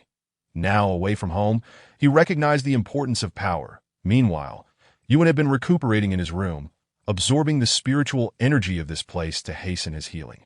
After 2 days of rest, he was nearly recovered. Initially, they had planned to set out to find Si Jingxian once Yuan was fully healed. Luo Yao visited daily, playfully tormenting the boy before taking her leave. Lin Yuxuan could only comply, bearing the humiliation for the sake of his future escape. On this particular day, the sun shone brightly, and a gentle breeze caressed the air. Lin Yuxuan hummed a cheerful tune as he approached Yuan's door. Appearing to be in high spirits that he knocked, and upon hearing the sound, Yuan rose to open the door. "Fourth senior brother, how is your recovery?" Yuan, beaming with joy, nodded that I'm almost fully healed. This place truly is remarkable. Suddenly remembering something, Yuan asked, "By the way, little junior brother, what is your relationship with Miss Luo? How did you come to know her?" After all, both the ethereal pavilion and this elegant courtyard were exquisite, clearly reserved for individuals of significant status and background. The woman also exuded an aura of danger and mystery, which made him worry that his junior brother might be deceived. Fourth senior brother. She is the same woman I mentioned to you earlier. Lin Yuxuan briefly recounted his encounter with her at the Dreaming Drunk Pavilion, omitting any mention of her bullying him. He even fabricated a tale, claiming that he had requested Luo Yao's assistance to rescue Yuan, and in return, she demanded he call her sister. Little junior brother, that Miss Luo is truly dangerous if you do not have feelings for her. We should leave while we still can, the farther the better. Yes, I understand that I will consider it carefully. Lin Yuxuan quickly changed the subject, asking, "By the way, fourth senior brother, how did you escape from the Tide Witch?" Upon hearing this, Yuan's expression shifted slightly, and his mind involuntarily conjured images of the bloody, brutal, and nauseating scenes he had witnessed. After a moment, he forced a smile. "Oh, it was just a minor witch. It could hardly challenge your senior brother. I managed to slip away when she wasn't paying attention." Though Yuan spoke lightly, Lin Yuxuan knew the reality was far more complex. Sister Qian had once mentioned that those taken by the tide which never return alive. Coupled with Yuan's harrowing appearance, it was evident he had endured unimaginable torment before finding a sliver of opportunity to escape. After his escape, he had been pursued. Noticing Lin Yuxuan's gloomy demeanor, Yuan quickly reassured him, "Little junior brother, I'm almost fully recovered now. The weather is splendid today. Let us hurry and search for that person named Si." "What was it?" "Oh yes, Si Jingxian." Lin Yuxuan nodded slowly. "All right, let us set off now." The two brothers then left the elegant courtyard. Prior to this, Lin Yuxuan had mentioned to Luo Yao his intention to search for Si Jingxian over the next couple of days, and she had readily agreed.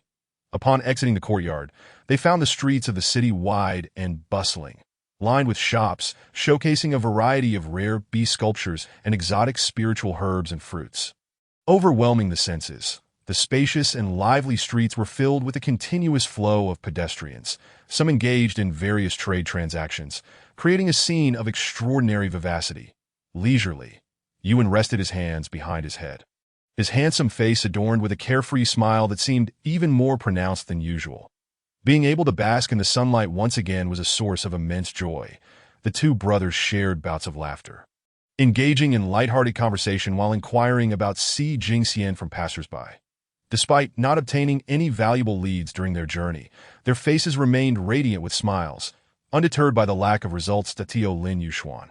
His master and senior brothers were akin to his closest family. Spending time with them, exploring the city, and searching for someone was a simple yet pure form of happiness that as time flew by. Several hours slipped away unnoticed. Standing amidst the intersecting streets of the city, they had yet to gather any information regarding Si Jingxian as the sun began to set. The sky blazed with hues of crimson, reminiscent of a burning flame.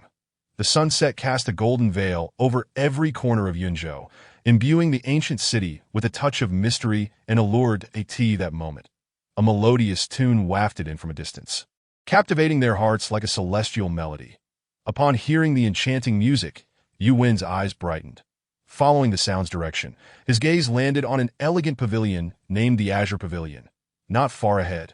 Little junior brother. Let us go, let us have some fun. Chapter 63. The elegant courtyard of jade trees. Little junior brother. Let's go, let us have some fun. Yuan exclaimed excitedly, his eyes sparkling as he fixated on the Azure Pavilion ahead.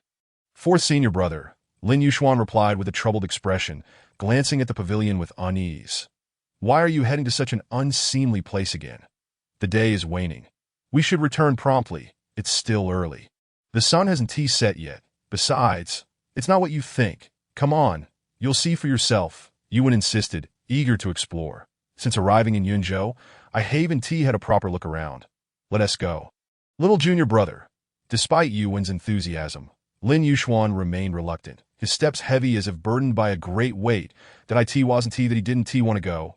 Rather, Luo Yao had laid down strict rules forbidding him from accompanying his fourth senior brother to such dubious places, insisting they must return before sunset, that if he were to violate her orders, he would face severe consequences. Observing Yuan's fervor, he hesitated before gently asking, Fourth senior brother, this place isn't inappropriate, is it? Little junior brother, what are you thinking? It's merely a place to enjoy music. It's quite proper. Reassured by this response, Lin Yuxuan felt his trepidation ease slightly, but still expressed concern. All right, let us just stay for a short while. We must return before sunset. Absolutely. We'll just listen for a moment. Thus, the two brothers-in-arms embraced each other as they strolled into the Bihui Pavilion.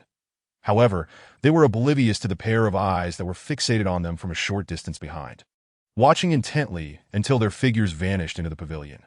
The individual immediately signaled to a companion beside him, whispering a few words, after which the other person hastily departed, seemingly to convey some important message. Meanwhile, the remaining individual stood steadfast in place, maintaining his original posture, his eyes unwaveringly fixed on the direction where Lin Yuxuan and his companion had disappeared, as if striving to penetrate the very essence of that path.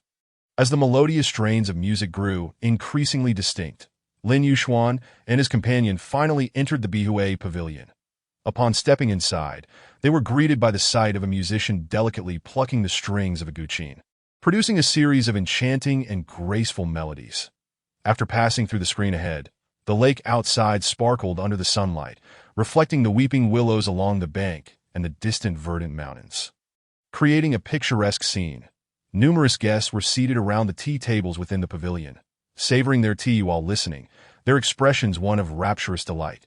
The air was imbued with a faint scent of sandalwood, as the notes of the guqin flowed seamlessly, evoking a tranquil and ethereal ambience. That was Lin Yuxuan's first visit to such a refined establishment, and he couldn't help but feel a sense of curiosity and excitement. As he listened to the musician's extraordinary skill, he was genuinely captivated. The melodies were elegant and serene, soft and alluring, and when paired with the poetic scenery before him, they evoked an irresistible desire to cast aside all worries and revel in a state of bliss. It was ineffable beyond words, yet undeniably enchanting, and no wonder the cultured patrons were so fond of such places. Yuan cast a smile towards Lin Yuxuan and inquired, What do you think, junior brother? Is this place not delightful? Lin Yuxuan nodded and softly replied, Indeed, it is quite splendid. The atmosphere is very refined, and it appears to be quite a respectable establishment. That moment. A woman holding a fan gracefully approached. Greetings to you. Young gentlemen, you both are quite handsome, yet I do not recognize you. I presume this is your first visit to our Bihue pavilion. Yuan maintained a serene smile as he responded, Indeed, it is so. Might I trouble you, young lady, to provide us with an introduction? The young woman nodded with a warm smile and replied, Of course, please follow me. With that, she swayed ahead, elaborately introducing Lin Yuxuan and Yuan to the various tones, melodies, and different styles of performance within the Bihue pavilion. Lin Yuxuan, however, found himself utterly befuddled, unable to comprehend her words, and quietly followed behind. Conversely, Yuan appeared remarkably composed and engaged in elegant conversation with the young lady, continuously posing his queries and insights. Thus, they meandered through the pavilion until they finally arrived at a refined private room on the upper floor. The decor of the room was minimalist yet luxurious, with tables and chairs crafted from premium rosewood, exquisitely carved with clear grains. The walls were adorned with several landscape paintings, exuding profound artistic depth. That a vase by the window held fresh peonies, their fragrance mingling with the aroma of tea, creating an intoxicating ambience. Please wait a moment. The musician will arrive shortly, the fan-wielding young woman said as she exited the room. Yuan tilted the teapot slightly, allowing clear, transparent tea to flow from the spout and precisely filled 2 exquisite teacups. As the fragrant steam wafted upward, he smiled and placed a cup in front of Lin Yuxuan and himself. Lin Yuxuan lifted his cup and drank it down in one go. Observing this, Yuan could not help but shake his head in amusement, gently reproaching, junior brother, such behavior is quite lacking in grace. Sipping tea and playing the guqin are refined pursuits that require careful appreciation and gradual savoring of their essence. Drinking as you do reveals little of the experience. With that, he elegantly raised his teacup, scrutinizing the color of the tea, before taking a delicate sip, allowing the flavor to linger in his mouth before slowly swallowing. The rich aroma of the tea unfolded within him, leaving him entranced. Yuan closed his eyes, savoring the fragrance, and exclaimed, Splendid, splendid. Truly excellent tea. Lin Yuxuan, observing his senior brother's graceful demeanor, gave a thumbs up among his peers. Yuan was undoubtedly quite knowledgeable about such culture matters. Just as the two were immersed in the fragrant tea, the door to the room was suddenly flung open. A group of beautiful dancers glided in gracefully, their movements elegant and fluid. Following them was a woman adorned in a light veil, cradling a pipa. Though her face was obscured, the delicate silhouette outlined by her elegant silk garments suggested she was a stunning beauty. With the pipa in her arms, her fair fingers caressed the strings, her body slightly turned, with her face half hidden behind cascading tresses and the instrument, creating an alluring and ethereal charm that sparked boundless imagination.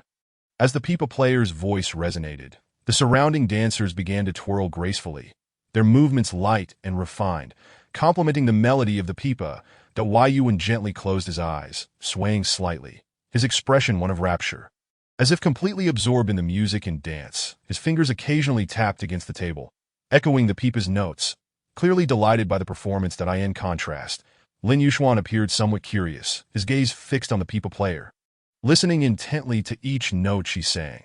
The song was indeed melodious, yet upon closer listening, one could detect a subtle undertone of sorrow. This sorrow did not stem from personal emotions, but rather evoked a sense of desolation tied to the loss of a homeland.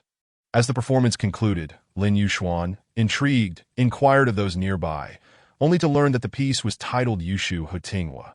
Just as everyone was immersed in this enchanting atmosphere, a sudden loud crash interrupted as the door was violently kicked open. Thank you to Wu Zhaoxin for the bubble tea, and to everyone else for your support. Wishing you all eternal joy. Chapter 64. Handsome, I want to bear your child. In Yunzhou, within the Bihue Pavilion's private room on the 2nd floor. Just as everyone was lost in the splendid ambience, a sudden loud noise erupted as the door was forcefully kicked open. The unexpected commotion left the guests momentarily stunned. Upon closer inspection, a tall young man strode in, his attire ostentatious, clearly a wealthy young master. Trailing behind him were several powerful figures that as the young man kicked open the door. He quickly scanned the room, but upon finding no trace of the icy beauty he had longed for, a flicker of disappointment crossed his face. However, he swiftly locked on a Lin Yuxuan. "Kid, I've finally found you. Where's that ice beauty? Why isn't she with you?" The young man demanded, addressing Lin Yuxuan. Ever since their encounter that night with Luo Yao, he felt as though his heart had been ensnared. He vowed never to forget such a strikingly beautiful, yet tempestuous woman. The thought of conquering such a woman thrilled him to no end. Even if it meant submitting to her, he would willingly kneel at her feet. The dancers in the room sensed the tension and hurriedly retreated to the sides. "What brings you here again?" Lin Yuxuan raised his gaze to the young man, recognizing him as the one who had previously attempted to flirt with Luo Yao. Introducing himself as Quan, he recalled how easily Luo Yao had dismissed him with a mere wave, vanishing him from sight, but he had not anticipated that he would return today seeking trouble. "Young Master Quan, this is Bihue Pavilion. Should you have any grievances, perhaps we could set them aside for the moment. Consider it a favor for our establishment." The young woman who had previously wielded a fan implored the young man beside her, yet he remained unyielding. "Kid, let us settle the score from that night," young Master Quan declared, striding in with his entourage. Lin Yuxuan found himself at a loss for words. "Dude, I didn't even hit you. If you want to take it out on someone, go after Luo Yao." Nevertheless, he maintained a calm demeanor and replied flatly, "Oh, and what do you propose?" Young Master Quan sneered. "Humph, nothing much. Just apologize to me. Let me have a go at you to vent my frustrations, and then tell me where that ice beauty is, and we can consider this matter settled." Lin Yuxuan almost burst into laughter at this absurdity, dismissively retorting, "Apologize? On what grounds? Who do you think you are?" At that moment, Quan became furious, pointing at Lin Yuxuan and berating, "You brat, don't toast to me and then refuse a drink. If you don't comply with my demands today, I shall make you regret it." At this juncture, Yuan interjected, "What audacity! I shall see who dares to lay a hand on my junior disciple today." Yuan had always possessed such a temperament. Whoever dared to strike would be met with a fierce beating, regardless of the circumstances. Upon hearing Yuan's voice, Quan and the formidable figures behind him shifted their attention towards Yuan, scrutinizing him from head to toe. The latter appeared to be quite young and did not seem to be an imposing character. The strongmen accompanying Quan swiftly moved to encircle Lin Yuxuan and Yuan, creating a tense and oppressive atmosphere, as if a fierce battle could erupt at any moment. Just as both sides were on the brink of confrontation, a mature woman of ample stature slowly walked in. Her presence instantly captivated everyone's attention, especially Quan, whose expression subtly shifted. The woman regarded the crowd with a serious tone and stated, "Gentlemen, I trust you are aware of the rules of Bishui Xian. Fighting is strictly prohibited. Those who do so will be permanently barred from entry." And Master Quan, what do you suppose would be the reaction of old Master Quan if he learned of your antics here? Upon hearing the woman's words, Quan's expression changed once more, and he quickly forced a smile, saying, "Anwen is right. This young master was indeed impudent." Clearly, Quan held a significant fear of the woman, refraining from offending her lightly. Since fighting was not permissible here, they would take the confrontation outside. "You two, do you dare to step outside?" Quan addressed Lin Yuxuan and Yuan. "Absolutely." Without waiting for Lin Yuxuan to respond, Yuan calmly agreed. Thus, a procession made its way outside, and as Yuan and Lin Yuxuan prepared to follow, the mature woman's voice resonated from behind. "Gentlemen, do take care that Wai Yuan smiled lightly, nodding in acknowledgement. Soon, they arrived at a vacant area by the lake outside Bishui Xian. By now, a considerable crowd had gathered to watch the spectacle, whispering and discussing among themselves. After all, excitement and gossip were eternally captivating topics. "Look, isn't that young Master Quan?" exclaimed a young man in surprise. "Indeed. Why is he fighting again? Wasn't he just beaten badly last time?" inquired another middle-aged man curiously. "But those two young masters look unfamiliar," remarked a woman excitedly. "They're rather handsome, especially that young master. He is as adorable as a puppy. I prefer the other young master beside him, calm and elegant as the wind. Truly handsome. I feel like my springtime has arrived," another woman gushed, her eyes sparkling with admiration. The atmosphere among the onlookers grew increasingly animated, with voices rising in fervor. The Wai Yuan's gaze remained calm as water. He merely cast a fleeting glance at the group of strongmen, already discerning their levels of strength. Among them were 2 at the earthly realm, 3 at the spirit transformation realm, 2 at the heart control realm, and 3 at the body refinement realm. As the crowd continued to swell, increasingly drawn to the impending conflict. Many young girls found themselves captivated by Yu Wen's dashing appearance, cheering him on fervently. With a slight curve of his lips, Yuan displayed a confident smile and beckoned towards Quan's direction, signaling him to come forth. Observing Yu Wen's audacious demeanor, Quan felt a surge of fury ignite within him. He turned to a nearby earthly realm expert and commanded, "You go and eliminate him." The earthly realm expert nodded without hesitation, his form shifting as spiritual energy surged within him, coalescing into an exceptionally sharp spear that shot towards Yuan with fierce intent. Yet, Yuan remained stationary, a serene smile gracing his face. Just as the spear seemed poised to pierce his body, his figure suddenly became indistinct, in the blink of an eye. A flash of azure light flickered around him, in that fleeting moment. The earthly realm expert felt as though he had been struck with tremendous force. His head rang with a deafening roar as his body was hurled backward, crashing heavily into the lake. This unexpected turn of events left the crowd in stunned silence, with not only Quan's faction rendered speechless, but also the onlookers left astonished. Was that not an earthly realm expert? How could he be defeated in the blink of an eye? What? He was taken out so quickly. After a few moments of silence, the spectators erupted into raucous cheers and applause. In the land of Jiuzhou, everyone revered and idolized the strong. Yet someone like Yuan, possessing both strength and youthful charm, was the dream of countless young women. Among the crowd, many girls began to scream with excitement. "So handsome! Handsome man, do you need a girlfriend? How about considering me? Handsome man, I want to have your children." Chapter 65. I will definitely return. At the open space by the lake outside Bishui Xian, Quan gazed at the composed and unruffled young man before him. Feeling a tempest of emotions within, he had just dispatched their strongest, an expert at the late stage of the earthly realm. Initially, he thought to seize this opportunity to assert dominance and swiftly eliminate his opponent.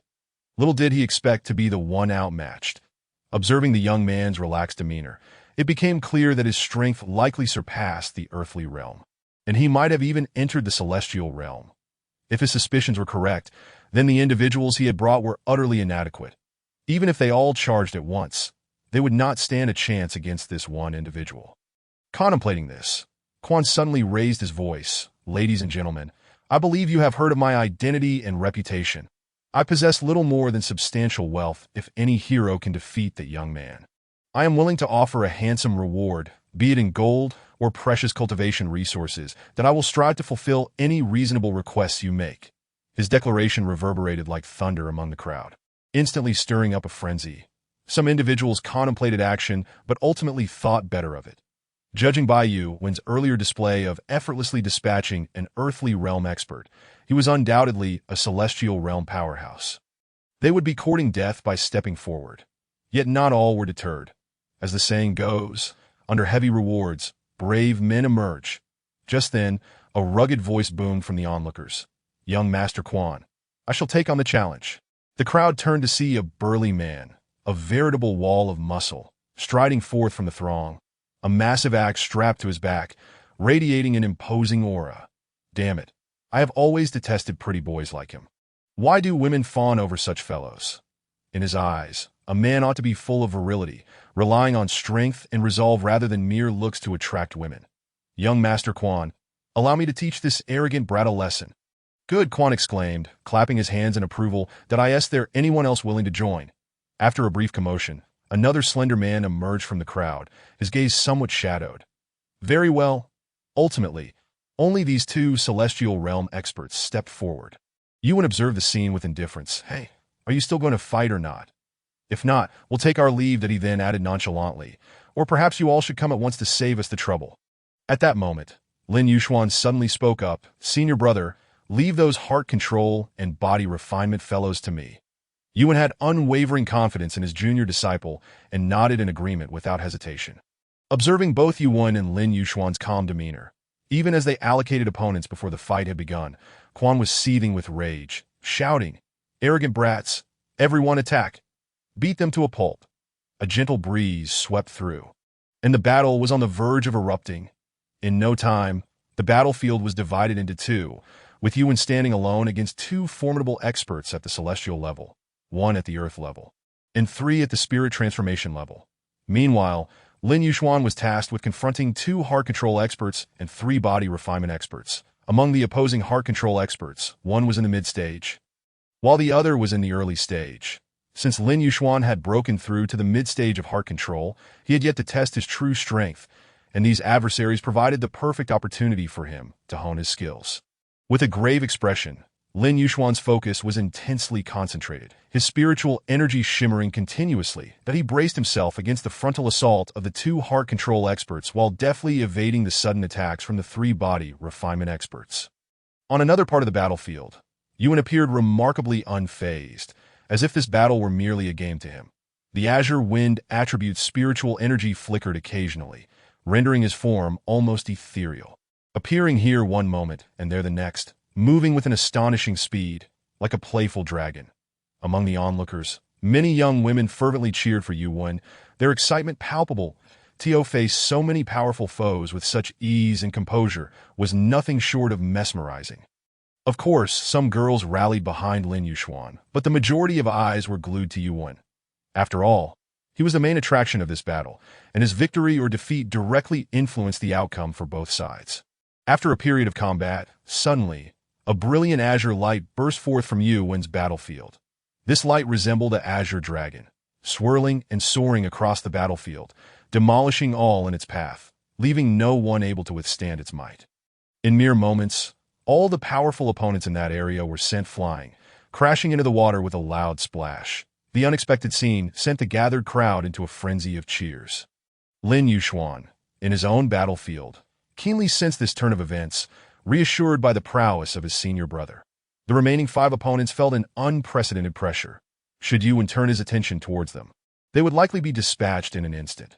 Realizing this, their gazes met, and they swiftly made a decision. With a collective surge, their spiritual energy erupted, blazing like a fiery inferno. They then leaped simultaneously from 5 different angles, tracing elegant arcs in the air as they launched a fierce assault on Lin Yuxuan. However, Lin Yuxuan remained unfazed, a determined glimmer in his eyes. His spiritual energy rapidly coalesced around his right fist, and he unleashed a thunderous shout. Dragon Heart Fist, dragon soars across the world. With that bellow, he struck the ground with his fist, and in an instant a colossal surge of spiritual energy erupted around him like a colorless dragon. Spiraling outward with unparalleled force, the sound of dragon roars resonating in the air. This technique was the third move Lin Yuxuan had recently developed while practicing at the waterfall in the Yuyuan. Although he had yet to master it fully, he felt he had grasped its essence, and wanted to seize this opportunity to test it. 5 great dragons roared forth towards the 5 opponents, their overwhelming presence enveloping them instantly. The expressions of the 5 opponents shifted dramatically as they were swept away by the terrifying dragon energy, akin to kites severed from their strings, one after another plunging into the lake, creating a magnificent splash. Only the young Master Quan remained, trembling uncontrollably, his eyes wide with disbelief that he had never imagined that so many experts, including 2 celestial-level warriors, could not subdue the 2 that Yuan, and Lin Yuxuan approached him slowly. "What is your name? Why do you trouble my junior brother? Quan someone that I mean your full name, do you not even have a name? Quan someone? I am called Quan Morin." After repeated questioning yielded no answers, Yuan's patience waned, and with a casual wave, a gust of azure wind sent him soaring into the sky. But he couldn't be bothered to deal with such a weakling from the body refinement level. "Ah!" Young Master Quan, unexpectedly sent flying again, shouted, "I will definitely return." His voice echoed through the mountains and forests. At that moment, the gathered crowd surged forward, particularly many young women eager to engage with Yuan and Lin Yuxuan.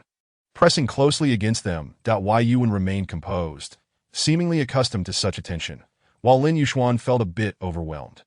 Not particularly adept at handling the affections of young women, he awkwardly responded to their advances.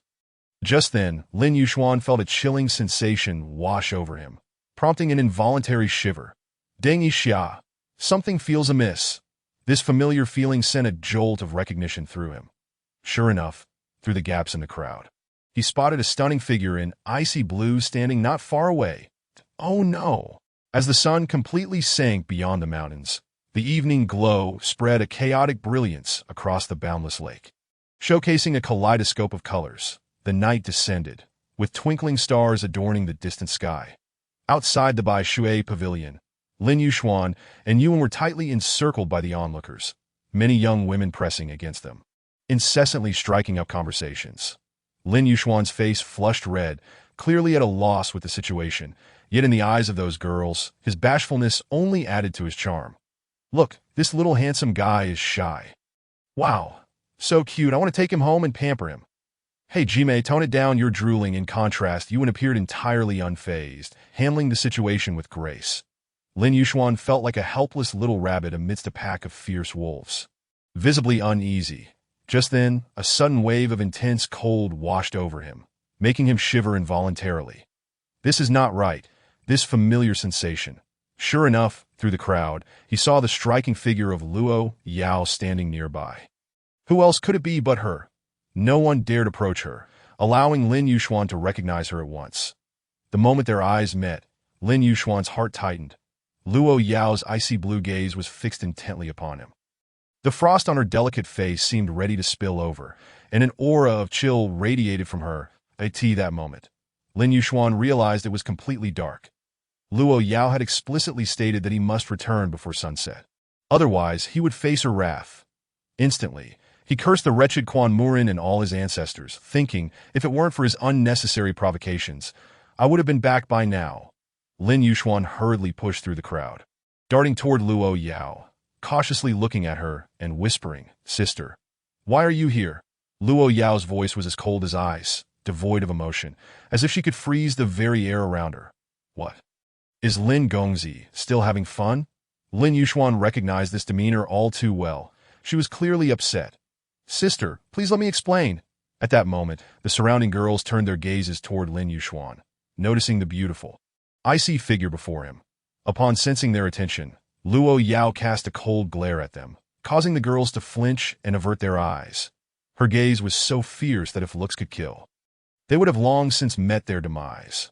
Many girls who were fond of Lin Yuxuan reluctantly shifted their gazes away, clearly perceiving Luo Yao as his girlfriend, since he already had a girlfriend.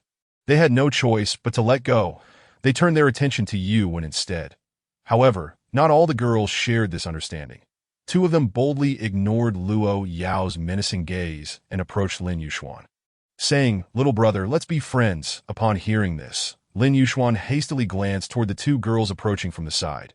They were exceptionally lovely, embodying the grace of a refined beauty, their voices soft and gentle. But with just a fleeting glance, Lin Yuxuan felt an overwhelming chill and pressure wash over him, nearly rendering him breathless, but he hurriedly replied, "No, it's fine." He gestured frantically for the two girls to leave, fearing that if they lingered, Luo Yao would truly lose her temper. Yet the two girls seemed oblivious, continuing, "Little brother, look how cold and fierce this sister is. She surely doesn't understand how to cherish others. Why not come with us instead? We sisters know how to take care of people, especially someone as charming as you." Lin Yuxuan felt utterly drenched in cold sweat upon hearing those words. It was akin to dancing on a minefield. Trembling, he barely opened his mouth to speak when a sudden chill enveloped him that a frigid jade-like hand, akin to a hook, seized his head, and in the next moment, he was met with a familiar, yet domineering kiss. Luo Yao proclaimed her sovereignty in her characteristic predatory manner. Witnessing this scene, the two girls beside them widened their eyes, ultimately departing with reluctance. Lin Yuxuan felt as though he were on the brink of suffocation, and Luo Yao showed no intention of releasing him, but he felt a bite on his lip, followed by a surge of blood's sweet metallic taste in his throat. "Sister, please let me go. I can hardly breathe." With Lin Yuxuan's desperate struggles, Luo Yao finally relinquished her hold, a faint trace of crimson lingering on her cold lips. Nonetheless, her expression remained icy, her beautiful eyes brimming with madness and ferocity. "You shall be punished properly later," she declared, pulling Lin Yuxuan toward the direction of Yuan, while Yuan also noticed the commotion and hastily bid farewell to the onlookers, swiftly approaching Lin Yuxuan and Luo Yao. "Junior brother," Yuan began, only to be interrupted by Lu Yao's sudden piercing gaze. She shot a chilling glance at Yuan, her eyes so frigid they seemed capable of freezing a person in place, that Wei Yuan involuntarily shivered under that icy stare, but quickly understood. Luo Yao continued to drag Lin Yuxuan along at a brisk pace, leaving him unable to escape, that he could only turn back and cast a pleading look at Yuan, hoping for assistance. Junior brother. I suddenly remembered that the old hen at Zhang San's house is about to lay eggs, so I'll be back later. Lin Yuxuan. Chapter 67. Yuan versus Pu Li under the luminous full moon.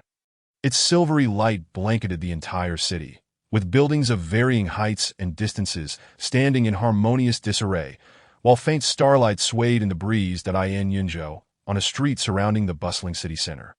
Luo Yao held onto the young man behind her tightly, striding forward with purpose. Lin Yuxuan, being pulled along, kept his head down, attempting several times to speak, but each time he caught sight of Lu Yao's frigid eyes. He instinctively recoiled and remained silent, allowing her to guide him with his head lowered. Unbeknownst to him, at a certain moment, Lu Yao's pace slightly slowed. Her ice-blue eyes sparkled with fleeting glimmers, rapidly expanding outward. In an instant, subtle ripples around them vanished without a trace, as if they had never existed. Meanwhile, Yuan, having temporarily parted ways with Lin Yuxuan, strolled through a secluded alley, his steps deliberately elongated, seemingly waiting for something. At last, in a fleeting moment, shadows darted around the alley, resembling phantoms as they swiftly converged on Yuan. Their blades glinted ominously under the moonlight, while Yuan merely smiled faintly, devoid of any semblance of panic. As the shadows lunged at him, a powerful surge of azure spiritual energy erupted from within him, sweeping through the alley like a torrential flood. Bathed in moonlight, the azure energy appeared strikingly brilliant. Akin to dancing sprites, that Wei Yuan moved with elegance and composure, his spiritual energy gliding like a swift serpent, effortlessly neutralizing the enemy's attacks while delivering potent counterstrikes. Earlier, upon entering Bishi Pavilion, Yuan had keenly sensed that they were being observed from the shadows. To avoid alarming the pursuers, he refrained from immediate confrontation, opting instead to ascertain their intentions. True to his suspicions, he encountered the scheming Quan Murin in a refined private room on the second floor of Bishi Pavilion. As combat erupted outside by the lakeshore, Yuan's doubts deepened. Logically, if they had been tailing them, they should have been well aware of their capabilities. Yet, during the fight, Quan Murin and his formidable allies appeared astounded by Yuan's celestial realm prowess, even calling for reinforcements, an indication of unpreparedness. How could one who had been tracking them fail to anticipate their strength? Thus, the truth was evident. Another was following them, and it was likely that Quan Murin had serendipitously glimpsed Lin Yuxuan while listening to music at Bishi Pavilion, prompting him to instigate trouble. Upon realizing this, Yuan began to discreetly observe his surroundings. Coincidentally, he encountered Luo Yao, allowing him to feign departure while letting her escort Lin Yuxuan away. They divided their paths to discern the true motives of their pursuers. With Lu Yao's formidable strength, Yuan felt reassured about her safeguarding Lin Yuxuan, while he silently made his way to this tranquil and profound alley, awaiting the enemy's arrival. As anticipated, the assassins could no longer restrain themselves. After a fierce skirmish, Yuan swiftly dispatched them all. "Come out! Are you still hiding?" Yuan called out loudly, his voice echoing through the alley.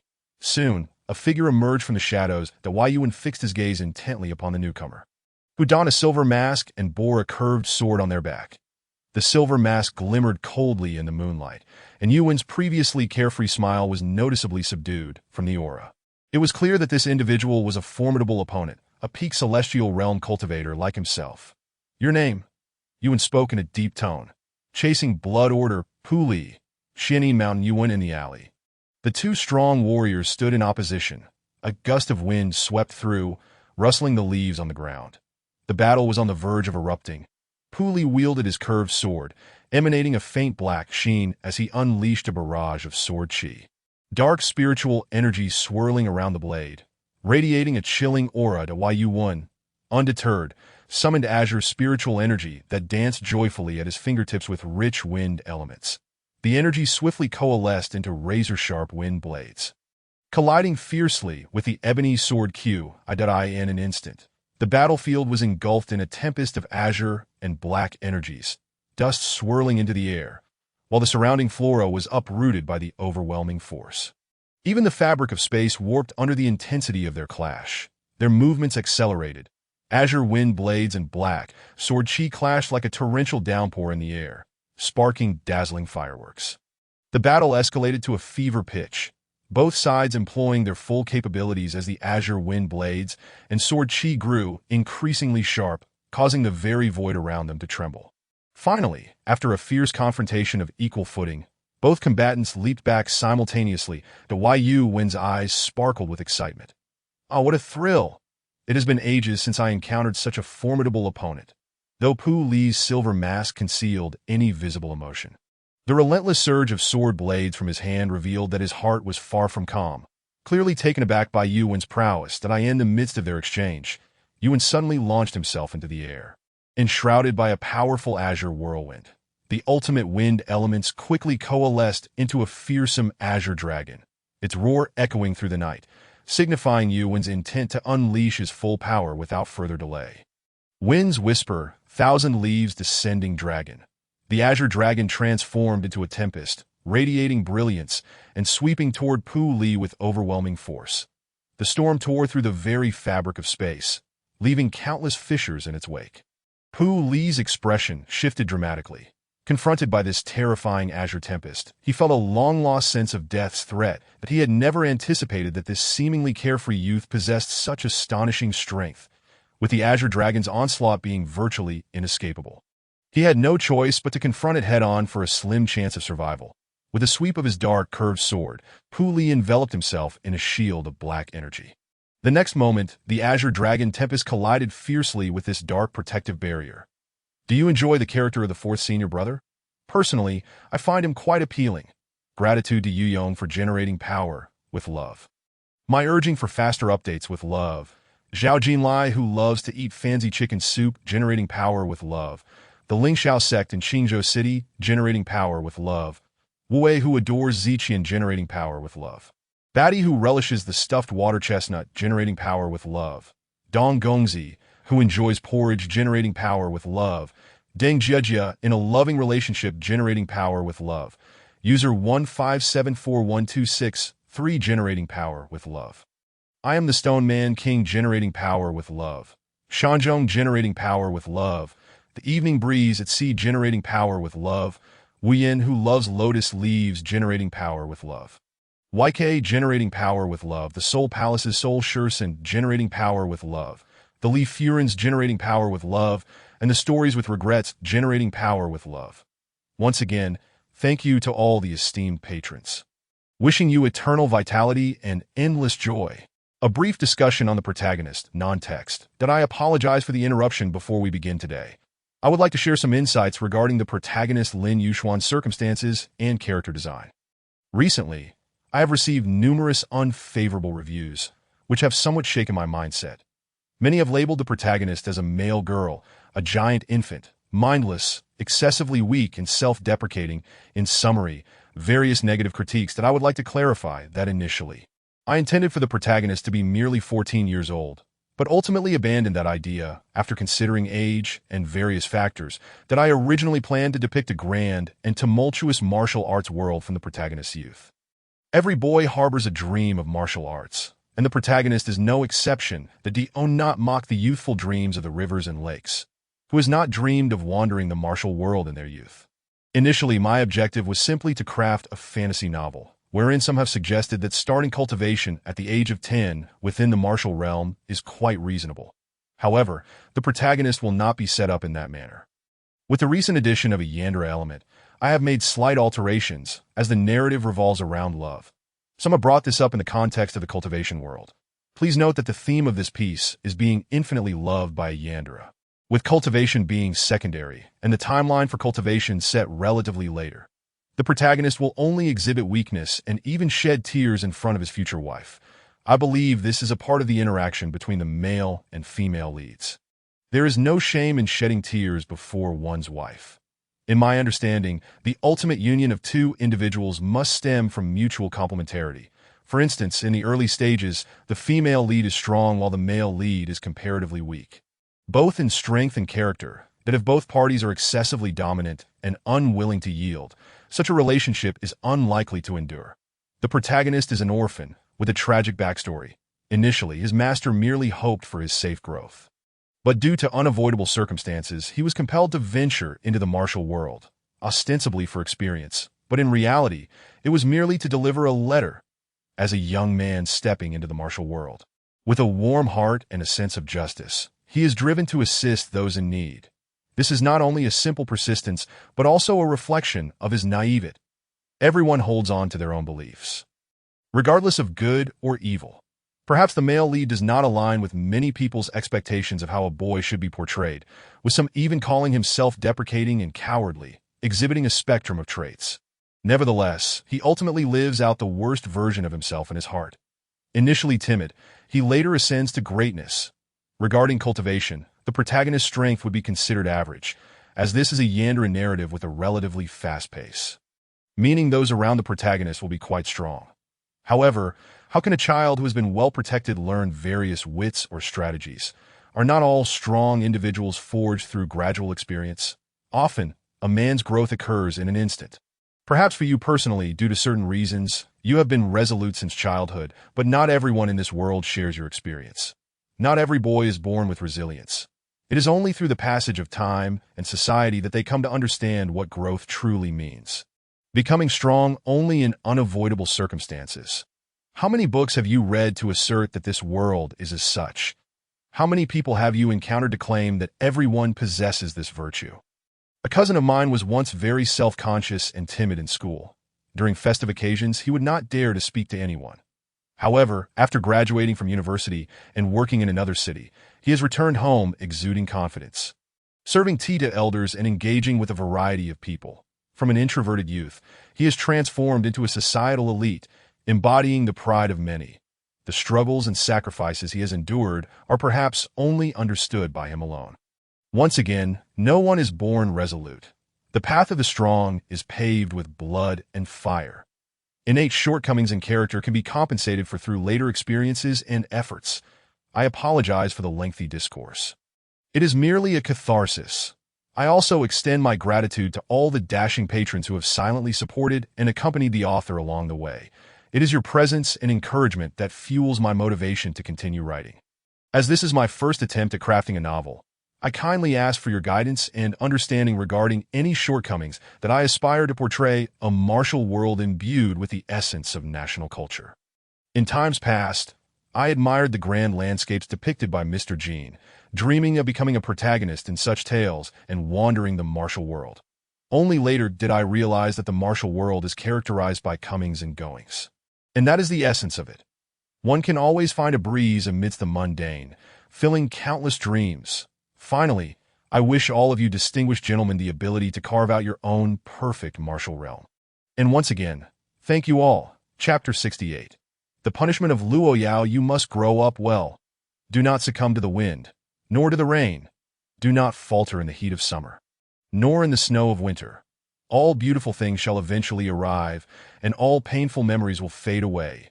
May the beauty of the world intertwine with you.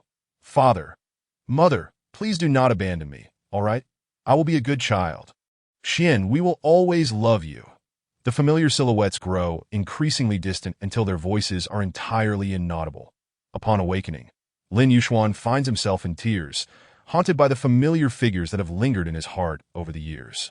Elusive and intangible, he can only watch as they fade away time and again. Lin Yuxuan has completely forgotten his parents' appearance. Since he began to remember, he has often inquired of his master, Daoist Xiankong, about the whereabouts of his father and mother and when they might return. Daoist Xiankong would always smile and reassure him. One day, they will appear by your side. After saying this, he would hold the young Lin Yuxuan and gaze towards the distant horizon. But unlike Lin Yuxuan's hopeful expression, Daoist Xiankong's eyes were filled with sorrow and nostalgia. Days turned into weeks, and Lin Yuxuan gradually matured, yet his longing for his parents never waned, and he would often sit quietly atop the mountain, gazing into the distance, silently chanting his parents' names in his heart. When night fell, he would lie in bed, reminiscing about the recurring dream, his tears unbeknownst to him soaking the pillow. Lin Yuxuan is no longer a child. He gradually begins to understand certain things, yet still attempts to deceive himself as much as possible. When he mustered the courage to ask Daoist Xinkong one last time, the latter unexpectedly chose silence in response. This silence struck the young heart like a heavy hammer, shattering the beliefs he had long held. Tears erupted from his eyes like a dam bursting, and the boy ran away, sobbing uncontrollably. Daoist Xinkong did not stop him. Lin Yuxuan needed space to release the emotions he had long suppressed, and at that moment, the best course of action was to allow him to vent. The boy has grown, and Daoist Xinkong could no longer deceive him indefinitely. There would eventually come a day when he would have to confront the truth. However, time flies, and that day has ultimately arrived. Lies do not harm. It is the truth that cuts like a knife. After calming his emotions, Lin Yuxuan gazed at the familiar room within the elegant courtyard, yet a wave of inexplicable fear began to swell within him.